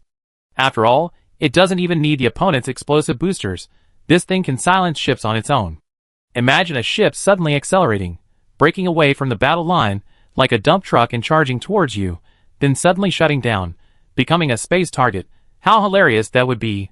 This kind of joke was made several times by the captains of the dominant forces during the First and Second AI Wars. Yes, the offensive-class battleship, touted as the strongest mass-produced battleship, uses the Flame Death Device as its tactical system. Of course, when operated properly, an offensive charging into the face of any ship is like a mountain crashing down. Especially when multiple Overlord-class assault ships charge together in a battle formation, it's like a real-world hammer in a hammer-and-felt tactic, bound to create sparks. Therefore, it's a high-risk, high-reward tactical system. However, now only 1 ship of automated war machine remains, clearly unable to exert any pressure on the Universal Alliance. Her futile attempt to reignite the flames was quickly extinguished by the approaching escort and destroyer ships firing fire serpent missiles. It's almost cruel to watch, like kicking a cripple's good leg, a bit too hellish, Jeffrey said, scratching his head, while repeatedly pressing the missile launch button. Firing parameters calibrated an echo, not belonging to a living being, surged through her neural signals. Isa closed her eyes, her mind filled with a vast, dimly lit sky dotted with starlight. At this moment, within the 360-degree panoramic view compiled from all the ship's optical observation posts, only 2 entities shone brightest, overshadowing white holes, pulsars, and nebulae containing tens of thousands of stars. The first was a blue giant star in the northern heavenly gate system, its pale blue light emanating from it like that of a person with asexuality. The other shimmered with multicolored brilliance and flames, like a space parrot. That was the Laborer-class battleship, riddled with missile wounds, yet stubbornly executing the instructions humans had programmed for it at launch to protect its secondary cryogenic hibernation chamber. She truly was like a selfless laborer, refusing to back down despite being harmed by humans. Isa felt a strange sadness welling up inside her. She sighed, her neural signals converting into bioelectricity, which surged and drilled into the neural probe, where it was interpreted as binary code. Then, the Lancer's engineering cannon fired. The immense recoil jolted the cannon back, but the shock absorber absorbed the force, leaving the ship completely still amidst the powerful impact. The cannon, streaking across the sky like a meteor, carrying Isha's pity and the wish that Isha could rest, struck the Laborer-class ship, breaching its damaged armor, burning out its circuitry, and killing the ship's AI hidden deep within. Isha stared somewhat dazedly at the shattered modules of the unmanned ship, the sounds of cheers rising and falling, and Li Bin's penetrating, meticulous yet slightly excited commands. Operation successful. Engineering department, prepare immediately. Clean up the battlefield. Frigates and destroyers, immediately search for all metallic signals within a 2-day voyage, mark large pieces of ship wreckage, and prepare to recover resources. Chapter 577. On March 25th, Star Calendar 214, after a week-long salvage operation, the company successfully recovered 65% of the wreckage of 2 Labor-class ships, and the equivalent of 3 cruisers' worth of spaceship wreckage. Gao Yuanjian, in the Candle Dragon's laboratory, glanced at the wreckage and waved his hand dismissively. The Zhongzi ships are all modularly produced. You can think of different modules as different modifications based on the ship's modules. It's okay if the wreckage isn't complete, they modify it according to their own ideas after selling it to the Brighton Alliance anyway, so it won't affect anything. With Old Ding's guidance, Vulcan breathed a sigh of relief. He was worried that not enough salvaged items would delay the captain's next plan. However, Li Bin didn't think so much. The first Labor-class ship exploded first, and the scrapped modules were drifting all over space. It was already quite good that they managed to recover so much even a week late in their pursuit. He didn't hold back his encouragement, publicly praising Vulcan and entrusting him with the important task of landing on the secondary cryogenic hibernation pod. Vulcan bowed deeply, overcome with gratitude. After a day's rest, he led a team of several hundred men, comprising over a dozen groups, carrying heavy machinery, aboard various escort ships to approach the secondary cryogenic hibernation pods. The cryogenic hibernation pods were completely unequipped with self-defense weapons. In the eyes of the ship designers of the human territory, if even the escorting fleet couldn't handle the enemy, then they shouldn't expect a few small water pipes to easily overwhelm a capital ship like a bandit. Li Bin was collecting his work meal in the canteen. Wearing terminal glasses, he looked rather like a hypocrite. With the company's expansion and the establishment of its own industrial base, all company executives were required to carry portable terminals during work hours. Some wore glasses, some headphones, and some necklaces or bracelets. There's no fixed shape for this. Customization is even supported. As long as you can guarantee your boss can contact you at any time during work hours, that's fine. However, recently, there's been a growing trend among company executives to wear portable terminals even outside of work hours. Firstly, as a decorative item, the company-made terminals are indeed of good quality and very convenient to use, and secondly, for showing off. Of course, the most pretentious are those in special professions, like navigators and gunners. They all undergone implant surgery with the company, allowing them to have chips and terminals implanted directly under their skin. These implants, which don't connect directly to the brain, but require language and gesture control, facilitate the crew's work and prevent hackers from taking control during espionage or electronic warfare. Li Bin calmly cut the steak from the multi-legged genetically modified cow in his hand. As long as he didn't recall the original appearance of these genetic monsters, this food, carefully prepared by Yen cuisine, was actually quite delicious.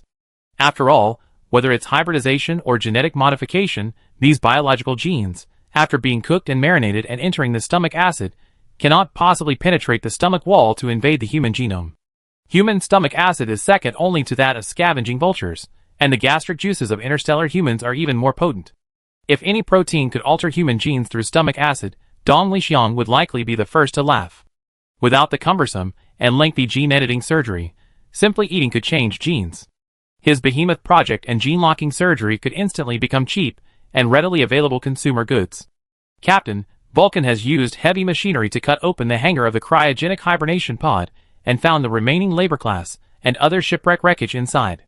First Officer Qian Tao, on duty on the bridge, immediately contacted Li Bin via his terminal glasses after receiving the report from the engineering department. According to instrument assessment, the labor class wreckage recovery rate is 98%, and we can also piece together the wreckage of a cruiser.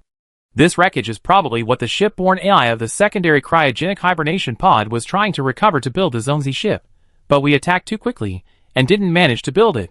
Li Bin quickly finished his meal and rushed back to the bridge. The engineering department was cutting open the ship's factory at the cryogenic pod, dragging out a Sentinel-class unmanned corvette that was one-third complete. Be careful. These production lines and industrial equipment are valuable company assets. Everyone take good care of them. There will be plenty of bonuses after this is over. If they're damaged, everyone will lose money. Vulcan knew he couldn't rely on loyalty to control his subordinates forever. Since the company's benefits were high, he started with star coins. Everyone worked even harder. Time passed slowly. Even though the human realm's immigration ship had undergone explosion-proof airtight doors and reinforced bulkheads to prevent malfunctions and potential explosions during centuries of immigration, it still couldn't compare to the strength of its external armor. Under the high-temperature cutting of heavy machinery and the dismantling of robotic arms, the engineering department made rapid progress. The hacking department couldn't do much in this process. The cryogenic pod used the human realm's encrypted firewall, which was far superior to the outdated programming technology of the Perseus star system. While hackers slowly infiltrated the system, brute force was far more efficient. 8 hours later, Vulcan finally cleared a path to the control room. Captain, there are no external defenses, and the hibernation pods are spotless, without any defensive weapons. I activated the control system in the hibernation pods. I need identification documents registered with the human territory to gain partial control of the ship and subsequently obtain the immigrant list. Li Bin asked Vulcan to wait a moment. He then dispatched several more groups of boarding sailors to land.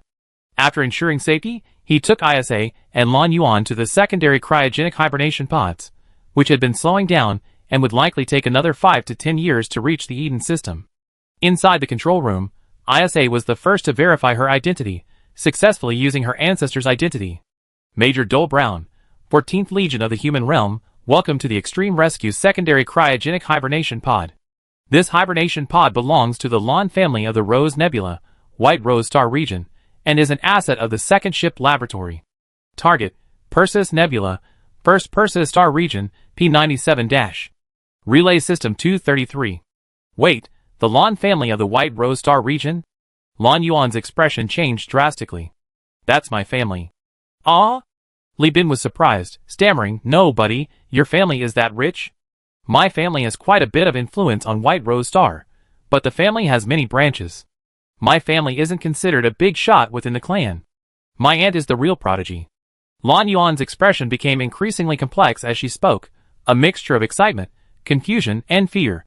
Why would the family send a secondary cryogenic hibernation pod to this godforsaken place? A bad thought flashed through her mind.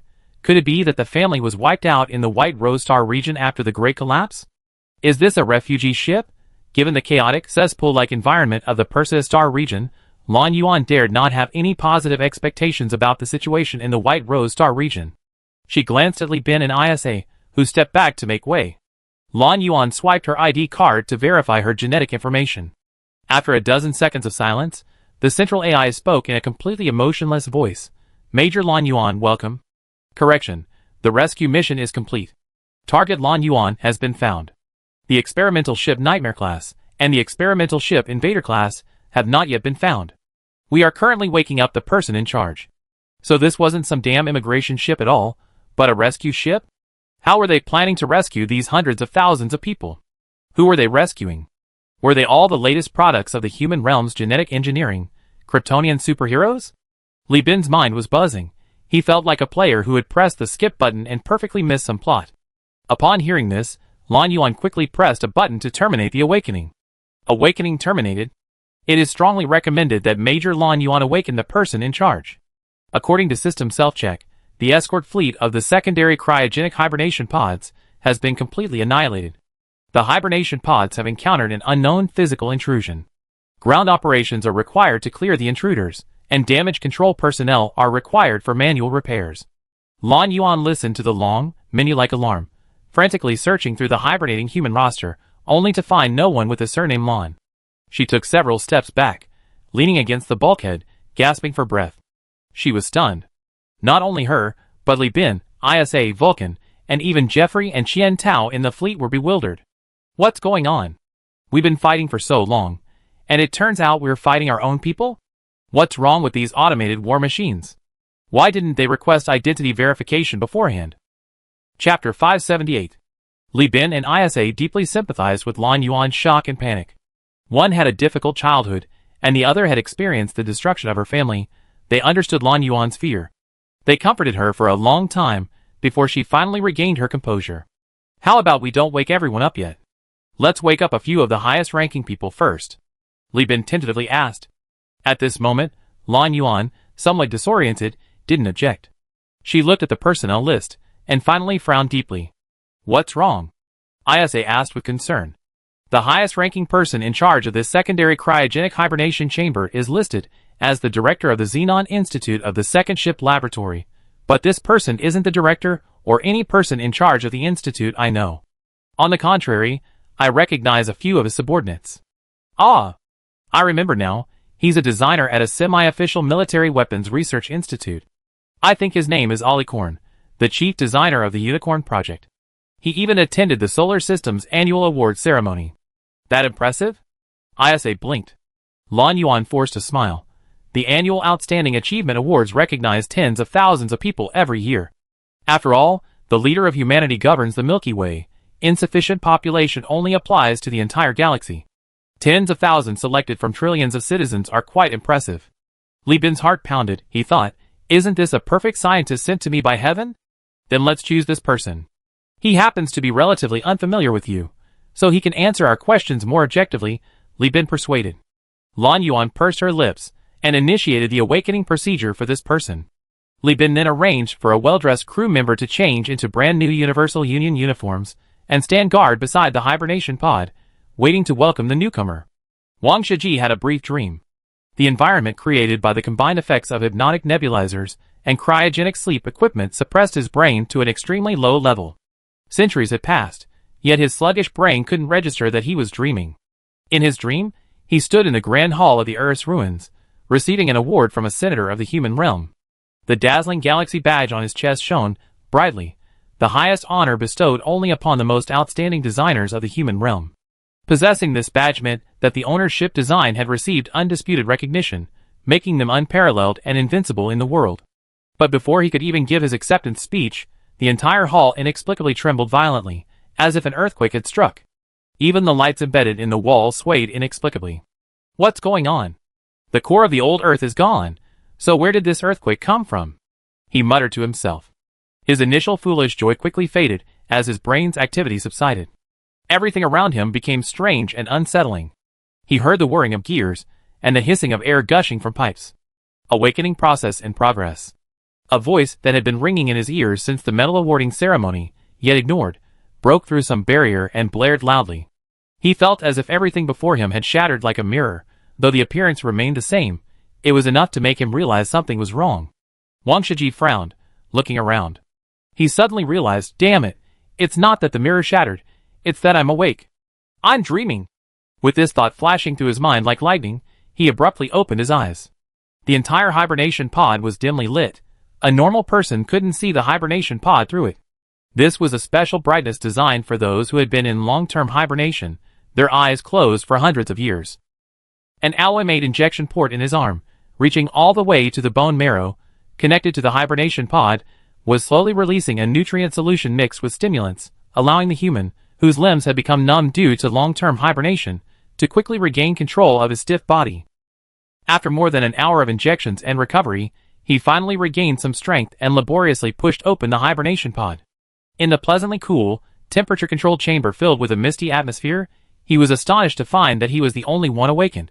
This mist was saturated air, used to protect the respiratory tract and vocal cords of the hibernator during prolonged hibernation, so that the hibernator wouldn't be unable to speak due to vocal cord dryness upon awakening. What cough, what's going on? Wang Shiji inhaled the stale air, looking around, and a golden eagle stepping on the Earth symbol came into view. What an overbearing symbol, even stepping on the Earth. Wait a minute.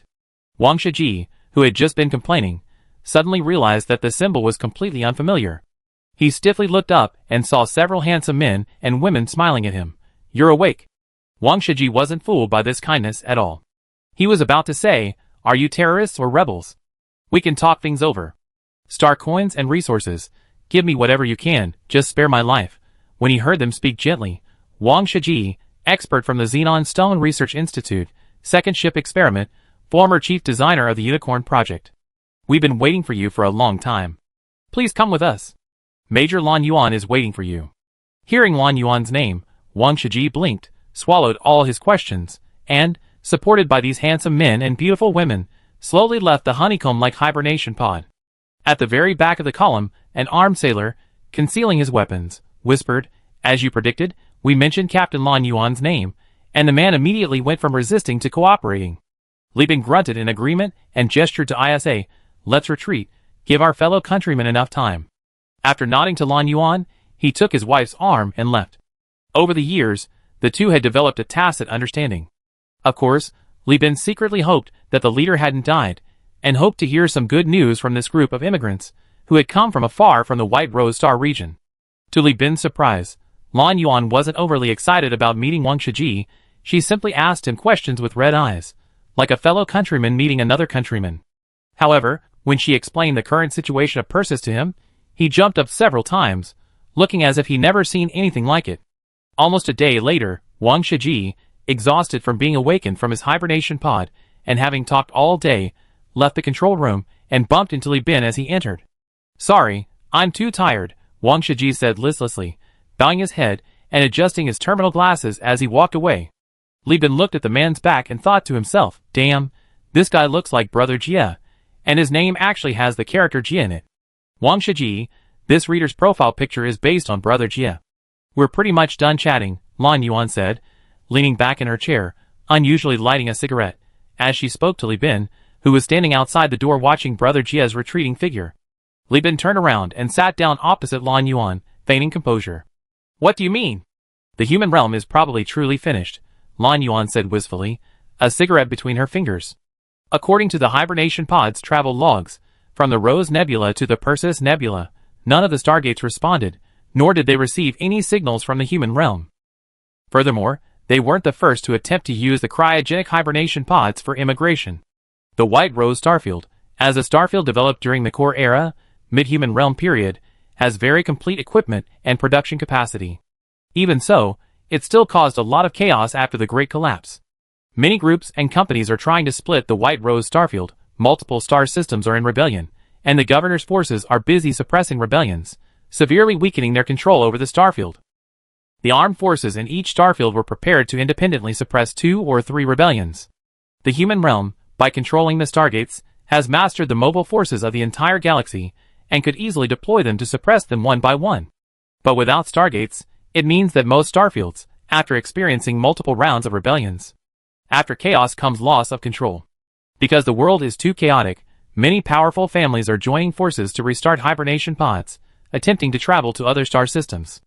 More hibernation pods may arrive in the future, mostly seeking refuge in the Persis star system because it's considered underdeveloped and sparsely populated, and some are simply passing through on their way back to the solar system. Li Bin scoffed, "They got it all wrong. This isn't a good place."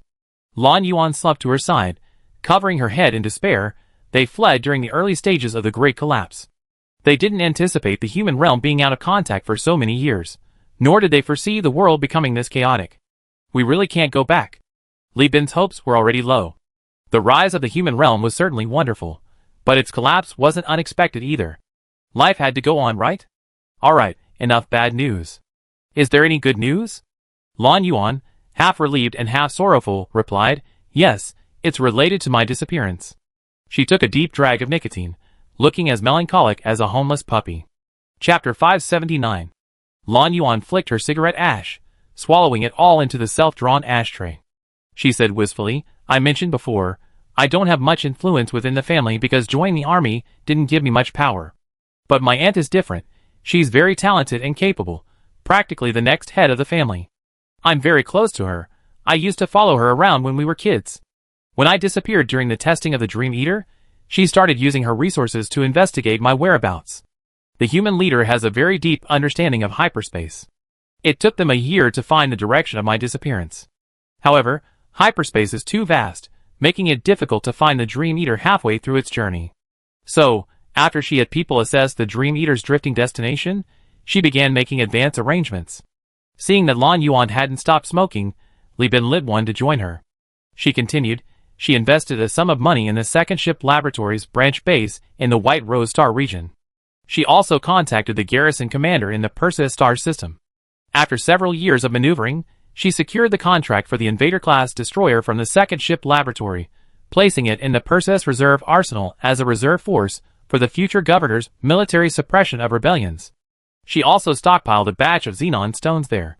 Through substantial investment, she reached an agreement with the garrison commander and the governor, preparing for a large-scale search and rescue operation to find me when the Dream Eater is nearing the Perseus star system. Li Bin grinned. Such a large investment? The reserve arsenal must have cost a fortune, right? Actually, it's a win-win situation, Lan Yuan smiled. While some money was spent because of me, the reason this proposal passed the family's review was because my aunt provided a detailed plan for investing in and developing the Perseus star system. The family originally wanted to expand their influence here, but the Great Collapse ruined everything. The governor didn't come, the garrison rotation didn't happen, and all the arrangements fell through. Lan Yuan, looking at Li Bin, said, the good news I mentioned refers to the reserve arsenal. Because the family has invested a lot of money in the garrison and the arsenal, they have obtained the coordinates of several arsenals storing xenon and ships. However, he won't tell us now, saying he won't reveal any useful information until he thoroughly examines the history and data of Perseus and meets with you. At this point, Lan Yuan became somewhat embarrassed. Please forgive me, he's like me back then, deeply influenced by the laws of the human realm. Anyone suddenly transitioning from a peaceful world to a chaotic one probably won't adapt quickly. Li Bin understood, looking at the melancholy Lan Yuan, and he wanted to offer a few words of comfort, but Lan Yuan clearly had no desire to chat. You should go see him quickly. I don't know any more news, and there's nothing to say about my family matters. I need to explain the situation to my first mate and chief engineer. They are both respected elders. Li Bin nodded and prepared to leave. Before leaving, Lan Yuan added, by the way, the Invader class is also a xenon ship.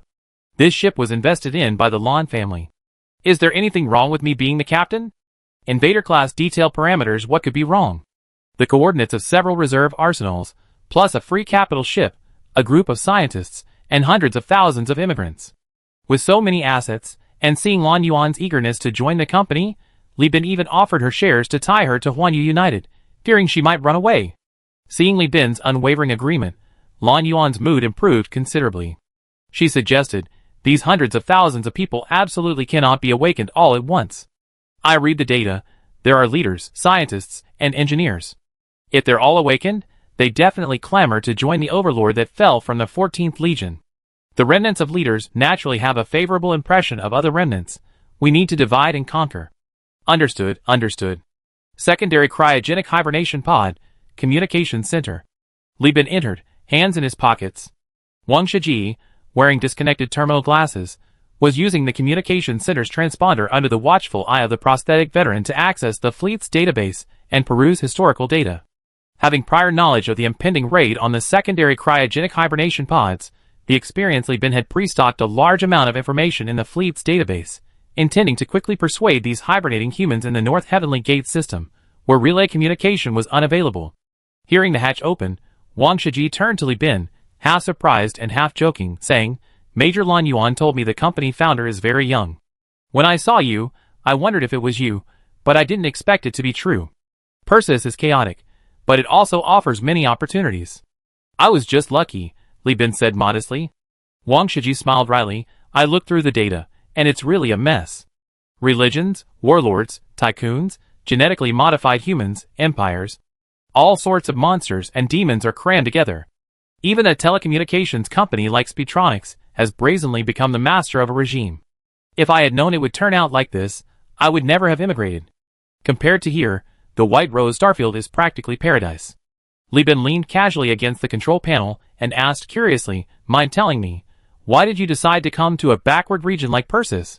Wang Shiji shrugged, of course. It's because everyone thought that in a backward, newly developed region like Perseus, the human territory's garrison would be better able to control the overall situation and create stability. As he spoke, he saw Li Bin and the prosthetic veterans unable to suppress their laughter. Wang Shiji said seriously, "I'm not joking. This is a very simple math problem. Theoretically, the Perseus starfield is the region with the biggest gap between the human territory's military strength and its local production capacity." As if to prove the professionalism of his theory, Wang Shiji lightly tapped his terminal glasses, displaying a star map of the Milky Way. After the Stargate was severed, the various star regions were effectively geographically isolated. The rule of the human realm was physically severed, preventing not only military support but also communication. In mature star regions, such as the White Rose Star region, the governor's fleet certainly possesses an overwhelming advantage over other companies and forces, capable of suppressing numerous large-scale rebellions. However, as long as the local industry is sufficiently developed, the forces and families controlling that production capacity can continuously produce warships, using conspirators and rampant AI cores to deceive the governor and his military organization, corrupting the organization from within, and slowly weakening the human realm's power through successive rounds of internal and external troubles, and undermining its strength with treacherous tactics disguised as loyalty. Wang Shiji then pointed out a crucial issue. The key point is actually the closure of the Stargate. The inability to use the Stargate not only means the inability to obtain reinforcements from the human realm, but more importantly, it also prevents the rapid transfer of supplies and fleet transport within the star region. Chapter 580. From the easternmost to the westernmost point of the Perseus star system, how long would it take for a fleet, unaffected by hyperspace storms? Li Bin pondered. For capital ships, it would take at least 100 days, a cruiser fleet would need 80 or 90 days, destroyers would be faster, but still around 70 days. If you factor in resupply, hyperspace storms, detours caused by slipstreams, and maintenance stops, a single trip for a capital fleet wouldn't be too long, 150 or 160 days. Even in the Ming Dynasty, traveling from the Forbidden City to Yunnan involved various ancient and modern canals and waterways, and a one-way trip still took 2 or 3 months. Hyperspace travel would take almost 5 or 6 months one way. It was simply too far. Excellent. Wang Shiji's eyes gleamed. The long and winding passage signifies a decline in control. No matter how hard the star domain governor tries, without a star gate, numerous blind spots in control will inevitably emerge within their jurisdiction. Pirates will inevitably rise after the star gate is severed, what you call the Great Collapse. Then, remote star systems will fragment into independent factions, leaving the governor overwhelmed with small-scale disturbances, followed by major upheavals. The sudden fall from a state of smooth logistics and abundant resources within the human realm to one of star domain autonomy, devoid of resource reserves and contingency plans, will inevitably result in resource shortages in some star systems, forcing them to seek resources from outside, which will trigger war. Without a Stargate, the vast star domain will always have areas that the garrison cannot adequately protect. Even if the governor ultimately wins on behalf of the human realm, this pattern of frequent wars and instability will persist for centuries. In a relatively new region like the Perseus starfield, the number of automated factories and nano-forging furnaces is limited, and the various supporting institutions and infrastructure are still under construction.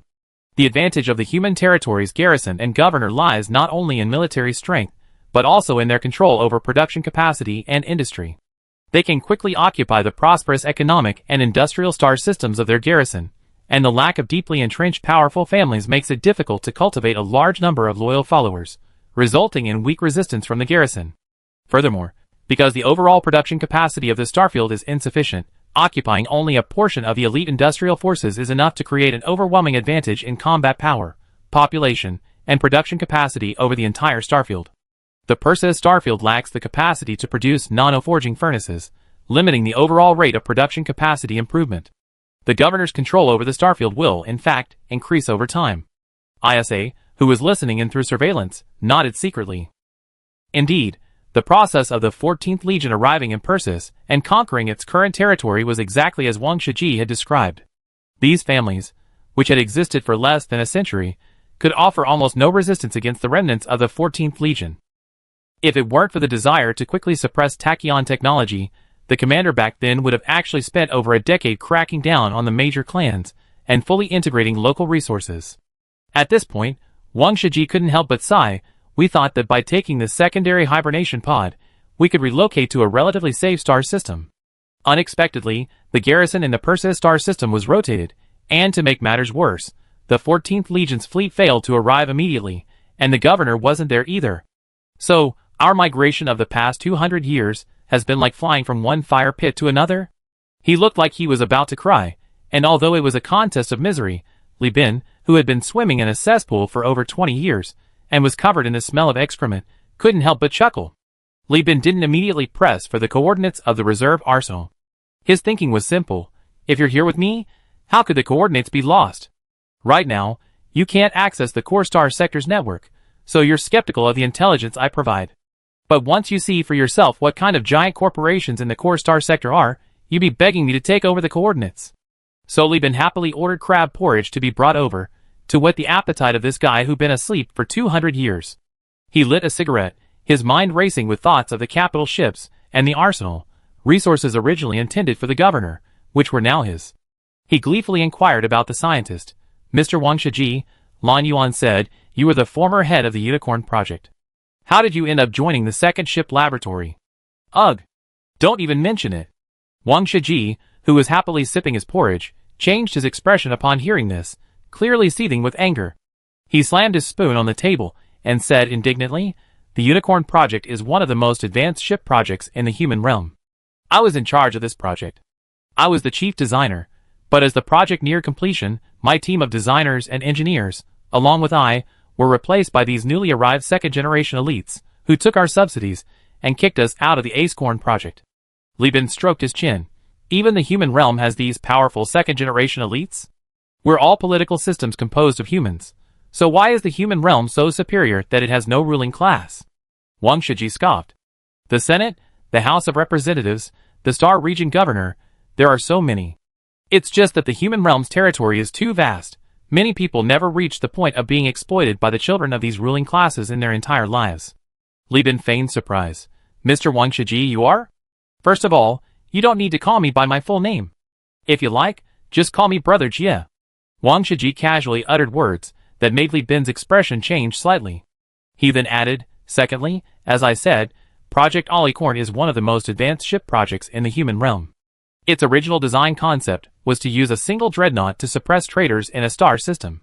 But because we were kicked out towards the end of the project, because the children of the counselors needed these honors to enter politics, we received a compensation payment and left. Who would have thought that those idiots didn't understand scientific research at all, and recklessly messed up the project, not only dismantling much equipment, but also causing the Alicorn class's performance to suffer. It's not what it used to be. Even the only completed ship disappeared during the final phase test. Alicorn class. Alicorn class parameters. This is just game data. It will be weakened in the book. This ship's performance in the game is too overpowered. Speaking of money, Li Bin's heart stirred, remembering the account Isha had given him years ago.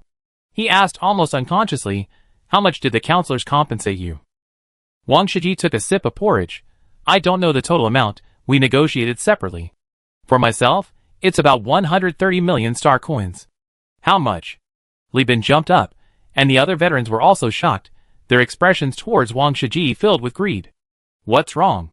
Wang Shiji looked bewildered. This amount of money is a lot, but not that much. I seen the intelligence on your Eden star. This amount isn't even enough to buy your planet. Li Bin took a deep breath. How much do you have left? Wang Shiji opened his terminal glasses and looked. My friends and I have been trying to find the Alicorn class monster since it went missing. We spent a lot of money over the years. I still have about 3 million star coins left, most of which are in the bank, and only about 900,000 are stored in the terminal. If there's still a functioning human realm central bank in the Perseus star region, I can withdraw the rest. Damn it. A veteran with limbs rolled his eyes upon hearing the number. Wang Shiji finally realized what was going on and belatedly probed. 130 million. Is that a lot now? Li Bin sat down again, covering his face. A lot. Let me put it this way, the Eden star you mentioned, including favors and funding, cost nearly 20 million star coins. Caw! Upon hearing this, Wang Shiji, feeling he had missed out on 5 life-bearing planets, let out a mournful cry as if his throat had been choked. His face was deathly pale, his lips trembling, silently comforting himself. It's all right, there's still a chance. We already found out that the Alicorn class is likely in the Perseus constellation. That's why I joined the second ship laboratory and came here in a secondary hibernation pod. Thinking this, he looked up at Li Bin, thinking that if Lan Yuan's words were true, The other forces in the Perseus constellation were all incredibly abstract. This man before him was trustworthy, he could reveal the whole story, and a dreadnought would surely secure his future. Because of the senator's arrangement of his child's appointment, Wang Shiji, who showed little loyalty to his superiors, was far more shrewd than Li Bin had imagined. He was now considering how to sell his star coins, his identity, his talents, and the information he possessed for a good price. Chapter 581. The arsenal coordinates that Brother Jia mentioned will eventually belong to the Universal Alliance, but that belongs to Li Bin in the future. However, the loss of 2 labor-class ships and numerous zombie ships is a loss for the current Li Bin. He and Lan Yuan originally had a chance to use Lan Yuan's identity card and information to bypass the war through authentication. With Wang Shiji and Gao Yuanjin present, the two of them working together might even have been able to successfully tamper with the mission instructions of these automated war machines, making them belong to the Universal Alliance. But now the ships are gone, leaving only a pile of wreckage. Li Bin had inquired about the reconstruction with Wang Shiji, who dismissed it as impossible. Automated war machines the size of capital ships require blueprints for reconstruction. The secondary cryogenic hibernation chamber only contains blueprints up to the cruiser level, and they're hidden in a black box, unbreakable. Forcing a connection would not only destroy the blueprints, but also malfunction the entire ship's control system. After all, you're not from the human realm. Take it easy, Wang Shiji comforted Li Bin. Although you lost 2 capital ships, you gained a batch of xenon stones, and thousands of researchers from the second ship laboratory. His 130 million star coins weren't worth much in the human realm's era of abundant star coins. But the Perseus constellation, having lost its star coin production technology and dwindling in value, is priceless. No, priceless. It's worth its entire star base. He's the one who lost out the most. As he delved deeper into the database, searching for price comparisons, he was shocked to discover that while Universal Union was already a behemoth across the entire star system, its total assets, including its population, were less than 200 million star coins. In other words, if his money hadn't been deposited in the central bank of the human realm, and if he hadn't sought out the alicorn-level creatures, he could have become a major shareholder of Universal Union. He could have even used that money to approach the well-known tachyon technology, or join the former ruler of the human realm's navy. They would have had to fawn over him. After all, realizing the production capacity of automated factories requires star coins. Even Speedtronics doesn't have the capability to dismantle factories, steal star coins, and then reassemble them. Therefore, in this post-apocalyptic wasteland, star coins are productivity, star coins are ship components. From a purchasing power perspective, a Celestial-class ship that the second-generation leaders messed up isn't even worth as much as his compensation. Wang Shiji and Li Bin were both frustrated, but Li Bin had more experience with money and losses, and his losses were smaller. Therefore, he quickly came out, rubbing his reddened eyes, and asked, "If you want to immigrate, you can just buy a ticket. Why are you in charge?" Wang Shiji clutched his chest, heartbroken, and said, "To retrieve the Celestial-class ships, we need sufficient power and energy. We previously deeply felt that we had. Lacking sufficient power, he went to various interviews and bribed interviewers. After the Great Collapse, the White Rose Starfield was in turmoil. Hearing that immigrant ships were going to newly developed colonies, we inquired everywhere about who was coming to the Perseus Starfield. We waited a year before we received the Lon families and the second ship laboratory's action plan. I spent 11 million to bribe the interviewer, the director of the second ship laboratory's research institute in the White Rose Starfield. I got the position through ability and star currency." As he spoke, tears welled up in the eyes of the rugged, manly Jia, and he pounded his chest in despair. "I regret it so much." Hearing that the ship designer of the human era was in his hibernation pod, Gao Yuanjin rushed over excitedly, only to find Jia wailing and lamenting, looking like a tragic figure. He asked in surprise, "What's going on? Why do you look like your whole family has died?" Li Bin, thinking of how this man had spent over 10 million to buy a useless official position, couldn't help but shake his head with a smile. Though not perfect, not far off either. After listening to Li Bin's detailed explanation, Gao Yuanjin couldn't help but grimace. "Then I really did have a narrow perspective. My whole family isn't worth 100 million. You're awake? Please come with us. Your body has just awakened, and its functions are still weak, so don't panic." Gentle voices rose and fell, all from the handsome or beautiful crew members. Wang Shiji, with his ID badge hanging on his chest, stood in the middle of the corridor, hands behind his back, gently nodding to each of the bewildered scientists who had just awakened, signaling their compliance.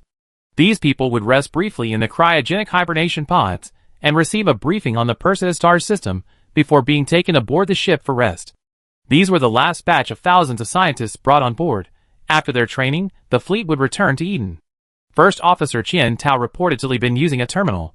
"Captain, the secondary cryogenic hibernation pod contains 8,000 boxes of uncut xenon ore, 3,000 boxes of relic components, and 1,500 boxes of hull components. Our scientists have determined that the ship's onboard factory for the secondary cryogenic hibernation pod can produce 2 types of relic components not available in the Perseus region. There are also 2,800 canisters of fuel. This cannot be removed because the secondary cryogenic hibernation pod is too large. It needs this fuel for deceleration and attitude adjustments to reach Eden, unless we intend to dismantle it." No, Li Bin rejected the latter possibility. Many technologies in the secondary cryogenic hibernation pod are not available in the Perseus region. Preserving it is like keeping a trump card for the company. Li Bin didn't explicitly state the purpose of this trump card. It could be a vehicle for unifying the entire star system and then moving on to other star systems. Or it could be a resurrection suit for retreating to other star systems after unification has failed or even after defeat. Also, Li Bin added, "Give that Glock 2,000 star coins and send a batch of meals for the Universal Union staff, provided according to the standard meal allowance for a medium-sized fleet. Furthermore, draft a contract to grant her a building in the Granada Dome City as a gift, and have her and her men guard this place. Have Jeffrey stay behind, leading a group of engineering staff to build a relay communication device in the system, with a frequency band only connecting to Eden Star, not other systems. And regarding the alloys, prepare in advance. Once the fleet returns to the Eden system, immediately have the company's transport fleet deliver a batch of materials to the secondary cryogenic hibernation pods to supply the hibernation pods for producing the Zhongzi ships." Li Bin issued orders one by one, methodically controlling the overall situation, until Lan Yuan stood at the door and knocked on the bulkhead. Only then did he let the first mate leave. "You rested for a few days. Are you feeling better?" "I'm much better now. I'm a soldier first, then a member of the Lan family," Lan Yuan said calmly. "I will carry out the ideal of unification to the end." As she spoke, she pulled out her identification tag from her chest, shaking it slightly, showing it off as if to boast. Li Bin adjusted his terminal glasses and looked closely. "Why are there 2? One is my original ID card, rank major, but with the same authority as a lieutenant colonel. The other is a senior colonel ID card that my family paid to upgrade for me." Wang Shiji was a bit groggy when she woke up, and only just remembered about it. She tried to sound casual, but her tone betrayed her excitement. Li Bin glanced at the ID card. "Can this thing even be used?" "The Great Crash cut off information transmission. You can't activate it, can you?" Chapter 582. "No problem, this was decided before the Great Collapse," Lan Yuan said proudly. "As I said, the family originally planned to establish branches in Perseus, and incidentally retrieve me and the experimental ships from the second ship laboratory, so the military ranks were prepared in advance. I later questioned Wang Shiji and the other scientists from the second ship laboratory in detail, and they told me that the family originally won the bid for the armory in order to make arrangements in advance. Once I was rescued, they arranged for me to be transferred to the Starfield Governor's command, trying to get through the military route and become the Governor's direct fleet commander to protect the family branch. Those Xenon experimental ships would also be under my command." She took a deep breath, quite helplessly. "I didn't expect the Great Collapse to ruin everything, and the originally planned family immigration was forced to stop, but the armory contained quite a few blueprints, technology, and weaponry. As an experimental battleship, the Invader-class's combat power is not to be underestimated. For the White Rose Starfield, in the chaos following the Great Collapse, these are the only means of self-preservation. Reproducing them one by one would be time-consuming and labor-intensive, so the family joined forces with other families that had invested in the White Rose Starfield Second Ship Laboratory Branch Research Institute to launch this secondary cryogenic hibernation pod, intending to retrieve the items." She chuckled self-deprecatingly. My aunt was clever her whole life, but she never imagined that the world would collapse to such an unimaginable degree after the loss of contact with the human realm. If she could have foreseen this, she probably would have either stopped investing and used all resources to build warships for self-preservation, or she would have gone bankrupt to buy standard cryogenic hibernation pods, the kind that can hold 1 million people, and then immigrated here. "Oh right, now that you mention it, I remember something," Li Bin said.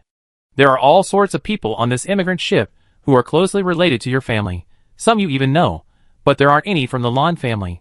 Why is that?" Lan Yuan asked Li Bin for a cigarette, lit it, and exhaled smoke. I reckon it's because the elders of the family, relying on the Lan family's considerable influence in the White Rose starfield, have developed ambitions for secession in the face of the Great Collapse, and want to keep the legitimate family members to serve them. This project can only continue because my aunt and parents are pushing it forward, otherwise, they probably wouldn't even be able to launch the secondary hibernation pods. You know, preparing to establish a branch family is never something to be taken lightly. Their original operations probably required several. A 10-year plan, but no unexpected event occurred. Let's not talk about my family's affairs anymore. It's too far away, and discussing it is pointless. Lan Yuan waved her identification tag.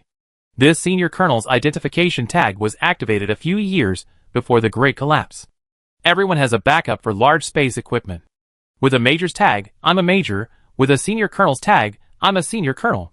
This identification tag also identifies me as a test pilot at the Research Institute, so its actual effect is equivalent to a brigadier general. Lan Yuan added, craning her neck, I know that in China, a senior colonel is equivalent to a brigadier general, but here, to distinguish between a senior colonel and a general, they separated them to give the impression of a general. This isn't unprecedented. In some foreign countries, a brigadier general is actually higher than a general in China. So that means? Li Bin's eyes lit up. Lan Yuan's 2 rows of white teeth resembled a bloodthirsty shark. It means that, with ISA and my 2 captains, my authority is equivalent to that of a major subordinates, enough to empty the 7th armory. Furthermore, the armory, funded by the Lan family, can be directly accessed with this identification tag. Wow, a golden legend. Lan Yuan said earnestly, Old Li, your task now is to quickly persuade Brother Jia. Use all your bragging skills to paint a rosy picture for him, and get the armory coordinates. For those nearby, we try to get them within 2 years. For those far away, we use the next AI war as an opportunity.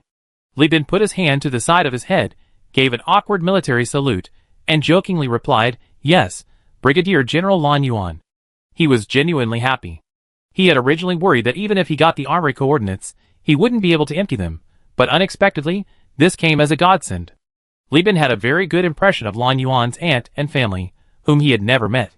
If you met a complete stranger who generously gave you cars, houses, and funds to help you start a company, and didn't even set any business targets for you, wouldn't you be happy too? I'm still a colonel, not a general. Lan Yuan solemnly tucked her identity card back into her chest. It was clear that she was different from Wang Shiji and strongly identified with her position as a leader.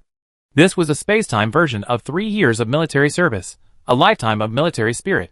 The two joked and imagined how much good stuff they could plunder from the arsenal, and how much help it could bring to the company and the unification cause. Supported by their beautiful ideals, Li Bin's grief over losing 2 capital ships and parting from Lan Yuan and his family was somewhat lessened. On April 5th, Star Calendar 214, Li Bin, along with over 1,000 leaders, returned joyfully to the Eden system. As soon as he disembarked, he couldn't wait to find Mamba Wang, the liaison for the Brighton Alliance. This former soldier, now heavily overweight on Eden, had almost lost all traces of his former military bearing, except for the occasional glint of shrewdness in his eyes, which were squeezed into tiny green beans by fat. He ran breathlessly in the weightless space, his bulky body appearing solid and bloated even in his spacesuit. His flesh rippled and surged with movement, his fat seemingly enchanted, dancing wildly without gravity. Boss, you wanted to see me? Mamba approached enthusiastically, her smile utterly obsequious. Li Bin patted her flared body. I'm not your boss, Brighton Alliance is. No, whoever feeds me is my boss, Mamba grinned adorably. I never tire of the food from Universal Union. I love to beg for food from you forever. Li Bin was delighted. It was as if all the chefs on Eden Star were his apprentices and grand apprentices. Even if Universal Union might disappear in the future, the essence of Yen cuisine he brought would surely endure forever. This flattery was precise and sophisticated. He laughed heartily. I have a deal for you to handle now, so you better do your best. Don't worry, leave it to me, I guarantee I get it done. Mamba patted his chest confidently. Let me ask, is it grain transport or supplies procurement?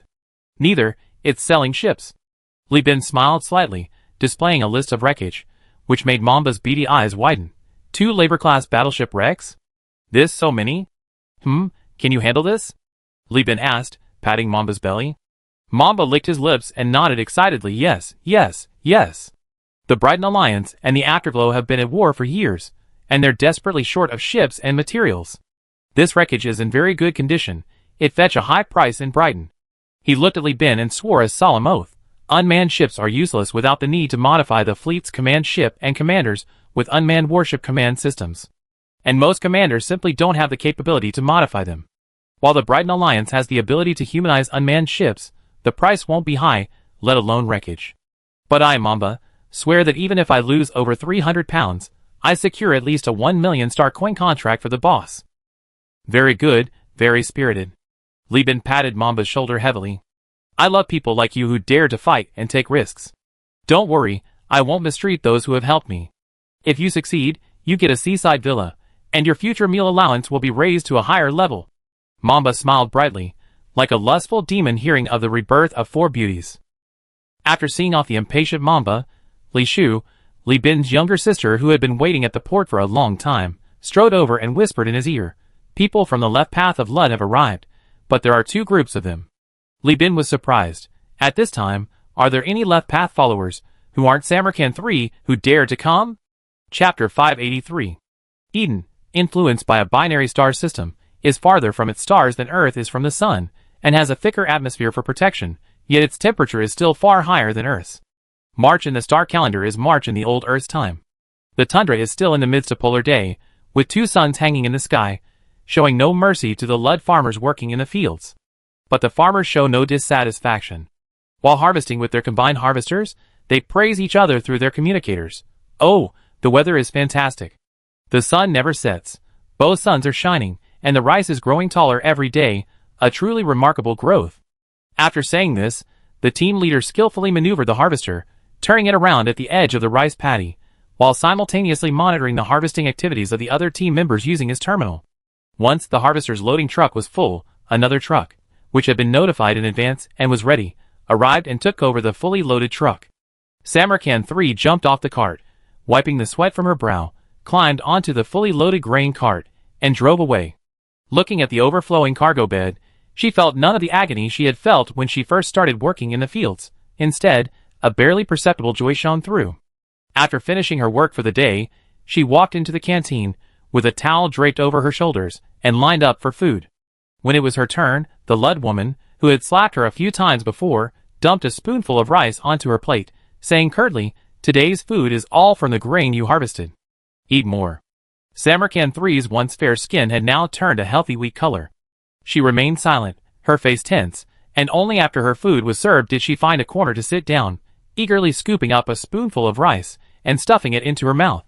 Amidst hunger and the satisfaction of a bountiful harvest, the food tasted exceptionally delicious, especially the memory of the rice she had gathered herself. Even the aftertaste seemed sweeter.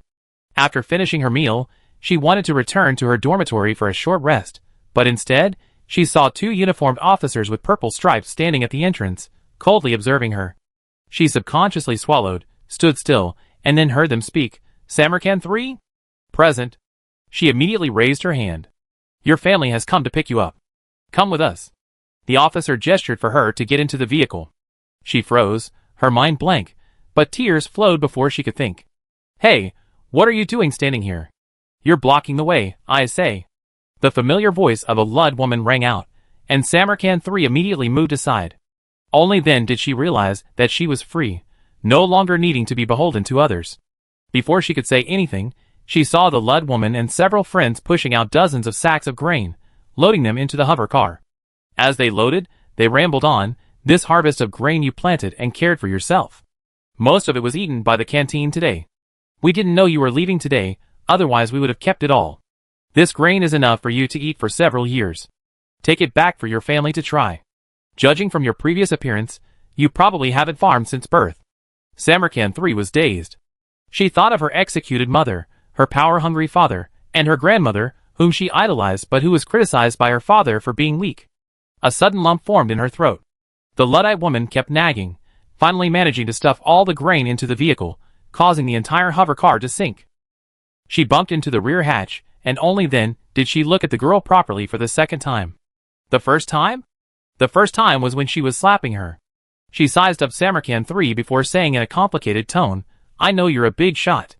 When you go back, please don't start any more of that damned holy war, or those dogshit self-destructing ships. Most Luddites are poor people struggling to survive, and honest farmers and workers. Instead of waging holy war every day, you should focus on production.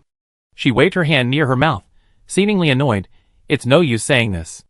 With the core sector's behemoths so ruthless, they practically squeeze every last drop of nutrition from every excrement. There's no way to force them. But whether you want a holy war or to die, just please consider it an act of kindness and don't. They started a global alliance. Samarkand III looked at the large, robust Luddite woman and said softly, the global alliance uses technology on a large scale. Even in agriculture, it overuses fertilizers and various weapons, killing many native creatures every month. This violates Luddite doctrine. The woman rolled her eyes. I live here, I'm a Luddite. Do you think I don't know whether it violates or not? If we really farmed slowly as you say, without harming the native creatures, not only would countless people starve to death, we'd probably be eaten by these crabs the very first day we landed. Forget it, you wouldn't understand anyway. After saying this, the women left sullenly. Samarkand III took one last look at the land he had worked on, then departed in his hover car. At the Eden space station, Jeffrey, picking his nose, stood beside the representative of the Evianites, showing no respect befitting a powerful figure. Ignoring the representative's grim expression, he extended his slick-back fingers. Look, your young lady, your princess, is over there, doing as well as she could. Following the viscous strands of liquid in the artificial breeze, the representative saw Samarkand III's dark skin and immediately flew into a rage. What have you done to the grandson of the saint these past few days? Jeffrey, oblivious to everyone else, pulled out a piece of straw paper to wipe his fingers, carefully folded it, and stuffed it back into his pocket. He slapped the representative's chest with his freshly dried hand. What are you talking about? We placed her in the Luddite diocese surrounded by legitimate Luddites, sharing meals and labor. Didn't you see the small cart behind her carrying grain? That's the harvest of her labor over the past few months. You made the grandson of the saint work in the fields? The representative nearly went mad. Jeffrey, as if he heard something outrageous, started picking his ear this time. Don't your Luddites like farming? Seeing the other person remain silent, Jeffrey chuckled. What kind of Luddites don't like farming? The representative was about to say something when Samarkand III spoke first. Uncle Chen, let's go. Chen Jun stared at the man before him in disbelief, as if seeing Samarkand III for the first time. He confirmed it repeatedly, even comparing genetic information. It was indeed Samarkand III. Only then did he scratch his head in confusion. Wait, where did that arrogant and domineering grandson of the saint, the daughter of the cardinal, go? How come this girl in front of him is so sensible and mature? Samarkand III urged him a few more times before Chen Jun finally responded with a few O's, glaring resentfully at the indifferent Jeffrey before leading Samarkand III away. By the way, Uncle Chen, take this batch of grain with you. I grew it myself. I plan to send some to my grandmother too. Watching the girl walk into the docking bay, Chen Jun shook his head in surprise. This is truly a miracle from St. Ludwig. It's not a miracle from St. Ludwig. It's labor reform that's nourishing, Jeffrey said, silently wiping his earwax-picking hand on Chen Jun's clothes. Hey buddy, you got the girl. Can you hand over the spaceship and cargo now? I'm rushing to pick up the kids. Samarkand III, who vaguely heard their conversation, said nothing. She had indeed matured through labor reform. After witnessing the hardships of the lower classes, she had gained more empathy, but her heart for holy war remained unchanged. Perhaps Universal Union is the most ethical company in the Perseus star system, but that cannot conceal their unbridled use of technology. She had overheard many conversations in the past few months. The Blessed Isles and Shadow Isles of Eden's industrial center were discharging pollutants into the sea daily, and the number of marine creatures dying from pollution was increasing day by day. These life-bearing planets were all nurtured by the will of St. Ludwig. Such use of technology was undoubtedly a violation of doctrine. They deserved to die. But she should use more mature and reliable methods. The experience of being labored and imprisoned by Universal Union for several months would surely be useful next time. Chapter 584. Liben paid no attention to the affairs of Samarkand III. He was currently receiving another powerful figure within the Lud-left path, Hao Huimianxiu. Liben had already learned of Hao Hua's situation through Bishop Pucci. According to Bishop Pucci, the information was most likely secretly relayed by the current pope of the Lud Church. The goal was simple, to ensure Hao Hua entered the Universal Union unscathed and returned unscathed. After all, the Universal Union had previously executed a group of left path members live, and then openly and legitimately defeated the holy warship fleet within the star system. Now was the time to view the Lud left path as an enemy. The Pope feared that Liben might act impulsively and shoot Hao Hua, thus breaking the last shackle the Lud Church placed on the left path. The left path would then fall completely under Gu Zhongyu's control, and that self-proclaimed representative of the will of Saint Samarkand might pull some ruthless tricks. Li Bin and Hao He were currently at the Holy Scripture Church in the Luddite Diocese, in the same pavilion that blended Chinese and Western styles. It was the dead of day, and the outdoor temperature and humidity were quite high. A transparent plastic curtain hung over the pavilion, and cool air hissed into it, blowing away the heat and moisture. Li Bin, legs crossed, unceremoniously lit a cigarette, and even offered one to Hao He. 90% of the natural tobacco in the Korstar sector came from the Luddite Church, so Hao He naturally smoked as well. Judging by his battle-hardened appearance, he didn't look like a feminine opportunist. Hao He's appearance was actually quite ordinary, except for a crisscrossing scar running from his left chin to his forehead, a pair of earmuff-like communication terminals, and a fishnet-like bandage on his head. Good job, cotton blanket. Seeing Li Bin scrutinizing him, he smiled cheerfully and pointed to his face. These scars look intimidating, but they're actually from when I was a child laborer in a factory. I led some friends in a rebellion against the factory owner, and when we set the factory on fire, one of us spilled chemicals. He then lifted his earmuffs, revealing empty ear canals. My ears were corroded, so my hearing isn't very good, which is why I wear those earmuffs. My scalp was also corroded, so I had surgery to repair it. Although my hair has grown back, it's very sensitive to air and temperature, and I have to keep it bandaged. Upon hearing this, Li Bin knew that the other man wasn't a hothouse flower like Samarkand III, but a long time. The seasoned holy warrior, upon hearing that the other party came from a background of fighting capitalists, was filled with respect. How old were you back then? 6 years old, still too young.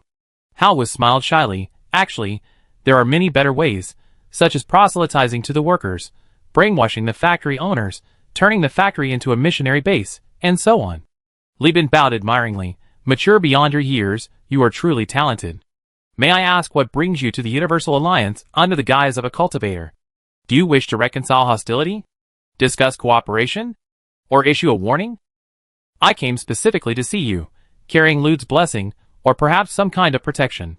Hao He winked and extended his hand to Li Bin. Li Bin frowned slightly, glancing at the black man staring intently at the stone slabs of the pavilion, as if trying to see something extraordinary in them. Puki, feeling the piercing gaze, looked up woodenly, nodded to Li Bin, and then lowered his head again. He couldn't possibly show any favoritism towards the Universal Union in the face of this lucrative opportunity. Even though he was practically Li Bin's subordinate in reality, he remained very reserved in front of this guy, who almost became a papal candidate. Pucci couldn't wait to get out of there. Having been accustomed to being the highest leader of the diocese, he felt extremely uncomfortable in front of this unfamiliar, powerful figure, who was also, to some extent, his superior. But he couldn't leave. After all, he was the guarantor for this meeting, guaranteeing that Li Bin wouldn't harm Hao He, and that Hao He's presence wouldn't threaten or coerce the Universal Alliance. Seeing Li Bin's wary expression, Hao He paused. Mr. Li, let's be frank. I received some information, and due to the severity of the situation, I had no choice but to meet you in this way. Li Bin, a cigarette dangling from his lips, scoffed, You came all this way just to warn me? Hao He shook his head, opened the plastic bag in his hand, and took out an unpackaged aluminum box.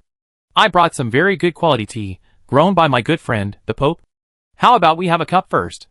Li Bin took off his cigarette, and looked coldly at Hao He. I don't drink water from strangers. Hao He picked up the teapot on the table, rinsed the tea, and brewed it with practiced ease. I'm just an insignificant guest here. I wouldn't do something like poisoning someone, that's too barbaric. He made a faintly serious expression of piety. Besides, it's a sin. Puki, listening to Hao He's exaggerated yet mocking tone, rubbed his robe uncomfortably. For a devout bishop deeply rooted in the community like him, Hao He's eccentric and almost heretical actions were undoubtedly torture. If the other party hadn't been so powerful and influential, he would have rushed forward and let them punch him in the face. Hao He pushed the hot tea towards Li Bin, picked up a cup himself, sipped it, and nodded in satisfaction. He inhaled the aroma, the ocean surges, flowing against the current, sweeping away blood. All-consuming locusts will hatch from the temples of the heretics. The doomsday messengers, bringing destruction, will soon step out of the gates of nothingness. And then? He stopped his prayer, giving a slightly irritated laugh. Of course, there's more. I'm fascinated by these prayers, but if you're not interested, I won't bother you any longer. Saint Ludwig foretold the collapse of the Stargate, and he also foretold the impending catastrophe, but some things are beyond prophecy. You might as well be more explicit, Li Bin said irritably, flicking away the ash from his cigarette. The white, burned-out ashes fell like snowflakes, as if the other man was implying something. Could there really be a deity who can see through my time travel? That's impossible. I may be a bit mature, but my actions haven't been anything particularly extraordinary. His success is due to three things: his own hard work, his wife's assets and connections, and his constant grave digging.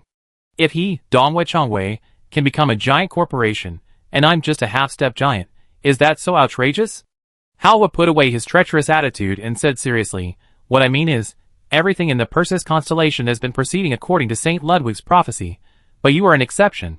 Li Bin laughed. Wait a minute, are you saying that everything happening in the Perseus constellation was known to your god in advance?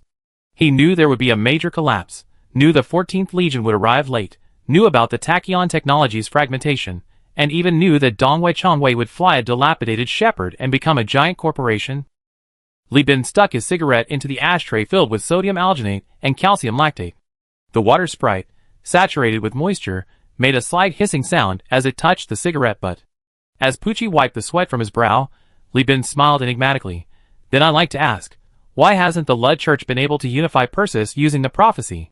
And why have you split into two organizations, the Lud Left Path and the Church? The Great Collapse, the 14th Legion, and tachyon technology are all in the prophecy. The abundant resources of the outer star sectors, capable of supporting the birth of new giants, are also in the prophecy. Who will accomplish this is uncertain. Goodlife's eyes were clear, devoid of any believer's fanaticism or Li Bin's anger at offending St. Lud, but the lands occupied by the Universal Union, according to the prophecy, should be wastelands. You, the Brown family, and the Lon family, however, have no place in the prophecy. Li Bin released the tangled cigarette butt, his voice erratic. Are you playing me? At this moment, Pucci was drenched in sweat. He hurriedly stood up, grabbed his water bottle. The water's gone, I go get some. Ignoring the water dispenser nearby, he stumbled into the church with the bottle. Chapter 585. Li Bin's expression was playful, while Hao remained calm, his terrifyingly corroded face devoid of any emotion. I received a telepathic message from St. Lud, and I am aware of the prophecy. You and the Universal Alliance are indeed not in the prophecy. Li Bin leaned back in his chair, chin raised. I say it again, since your Lud is so powerful, how come Perseus is still in this state? Because all of this is St. Lud's selection. The Church of Lud and the Left Path of Lud are not the masters of Perseus, but rather St. Lud's servants on earth. We serve St. Lud's will, not for domination. Hao was said righteously, and precisely because of this, if the Evian Knights and Gu Zhongyu succeed, the ending will inevitably be a tragedy. Li Bin laughed heartily, as if he heard a hilarious joke. So you admit that all the holy wars Lejo Alliance instigated, the bombing of Maya and Sulan, were crimes? Yes and no. Hao laughed too, but his eyes held little amusement, more of a sense of sacrifice and sorrow. Humans are inherently endowed with both noble justice and base selfishness. Without external forces, Perseus will forever remain in chaos. We are the catalyst and glue for humanity's reintegration, but certainly not the main ingredient. The fate of religious states can only be confinement and regression. That sounds nice. Li Bin scoffed, thinking, so you're saying you're secretly pushing for the unification of Perseus humanity, and after unification you should withdraw from the stage of history? And Gu Zhongyu and his group's attempt at theocracy is the real regression. But that sounds nice, who believes it? You all claim to have heard the oracle of St. Luther, and each sect has its own way of interpreting the scriptures. The Doomsday sect, the secular sect, the putative sect, the state religion sect. Why should I believe you? If the Pope said this, I, the head of the Universal Union, might give him a nod of approval. Who do you think you are? Seeing Li Bin's utter disbelief, Hao rolled his eyes helplessly, staring at the patterns on the pavilion ceiling, and uttered a string of English, midnight dissonant. Li Bin's expression changed drastically, his face contorted with rage, his eyes instantly turning bloodshot. His hand gripped the pistol at his waist, looking like he wanted to devour someone. Silence fell over the pavilion, broken only by the hissing of the air conditioner, which distorted the steam from the hot tea, as if the steam was constantly drawing in cold air. Li Bin's eyes didn't blink, his mind racing. This ba **** knows Miss N? How much does he know about my deal with Miss N? Is he the only one who knows? Or does the entire Left Path cult know? Should I kill him now? If the information about my deal with you were leaked, I, Li Bin, would undoubtedly be branded a rapist. The reason tachyon technology survived was because it fought a stalemate against the behemoth, the 14th Legion of the human realm. This was only because the 14th Legion acted too aggressively, forcing other star systems to unite against it. If the 14th Legion had only used the pretext of wiping out the Afterglow to attack, Tachyon, without the Perseus Alliance's help, would have been a corpse long ago. Now, Tachyon can't even control the Afterglow, yet Li Bin can persuade it to send troops to aid him. Isn't that a slap in the face to the Overlord and Tachyon?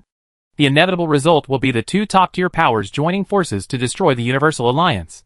This person dared to inquire about our company's top secrets, regardless of how he obtained them. He deserves to die. Not only that, Li Bin will definitely launch a massive purge afterward, thoroughly investigating all those within the company who knew about it. Better to kill 1,000 innocent people than let one guilty person go free. Seeing Li Bin's expression, Hao quickly raised his hands in surrender, his ugly face, comparable to Jeff's one-eyed old man, forcing a grotesque smile. It wasn't your subordinates who leaked the information. Nor was it me who found out. This news is earth-shattering, and you kept it a secret so well. If it weren't for Saint Lud's intervention, I really wouldn't have known. Li Bin grinned, a smile that was half smile and half anger. You're smiling like that? Are you afraid of death too? Afraid? Of course I'm afraid. Hao patted his chest. If Saint Lud hadn't ordered me to see you, I wouldn't have come. I'm not some brainwashed religious fool. Of course I want to live.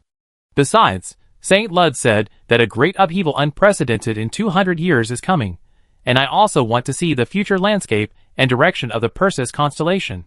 Li Bin's anger didn't subside, and he remained silent. Hao knew that if he continued to be vague and tried to deceive people with prophecies and oracles, he would surely die today.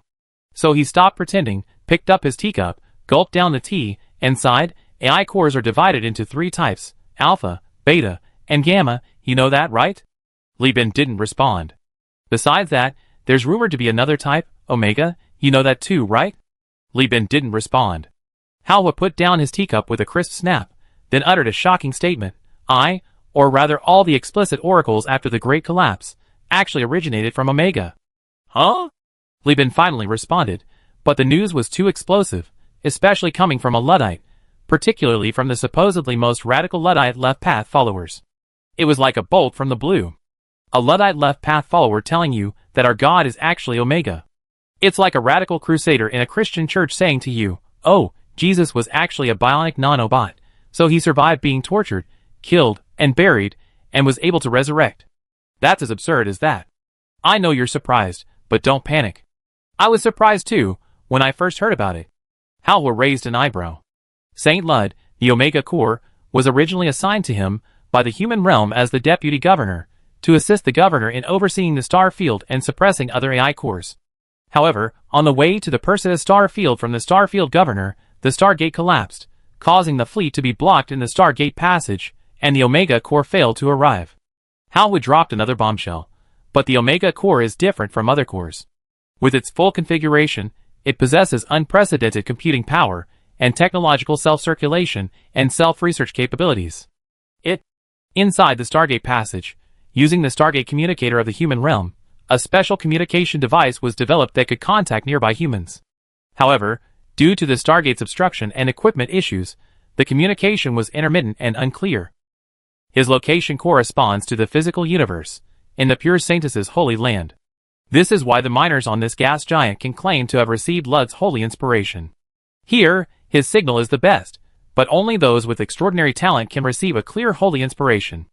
At this point, Hao pointed to himself. Coincidentally, I am one of those extraordinary talents. Even while subtly praising himself, he still managed to elevate his own status, didn't he? Li Bin was completely dumbfounded. Chapter 586. Hao winked again. I'm not bragging, I'm just explaining my importance to you. I am indeed the most gifted of all the Luddite believers in the past 200 years, the reason I can receive revelations from Saint Lud from time to time. If you kill me, Saint Lud's wisdom will be lost to you. Li Bin's expression turned serious, but his hand remained on the gun. You said the one transmitting your voice was the Omega Core, so why do you keep mentioning Saint Lud?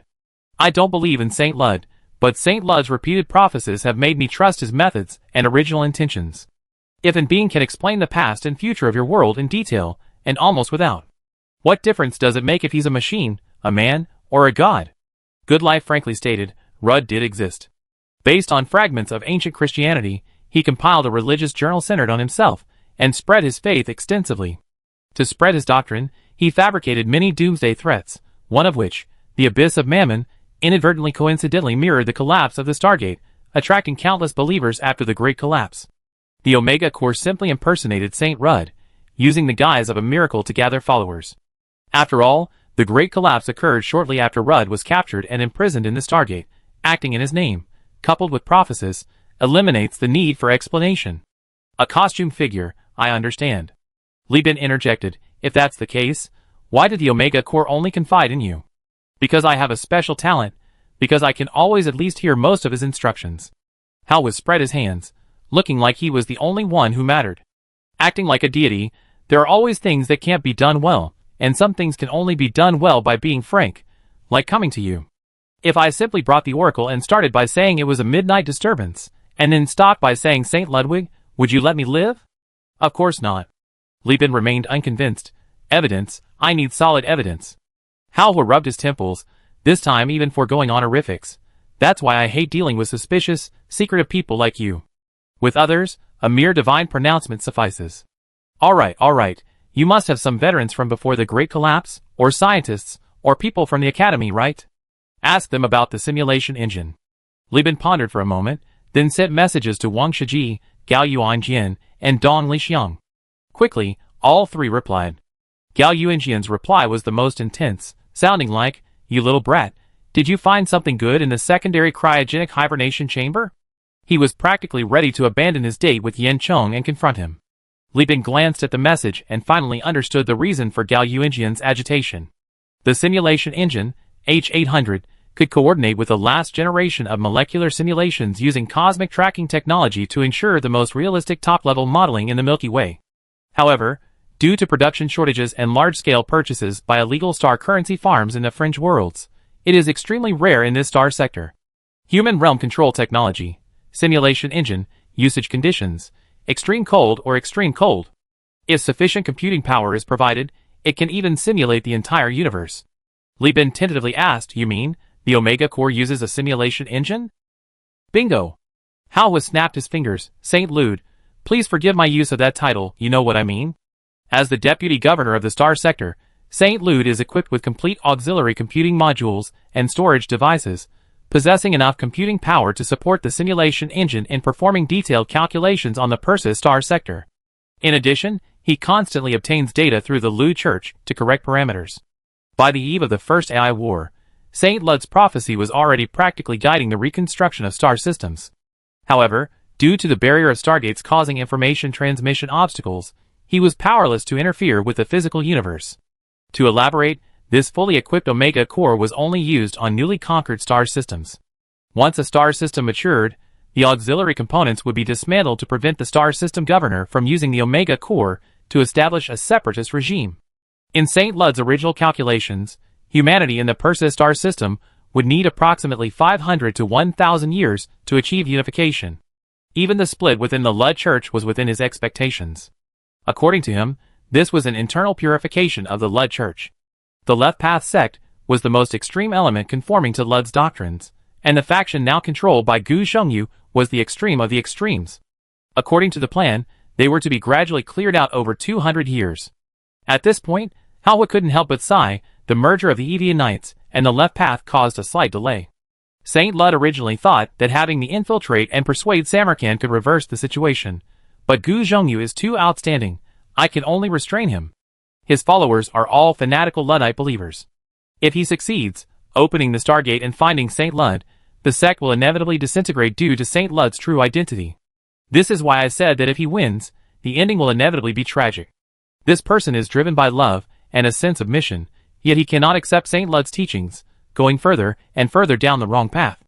However, it's not a big deal, because in the future, he will be martyred for humanity. Wait a minute, what does martyrdom mean? Li Bin interrupted. That's why I came to see you.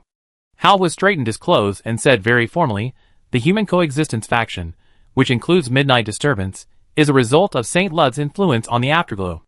This faction has made contact with Saint Lud through certain means. However, they are busy eliminating the mutated Afterglow's iron-willed extinctionists, and the fact that the AI core has given birth to intelligence is too shocking, so Saint Lud did not allow them to interfere in the human process. Originally, for the unification of Perseus, St. Lud secretly promoted the merging plan from both the human and the afterglow perspectives. But as I said, you appeared. As a pure human, you disrupted the situation by breaking the prophecy, not only carving out your own territory, but also connecting with the afterglow, and deeply involved in the Third Eye War. The future has already been shaped by your actions. It's all a mess. Let the simulation engine recalculate, Li Bin said irritably. Don't blame the road for being incompetent. I was doing fine in the Lost Star sector. How could I be stirring up trouble in the entire star system? The simulation engine has spent a lot of time projecting the future, and it generates a huge amount of heat. Prolonged use will cause St. Lud to melt. Therefore, we re-import your data and recalculate. This time frame is 50 years. This is a star system, not some video game. Li Bin, exasperated, added, and what about your background? Don't you know your place? You accomplished so much in 5 years, playing Tachyon with Konda, fighting the Perseus League with Sharapova, almost bankrupting Hound Mining by buying security codes. Haven't you done enough? Hao stood up and angrily berated Li Bin, slamming his fist on the table. Li Bin rubbed his nose, thinking, I didn't do it on purpose. Aren't my people human too? They need to eat too. They need to enjoy the lifestyle of developed countries too. After venting his anger, Hao sat down, his fists red, swollen, and glistening with oil. Alright, I'm not here to reprimand you. I'm here to warn you. His voice was serious and earnest. According to the current simulation engine results, Risk Mining's intervention in the core star sector, which was originally destined to fail, has become unrivaled in the mineral field for the next few years due to your involvement, especially your actions that severely damaged Hyena Mining. They will be able to establish themselves smoothly in the core star sector, thus weakening their suppression of the internal nanovirus swarm. With the rise of the Hell Legion, Risk Mining will now face pressure from both the core star sector and the Hell Legion simultaneously. Ultimately, this led to the nanovirus swarm breaking through the blockade and spreading like wildfire. I'm warning you, you better speed up your efforts to strengthen yourself. A new variable has emerged. The current military strength of the Perseus star system is insufficient to defeat both the Hell Legion and the nanovirus swarm simultaneously. You must strengthen your power as soon as possible. Hao said, handing over a terminal. This is intelligence recorded based on the prophecy of St. Lud. I believe it will be helpful to you. He stood up, lifting the plastic sheet. The high temperature and humidity of Eden Star instantly condensed large droplets of water onto the sheet. He took a deep breath of the air, filled with the fragrance of plants and the faint stench of fertilizer. Li Bin, you are the variable St. Lud miscalculated, and also the freest and most promising among all of St. Lud's current collaborators. I will do everything I can to help you. To help the core star system you must prepare early. Chapter 587. The good guy came quietly and left quickly. After talking with Li Bin, he tossed aside the terminal, didn't even bother to eat a bite of food, just drank a cup of tea, and immediately ran off. In his words, the world is in a precarious state, I'm too busy. Li Bin fiddled with the terminal in his hand. The back of the terminal bore a faded and mottled human leader logo, looking quite old. It might even be a politician's security version from before the Great Collapse. After activating it, he saw a pile of data on the projection screen, totaling less than 1 gigabyte, meaning there were no videos, no projection models, very rudimentary data. Human leader logo. No technology, and certainly no blueprints. Thinking about it, that makes sense. The Omega Core relies on the human brain for information transmission.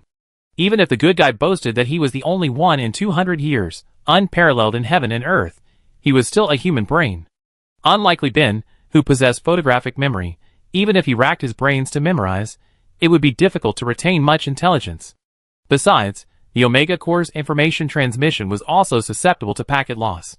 In this environment, it's impossible to transmit blueprint technology to someone's mind that would turn them into an idiot.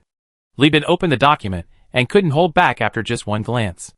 The first line of the document clearly stated, "Good job." The next task, have Lu Dezuo, and especially Gu Zhongyu, deplete the fleet's strength, but obtain the decisive weapon, the Planet Killer. The specific plan was that the Omega Core had been hacked through the AI core of the Yu-Hui Human Coexistence faction, learning that the Interstellar Empire had, through archaeology and reverse engineering, initially mastered the production method of the antimatter bomb, the Planet Killer.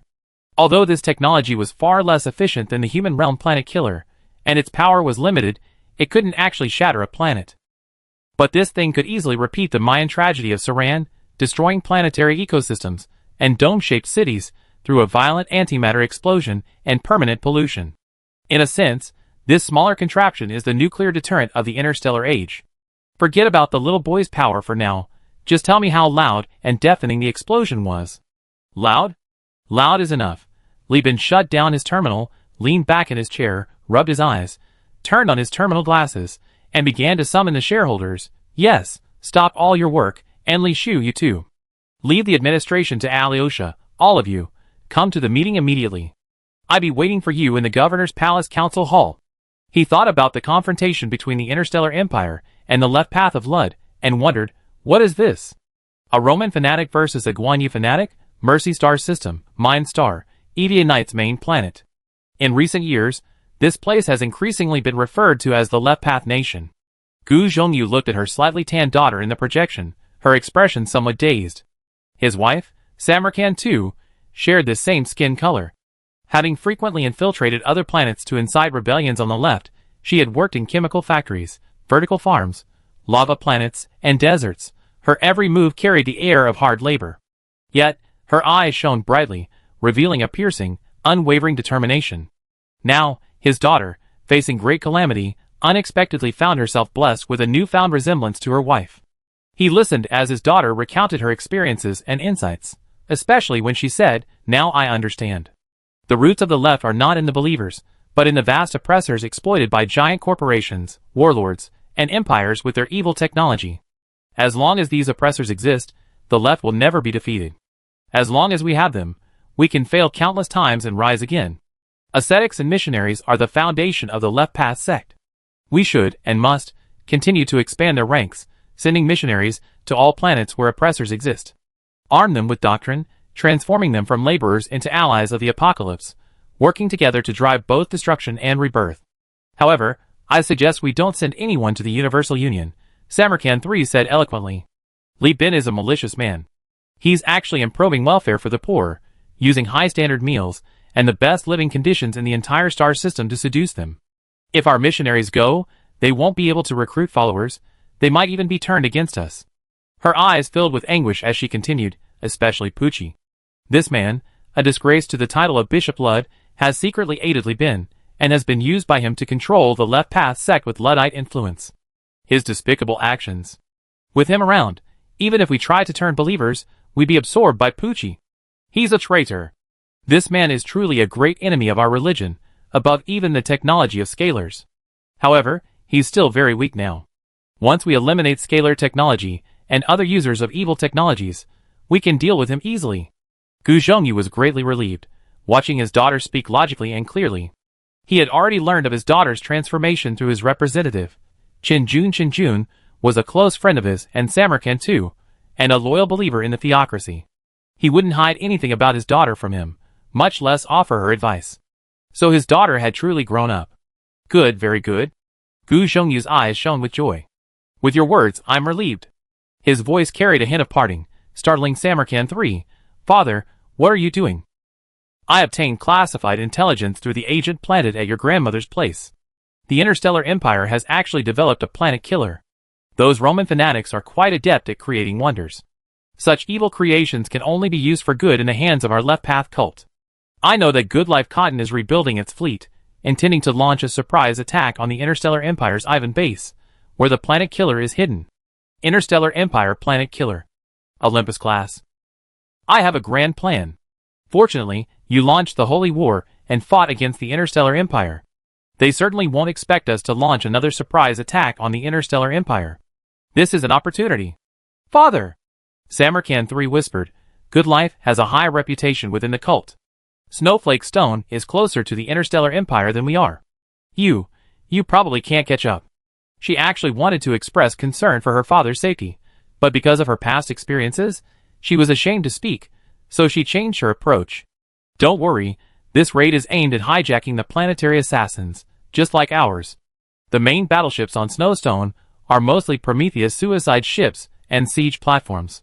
For him to go and steal bombs is a waste and suicidal move, isn't it? Because he inevitably have to rebuild his raid fleet. Gu Zhongyu smiled slightly at this point, but your old man is different. Our EVA Knights don't follow the path of holy war, we're a theocracy. Our fleet is mostly legitimate capital ships, not suicide ships. Besides, I sold the Cathedral-class ships a few years ago to raise funds, which have long since been converted into a fleet. Chapter 588.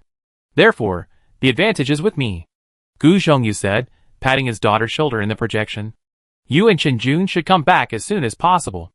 I hand over the EVA Knight's administrative affairs to the council for now, and wait for you two to return to take charge. I have to go. At this point, tears finally welled up in his eyes. My dear daughter, I'm very happy that you've grown to this point. I hope you can take over your mother's responsibilities. He then decisively shut down the communication and coldly said to the slender, fervently staring Wenka, notify the fleet to cease resupply and prepare to depart. Yes, may the light of Luddle shine. Wenka saluted excitedly and stepped down from the platform. Gu Zhongyu sat on his throne, gazing out the observation window at 10 battleships, all painted in the same light green left-wing frigate hue, 3 Castella class, 1 Offensive class, 3 Liberator class, 1 Harrisval class, also known as the Great Eagle class, leading a large group of cruisers, and a cloud of Eradicator cruisers, densely packed into the sky above the Mine Star Station, Offensive, Liberator, Great Eagle, and Castella. This is theocracy, controlling multi-planetary production capacity. With strict technological control and united cooperation, the left-wing frigate has never been so glorious. Looking at the fleet that comprised most of the EVA Knight's strength, Gu Zhongyu felt a surge of ambition. Only he and this system could persuade the council and the believers to sell the Cathedral class, consider the embodiment of Saint Ludwig, in exchange for this mighty army. Planet Killer, Gu Zhongyu was determined to have it.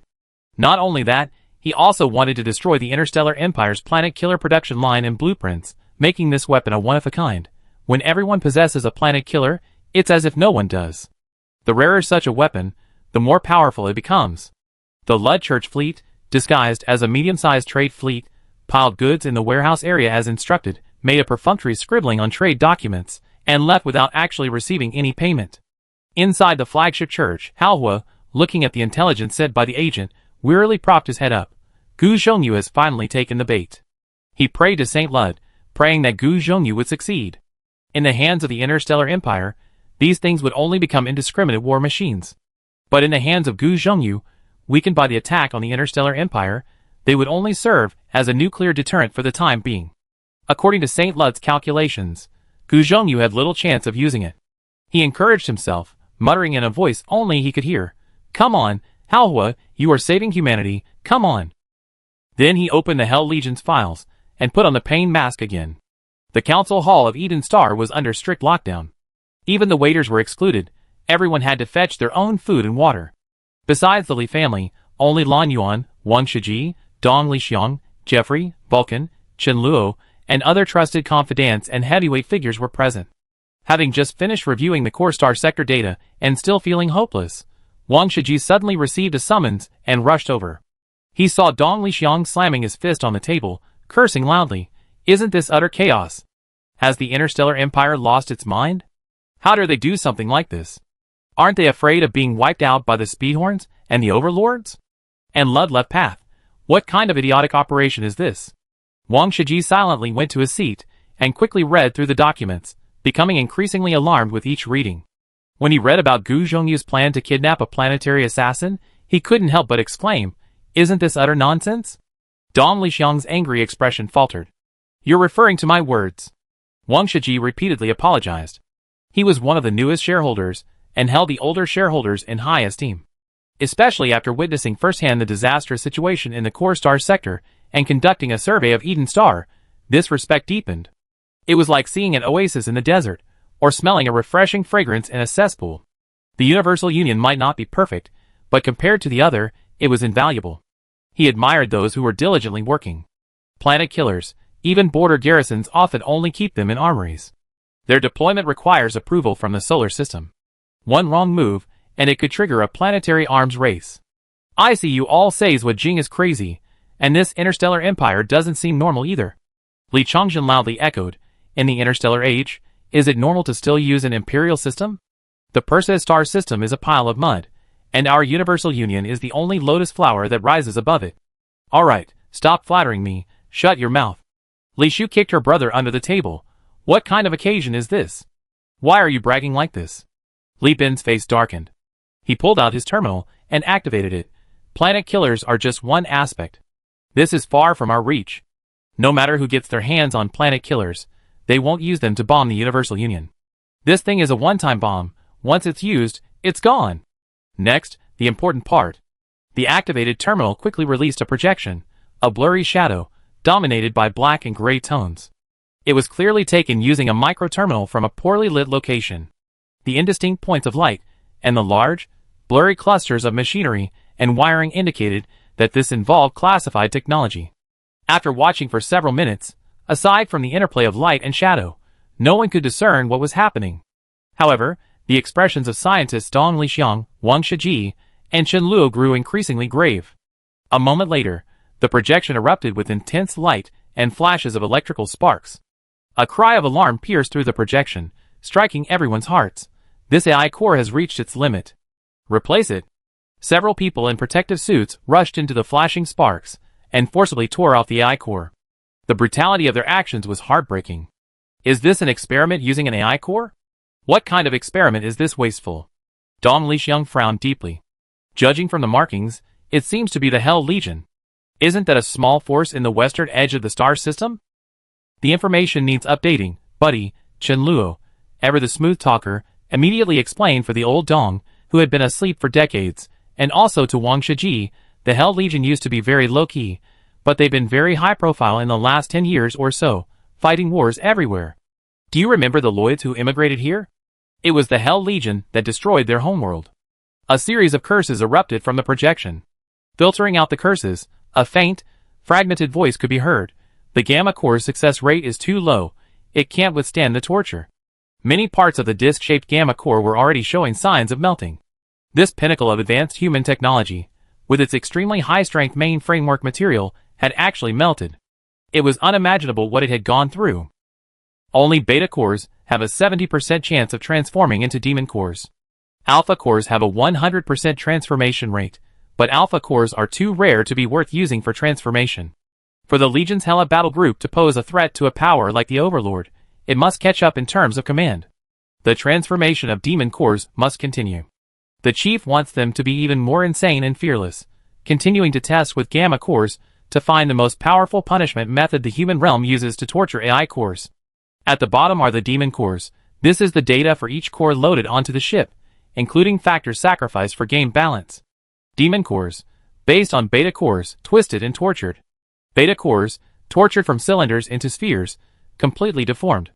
Another voice came, but finding the afterglow in the law sector is too difficult. Over the years, we swept through many star systems in the West. Without going deep into the law sector, it's hard to find enough beta cores. Among those large corporations, there are plenty of idiots hiding AI cores, and the Persis behemoths, aren't there many? Rob them. Yes. Chapter 589. Dong Lixiang and Wang Shiji slapped their faces, their bodies limp like boiled spaghetti. I was wrong. I was really wrong. I shouldn't have immigrated. I regret it so much. Wang Shiji roared, covering his face. Do they even realize that torturing the AI core like this will inevitably lead to it going out of control, even turning it into a hostile force against humanity?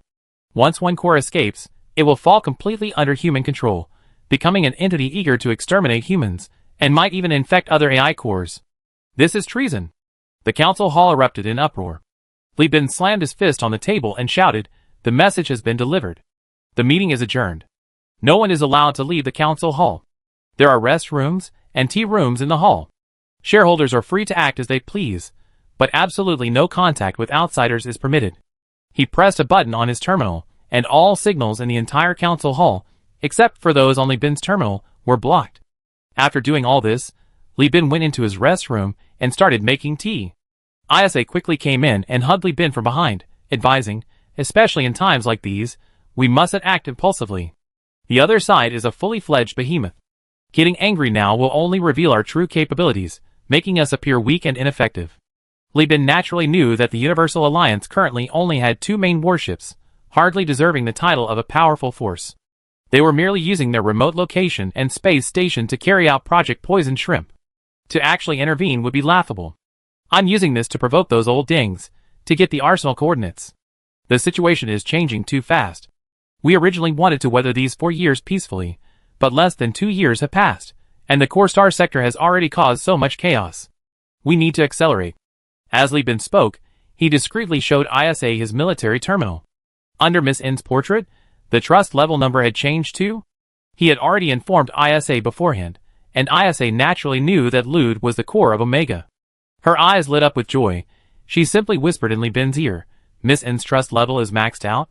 "There are conditions," Li Bin said, squeezing his wife's hand.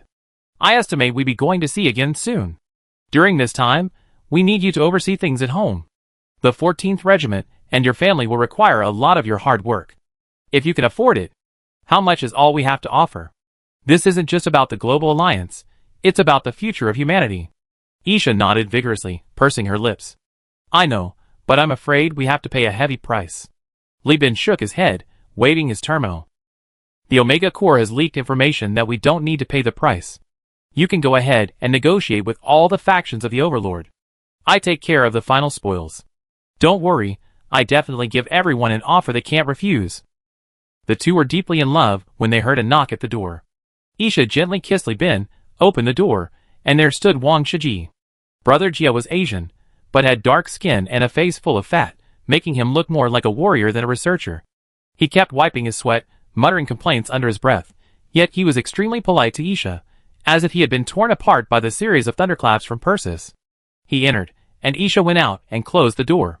When Brother Jia came over and saw the warm tea that had been brewed on the table, he picked it up and gulped it down. Li Bin felt sorry for him and said, "Drink slowly." This tea was grown by the current Pope of Lud. If it were listed online, it could easily sell for several thousand star coins to a knowledgeable wealthy believer. It's a shame to waste such a precious tea. Upon hearing the name Pope, Wang Shiji immediately showed a look of disgust, stuck out his tongue, and put down his tea. "That leather-clad, pink-headed guy sounds awful." Sorry, he belatedly realized that he was facing Li Bin, the man who had determined his current life and status, and apologized repeatedly. "I'm so flustered, my brain is about to explode." Li Bin gestured for him to sit down and calmly said, "What's the panic? I called you to this meeting only because you're shareholders. Does a government really expect scientists to shoulder political and military responsibilities? I handle everything. You just need to use your strengths." These words were both reassuring and suggestive.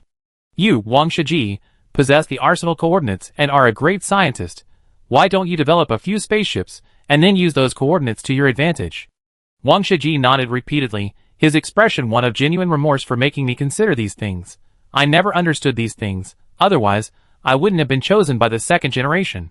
CO, to be honest, I originally wanted to investigate further, but this news is too explosive. I've seen the strength of the Universal Alliance's fleet, whether facing planetary killers or the Hell Legion, they're no match. We need to arm ourselves as soon as possible." As he spoke, he pulled out a laser knife, rolled up his sleeve, and slashed his wrist in front of Li Bin. Blood and gore instantly filled the table. Wang Shiji grabbed the slashed flesh and peeled it back, revealing a large expanse of metallic color. Only then did Li Bin realize. The man's left hand was a prosthetic. This prosthetic surgery was introduced from the solar system a dozen years before the great collapse of humanity.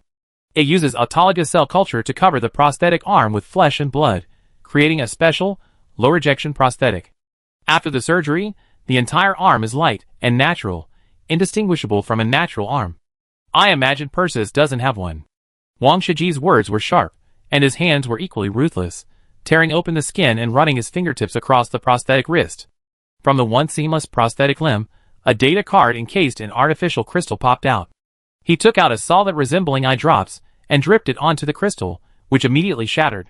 Wang Shiji, disregarding the blood on his hands, clutched the data card tightly and held it out to Li Bin, his eyes darting around, breathing labored, and his whole body trembling. Li Bin glanced at him a few times, roughly guessing his thoughts. He was giving the data card for humanity's sake, a selfless act. He felt no pain in sacrificing himself, and he hadn't made any demands beforehand, because in a collapsing nest, no egg remains unbroken. If the planetary assassins proliferated and the hellish legions triggered an AI rebellion, humanity in Persis would be doomed. But he also had selfish motives. He knew this was his last and greatest asset. Giving it away would mean losing his chance for instant advancement. This data, given to a giant corporation, could bring him immense merit. Handing it over would leave him with no other options. Therefore, he was torn between his conscience and his own will, his outstretched hand trembling. Brother Jia, look me in the eyes. Li Bin roused Wang Shiji from his self-inflicted turmoil. Wang Shiji looked up and saw the composed young Li Bin, and those clear eyes that, despite their young age, held a hint of sadness. Li Bin's voice was firm. Your contributions will not be forgotten by the Universal Union and humanity. No matter what happens to the company, you will have a share. With Li Bin's words, a share transfer agreement was pushed towards him. For the Universal Union, disguised as a company, a share transfer, in ancient times, would be tantamount to a promise to stand with the nation through thick and thin. This was far more noble than those nobles on Eden Star who could be easily wiped out. Wang Shiji remained silent for a long time, then nodded heavily, released his grip, and handed the blood-stained data card to Li Bin. Li Bin quickly wiped himself clean, then plugged in his terminal to search. He glanced at it, downloaded the coordinates of 3 armories, and all the data using a plug-in, immediately unplugged it, stood up abruptly, opened the door, and loudly ordered the council hall. That's all for today's notification. Everyone, after you leave, keep this information to yourselves. Li Shu, ISA, you two will oversee the company's main planet. Wang Shiji, you will be the director of the Ship Design Bureau at the Global Joint Research Center, overseeing the company's ship development and subsequent optimization. Dong Lixiang, expand the Behemoth project, build as many behemoths as you can. Vulcan Jeffrey, notify all crew members to cancel their leave and get the shipyard moving quickly. We're going to restart deep space exploration. Chapter 590. The fleet's mobilization wasn't a quick process, mainly because a large number of immigrants still needed to be transferred from the secondary cryogenic hibernation pods, and the core fleet's cruiser cargo ships were being used to transport people. These were legitimate elders of the human realm, with very high standards of living. If you dared to house them in extremely densely packed living quarters, they would genuinely suspect you were human traffickers plotting a rebellion. Furthermore, these people needed to be transferred and re-educated in batches. These days, Wang Shiji hadn't even had much time to tend to his newly acquired Ship Design Bureau. Just educating these hundreds of thousands of people about the current situation in the Perseus star system, using first-hand accounts, had exhausted him. He couldn't do it alone. 2 other scientists from the second ship laboratory, one named Zhongzi Xuanxi and the other Qiu Wuyan, formed an education and propaganda team to oversee the popular science work for these elders. Only at times like this would Li Bin complain about how troublesome the elders of the human realm were. Before these guys closed their eyes, it was a peaceful and prosperous world, with humanity traversing the stars. Although there was a great collapse, the White Rose starfield was still relatively stable. When they opened their eyes, it was a scene of utter decay, forcing them to be extremely cautious. These people still value law and human rights, unlike the Lloyds and hyena mining immigrants, who had been domesticated by the cesspool. Mention law, and they laugh. Human rights are unheard of. Ask what law they have to follow. Their answer is, whatever the king says goes. And then, there's Dong Lixiang, who's also close to Wang Shiji and joined the propaganda team. However, according to the intelligence department, he has no interest in education or popular science. He's purely there to find a date. Li Bin spent 2 days clearing out his work assignments and then piloted the Candle Dragon away from the Eden system, heading towards the nearby South Heavenly Gate system. This place was exactly the same as when they first explored it, barren, desolate, and utterly silent. However, Li Bin was incredibly excited. He had brought Lan Yuan and ISA here for the elegant, hairpin-like stellar corona diffuser embedded in the corona layer of a star. The corona diffuser. This stellar diffuser was guarded by a supersized cruiser, which had intimidated Li Bin years ago. When the company's second flagship, the Zhu Rong, entered service, Zhu Jin, Mikhail, and others clamored to flatten the supersized vessel and activate the stellar diffuser.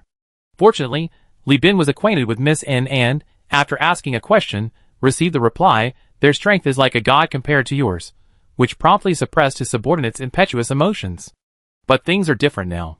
The Omega Corps, acting as the Starfield Governor's assistant, has already provided guidance in the intelligence transmitted to Li Bin. He only needs to utilize the officers in this batch of advanced hibernation pods, along with the Starfield Governor's activation methods, and pass the superbody verification to impersonate a subordinate of the Human Realm Governor, and restart the Star Crown Diverter. In short, this is a forged edict. This has nothing to do with the simulation engine. It's simply because the human Starfield Governor's ship comes with a map of the entire Starfield. Compared to the data loss and complete darkness in the lost star sectors after the Great Collapse, the Omega Core starts with a full map advantage. Once they know where the Universal Union is based, providing guidance is a piece of cake. This Omega Core is a real scourge. Li Bin complained to ISA, looking at the data. They clearly have a full map cheat, but they didn't just tell me directly. They kept me hanging on with all sorts of lost sector resources, talking about logistics cores, nanosoil materials, plasma generators, and even unmanned warship replicators, fully automated mantle drills, and brand new nanoforges. Hey! All this talk without giving me the coordinates, are you just fishing for me? You're making me drool.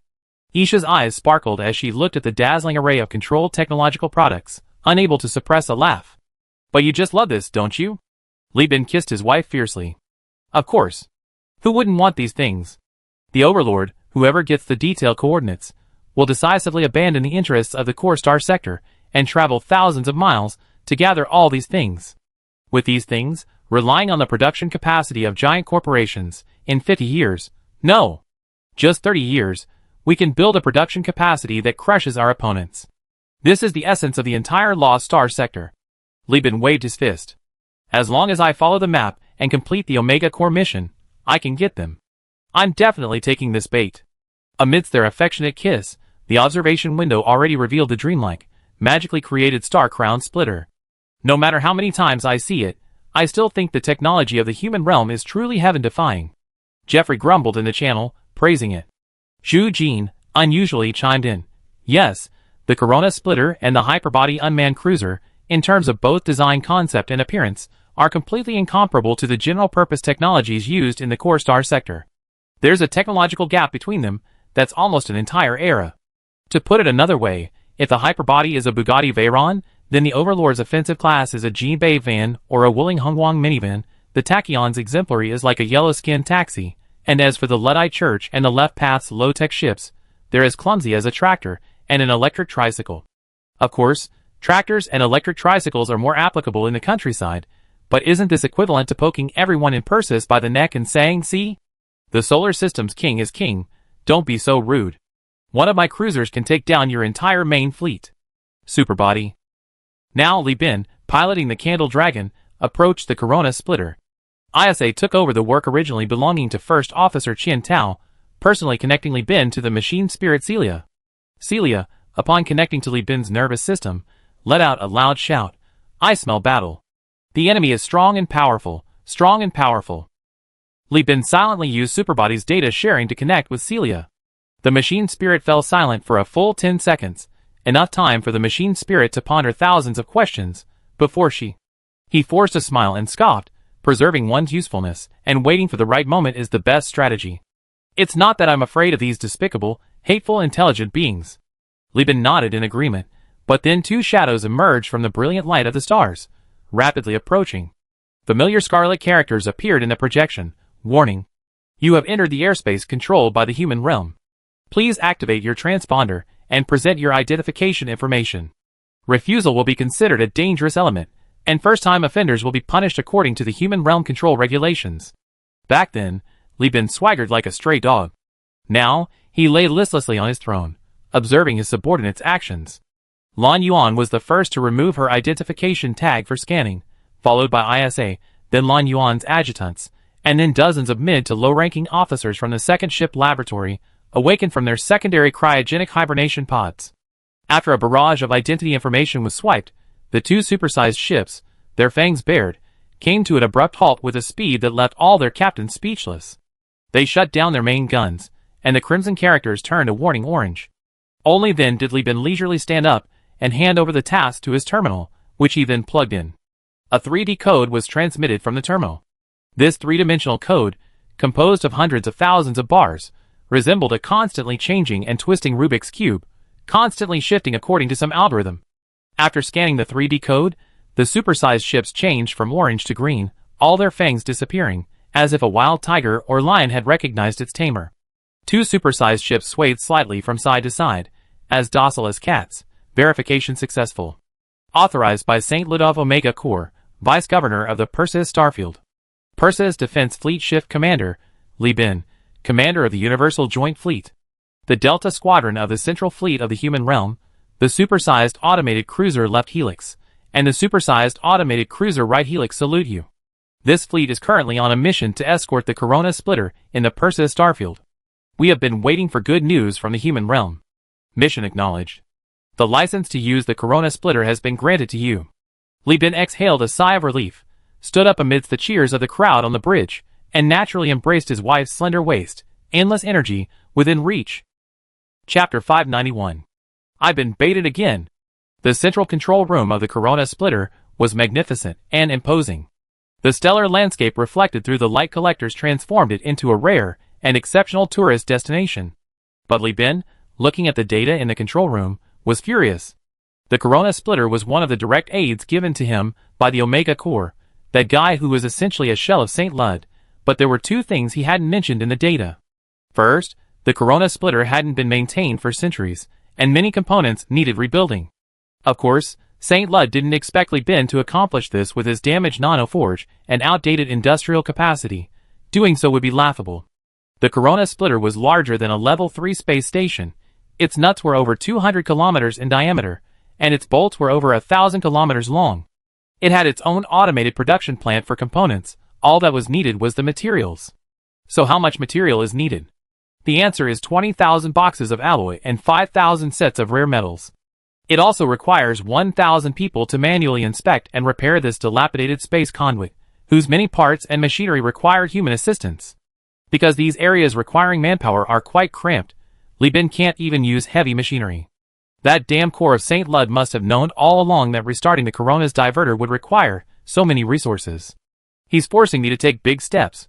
Li Bin pounded the control panel, gritting his teeth. ISA watched Li Bin pacing around in the spacious control room, wide enough to drive a car, seething with anger. Because of its proximity to a massive star, the Corona's diverter didn't even need a gravity generator. It could utilize the star's gravity directly.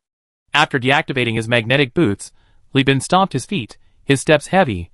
That guy definitely calculated that the Universal Union is currently testing its own capital ship, the Dome City. They don't have enough alloy to repair the Corona's diverter. Giving me such a huge piece of meat is just forcing me to go out and hunt, explore star sectors, and scavenge for resources. Lan Yuan, arms crossed, showed no interest in the battle of wits between humans and the AI core. As a soldier, she disliked intrigue and schemes outside the battlefield. ISA, meanwhile, paced alongside Li Bin, seemingly reassuring but actually using provocation to help him clarify his thoughts. So, shall we abandon this for now, and restart it once the main battleship is built? How could that be? Li Bin's voice boomed. Although the Corona diverter requires a large amount of volatiles and rare metals for daily maintenance, note that this book has modified the Corona diverter's consumption, adding volatiles to mitigate rare metal consumption.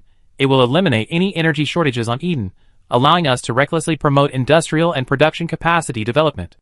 With it, we can directly build an orbital industrial belt. That St. Lud must have calculated this perfectly, knowing I acquired a batch of mining and gas extraction stations that can barely keep the Corona diverter running, using this bait to lure me out. ISA hugged Li Bin, her ample bosom pressed against his back, her white hair. The young woman breathed into the CO's ear, continuing to provoke him. I calculated it with the AI core. Activating the Star Crown diverter as soon as possible will bring at least a 40% additional boost to the colony in the future, along with savings from nuclear power plants, large energy storage stations, and industrial upgrades.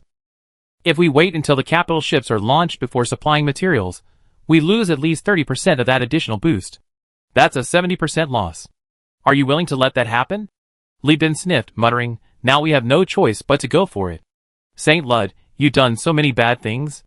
Lan Yuan was already squatting by the control panel, chatting with the Star Crown diverter's central control system. She was amazed by the system's intelligence and smoothness, and couldn't help but ask, are you a beta core or an alpha core? Colonel Lan Yuan, this is Omega. The control center spoke succinctly. I simultaneously control the Corona splitter and the left and right splitter, responsible for the operation, hibernation, and self-defense of the Corona splitter. Huh? Lan Yuan covered her mouth, her pretty face full of surprise. Li Bin and ISA, hearing this, also crowded around. Did I infiltrate Omega's lair this year? How come you're also an Omega core? Unlike St. Lud, I have no external computing power or data-assisted assembly. I only possess the maintenance of the Corona splitter and a combat database, and my authority is limited. I cannot contact the outside world. In fact, if other cores weren't unable to meet the control standards of the Superbody-class unmanned warship, Alpha should have been in charge here. By the way, in the game, the AI core of the Superbody is indeed Omega, which is absurd but true. I done some secondary design weakening and self-consistency, otherwise it would be too stupid.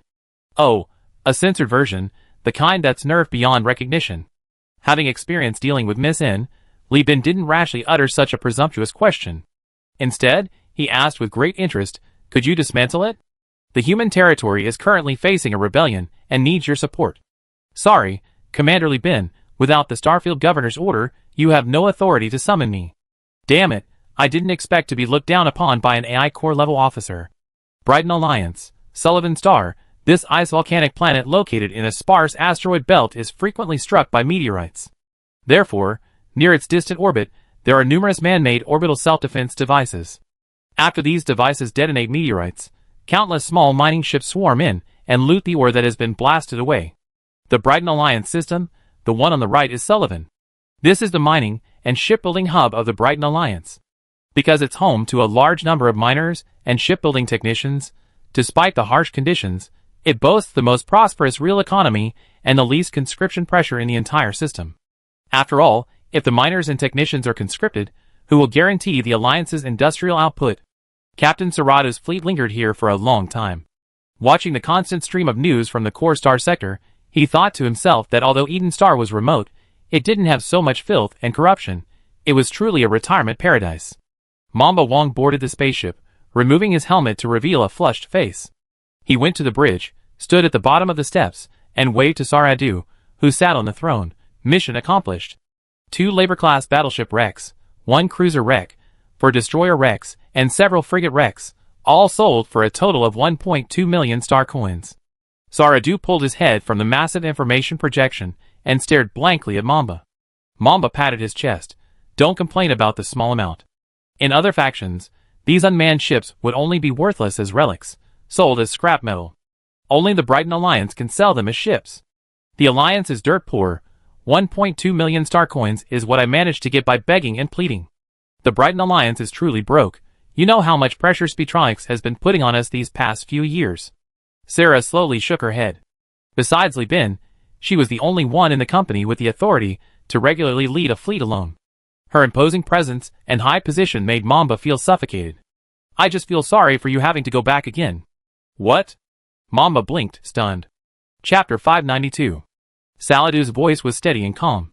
The CEO wants you to reduce the contract price to 800,000 star coins. Are you kidding me? Mamba's beady eyes widened. He thought, with the CEO's character, would he really lower the price by 400,000 star coins? He'd be lucky if he didn't raise it by 400,000. Besides, what do you mean by reducing it to 800,000? There's no logic in haggling and getting lower and lower. You're the seller, buddy. Saladu's expression remained unchanged.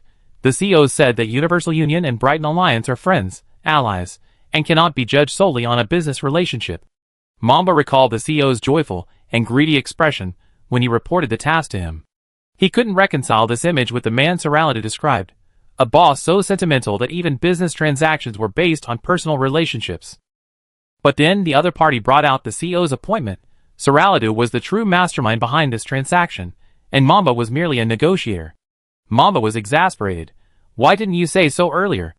I could have just negotiated a lower price on the spot, or offered a cheaper price. Saradu, like a merciless megaphone, remained calm. The CEO said it's called 2 steps forward, 1 step back. First, use a high price to lower the other party's expectations, then lower the price again. 1 raise, 1 pull. The sincerity is evident. Saradu naturally couldn't tell Mamba Wong about Li Bin's grand plan.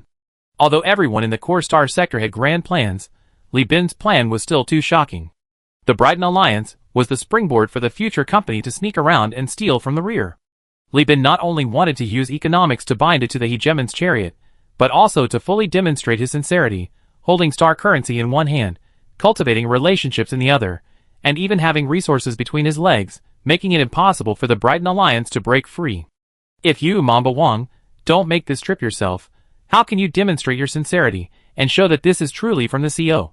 Sarah said, passing on a contract along with documents. It outlined the agreement for Universal Union to regularly supply the Brighton Alliance with frigate-sized, automated war machines. Remember to make it clear to them that our ships are brand new, but sold at second-hand prices. After all, the materials sent to the secondary cryogenic hibernation chambers are cheap alloys, and the resulting products are unmanned ships that the Brighton Alliance can modify. Even at second-hand prices, Universal Union still has a considerable profit margin. This isn't just about economics, it's about diplomacy. Mamba Wang didn't understand the deeper meaning behind it, but he figured out Li Bin's strategy. He slapped his forehead. Damn! We always lost money doing business with Speedtronics, but now we're making a killing off them. Isn't this turning the Brighton Alliance into a gold mine? Pure Monument System, sacred site of the Pure Virgin, Void Church. Goodlife Cotton, who had just returned from the distant Lost Star sector, entered the Pope's office and sat wearily on the sofa. The elderly Pope was reading a report at his desk. Seeing Goodlife enter, he took off his reading glasses. Note that proper Luddites avoid using advanced technology as much as possible. Opened the wine cabinet, took out a half-empty bottle of Byzantine wine, poured 2 glasses, and slowly strolled over to hand them over. You worked hard. Goodlife snatched the wine and gulped it down, then slumped onto the sofa. Your Holiness, when are you going to find another mouthpiece? I can't handle receiving the teachings of Saint Lud all by myself. What? You don't want to do it anymore? The Pope looked at his excellent colleague, his usual solemnity gone, replaced by amusement. How about I find someone to deliver your oracles from now on? Thinking of the incomplete, even erratic, oracles delivered by others, Halwa couldn't help but roll his eyes. Forget it, what can I do?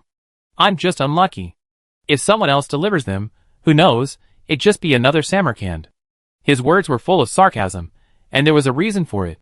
Back when Samarkand wasn't yet a saint, he heard a message from Saint Luddite. Saint Luddite's original intention was for her to make some noise, raise a banner, and take away the radical Escatists and die-hard Luddite worshippers from the Luddite Church. At that time, Halwa wasn't even born yet. Unexpectedly, the message traveled through the Stargate to his ears, and somehow it was interpreted as, "You're going to do something big, something drastic." So Samarkand, armed with a jumbled mess of prophecies, first won several small-scale holy wars to build prestige, then modified the Prometheus-like structure and plunged headlong into Mayan Silim. He had the ruthless work done. The sect had successfully split and purified itself. Initially, it was only slightly excessive, still with intolerable error. But then Gu Zhongyu appeared. This man, who had clearly not received any prophecies, led the leftist sect in a second split. While objectively a further radical purification, his work was so successful that it seemed poised to overshadow Saint Samarkand. If it weren't for Halwa's years of lobbying in Samarkand and his own efforts to divide the Left Path sect, the Lud Left Path would probably be completely subservient to him, both within and outside the sector. The Pope's eyelids drooped. What's the use? Facing the nanobug swarm, even a genius is like a mantis trying to stop a chariot. This is all thanks to Omega's accurate prophecy, which laid the groundwork by placing the Evian Knights in the Mercy system, adjacent to the nanobug swarm. The more stubbornly this fiend resists using the advanced technology ships, the more time it can hold out against the nanobug swarm, buying time for the rear. It's Saint Ludwig, Your Holiness. Hal was squinted, reminding him, if outsiders heard you say that, you'd be brought to trial. The Pope scoffed. I read the ancient religious fragments collected by the Academy. Do you know what my only takeaway was after reading them? I'd like to hear the details. Most Pope leaders are non-believers. Faith and power are contradictory. The Pope sat back down, picked up the report, and continued reading. Gu Zhongyu made a mistake in choosing his location from the very beginning. This is just like the Doomsday Cult, no matter how. Okay, a crooked foundation won't last long. I think Omega arranged for Gu Zhongyu to get the planet killer so he could put on a grand finale and buy some time. The only problem is, the Interstellar Empire isn't the Persis Alliance. The Interstellar Empire, with its AI core disguised as an imperial god to control thought, and its imperial system to manage the overall situation, has formidable cohesion and combat power. Why should Gu Zhongyu be able to steal the planet killer? Well, the news should arrive soon. Just don't panic. The speaker is listless. He had barely fallen asleep on the sofa when hurried footsteps sounded outside the Pope's office. A green-robed monk rushed in, not even bothering to knock or report, and darted to the Pope's side, reporting in an urgent, terrified voice. The Hell Legion has dispatched a large army to launch a surprise attack on Nova Capitolis, the capital of the Interstellar Empire source system. They have abducted Vulcan, one of the Empire's imperial gods, and all the AI cores of the space station. In the process of attacking the space station, they also severely damaged the orbital industrial facilities. Image of Hell Legion's attack route Nova Capitolis, surrounded by rose-colored charged nebulae.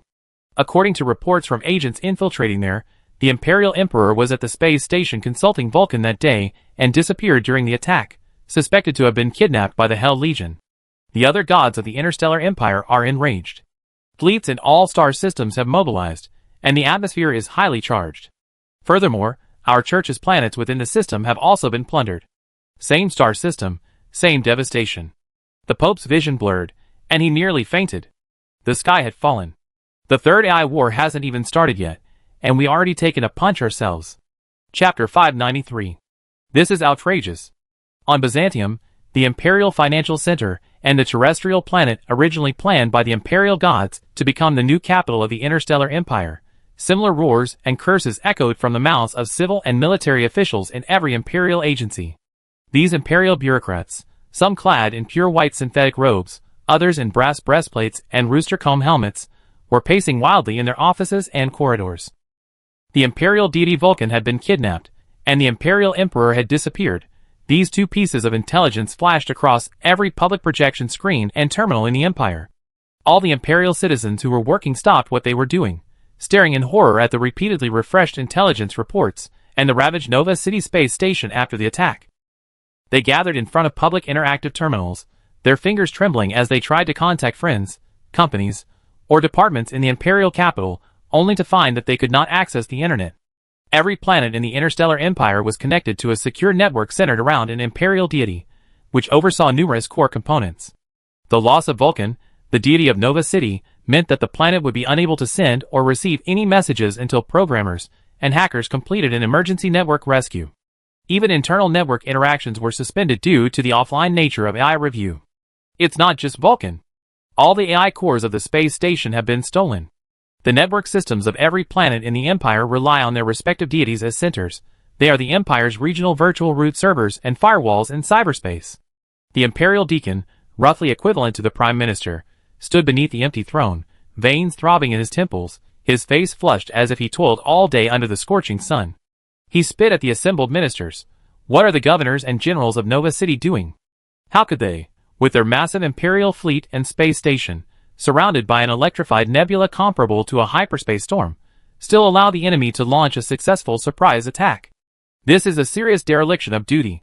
The Imperial Treasurer slumped into his chair, his face deathly pale, as he clutched his chest. Although the Imperial's main economic ministers are here assisting with the restructuring of the Imperial financial system due to the relocation of the financial center to the Asiatic system, the new Star City still generates 4 million star coins in GDP annually. The space station, though severely damaged, can still be repaired, but the disruption of the civilian internet means a huge loss of star coins every second. It's even further shaking the economy of the Asiatic system. If the civilian internet isn't restored quickly, not only will we be unable to know what's happening locally in a timely manner, but the Imperial Revenge Fleet's fundraising will also be affected. Still harping on about that damn economy? The inspector, wearing an olive-patterned hat, Yi Quan, his face grave, said, "His Majesty is missing. That's the most important thing. The Empire's various classes are built around His Majesty. His Majesty has the power to represent the Empire's people, and speak with the gods on equal terms. Once the Hell Legion takes His Majesty hostage, not only will the Empire's nobles at all levels cause chaos, but even the gods will be interfered with. Do you want to see the Hell Legion use His Majesty to demand that the gods sell the Empire's fleet to them at the price of space junk?" In the Imperial Council, the highest officials of various Empire departments were arguing heatedly. From their own department's perspective, they kept explaining the Hell Legion's despicable act of launching a surprise attack, emphasizing the dire consequences if no countermeasures were taken quickly. But when asked to come up with a solution, these people turned pale and evaded the question. According to the rules, the generals should propose a solution, and then His Majesty the Emperor should make the final decision. Since His Majesty is absent, the prince or princess should act as regent. But the Emperor has disappeared. In short, complaining is my inescapable responsibility. Someone else must take charge. However, without the Emperor's summons, generals are not allowed to attend the Imperial Council. Only generals temporarily appointed as military commanders are qualified to attend. But this temporary position can only be granted by the Emperor after being approved by the gods of the Empire. But the Emperor is not here. Enough. The steward angrily slammed his golden hammer on the table, the dull thud silencing the commotion instantly. The steward looked at these people shirking responsibility, utterly disappointed. He knew everyone was waiting for him to speak, waiting for him to take the blame. The gods of the Empire had issued their order, but no one was willing to overstep their bounds and bear the suspicion of the nobles and royalty to become the leader of this temporary supreme government of the empire. What? You say we should choose another emperor? The discussions at Daming Fortress, from the northern hunt to the new emperor's ascension, have been intense for dozens of days. The steward solemnly declared, given the dire situation, in order to rescue His Majesty and the gods as quickly as possible, the Imperial Council must shoulder its responsibility. Even if it's usurpation, we must get through this crisis first. This was an overreach, extending his own responsibility and guilt to everyone. The steward first led the entire Imperial Council in a brief prayer to the gods of the Empire. Just as he was about to assume imperial authority, a blurry image appeared on the throne, and a figure, somewhat indistinct due to poor communication, sat down. Upon seeing the figure in attire, the officials immediately bowed in reverence. Your Majesty. The third emperor of the Interstellar Empire, and also the first empress, wore imperial robes, her right arm exposed, several medical robotic arms moving up and down, performing surgery. Her face was flushed, clearly enduring pain. It seemed she hadn't received any anesthesia to participate in this Imperial Council meeting. The Imperial Guards, clad in brass-colored alloy armor, looked as if they had just come from the battlefield. Blood and gore still clung to the edges of their blades and shields, exuding a chilling aura. Thank you for your hard work, Deacon. It's merely a matter of divination and consulting the gods. Bearing the consequences is the Emperor's responsibility. The Empire hasn't reached the point where you should risk your lives to defy prohibitions. Cough, I do it. The Emperor, deeply wounded, yet like a sick tiger, displayed her ferocity. She forced herself to complete the 10-minute procedure. As the oracle was printed on plastic, she entrusted the matter to the meeting, stating she had to leave. Although the news of the Emperor's survival was brief, it became the anchor of everyone's confidence. The Imperial Council was now united in purpose, and all officials were determined to deliver a severe blow to the Hell Legion. The steward, after reading the order through the plastic wrapper, solemnly issued the command. According to the divine decree, the commander of the 1st Hunting Brigade is hereby appointed, temporarily assuming the position of military commander, and is ordered to immediately proceed to the Minerva Owl research base to retrieve the Holy Apostle. Byzantium is to immediately prepare a dreadnought-scale shipborne weaponry to arm this spaceship. The order was lengthy and detailed. With each sentence the steward uttered, the detailed instructions were distributed to the corresponding officials with the assistance of the imperial gods. As he spoke, the entire empire mobilized. After the steward finished speaking, his throat parched, the imperial treasurer raised his hand blankly. I know the Minerva Owl research base. It's the Empire's ship research and testing center. But what is the Holy Apostle? I reviewed the treasurer's past records of supplies and funding for the base, and I haven't found any evidence supporting the production and development of dreadnoughts. There's only one project, codenamed Empress, which is still on paper. The steward took a sip of wine to moisten his throat before slowly saying, I only just learned that the Holy Apostle is part of the Empire's ocean-going exploration fleet, which discovered a black hole in the northern Lost Star sector 10 years ago. The wreckage found nearby is of the Divine Envoy class. Divine Envoy class parameters are from the Forum mod, Galactic System Integration, which is full of Eve ships. When it was discovered, the ship was in very poor condition, the engine system was completely melted down, and many hull sections were pulverized, just one step away from disintegration. However, through analysis of the wreckage, scientists discovered that it employed extremely advanced technology. The Imperial scientific team studied it for 10 years, starting with repairs and reverse engineering, which led to Project Empress. The inspector's face lit up with joy. The Holy Apostle is a dreadnought. Building a vengeance fleet around it will definitely allow us to reclaim the divine power. Chapter 594. There's a chance, but only one chance. The steward's face was ashen. As I said, the repairs were for research purposes, so we didn't invest too many resources from the beginning. Otherwise, the treasurer wouldn't be unaware of her whereabouts. This also means the ship isn't complete. In fact, she's only 2/3 repaired. We need to urgently finish armoring her. The treasurer was taken aback. Only 2/3? What are we going to do with her? A dreadnought like that on the battlefield? 2 capital ships would be enough to easily defeat her. The Hell Legion was able to breach the defenses of Nova City. Their fleet strength shouldn't be underestimated. Because her main guns are incredibly powerful. The steward's expression was complex. According to the Imperial God simulation assessment, the Holy Apostle's main guns have the ability to turn the tide of battle. At the Minerva Owl base, scientists looked with deep regret at the 13.7-kilometer long, over 1.4 million ton behemoth, lamenting to each other, if this ship were fully equipped, it should exceed 2.2 million tons. Now, hastily deployed, Even with armor on Byzantium, its weight wouldn't exceed 1.7 million tons. This is practically sending it to its death. The internal data of the Divine Messenger class indicates it's a Titan. Although we don't know which star system that designation is, judging from the size conversion, it's undoubtedly a dreadnought. This mushroom-headed ship bears the responsibility of frontal protection and shield expansion.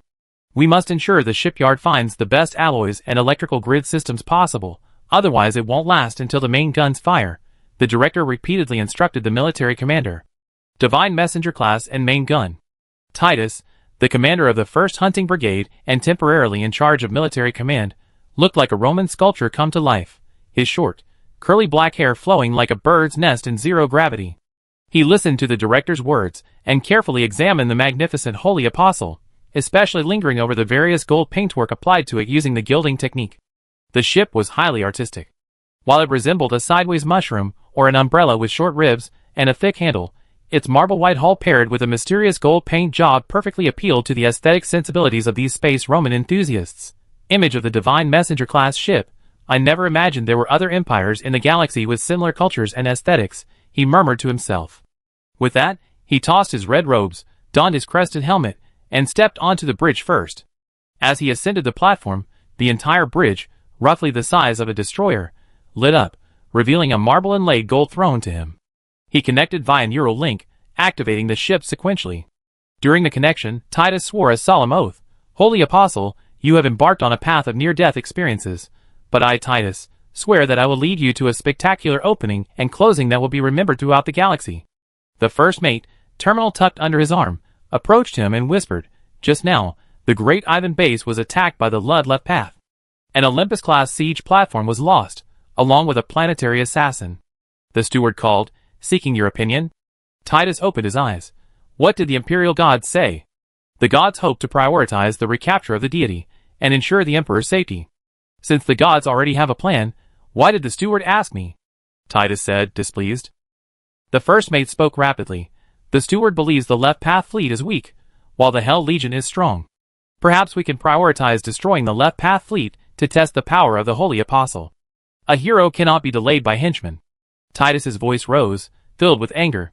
Are the other imperial squadrons and generals all corpses? Let them handle this. After speaking, Titus opened the fleet channel. Fleet, set sail. The Hell Legion has made its move. Liban had just returned to Eden from the South Heavenly Gate system when he saw Bishop Pucci waiting for him at the spaceport. He recounted the events that had transpired in the Core Star sector with a worried expression. Everything was as St. Lud had predicted. Gu Shengyu had indeed seized the planet killer. However, Liban felt this outcome was increasingly beyond his control. According to St. Lud's intelligence, the Hell Legion needed to train the AI core into a demonic core, hence the robbery. Liban understood. Attacking the interstellar empire nearby to draw its attention and pave the way for Gu Zhongyu's clever acquisition of the planet killer, Liban also understood. What he couldn't understand was how the Hell Legion had so, in just a day or two, breached the defenses of the interstellar empire's capital and even carried out an orbital bombardment that was beyond his comprehension.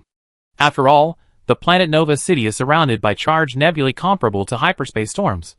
The Hell Legion's fleet traversed these nebulae, battering the space station and the capital city that the interstellar empire had cultivated for centuries, slaughtering countless lives. To achieve this, the Hell Legion would have had to deploy its entire force, right? But why are you so successful? And why are you risking your life for the AI core? He forwarded this intelligence to various leaders of the human realm, seeking help. Lan Yuan replied the fastest. The Hell Legion's predecessor was the Dark Watch, the human realm's special operations department. They should have their own agent training methods and have long ago planted spies in the interstellar empire. It's estimated that they had their eyes on the interstellar empire since the Demon Core was first planned. Another question was answered by Bishop Pucci. After the Lud Church's planet was plundered, the Pope, under the guise of aid and humanitarianism, the ship mobilized Luddite believers in nearby star systems to donate supplies. The monks on board carried these supplies to the new star city and made contact with the believers lurking in the space station. A believer said he had saved a critically injured technician. Although the technician eventually succumbed to his injuries, he asked the monks to send a message to the imperial authorities before he died. The Hell Legion used the ship as a boarding torpedo, crashing into the orbital industry and stealing the nanoforge. This news is currently under tight control by the Interstellar Empire, and it was only through the great effort of the church monks that this message was delivered. At this point, Isa, who was eavesdropping through the terminal, sighed. The Interstellar Empire is finished. That was an intact nanoforge. According to the Nelson family's calculations of production capacity, the Interstellar Empire only has this one nanoforge. Without it, their fate will likely be even worse than that of Hyena Mining. Although Hyena Mining suffered a major disaster, with its nanoforge looted, at least all its planets and space stations were located in one star system. Even if it couldn't expand, it could still maintain its position with its fleet. The Interstellar Empire isolated Kelja Technology Company, leaving it with 3-star systems, no longer capable of producing anything, and conveniently located in the core sector. Its ultimate fate might even resemble that of the Celestial Garden 4 Utopia Transformation Group. First, its blueprints and population would be plundered, then its planets would be seized, and once its fleet was nearly wiped out, it would retreat to a remote planet and become a pirate. Chapter 595. Currently, the western part of the core star sector is in complete chaos. The Church of Ludwig originally planned to stand on the shore, wielding the left-hand mallet, watching the Suzuan and the Overlord fall into the waters of the Third AI War, and then wait to smash that old hag Sun Ihao's head, hoping to kill her. However, before they even reached the shore, Shurhu was stolen by the Hell Legion. What's most infuriating is that the Interstellar Empire, whose capital was smashed to pieces, and whose AI core was abused, is right next to them. The two groups are completely at odds. Providing some humanitarian aid is already the limit, let alone forming a military alliance to get revenge. Bishop Pucci was sweating profusely, because he also knew about the Third War. As a bishop, he knew even better how difficult it had been for the Overlord during the Second AI War.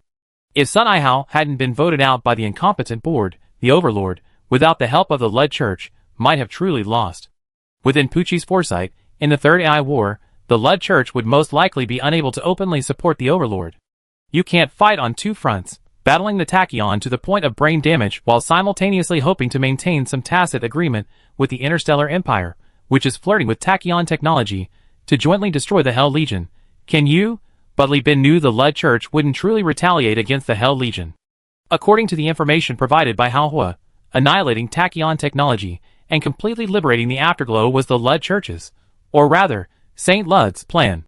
He wanted to use the Afterglow to counterbalance the Hell Legion, which controlled the Demon Core, allowing humanity in the Core Star sector to focus on dealing with the Nanobug Swarm. These collective Nanobug Swarms, resembling mechanical ascension, possessed a significant advantage against the I-Core and unmanned warships. Conversely, they were ineffective against manned ships controlled by humans, with many modules supporting physically offline shipboard AI and manually operated by humans. In other words, the lower the level of automation of a spaceship, the greater its advantage in fighting the nanovirus swarm. Saint Ludwig had planned this all along using the simulation engine, and had bluntly pointed it out to Li Bin. However, Bishop Pucci was unaware of this. He was simply pondering how to persuade the Pope in the face of the potentially dire situation of fighting on two fronts. Li Bin had no time to appease Pucci, nor could he speak frankly to him.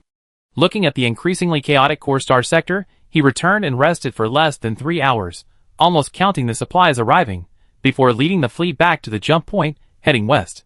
This time, the fleet was in large numbers, and the Dream Eater also joined in after a long absence. Lan Yuan sat in the refurbished bridge of the spaceship, watching the numerous officers of the second ship laboratory awakened in the secondary hibernation pods, feeling uneasy. The Dream Eater was severely damaged in the explosion, almost completely destroyed. Fortunately, its keel was undamaged, and there was already stock in the cargo hold when Li Bin discovered it. This stockpile of xenon had been transferred to the surface long ago with the colonization of Eden. Otherwise, if caught in the blast wave of the self-destructing ship, the xenon laser cannon would be severely damaged. Without replenishment, even if the ship were repaired, it would lose half of its combat capability. Even so, due to the Nightmare class's extremely radical design and extensive use of non-Persis technology, the company's shipyard expended considerable effort to repair it.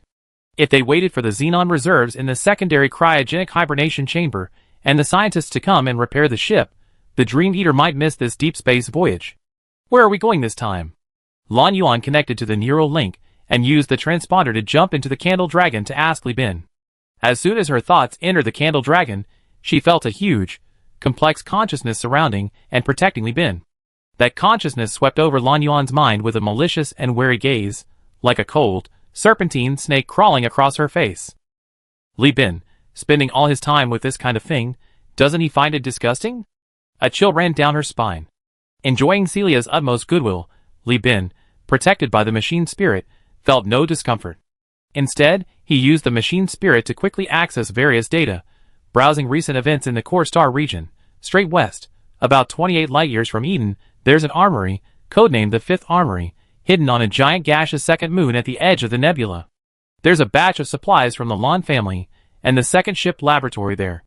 Hopefully, we can get an Invader-class destroyer to upgrade your vehicle. This reserve armory was, after all, directly under the Star Region Governor's control. Telling the Lon family which armories contained their supplies was the limit. Revealing the specific equipment in each armory would be a violation of regulations. Of course, if the Lon family had actually established a branch in the Perseus Star region and entered the military, it would be different. This was called internal military communication.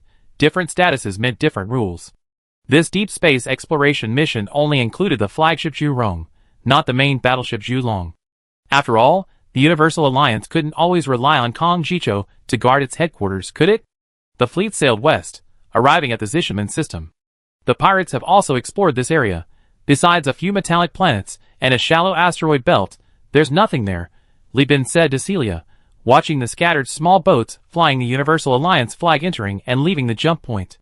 These Lloyds are really daring to travel this far in a shuttle just to find minerals. Humanity's hymn is a hymn to courage. These people are heroes. Celia greatly admired these hard-working adventurers. Upon seeing the vast Universal Alliance fleet, the shuttle immediately ducked to the side, its previously wary cannons retracting, its hull raised to expose its vulnerable underside, and simultaneously launched a communication. Salute to you, Universal Alliance. No need for Li Bin to reply personally. The communications room personnel had already responded under the company's name. If, while passing through the Zishaman system, one could occasionally spot a Lloyd shuttle every few hours, in the week following, Li Bin, through optical observation posts, only saw a pirate force conquered by Kong Jicho, roaming aimlessly, searching for traces of pirates in the lost sector. And after the fleet slowly passed through deep hyperspace and entered the unfamiliar channel, apart from the hyperspace ghosts flickering in the transponders, there were no other metallic signals. Not even abandoned ships. This place had been uninhabited for so many years that even pirates here couldn't maintain a significant presence. Occasional battles would quickly see their wreckage swept away by the turbulence.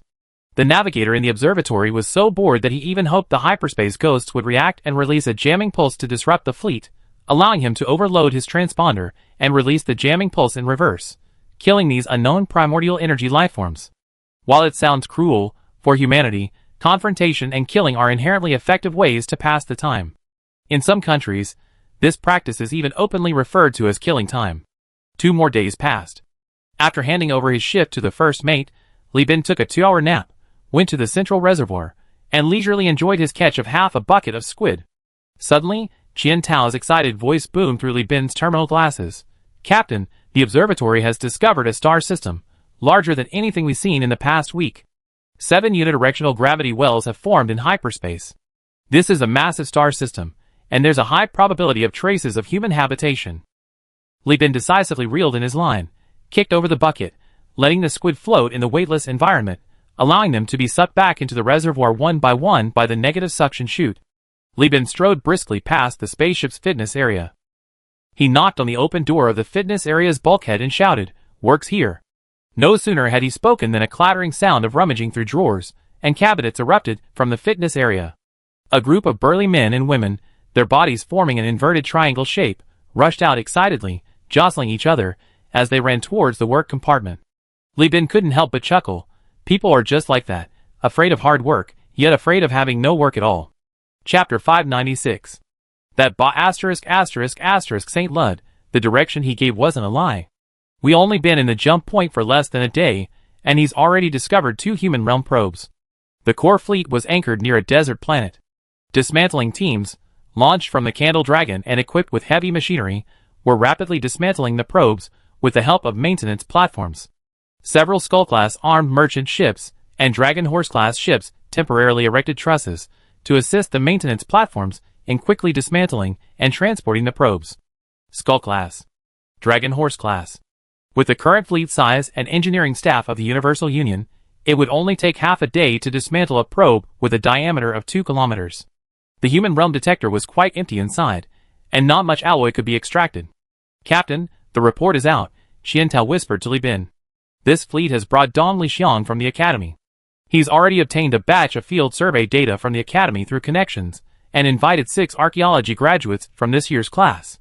The company now has a basic understanding of the exploration methods for the human realm relics in the Lost Star sector, as well as the average values obtained from dismantling them." He then connected the information with the human realm graduates, who were supervising the dismantling work on the front lines. These graduates were mostly those with mediocre grades, or those without family connections or family businesses. Poor guys. The outstanding students had already signed contracts with major corporations and groups by mid-semester.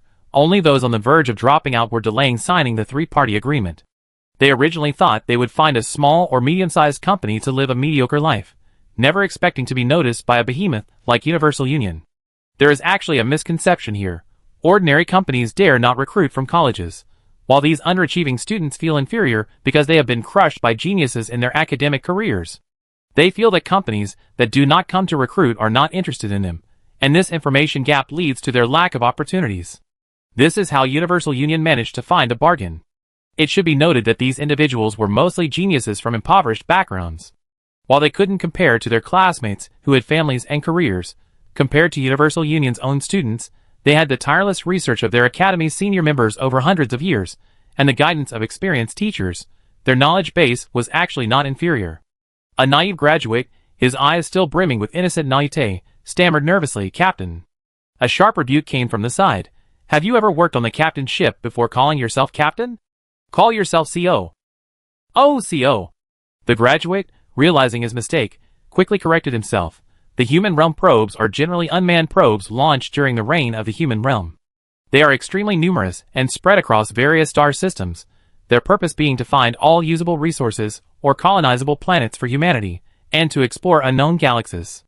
Since the era of the human realm, humanity has experienced 3 major expansions.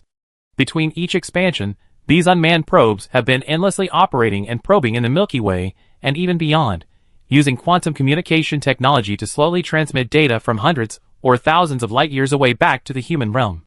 Because of these communication delays, each expansion and colonization is spaced far apart. The student recited the textbook verbatim. Because different versions of the probes have different missions, when dismantling the probes, in addition to alloys, relic components, fuel, and rare metals, the company can occasionally find organic matter or ores. As he spoke, his figure, clad in a bulky spacesuit and draped with a safety leash resembling a tail, moved nimbly across the probe's outer shell with the aid of magnetic boots. He skillfully leaped across the armor, revealing the deep, trap-like hull of the spacecraft, and arrived at a section of specially preserved spacecraft armor. "CO, look here." He stroked the information plaque etched from a single piece of alloy armor. According to the plaque, this probe's mission is to find suitable planets for colonization, so it carries a gamma core, an organic matter collection system, and a miniature atmospheric unmanned collection and maintenance center. Therefore, we can dismantle this probe. We're sure to harvest a large amount of organic matter. Li Bin was more concerned about the AI core. Can the AI core be removed?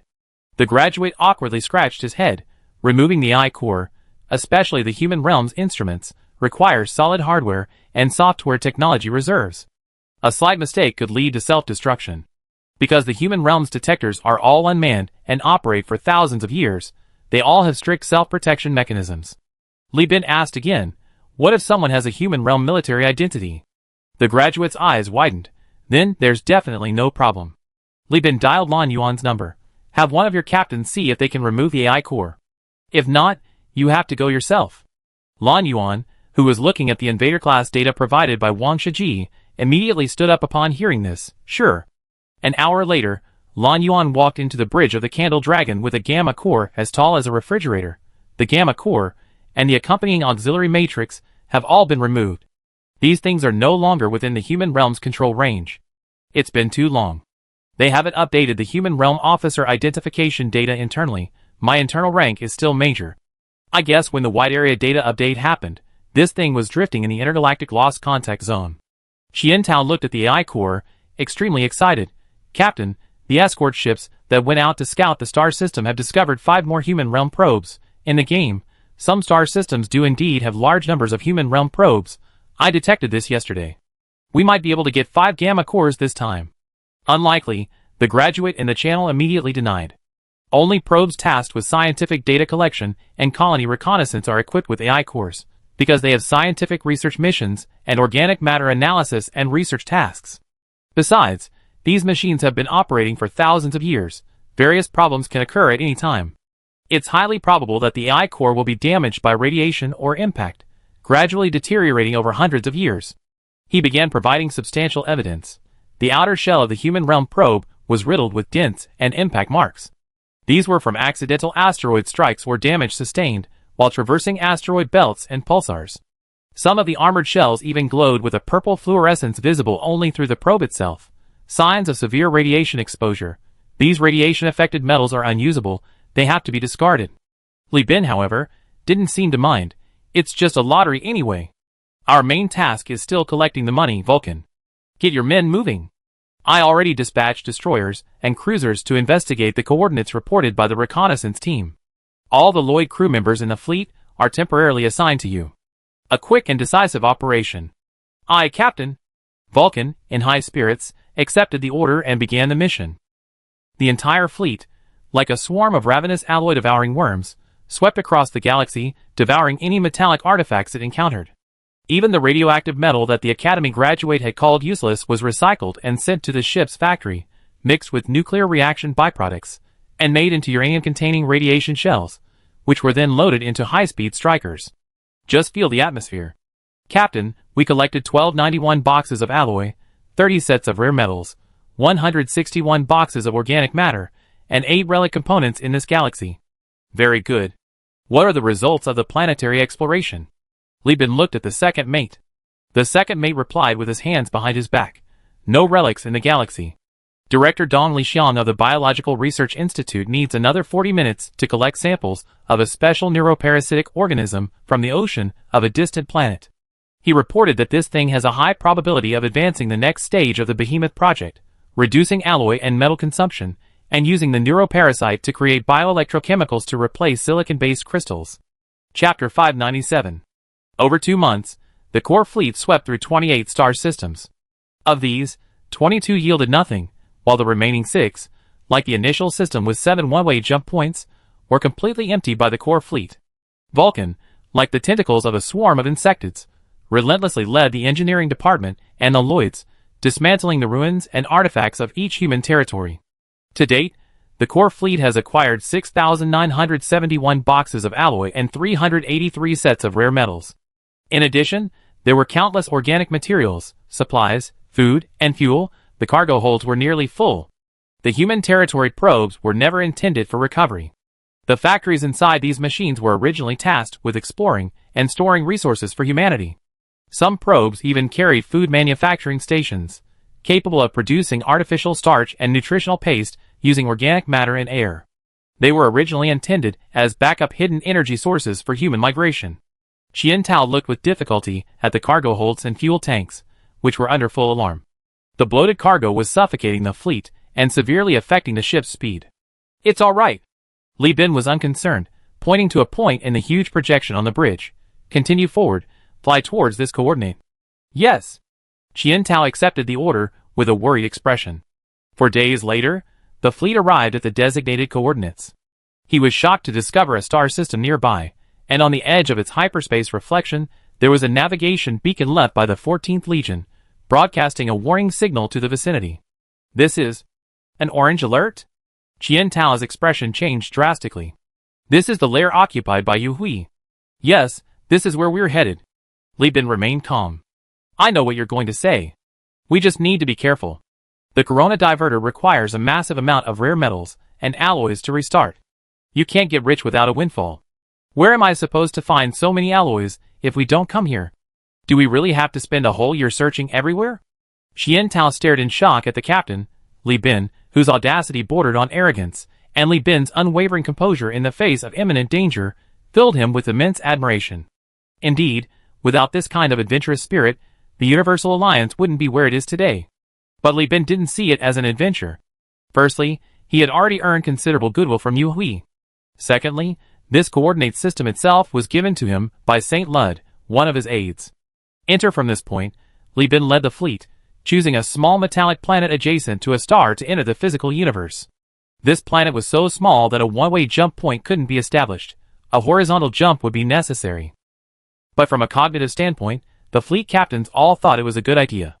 While the fleet was setting up everything needed for the lateral jump, Zhu Jin and Mikhail chatted. According to the Lost Star Sector Exploration Manual provided by the Overlord, the star systems where the afterglow lingers will deploy scouts near permanent jumps. If we jump in via the lateral axis, we can avoid these fleets. Once inside, we can activate stealth mode, and as long as we don't make too much noise, we can quietly undermine the afterglow. Mikhail rubbed his fingers. I'd like to fight the afterglow. But that's just a thought. It's a pity we're still too weak. Otherwise, we could just wipe out the afterglow here, and maybe even get the Alpha Core to put on Eden. That would definitely increase the main planet's production capacity a lot. Zhu Jin criticized Mikhail's idea, saying seriously, the star systems occupied by the afterglow usually have many human-occupied ruins, or even star systems that were once extensively developed by humans. A whole, fully developed colony ruin, let alone alloys and rare metals, the Alpha Core or even an entire ruined space station wouldn't be a problem. Mikhail scoffed, what a joke. You say surface ruins are possible, but a space station? The afterglow doesn't lack unmanned mining ships, they can't excavate surface ruins, and they can't treat a space station like a mine. Zhu Jin pulled Vulcan aside for questioning, and Vulcan honestly replied, I asked those graduates, and the afterglow really can't mine them.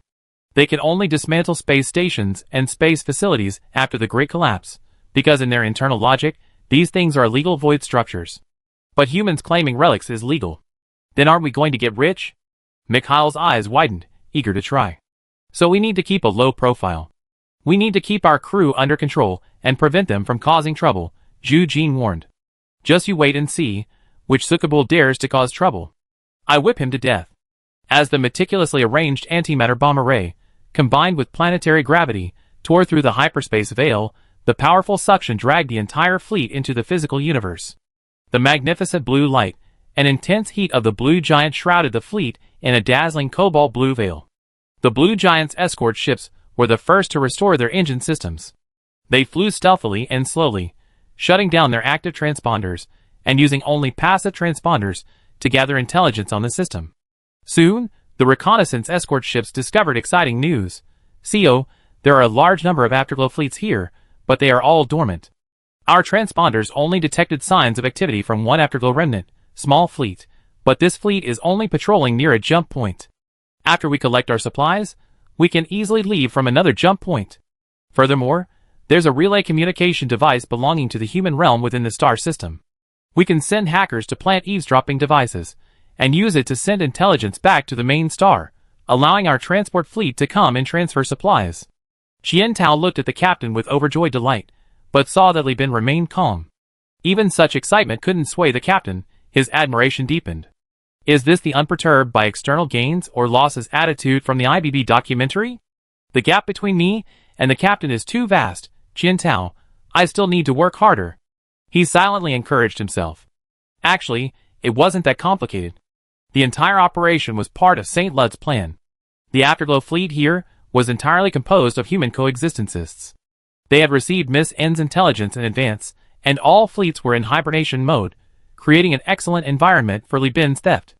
They even thoughtfully gathered near a planet without any relics, so that the Universal Alliance fleet wouldn't have to take any risks. This is the power of having backers.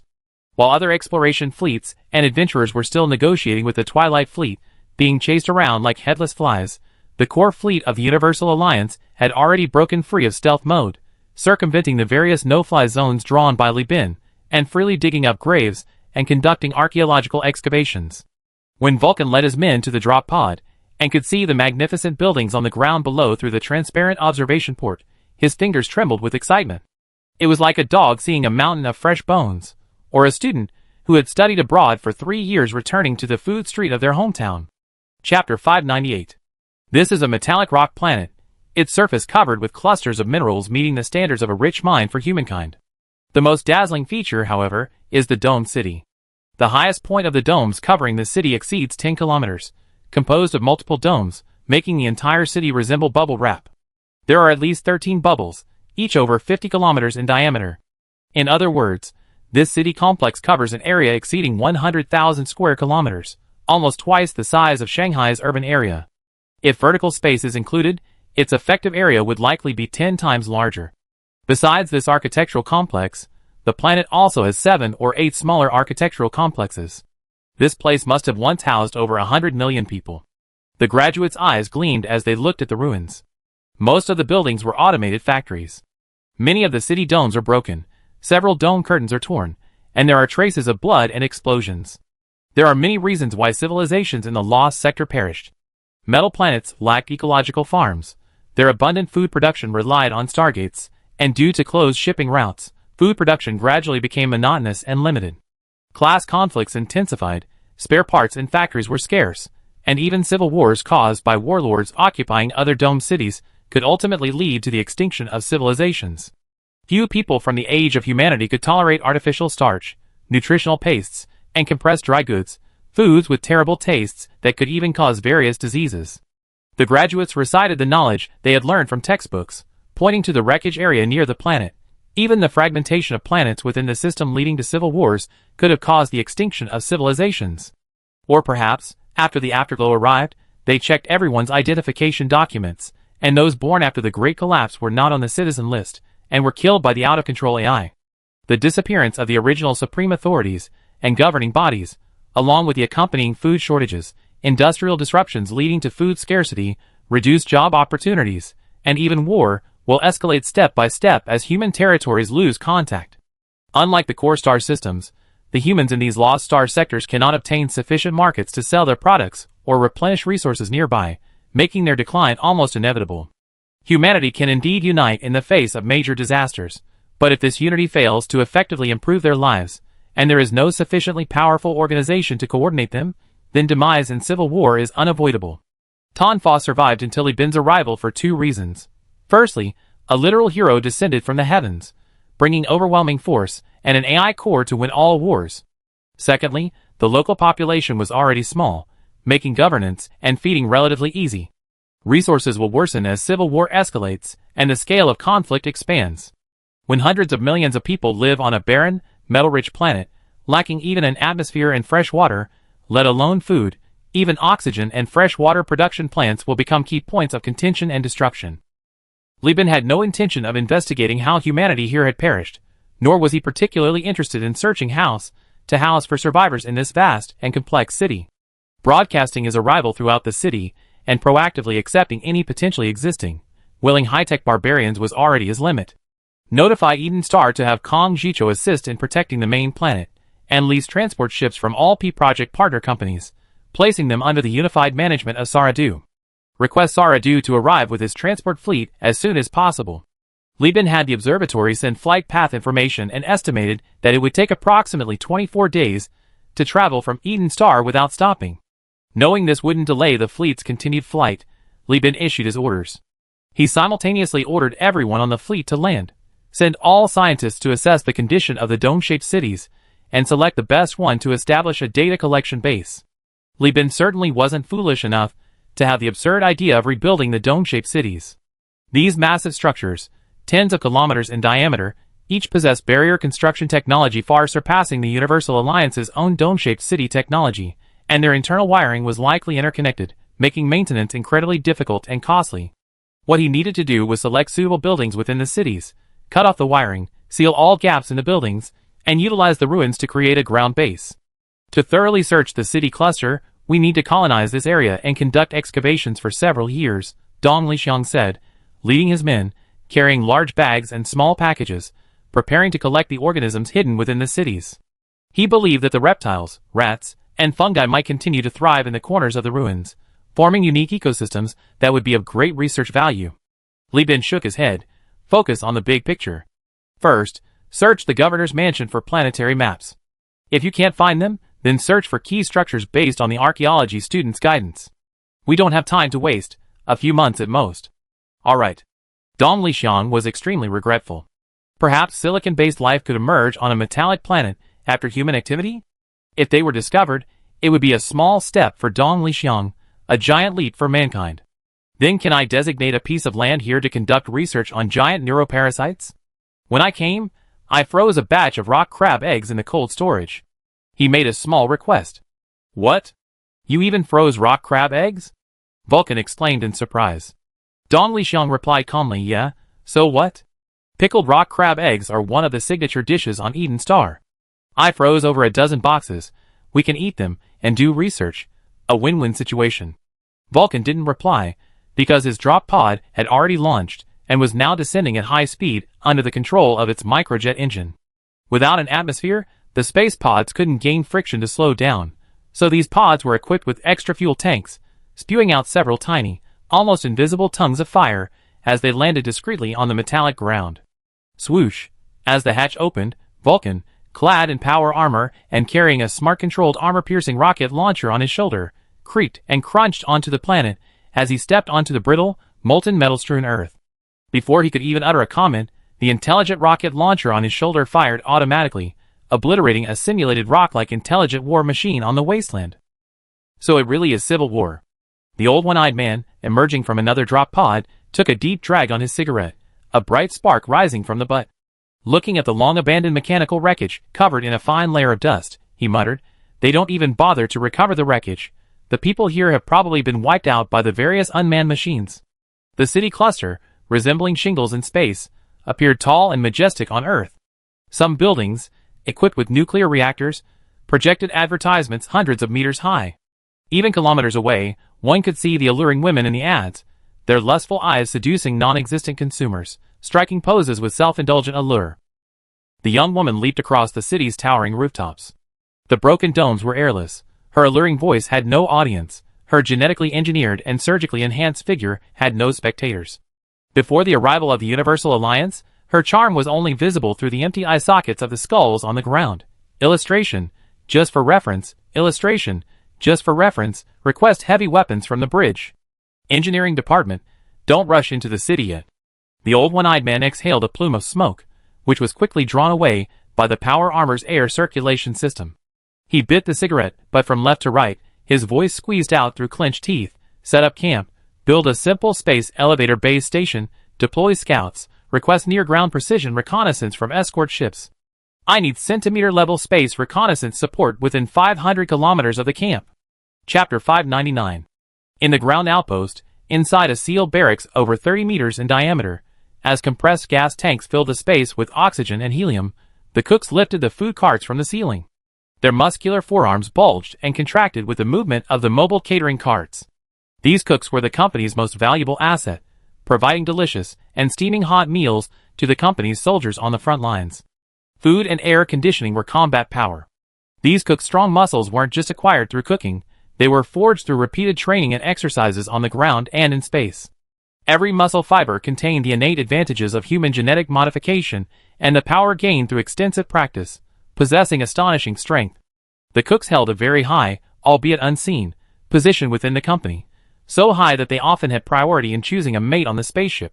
Imagine this, you're aboard a boarding torpedo, having breached the enemy's capital ship or space station. Breathless and starving, a heavenly voice comes through your headset. The field mess hall has been deployed at coordinates XX. Nearby sailors, please proceed with your meal in an orderly fashion. Skeptical, you request a meal. After navigating a maze of twists and turns, you arrive before a boarding torpedo half embedded in the ship's hold. Several muscular men, some wearing helmets with small white caps, are rapidly preparing pre-made meals in the cramped torpedo compartment. Upon seeing you, they reveal rows of steel teeth and shove a warm, comforting meal into your hand. In the next compartment, a butcher wields a chainsaw sword, slicing people in two with a single stroke. In the ventilation ducts, a veteran with a prosthetic arm, capable of transforming and lurking, hides. Lasers and stray bullets whiz through the passageways, and every now and then, a muffled groan is heard, and a life is extinguished on the spot. As you eat piping hot buns and crab soup, you watch as the burly men, barely clothed due to the heat, work up a sweat trying to feed you. The salty smell of their sweat mingled with pheromones, hormones, and other substances, mingling with the rich aroma of food and the bloody stench of rotting corpses, their contents filling their nostrils. At times like these, whether it's the suspension bridge effect or the illusion of home, a surge of psychological and physiological happiness washes over you. The corpses are dead, the soldiers are starving, and you're alive and feasting. At this moment, you feel like you're in love, and even your crotch gets hard. It's perfectly normal, isn't it? Even without love, if your adoptive parents could confess their love to you and ask for a night of passion, could you refuse? Can't you even let your adoptive parents have a little fun? Don't you know what filial piety and righteousness are? Li Bin couldn't understand the affairs of interstellar humans. He could only keep his distance. It's ready. The stewed crab with vermicelli was poured into a huge bucket. A few stirs in the purple broth, and the aroma filled the entire camp. Besides the stew, there were also lukue, a type of dried oyster, and cabbage buns. Lukue is meat, roasted chicken legs, braised beef, and several bowls of noodles and rice. The cooks, one hand holding a large ladle, the other a plastic mallet, stood ready. Soon, a large group of crew members surged in. In the center of the camp was a hemispherical tent supported by flexible material, allowing crew members to move between rooms. The outermost part was reinforced with foam-coated metallic spray, sufficient to withstand simple sandstorms or stray bullets. The cook served food according to the crew's meal allowance, while simultaneously using the plastic mallets to whack the hands of any crew members trying to sneak a bite. Facing the surging, starving mob of crew members, the cooks were like soldiers facing a horde of zombies, their faces resolute. Those bastards in the camp are probably eating good food now, maybe even drinking the sweet nectar of freedom. Freedom Sweet Treats, a product of a certain corporation on the free planet, originating from the mod enjoying fine wine. The frontline reconnaissance squad leader, sipping the nutritional paste from his power armor, savored the sweet, salty, and oily taste. A former factory worker, a once powerful man who had single-handedly moved components in space at job fairs, this delicacy, which he used to dream of eating every day in Elphia, was now considered junk he would never touch unless absolutely necessary. He didn't use a hammer. With a single, effortless thrust of his arm, a steel bar with an alarm welded to its end pierced through the high mineral rock, embedding itself 2 fists deep into the rock layer. As a product of genetic engineering work by the Fertility Factory's miners, his genetic advantages were exceptionally outstanding, even among miners. Maybe it's some kind of Reaper's blood from pirates? A team member chuckled. Death's blood, supposedly a barrel of pirate spirit, brewed with addictive substances, classified as garbage. Is the captain that kind of person? The squad leader laughed and cursed. What's the difference between that stuff and Sailor's Dream? They're both made from garbage, just one's way garbage, and the other's non-recyclable garbage. You might as well say you're drinking Prometheus's gift, at least it's brewed with antimatter, and it's more expensive. Prometheus's gift, brewed by Ludlow Left Path using antimatter fuel, a bunch of lunatics. Upon hearing this, the team members burst into laughter, each chiming in with their own opinions, saying that no human could drink that stuff, even the Oglins on the ship couldn't stand that stupid drink. Only those with a brainwashed Left Path cultist would drink it. What's the difference between that and drinking spaceship fuel directly? Amidst the laughter, a cloud of dust rose in the distance, and the squad leader shouted in the channel, "Shut up." All the jokes vanished without a trace. The crew found nearby pits and rocks, using rubble and broken walls as cover, and began contacting the fleet. The ground reconnaissance team spotted a plume of smoke. After receiving the coordinates, the optical observation post adjusted its observation and confirmed it was emerging from the ruins. It's still unclear whether it's humans or ground-based war machines. This plume of smoke is too small, the fleet's detectors didn't pick it up. The second mate reminded Qian Tao, should we notify the captain? Notify what? Of course, we should handle this ourselves first. If we report something this trivial, like a coral polyp, what about the captain's rest? He's on fire today, he caught a cartilaginous centipede in the reservoir. Don't disturb him. Qian Tao frowned, finished reprimanding the second mate, and began contacting the ground. The planet's metal content is too high. The star's electromagnetic winds create electromagnetic interference in metal-rich areas of the surface, interfering with space reconnaissance and ground communications. Old One-Eye's request for more detailed reconnaissance was a wise and prudent suggestion. He had also deployed additional reconnaissance teams to set up alarm nodes, which now proved invaluable. The call was relayed to the ground via a makeshift space elevator. The old one-eyed man, who was eating, paused, dialed the camp's artillery. Fire a volley at the reconnaissance team's coordinates first. He then continued slurping his noodles. The camp was bustling with activity. The target was still 100 kilometers away. Even if it were within missile range, the camp's anti-aircraft guns and the space fleet could easily intercept it. Before the battle alarm sounded, these were minor matters. On the surface of a planet without even a thin atmosphere, crates of heavy weapons, assembled at the camp, fell from space. The cannon slowly turned, calibrated their firing parameters, and as the gunners locked on and fired, dozens of heavy cannonballs fired in succession, tracing arcs through the air before crashing down near the slowly approaching plumes of smoke. This volley used high-explosive shells, specifically designed to disperse the dust stirred up by the enemy. Old One Eye had initially thought that just being able to make out what the enemy looked like would be enough, but after one volley, there was no further movement. The frontline reconnaissance squad leader, seeing no movement for a long time after firing, requested permission to conduct close reconnaissance and then dispatched mechanical dogs and drones to the battlefield. More than an hour later, his disheartened voice returned to the camp and fleet. They're all unmanned machines. Judging from the wreckage, they're all lightly armored hunting units. There must have been a civil war here. The academy graduates in the camp, hearing this, curiously looked at the transmitted wreckage data, discussed it with their classmates, and gave a definitive answer. If they can only send out these kinds of units, it means the main cause of the planetary civilization's extinction was civil war, and the civil war continued until the human population was so sparse that you could hardly see anyone in the cities. To the point that the surviving humans at the time cut military spending and replaced all the unmanned machines with hunter models capable of ambushing and small-scale massacres in cities. The graduate confidently stated, even if there are still people alive here, their numbers are unlikely to exceed 20,000. Even now, these machines, after coming off the automated assembly line, only fight each other. They can't find any living people. Dong Lixiang, eating in the field mess hall, looked sorrowful upon hearing this. A bunch of artificial creations, following the commands of their creator, guarding a city without people. Sigh. Old One-Eyed swallowed the last bite of his braised noodles with scrambled eggs. This is a good thing. It saves us from having to argue about ownership with the living. Chapter 600.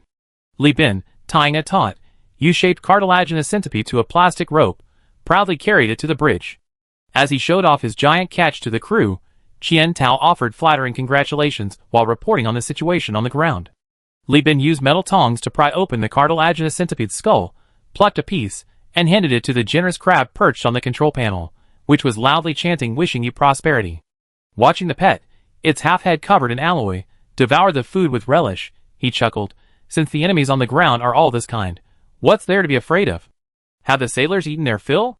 Have they adapted to the planet's gravity? Once preparations are complete, lower the convoy and have Vulcan connect to the nearby orbital ruins, clearing a path into the city. Old One-Eye and the sailors go in first to set an example. With the captain's order, the camp of hundreds roared into action. The sailors wiped their mouths, fastened their helmets, and climbed onto armored vehicles and cannons.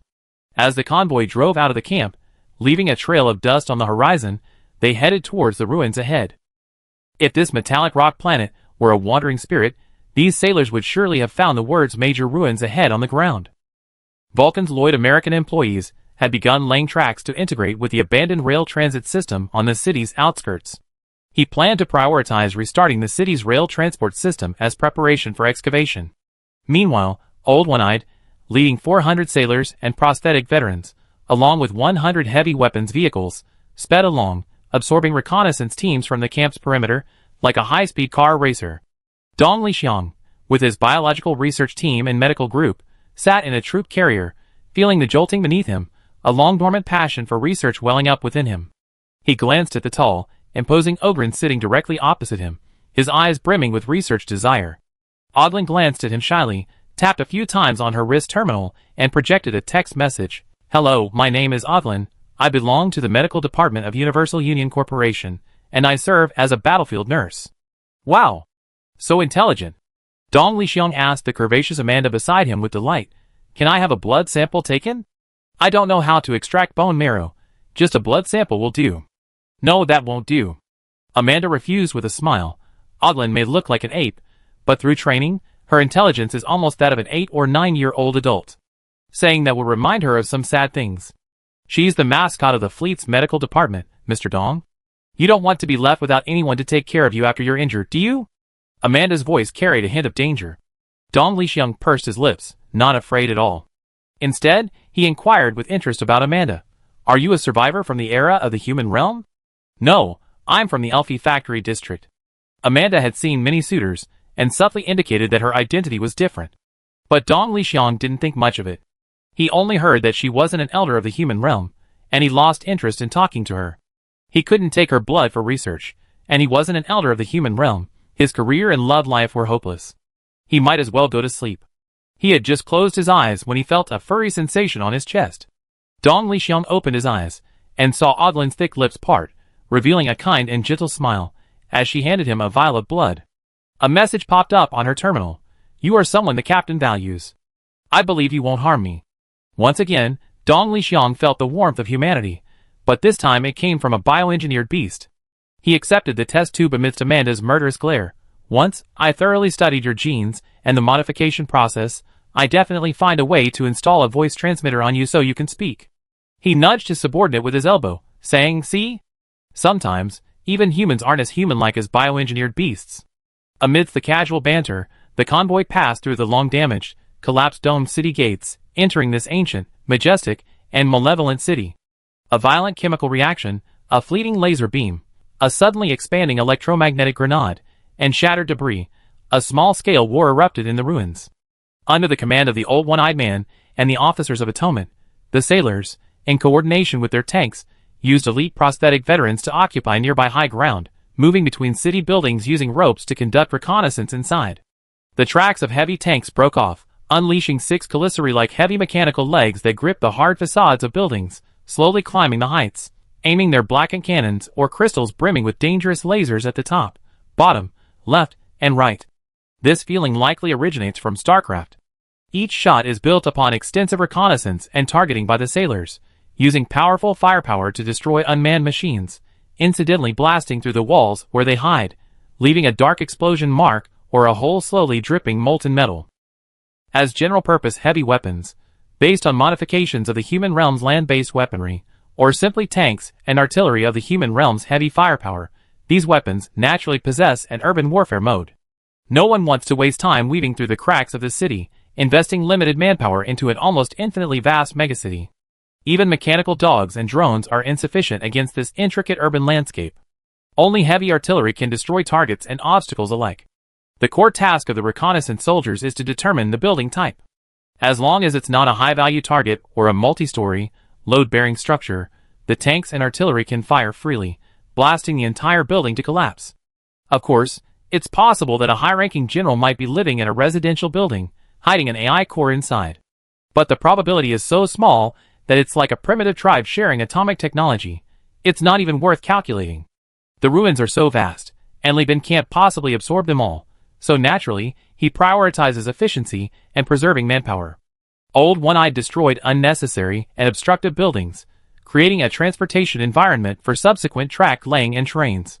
Behind him, tens of thousands of Universal Union crew members had already landed. Li Bin, his feet slightly weak, felt the gravity of this planet, slightly heavier than Eden.